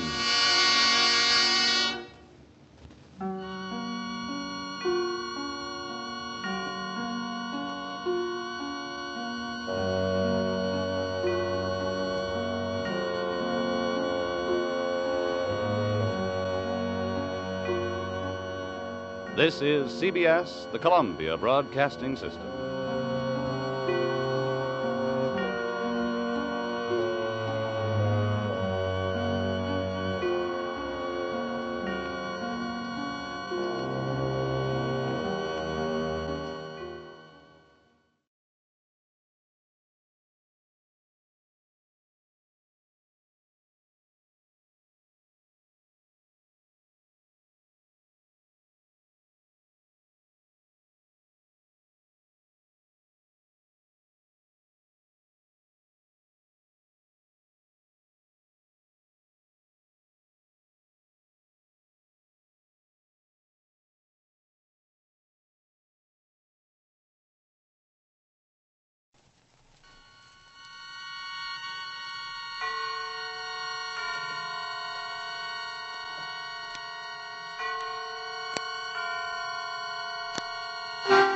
Suspense.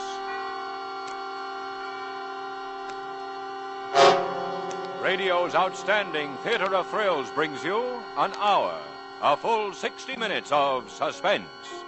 Directed by Anton M. Leader and produced by Robert Montgomery, who tonight also stars in a play entitled In a Lonely Place by Dorothy B. Hughes.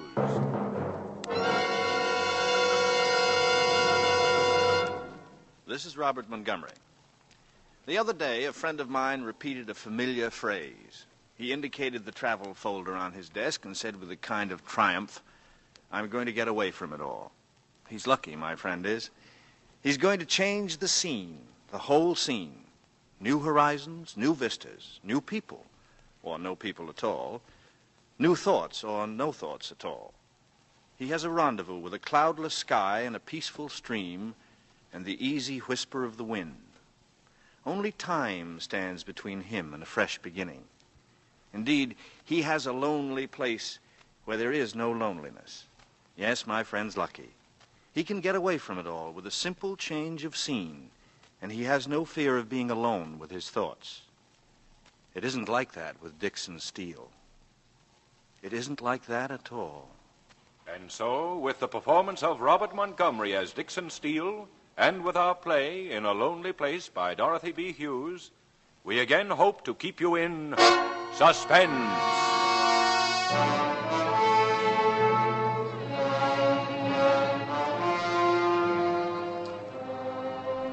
I stood there at the foot of Sunset, at the end of the city of Los Angeles, looking out through the evening fog at the Pacific. The swirling mists kept lifting themselves like gauzy veils, coming up to touch my face. There was something in it like flying, the sense of being lifted high above the crawling earth, of being part of the wildness of air, and something more, of being wrapped tight in a strange world of fog and cloud and wind. I had liked flying at night, but the war's ending had finished that. Since then it had left me, that feeling of power and exhilaration and freedom that came from being alone in the sky. But here, tonight, at the edge of this noisy, fog-drenched ocean, I had it again.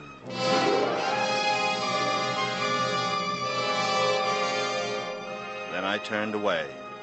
I was already late for my appointment with Brubb and his new wife. I walked past my coupe, parked at the curb, and went up the path to the little white cottage. The lights from the living room windows made little concentric circles in the heavy fog. It would be good to see Brubb again. You old son of a secret. What do you mean by not calling us before now? Let me see you. It's the same boy, Brubb. I haven't changed a bit. And neither have you. Oh, sure I have, for the better. And this is why. Sylvia, this is Dixon Steele. Hello, Dix. Oh. We're old friends, really. You've been Brubb's favorite topic of conversation as long as I've known him. Oh, we flew together, Sylvia. Brubb took care of me like a big brother. You needed some looking after, Colonel Steele. Remember the night in Soho? Save it for later, mister. And it's not Colonel anymore. The Army made me a gentleman, gave me the only mark of distinction I've ever had, and then took it away from me. Say, why didn't you tell me you were married into such a lovely girl? Well, thank you, Dick. Tell you. You called me up 5 months ago, and last April the 8th, to be exact. Told me you'd just get in and let me know as soon as you were located. That's the last I heard. You checked out of the ambassador 3 days later, and you didn't leave a forwarding address. How could it tell you anything?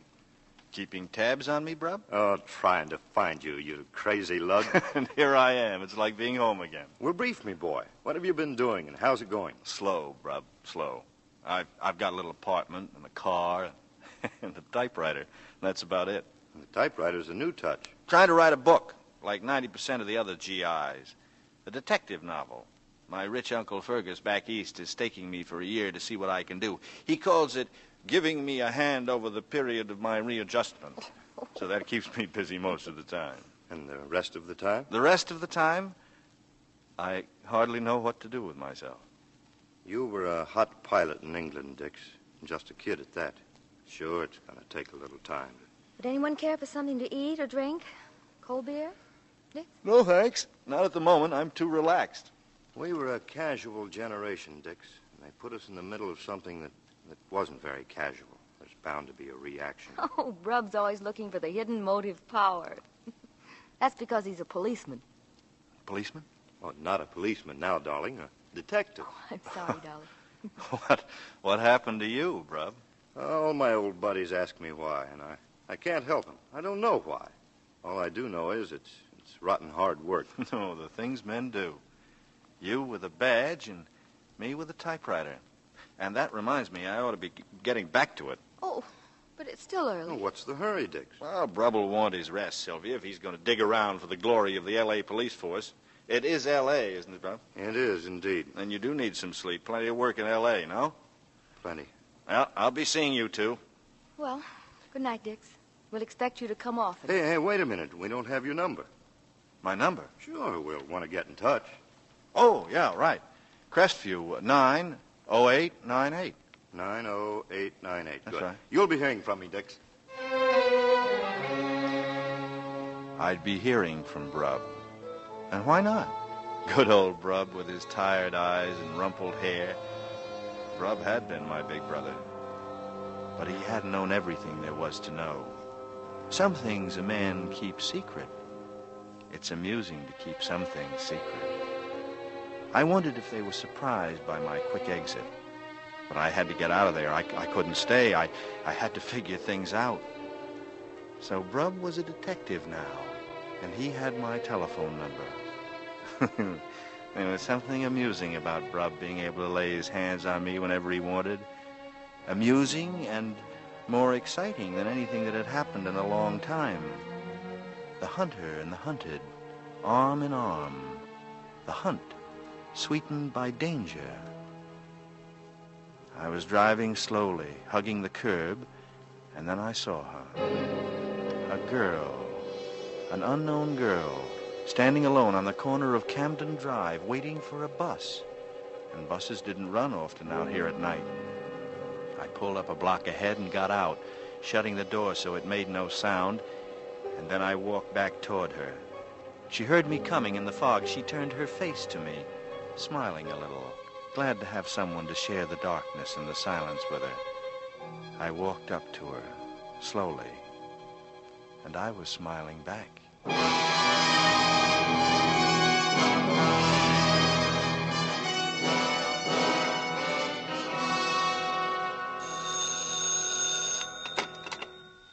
Yes, hello? Hello, Dix. Speaking. Oh, is this Sylvia? How'd you know? Recognize your voice. I've been ringing and ringing. Where have you been? Well, I guess I slept through it. I was up late last night working on the book. Well, can you break away long enough to have dinner with us tonight at the club? Tonight? Oh, fine. Fine. What time? Oh, about 8. Oh, I almost forgot. Don't dress. We're informal at the beach. Thanks. You had me a little worried. My dinner coat shrank while I was away flying. Brubs, too. They fed you gentlemen altogether too well. All right, then. Tonight at 8. Thanks for calling, Sylvia. I had slept late. The day was almost gone. The apartment was already in shadows. The afternoon paper was on the lawn just outside my window. The paper. I threw on a robe and ducked out quickly. Then I was back in the room, standing in the middle of the floor, holding it, still folded in my hand, listening to the blood hammer in my head. I switched on the floor lamp and sank down into an easy chair. I lit a cigarette, and I took a deep drag. Then I unfolded it. That was all I had to do. It lay spread open in my lap. They'd found their biggest type for the headline. Strangler strikes again.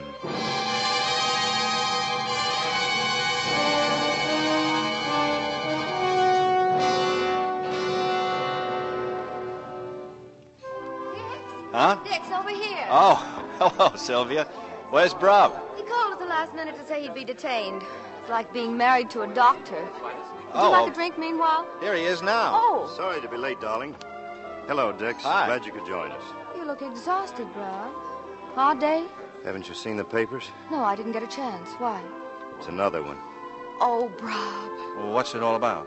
Another woman killed. The same way. Did the commissioner call you in?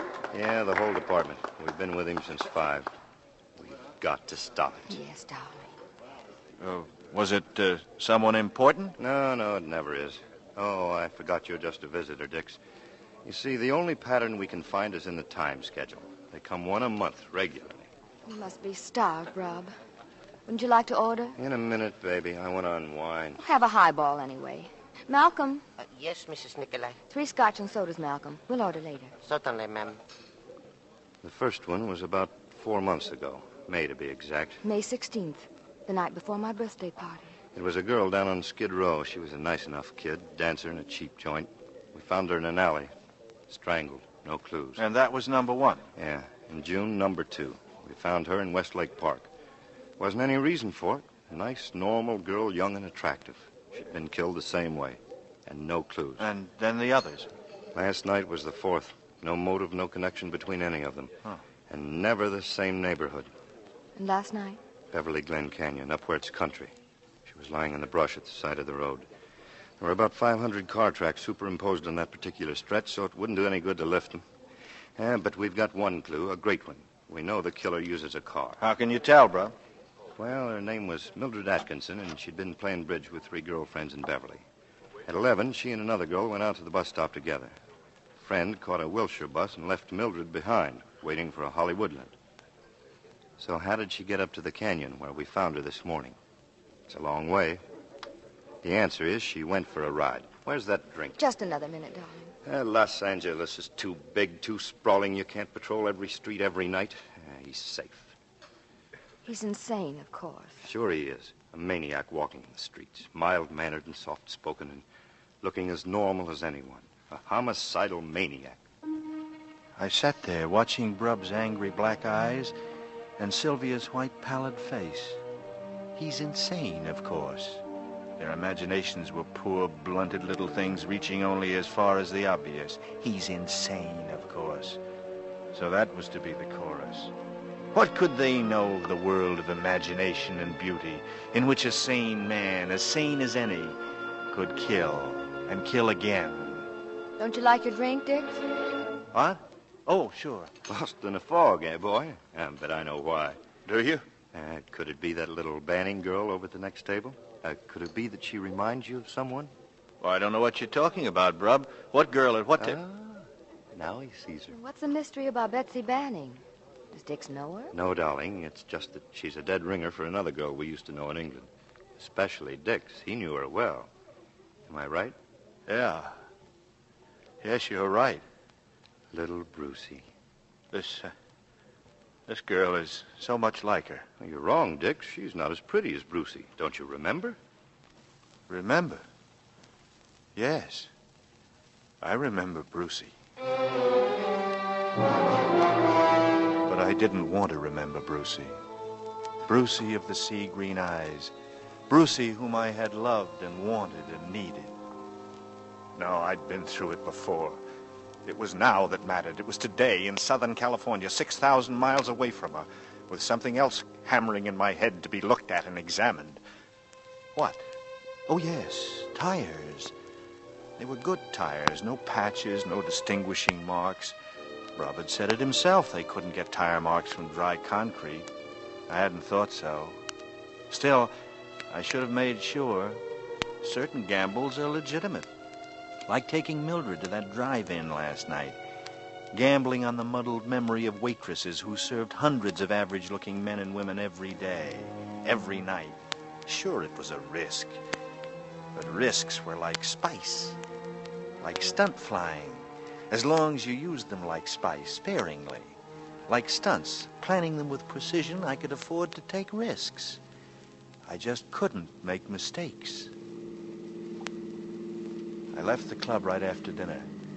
Got back to the apartment early. I pulled up in front and got out. I started up through the patio to my place at the rear when I saw I wasn't alone out there. She was hurrying in, not noticing me. In the blue light, her hair and her slacks and her jacket were all blue, different depths of blue. I did it out of impulse, without thought. I beg your pardon. Who is it? Well, I'm your neighbor. My name's Steele. So your name's Steele? Did you drop something? I don't know. Did I? Oh, no, you didn't. It's just conversation. Try again another time. No. Wait a minute. I I just lost my dinner date. I thought maybe you'd lost yours, too. Sorry. Mine'll be here any minute. You've got red hair. I didn't notice that. It's no secret. Like I say, I'm your neighbor, 4A. If you do ever lose a dinner date, let me know, will you? I'll be sure to make a note of that. Good night. I got some cold beer and some cheese from the refrigerator and draped myself over the divan. The night was a scorcher. A Los Angeles September night. I lay there eating and drinking and waiting for it. Not that I thought for a minute it would come, but I was waiting for it, and it did come. Oh, it's you. I've just lost a dinner date. Oh, come in. Maybe you'll find him here. I hope not. I told him I had a headache and was going to bed, and that I was disconnecting the phone, but I still want dinner. You mind if I finish my beer? Go ahead.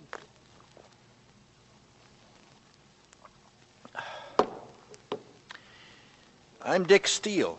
Who are you? My name's Laurel, and that's all you get for the time being. All right, Laurel. I don't mind beginning at a crawl.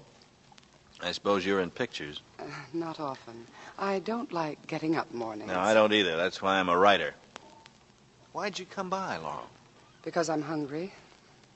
And because tonight I didn't want to sit opposite a man who's rich and 60 and eats oatmeal. You have a grudge against money? No, only against the men and women who go with it. People who think that everything in life is for sale. I hate them. Sometimes they pay the rent and the jeweler. They don't pay mine. How did we get onto this? Haven't you finished the beer yet? All finished. And all ready. Let's go, Laurel. We ate at Carl's, out on the road to Malibu.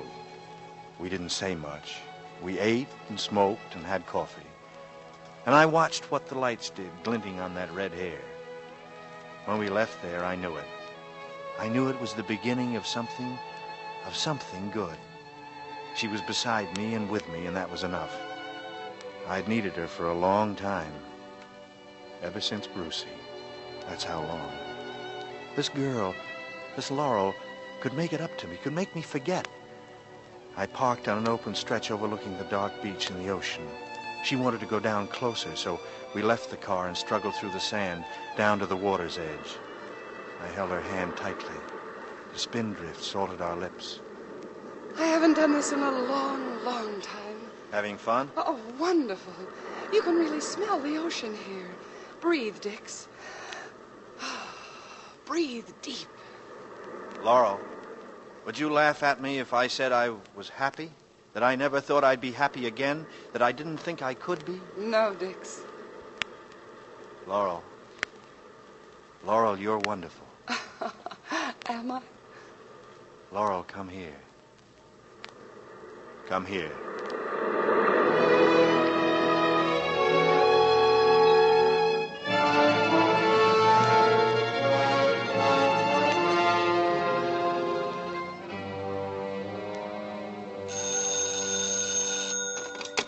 Hello? Hello, Dix. It's Brub. Did I break into your writing? No, not at all. What's up? Who was that redhead I seen you with last night? What are you talking about? Where did you see me? Oh, you didn't see us. We were pulling out of Carl's restaurant when you went in. Sylvia spotted you, and I spotted the redhead. There are always people looking, Brub. There are always eyes to see. Why, sure, boy. You can't take a step in this world, you know that. But listen, how about lunch? Fine. What time and where? Noon, at the Beverly Hills Station.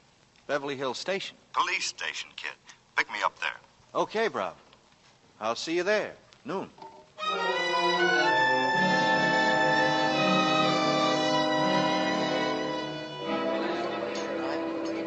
That was a nice station you got there, Brub. Flowers and shrubs and a white facade. It looks like a small eastern university. Beverly Hills is just a small town, Dix. Almost a village, but the force is first rate. I'll be working out of there from now on. How's the case coming? The case? Oh, that. Yeah, it's a dead end, I'm afraid. You mean you're closing the books? We don't ever close the books. After the newspapers and all the rest of them forget it, our books are still open. That's the way it is. Well, that's the way it has to be, I guess. There's been tough cases before, but we find the answer. Our department's had cases running 10, 12 years. Sometimes it's just because we're waiting for the next move, but we find them. This is Dick's, old pal, remember? What are you trying to tell me? That the criminal doesn't escape? That's right. One way or another, he's caught. Sometimes it's because he's caught there in that lonely place, living with himself. So it ends in suicide or the insane asylum, but there's no escape. You were saying the other night that this killer is insane. He is. I can't figure it. He's been pretty smart, hasn't he? The insane are more clever about their business and more careful, too, than the sane. It's normal for them to be sly and secretive. That's part of the mania. But they give themselves away. How do you like this apple pie? Just like Mom used to make. How do they give themselves away? Yeah, they repeat the pattern. Now, take the strangler. Look at his pattern. I don't see any. I must be writing a lousy detective novel. Okay, look. It's a girl at night, alone. He comes along in a car. She accepts a ride. You're positive about the car? It has to be. My theory is he didn't use it on the last one, on Mildred, until he'd made the approach on foot and lulled her. She was waiting for a bus, and he's waiting on the same corner. They get to talking. He invites her to have a cup of coffee, and then he mentions his car isn't far away, and he'll give her a lift. He takes her to the drive-in. Drive-in? What drive-in? Oh, that's something new. One of the car hops recognized Mildred's picture after the story broke. She remembered her coming in with a man and ordering coffee. Good girl. That's a big help. Yeah, it is. And the man, did she remember him? Yeah, it could be you or me or our grandfathers. No, she couldn't remember. Half a loaf is better than none, eh? I've got to go up to Beverly Glen, the scene of the crime. Want to come along? Well, I had a date. Come on. I can give you a better idea of what we're up against. All right. I'll charge it up to research on the book. Good. Shall we take your car or mine? What was that? My car? Why? Was Brubb suspicious? Did he want my car back up on that street? That street? Was this lunch arranged? No. I'd already hesitated too long in answering. It couldn't matter which car. It had been too late and too foggy. Did you say something, Brubb? I'm sorry. Thinking about the redhead, I said, whose car do we take, yours or mine? Oh, we might as well take mine. You don't mind another passenger? Not at all. The chief wants to come along, Jack Lochner. We'll go back by the station for him.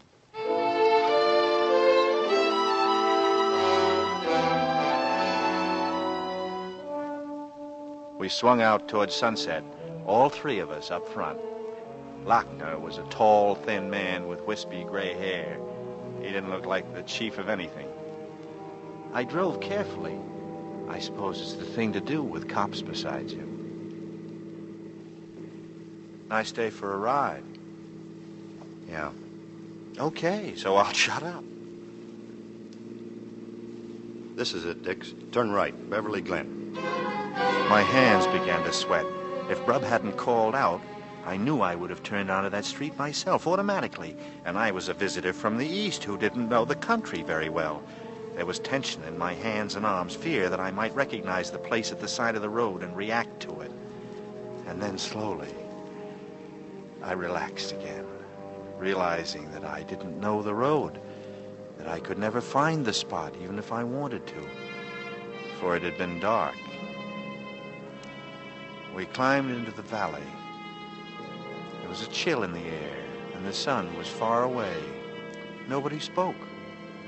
These two men were on a case that had them tired and sore. It wasn't the time for a conversation piece. I drove on, waiting for somebody to tell me to stop. Here we are. Huh? Just pull up along here, Mr. Steele, if you will.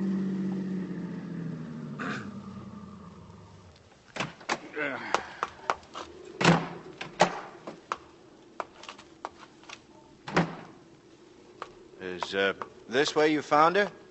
Right there in the brush. You see how thick it is in here? He'd have known that. He'd have figured that she wouldn't be found for a long time with the leaves falling on her, covering her. And every day there'd be more leaves. Not many people look off at the side of the road when they're driving, not unless there's something scenic to look at. This canyon would be perfect. Then how was she found so quickly? Look, the milkman picked this spot in the world to have a flat. The killer figured it smart. See how the road curves here? Well, he could see any lights coming from behind 2 loops below. And he can look up to the top of the hill, see the lights of a car approaching him when it takes the first of those 2 curves. He can sit with her in the car, looking like a spooner, until the other cars go by. He was playing it safe. So he does it. He opens the door of the car, he rolls her out into the leaves, and he's away. No chance of being caught at it. And strangling's the easiest way. Yes. Yes, that makes sense. How about it, Brub? Find anything? The experts have been over every inch with their microscopes. He won't find anything. But he wanted to have another look around, so I came along. Well, it seems hopeless to me, Mr. Lochner. If there's nothing here, of all places, where can you look? There's only one place we'll find anything. And where's that? In his car. In the murderer's car? That's where the evidence is right now. Enough to send him to the gas chamber. Huh. Cigarette, Captain Lochner? Yeah, thanks. Got it? Yeah, got it. You haven't been able to get a description of that car yet, have you? Not yet. We're working on the people at the drive-in. One of them is going to remember it. And when you find it, then you'll go through it for those clues that you were talking about. Hairpins and lipstick? No, Mr. Steele. Nothing like that. What then? Dust, Mr. Steele. Dust? You heard the man, Dix. He said dust. Like this stuff all over me. No matter how much I beat it, I can't get it all out. Yeah, that's dust. We've got dust from the drive-in, dust from her clothes and her shoes, and dust from here, from a little thicket off Beverly Glen. 3 different kinds. And all of them in his car. Oh, that's really fantastic. And even in 10 or 12 years, the dust will still be there. Some of it will, yes. You want my opinion of this case, gentlemen? The strangler doesn't have a chance. I swung the car around and we rolled back down the canyon and into town. They were sitting beside me again, up front, sitting on the dust they wanted so desperately, breathing it into their lungs, having it settle on the flesh of their hands and their faces and in their hair. The golden little molecules that would send the strangler to the gas chamber floated gently and unseen before our eyes as we drove back. And I felt good. My hands were easy on the wheel. I could be talkative now. I was expected to be curious and impressed. I would come back to it again. Did it help you, Brud, coming back? No, I didn't find anything. Didn't expect to. You know something? He's from the East. He is? Oh, you mean the waitress recognized an Eastern accent? No, he talked just like anybody else. No accent. That's just Lochner's reconstruction. He's from the East, I know that. He's a mugger. I'm afraid I don't follow you, Captain. What's a mugger? Certain gangs used to operate in New York. One man would get the victim so, you see, with his right arm, and the others would rob him. Until they found out it could be a one-man job. You don't need more than 2 fingers to strangle a man or a woman. He's a mugger. He doesn't use his fingers. There aren't any finger marks. He used his arm. He's from the East. As a fellow Easterner, Captain Lochner, you must admit that a Westerner could have learned the trick. I've seen the way they did it in New York. He knows how. Same way. I think you're right, Locke. We keep getting closer. If you will, Miss Steele, I'll get out right here. All right. Thanks for the lift, Steele. Thanks for letting me go along. I'll see you at the station, Bob.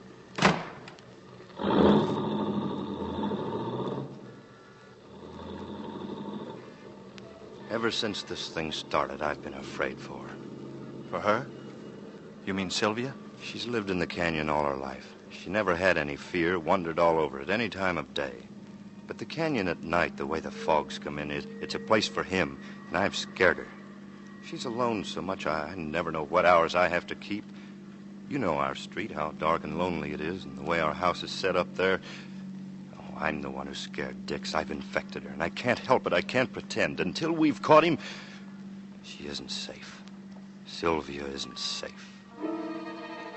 I saw how it was with both of them. How they clung together, fear in both of them. The woman fearing to have her man close on the heels of a murderer, and Brub afraid for her because she was a woman, because she was his woman, and women were being stalked in the night. And yet, even though he was afraid, he would leave her, because he was a hunter, And this was a big hunt for wild game. Yeah, wild game.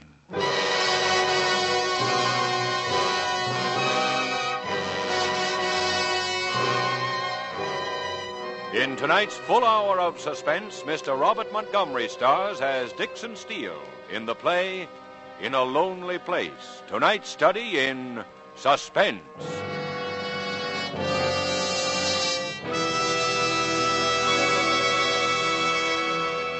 In just a moment, we will return with Act Two of Suspense. This is CBS, the Columbia Broadcasting System. And now, back to our Hollywood soundstage and Act Two of In a Lonely Place, starring Mr. Robert Montgomery in a narrative well calculated to keep you in suspense.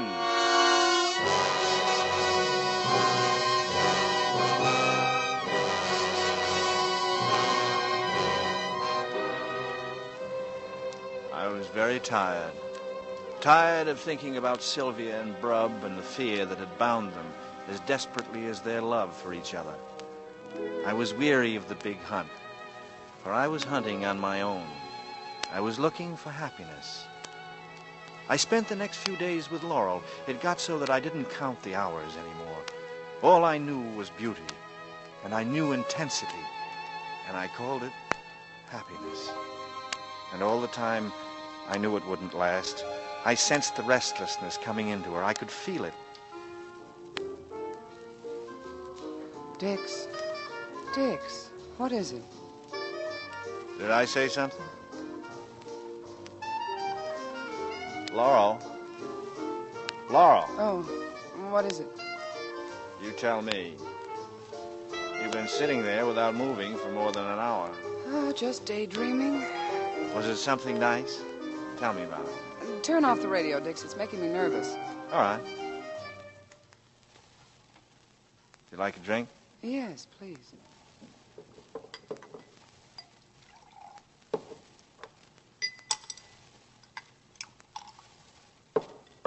Thanks. You know what we ought to do tonight? Go out on the town. Put on our Sunday best and have the biggest dinner on the menu. The sky's the limit. How does that sound? Where do you want to go? To a drive-in? Dix. I'm sorry. I seem to be all thumbs. Oh, here, let me make you a note. No, that's all right. I didn't want it anyway. No, baby. No drive-in for you tonight. You're not the drive-in type. What type am I? The Ciro type, baby. Expensive and plush and chromium plated. Ciro's, that'll do fine. I'll call and reserve a table for 10 o'clock. Save your money. You can take me to a drive-in tonight. I won't take you to a drive-in. Why not? Are you afraid someone might see you there? Is that why? What do you mean by that? I mean you keep me hidden away from sight, as if we might run into some of your friends, like that Brub and Sylvia, as if I wasn't good enough for you. Look, baby, relax. You're not making sense. Didn't I say I wanted to spread out tonight, get dressed up for once, and go to Ciro's? Hide you away. You come with me tonight, and I'll show you off for everybody to see. No, I'm tired. I don't want to get dressed and go places. All I want is to go up to the drive-in. We're not going to the drive-in. We're not going. Dix, you're hurting me.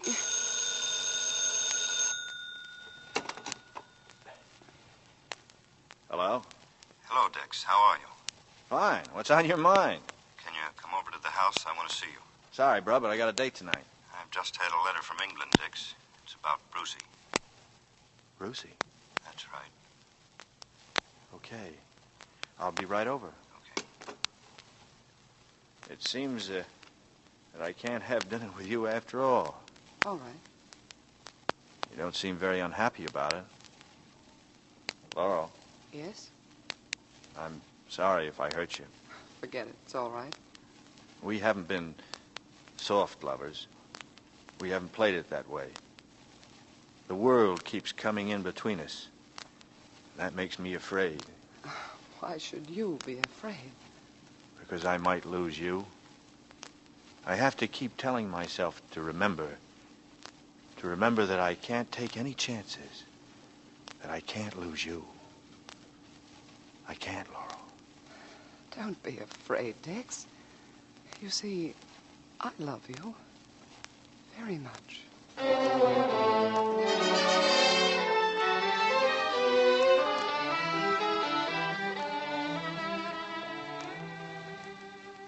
Have a chair, Dix. All right. Would you care for anything to eat? No, thanks, Sylvia. I just finished him. Remember Adam Tyne, Dix? No. Sure you do. The flight commander from Bath. Nice, quiet fellow. We saw a lot of him that spring of 43. Well, we knew a lot of fellows over there, Brub. I don't remember. Well, it's not important, except that I've had a letter from him. First one in more than a year. It's a sad piece of news, Dix. Let's have it. Brucey is dead. Brucey is dead? Brucey? Oh, Dix. Dix, I didn't know. I'm sorry, Dix. I guess none of us realized how much you and Brucey... Brucey? We didn't know, Dix. No. How could you? How could anyone know? How did she die? Buzz bombs? No. Well, then how? How? She was murdered. Murdered? Yeah, murdered. Well, how... Why? Why? Who? The police have never found out. Better not talk about it, Dix. Well, I want to talk about it. I want to know who did it. Why should anyone kill Brucey? They don't know. Her family missed her for 2 weeks. When she was found, it was in a rocky cove. She'd been strangled.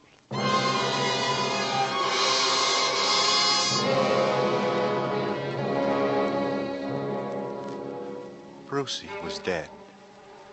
Brucey, whom I had loved, who was my only love. Brucey was dead, and no one cared. No one in all the world cared, except me. Brucey.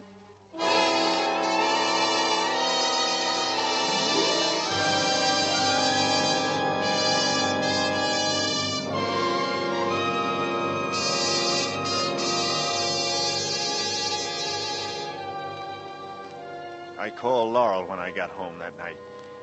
She didn't answer. I stepped outside and looked up to her apartment across the patio from mine. It was dark. She didn't come home at all that night, or the next day, or the next night. No word from her, not a sign, nothing. The following morning was a dirty gray rag. I called Laurel's number once more. No answer. I had to get out of that cramped room, away from the unremembered shape of my dreams. I didn't take the car. I wanted to breathe, to put motion into my body. I walked as far as Wilshire and then went up to Beverly Drive to my favorite delicatessen. Dix. Hi. Where'd you spring from? Well, a guy gets hungry, Brub. How are you, Captain Lochner? Fine, fine. Good to see you again. Slide in. Okay, thanks. Would you like to order now, sir? If you please. Salami sandwich on rye and a beer, please. It'll be just a few minutes. Well, more trouble in Beverly?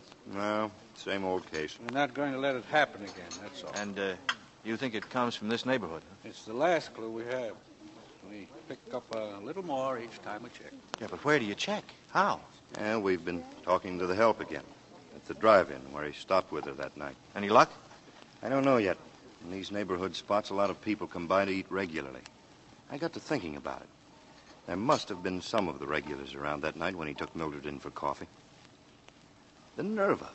Driving in there, coming in under all those bright lights and gambling that no one would remember what he looked like.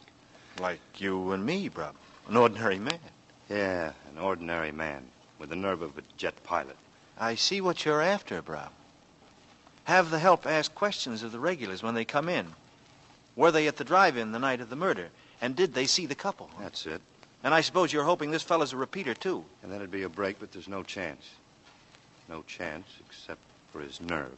You mean he might have the nerve to walk in again? He might, Dix. He just might. And you think the help might spot him if he did? I think they might. They're keyed up to remember, Mr. Steele. A little car hop, Jean, her name is, swears she'd know him again if he came in.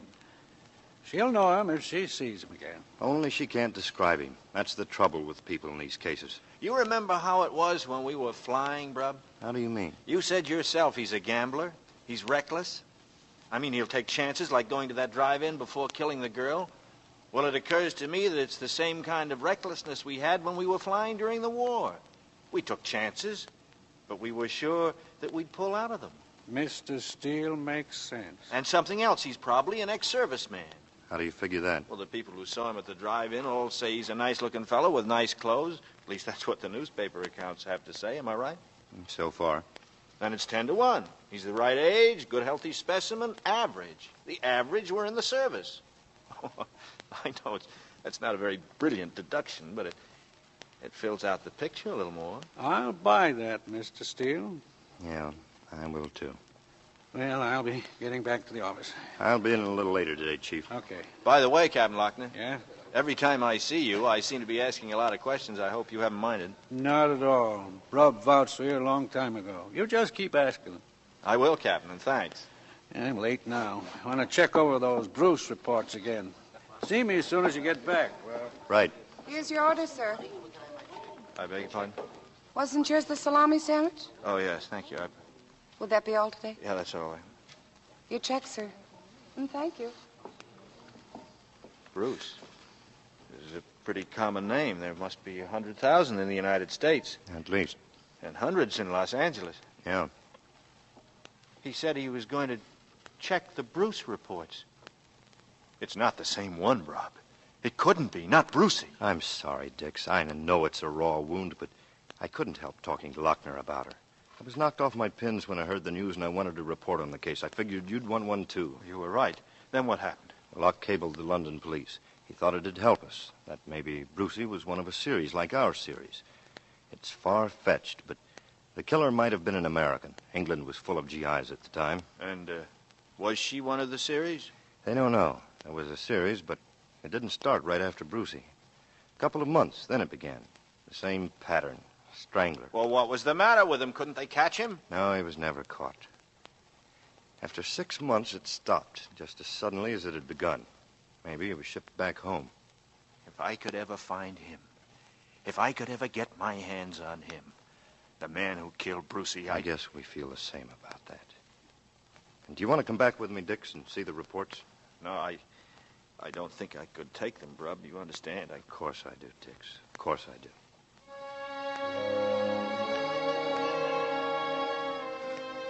I went back to the apartment and lay on the divan for the rest of the afternoon, thinking about Brucey, strangled, so many miles away. And Laurel, who lived just across the patio from me and had disappeared as if the earth had swallowed her. I thought of them both, and soon their figures swam together in my mind and were commingled so that they became one. It was already dark, and I found myself very hungry.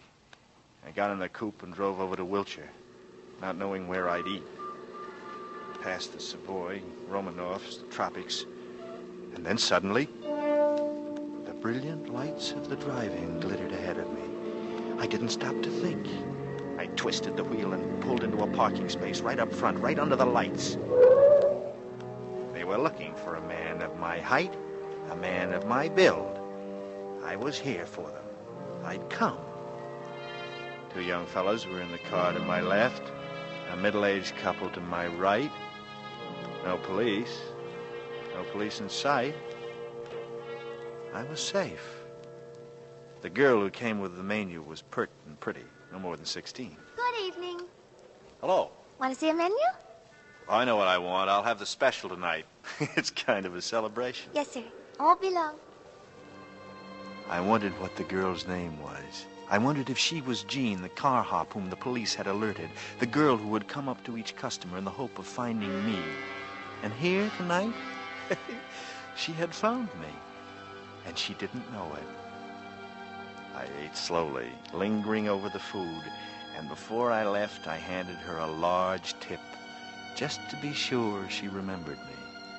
She thanked me, smiling, and said, and I promised I would. I went out Wiltshire to the ocean. The fog blew in at 14th Street, and I should have turned back then, but I didn't. I could hear the boom of the breakers, and I could smell the sea in the fog. And the fog itself was sweet and cool. It was silent. The world was shrouded in mists and silence, except for the thump of the water and the far-off cry of the foghorn. And then, at that moment, I knew what I was going to do. out of the car, and I listened to my footsteps across the pavement toward the beach. And then I listened to the silence as I began walking in the sand, sludging through heavy, damp sand. I passed the club where I'd gone to dinner one night with Brub, where I'd seen a young girl, a pretty brown-haired girl who looked like Brucey. I went on, trying to forget. I drifted along the deserted beach, looking for the shape of a living thing, of a woman. But I was alone. I passed a beach house where people huddled together in warmth and gaiety, and found myself trembling with hatred for Laurel. If she had come back to me, I'd not be shut out like this, cut off. They always leave you before you're ready. I groped on, my feet chained in the mud, and I stumbled and fell to one knee. I stayed there, my head buried in my arms. I was there for a long time, lost in the world of swirling fog and crashing wave, lost in a lonely place, and the red knots tightened in my brain. Suddenly, something came running through the darkness. A small, dark shape hurtled upon me, and I realized it was a dog, a friendly terrier. I stroked it gently and held it close. And then there were footsteps coming over the sand. I could feel my blood begin to pound with excitement. Where there was a dog, there was a master or a mistress. The sound of the steps came closer, and then she stepped forward out of the fog. I looked up from the dog and said, "Hello." And then I smiled. She couldn't know that behind that smile lay my hatred of Laurel, my hatred of Brub, my hatred of Sylvia, my hatred of Lochner, of everyone in the whole living world, of everyone. But Brucey. And Brucey was dead.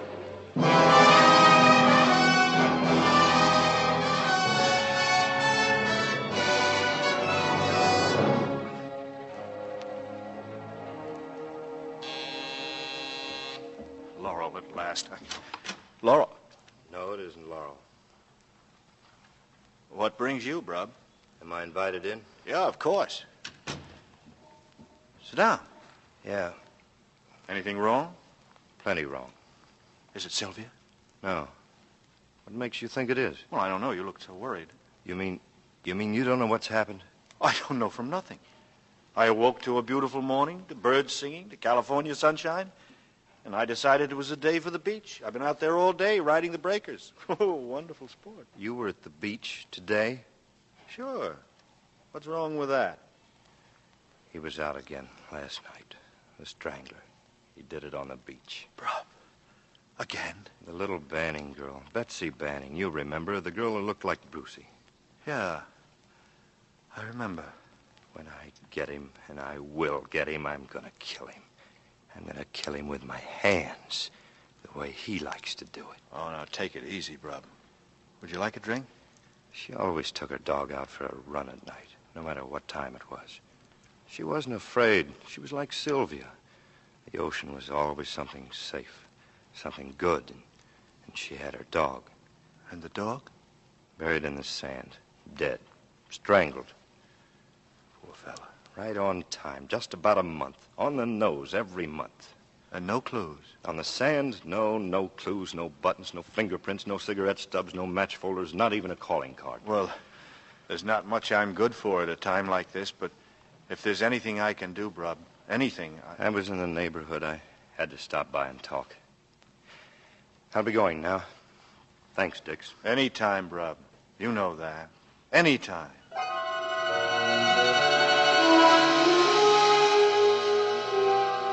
The sand had been my first mistake. For sand was an evil, penetrating thing, and could never wholly be rid of it. If dust could tell a story, then sand screamed out its secrets aloud. That was why the morning afterward early, I had gone down to the beach and spent the whole day there in the sand. That was why I had been ready for Brub. When he came, that was why I was ready for the whole L.A. police force if they wanted to come. After Brub left, I went out of the house and drove to the cleaners on Pico and left a bundle of dirty clothes. Then I ate in Beverly and afterward went into Warner's Theater for a double bill. On the way home, I thought I was being followed. A large gray sedan that stayed with me for 3 miles, but I was wrong. We were together at a red light, and when it changed, the sedan shot ahead of me and disappeared into the night. I slept without dreams and didn't wake until late afternoon of the next day. And still Laurel hadn't come back. "Do you love me?" I'd asked her. And she said, yes.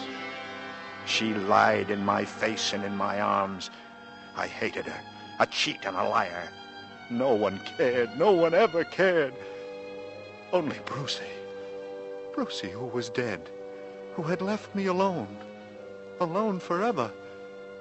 For all of my life.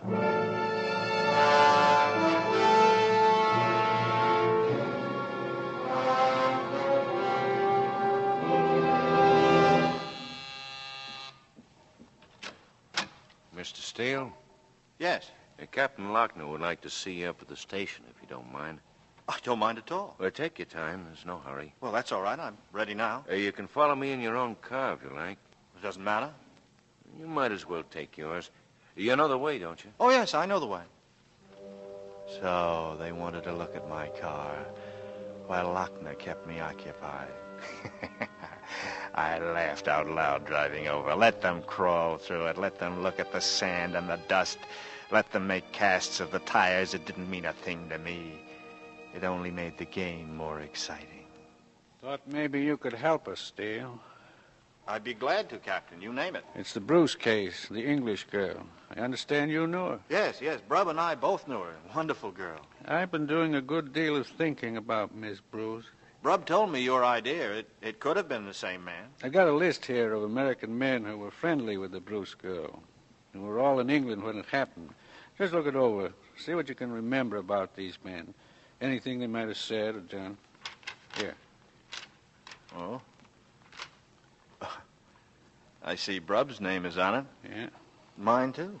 But you'd been transferred before then, Dix. My transfer wasn't completed until after I got back from Scotland. I had a month's leave accumulated. You came home after that? No. I was sent to Paris and into Germany on the cleanup. I was overseas another 6 months. What about the men on that list? I can't tell you a thing against any single one of them.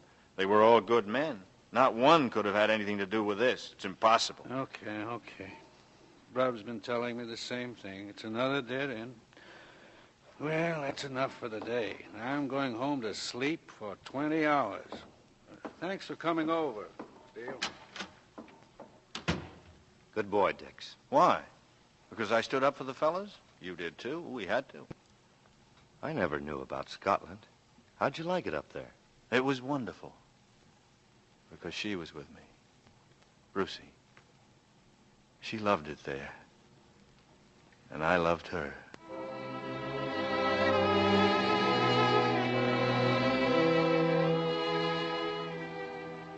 The car was where I'd left it. If the police had gone after dust, they hadn't taken much. The floor mat was no cleaner than it had been before. I went home and sat in the living room, watching it get dark, not bothering to turn on any of the lights. There were no slips, no mistakes. There had never been any. There never would be any. I'd go back east. I'd get my trunk off tomorrow by express, and then I'd go by plane. Goodbye, Brubs. Goodbye, Sylvia. Thanks for the buggy ride. But first I'd find a room, not too far away, and hole up for a few days. Once I was gone, Laurel would come back to her apartment, and I'd be waiting in the shadows. I'd take care of Laurel. I sat there in the heavy darkness, my fingers aching, my head banded by iron. There were footsteps outside. No, not Laurel. A man coming home late from the office. But she might come tonight. I've been cleared by the police. No one need be afraid of me tonight. She might come. I sat behind the dark window, hardly breathing. And then I heard them coming, clicking on the pavement, high, pointed heels. I looked out. Slacks, a careless coat over the shoulders, a scarf to mask her flaming hair. I moved quickly, out the door, stepping softly through the windows, coming up behind her. So you decided to come back? Turn around, look at me. Sylvia. Yes, Sylvia. Where's Laurel? Where's Laurel? What have you done with her? Laurel's all right, Dix. She's all right. Where is she? Where is she? She isn't coming back. She's safe, and she's going to stay safe. So you poisoned her against me because you hate me. From the beginning, you hated me. No, Dix, no. Only I did feel something was wrong with you. From the first night you walked into our house, I knew something was terribly wrong. You knew. What could you know? A jealous dame. You couldn't even stand to see Brub have a friend like me. Wanted me all for yourself, didn't you? And now, Laurel, you take her away from me, Laurel too. came to us because she was afraid. Afraid of you and what you might do to her. That's a lie. Is it, Dix? Tell me, what happened to the girl who had coffee in the drive-in with you? What happened to the girl in Westlake Park? The girl down on Skid Row? Sylvia, I'm going to kill you. No! Hey. All right, get him! Hey, all right. It worked, Rob. It worked.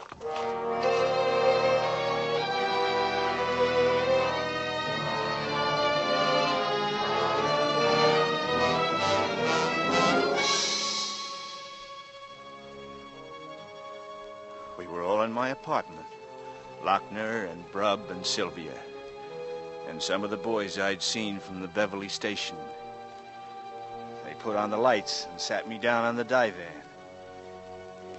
And they stood around looking down at me. All of them but Sylvia.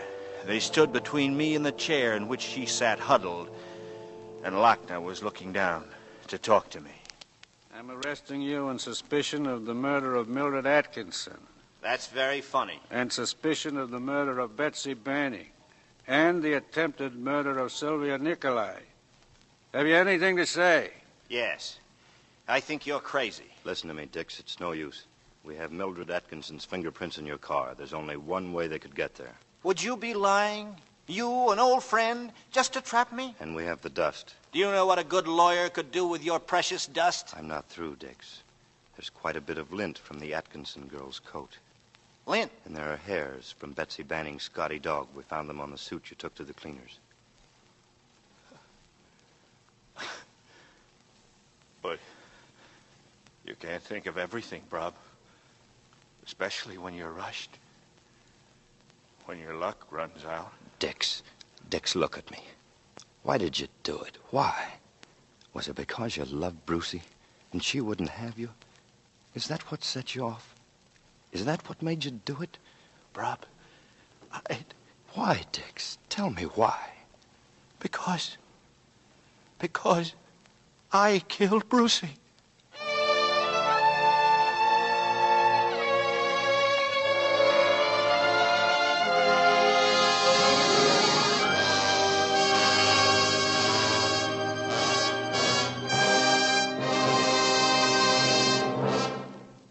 This is Robert Montgomery again, with thanks to our cast for their splendid performances. Next week for Suspense, we've chosen a story with triple threat possibilities. The title, the story, and the author, taken by themselves, are enough to command our interest. In combination, they become a dramatic force powerful in suspense.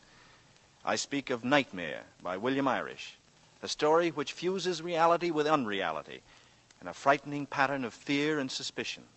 If you've ever had a nightmare, you know its impact. You know the difficulty with which you cast it aside.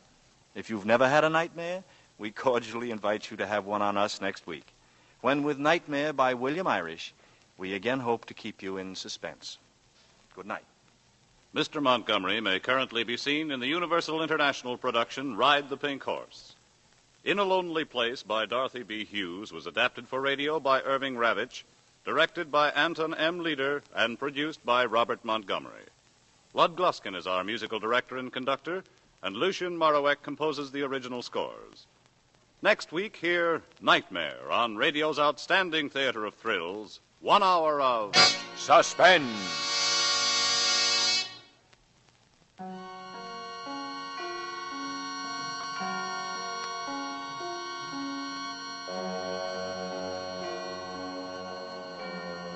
Remember to give gladly to the 1948 Red Cross Fund. This is CBS, where 99 million people gather every week, the Columbia Broadcasting System.